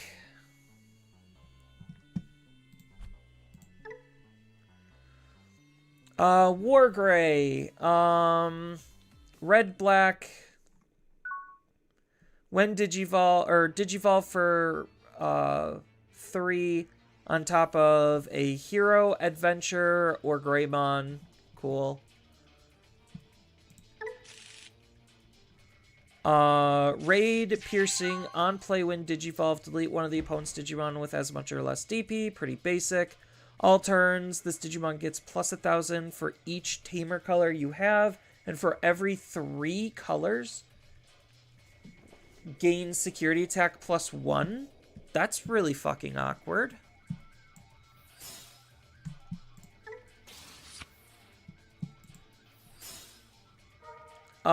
End of your turn. Of course this fucking Digimon can attack. Why the fuck would it not?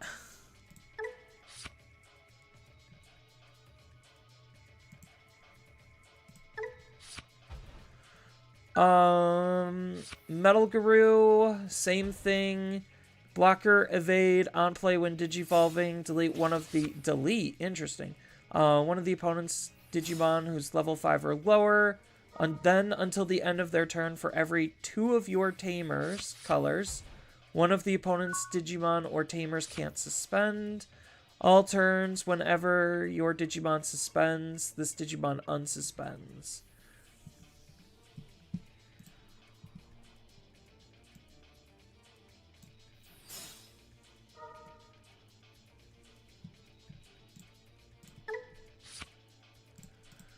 What are their inheritables?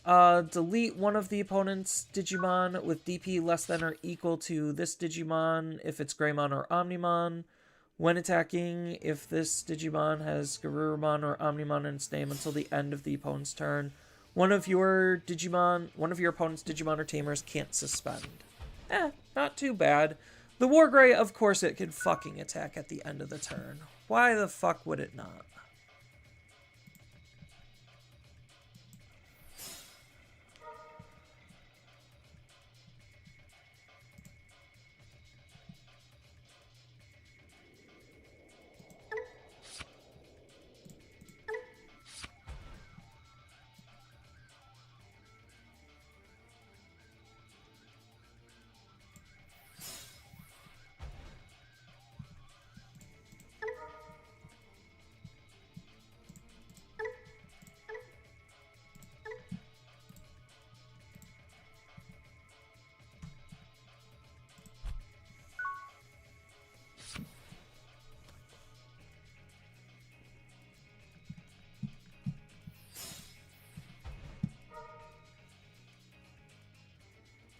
Why is Garurumon so much worse?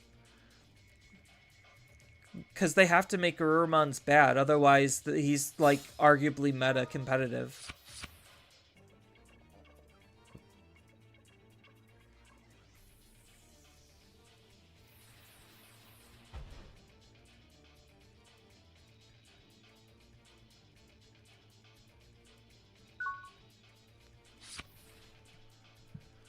Of course I draw the fucking Tamer setter right now. Right when I just played my Tamer.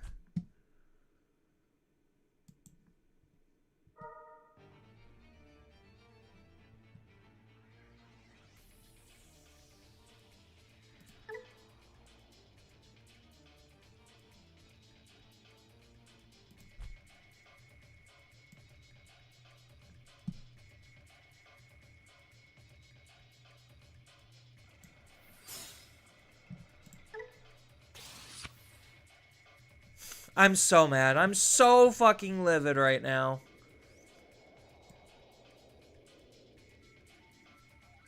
That means all these cards are fucking worthless. I hate... Altia just sucks so much.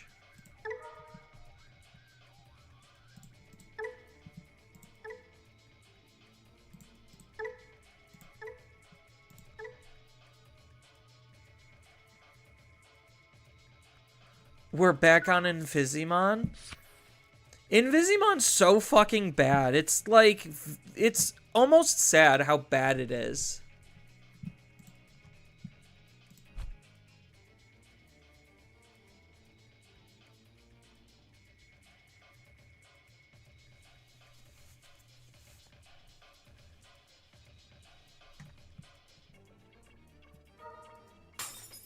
Okay, so they are gonna do their thingy.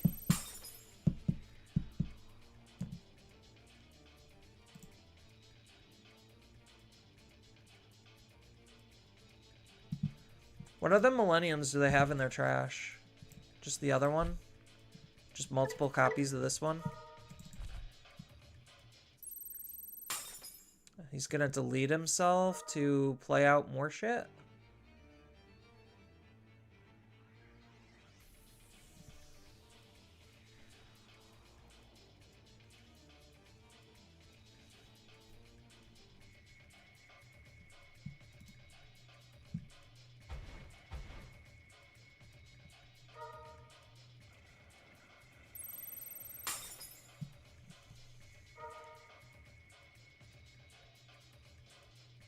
Okay, then he gets to DNA.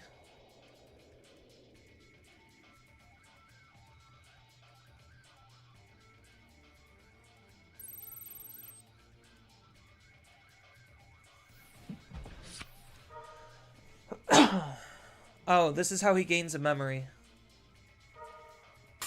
Right? Okay, so he deletes that to do fucking what? What is the point of this? Moon?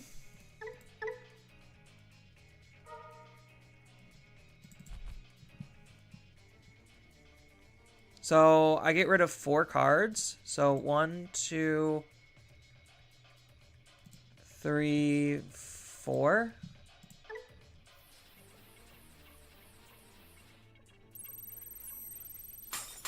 Oh, he deletes my Altias, that's why. So he does all of that to just go into the moon, delete my Tamers? Okay, so that's the whole point of the stupid fucking loopy dupes. And then he just constantly plays everything else out for free? Yeah, okay.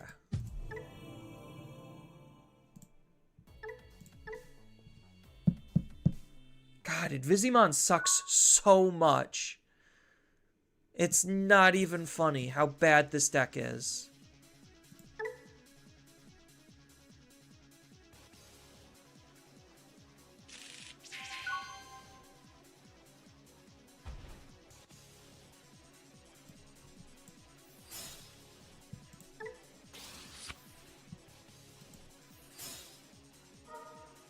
Maybe one time it'll come together.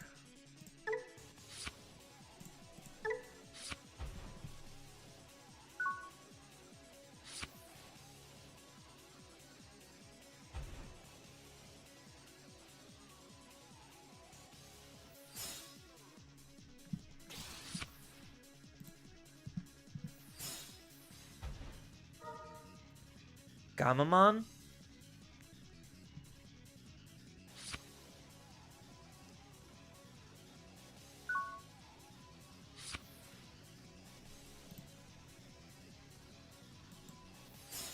I probably should set up a tamer, but I'm too busy looking for a tamer setter.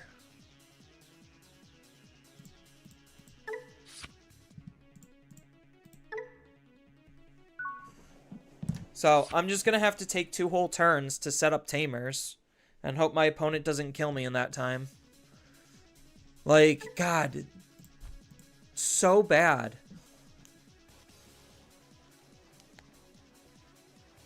Maybe I do need to just run Digital Gate open, like, fuck on a stick. The fact that, like, I don't have any other ways to set up Altias, and that's, like, arguably the most important card in the entire deck.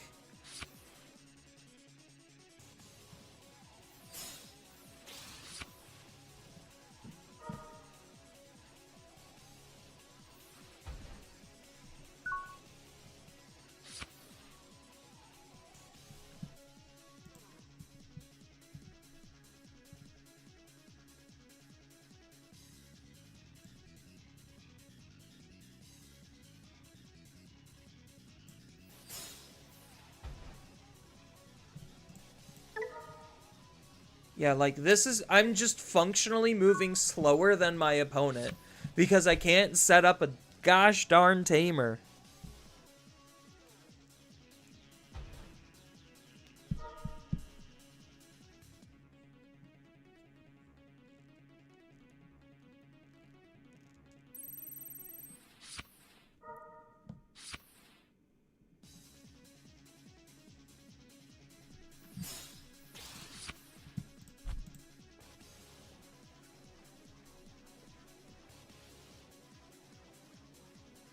So, all my opponent has to do is choke me to 1.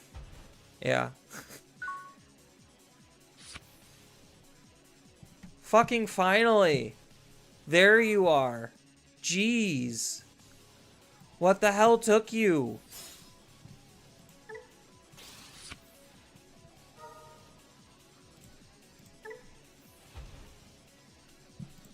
This is the whole combo. This is what the deck is supposed to do.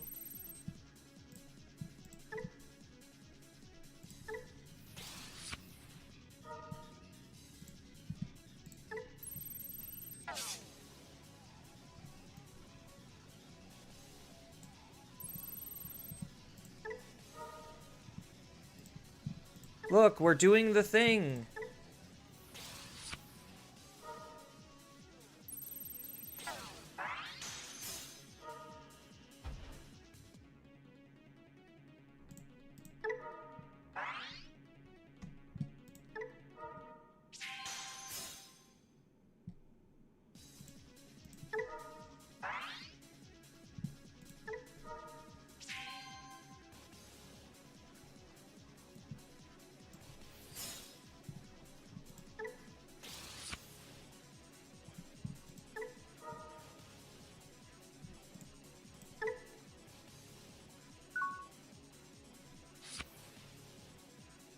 And I still couldn't even get rid of this fucking card. So now they just get to walk all over my security and rip it to shreds. Oh,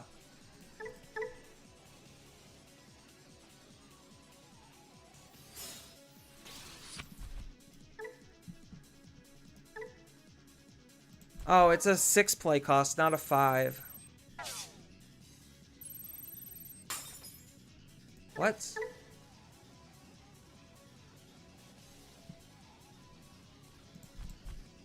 What?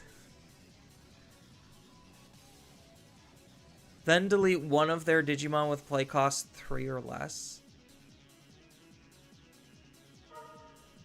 That's funny. Okay.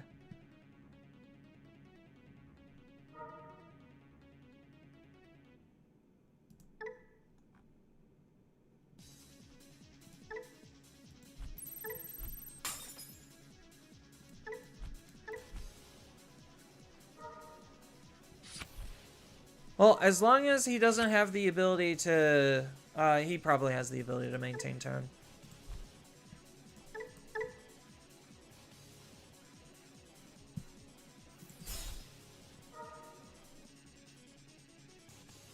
What? A hero card? Okay. I'm so lost on what they're doing. I'm incredibly lost.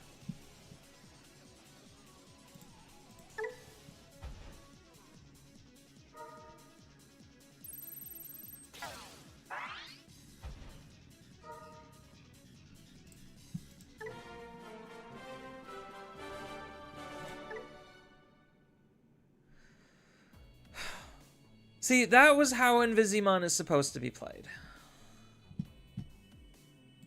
Alright.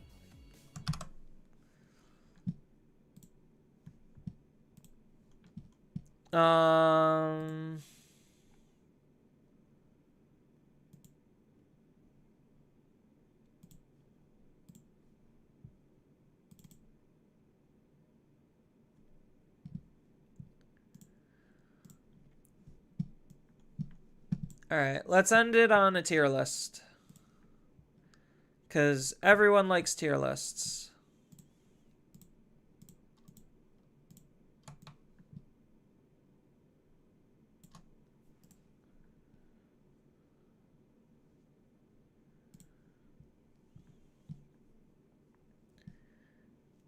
Dang, if they quit because they knew Invisimon was going to pop out as security, I mean, it's whatever.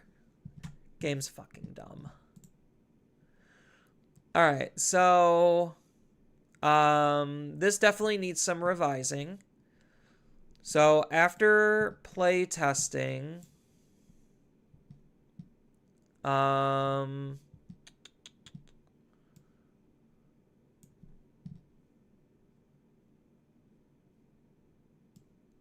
you're probably down here. You're probably together.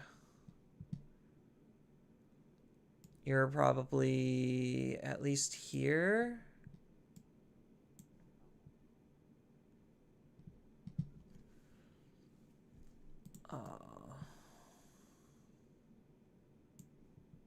You're down here.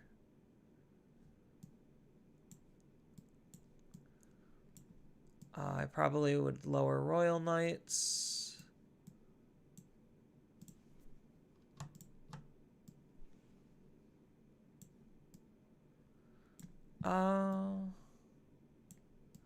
No, I probably would keep Royal Knights at least up here. I think like the best 5 decks is like Royal Knights, Rocks and Minerals, Vortex. So realistically, if I was going like actual order,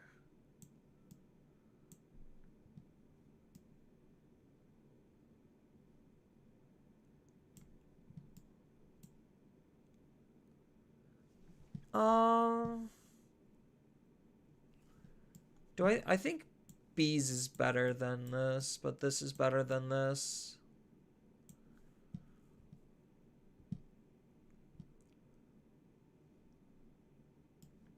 Um,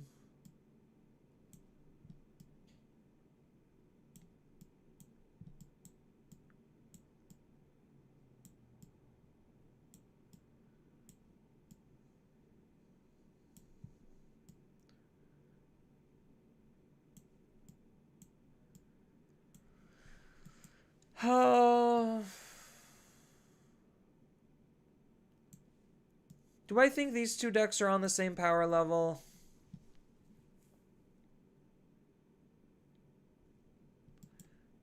Probably. I probably would say they're on about the same level.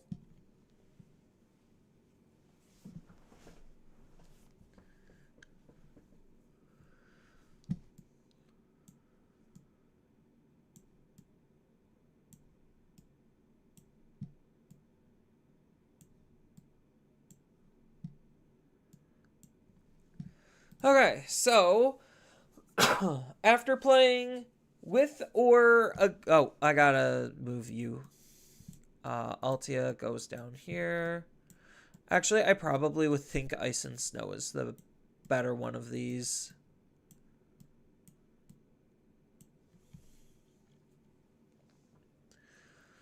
All right, so this is kind of where I'm mentally feeling where all of the Liberator decks are ranked. So I guess now I will open up the floor to any arguments. Without a shadow of a doubt, the best three Liberator decks is obviously Vortex. It's Shoto, Owen, Close. Then I do think like Royal Knights and Puppets kind of are still pretty decent. Maybe they can be at the top of here, but I think like they're still good enough to have some solid representation and results possibilities, especially compared to all of the other Liberator decks.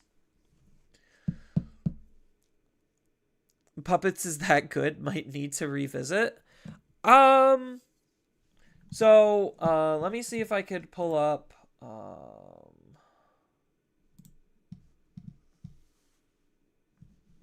what I want.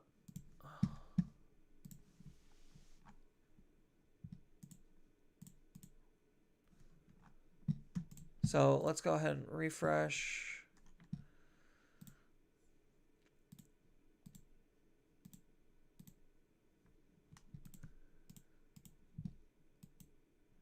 Okay, so as far as Japanese results go, yes, Puppets is actually doing very well. Granted, Puppets is a little bit on the broader side, so like it's hard to lock down what variation of Puppets that they're referring to, but Puppets as a whole is doing very well. This is again based on Japanese data. So their number one deck and number one played and performing deck is very clearly Vortex. Then their number two, Dragon Man, is Shocker, Owen. Then Agio is just Time Strangers. More they have a lot of like weird shit. So like Time Strangers as a whole probably eclipses the majority of these actually, because if we pair Agio, Iliad, Blue Time Stranger, so let's do math.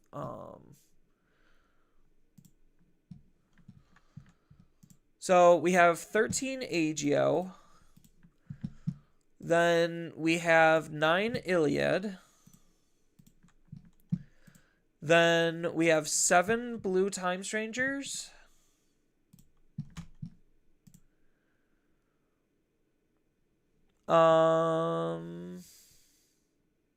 Yeah, so if we basically combine all of the Time Stranger specific decks, Time Strangers is actually their number one performing deck. It has 29 out of whatever the current representation is. So obviously in Japan, Time Strangers is actually the best deck. Footy is actually Hoodie. There you go. Hoodie.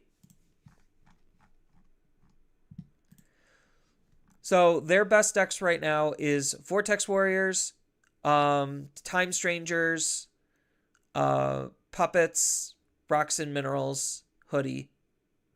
So 1, 2, 3, 4, 5, 6. So Hoodie is like technically right now number 6, but that's because I think a lot of players are just like trying out other things and making deck transitions or whatnot. Because Japanese data usually skew towards the more newer stuff, but granted, in Digimon, the newer stuff is like arguably more broken.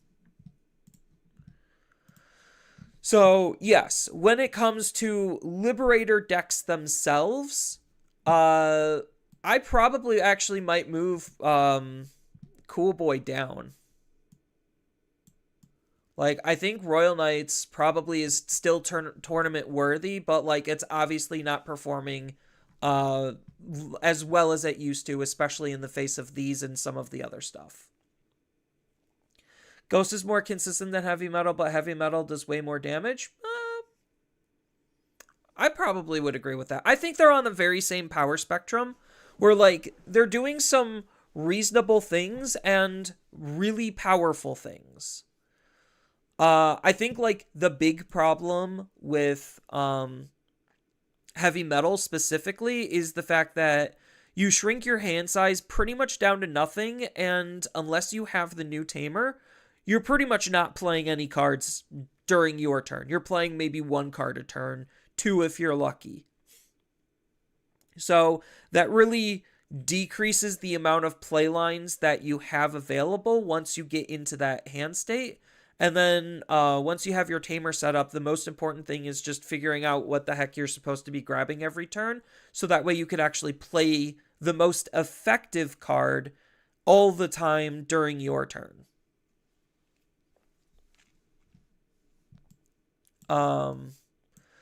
So if we were to take the Japanese list, Royal Knights is doing about as well as Millennium, which is funny, but like it's still a very strong deck. You do see some Xeno representation.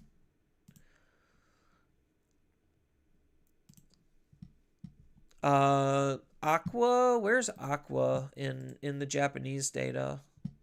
Aqua's right here, just under Royal Base. I could probably agree with that. Like Aqua down here.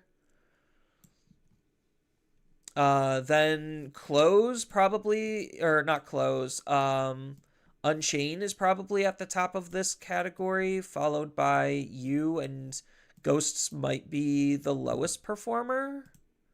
At least like in here, Ghosts is like a very low performer.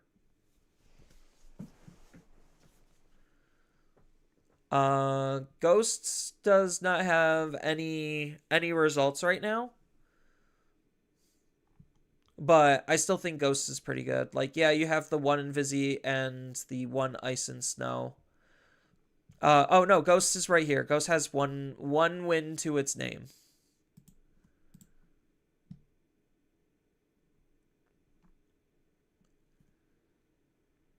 And it's not even East's list.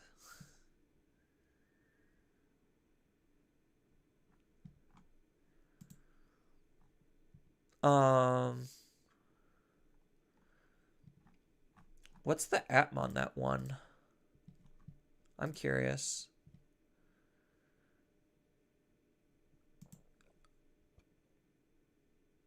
Oh, it's like this is app slop. Like pure app slop. It's technically more focused around Hades. But you got some really sloppy stuff in here.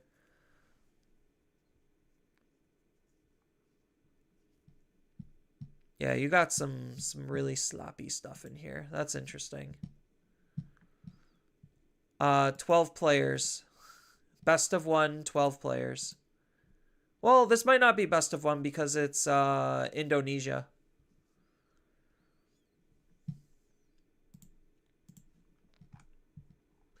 We need to get Offman. Like, I want to see what he does.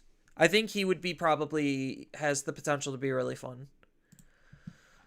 Yeah, so if we were to take the Japanese data up front, obviously Vortex, like the 3-4 best is like very clearly doing better than some of the other stuff, but maybe not by a large metric when we get to like rocks and minerals. Yeah, because then we get so Namekamon, Xeno, Royal Base Aquatic, Royal Knights. Royal Base, Xeno. Maybe this is actually better than what I'm giving it credit for, but it still feels very down here.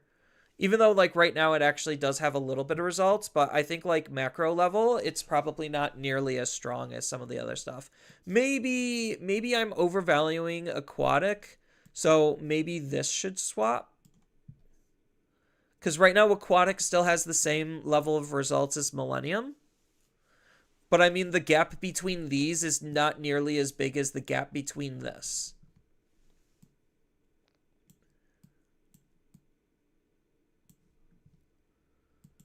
So technically right now,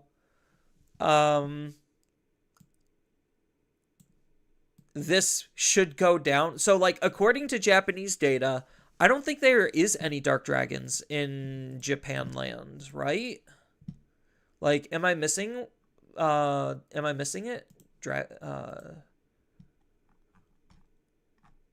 there's more. Okay. So they have, this has two categories. That's funny. Dukemon.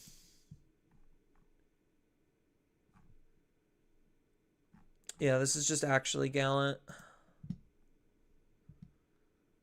Purple Good Stuff, Geel, Invisi, Snow, App, Machine Dramon, DM, Jessmon.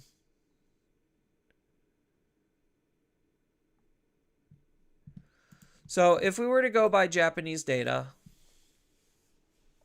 then this goes down and these two go up. Like, if we were full stop going by Japanese data. So, like, honestly, according to Japanese data, this is basically the tier list currently. Where you do have this pretty much weaker than these two, but I honestly think, based on what I've been seeing, these two are not better than this. Granted, if you lose your tamer, you pretty much lose the game on the spot, but there's not that much tamer hate. But if you don't even have your tamer setter, these are not even playable decks. So, honestly, like, I do feel like this is still better than these.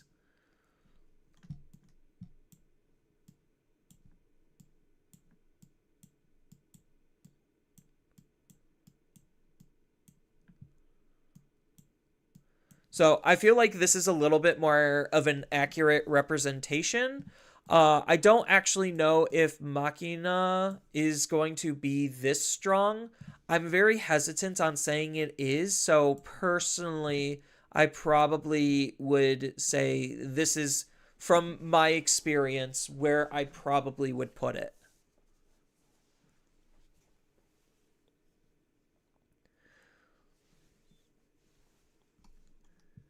So Ice and Snow has a single average of, good against Vortex matchup. Yeah, it's literally just good against Vortex, and that's pretty much it.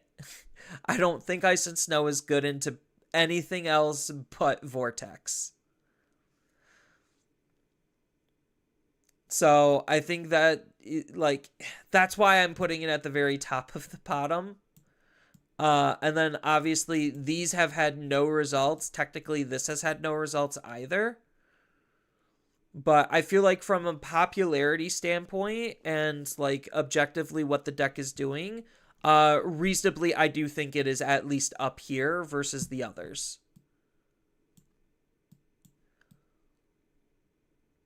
Like, I feel like she's got enough tools in order to make her game plan functional, and functional consistently enough comparatively to all of these. Does Lucimon have any results in Japan? Let me see.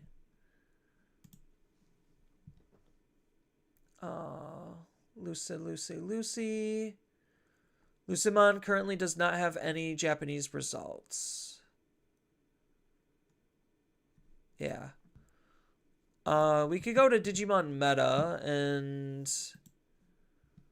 this is slightly skewed, but we could at least get a little bit of a bigger picture.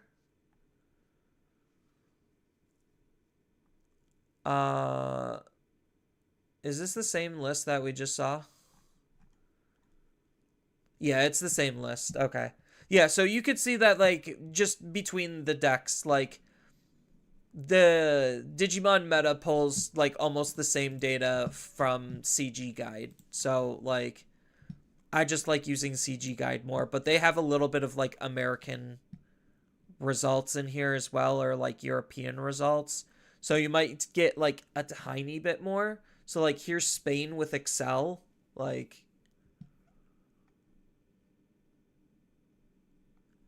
Right now, I'm just looking for what's its face, Dark and Evil Dragons, seeing if that has like a single claim to its fame. Yeah, here's at least Galacti. Dark Masters, Virus Imperial, Digipolice, Maruki OTK, Diaboromon, Hoodie, Millennium, Ultaras, Myotis.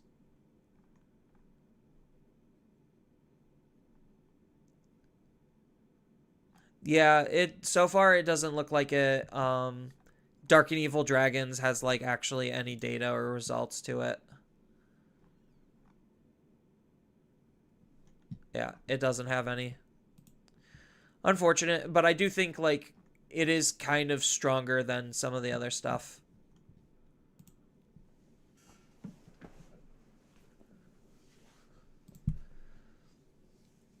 So if I were to rearrange the tier list, this is probably where I would put them. This is again based on the data that we've been seeing and like kind of the vibes that I've been feeling based on playing the majority of these. Also, I realized the issue with Ghost / Heavy Metal and any purple deck is Medusa is around. Yeah, exactly. Medusa literally having Crimson Blaze and Trash Hate makes these like worse by default. But I feel like if you don't see this, then these could actually be pretty reasonable decks. So I know I already had a tier list for the most part, mostly made. But yeah, so I might make it like my own separate Liberator tier list video, but this is kind of just the prelude to it. If anyone's like actually curious. So I think this is probably a good place to end the stream on, because things seem to be winding down and it's getting on the later side. So if anyone has any objections, feel free to tell me in the comments or yell at me at chat while I'm live for like another 30 seconds or so. But thank you, I guess, everyone, for coming out and watching. It really does mean a lot to me. Good games to anyone that I was playing in chat. Had a lot of fun, was learning a lot. Unfortunately, things weren't necessarily exactly as good as I was hoping or intending. I don't know what the heck was with my card draws. That was like absolutely abysmal. So today definitely wasn't the best of days, but it definitely wasn't the worst of days. Probably should have made other decks and started testing some other stuff, but I think I'm like okay enough on Medusa to cover it as a deck profile. As like one of my last big ones, because that's covering like pretty much the last of the top Liberator decks. Outside of like Bees, obviously, because I technically covered Aqua, but I know a lot of people like Aqua. You're satisfied with the list, although you wonder, although I wonder if you understand how Galactic works, even though you put it so high. I understand how the deck functions, like from a like macro level perspective. So like I understand the gimmick of the deck and the mechanics that it's playing around with. It's just me piloting the deck I'm not a pilot. It's not a deck for me. But I understand what it generally can do. And I think because it does have some of the better Tamer removal and the new Galacti gives it some insane levels of protection, it could be pretty reasonable. I don't necessarily know if it's better than Royal Knights per se, but I think it could do some reasonably strong things. But we have to remember the gap between top tier and tournament worthy is actually pretty large. Like, it's not a small gap. It's a relatively large gap. And the gap between tournament contender and tournament worthy is a lot smaller of a gap. So, like, you have the biggest power discrepancy right here, and probably the smallest power discrepancy right here. Millennium can feel so dirty? Yeah. Millennium can feel very dirty, but he does take a little bit of stuff going right for him. And, like, in a game, like, in a world where we could just end the game on turn 2, roughly, sometimes turn 3 consistently, Millennium just doesn't have the chops to be able to keep up. He really doesn't. Like, he moves very slow. And by slow, I mean slightly below the competitive average.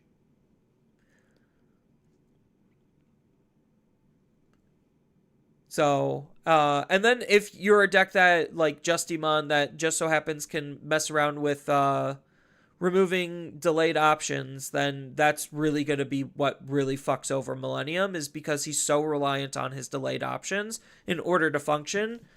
And if those get messed up, then he's basically dead in the water. But luckily for him, there's not a lot of those currently in the game in the format. But I'll probably cover the tier list and kind of explain my rankings a little bit more in a separate video, but this is kind of just like the prelude of where I'm thinking the Liberator decks currently are. And yeah, that's kind of my thought process. So I guess you could feel free to look forward to deeper explanations when it comes to this actually being more of a dedicated video, I guess. But if anyone has any last minute feedbacks, again, feel free to type it in chat, or better off, type it in the comment section, so that way it could be seen and read, and it stays there more so forever. But yeah, so thank you again, and I don't know exactly when I'm going to be streaming next. It might be sometime later this week. It might not be. I don't exactly have a set streaming schedule. So that's why it's really important that you follow and subscribe and hit that notification bell. If the link to my Discord still works, Discord is one of the easiest ways to know when I go live. And yeah, that's kind of it. Thank you everyone for watching, and I hope to see you all in the next live stream or video. Later.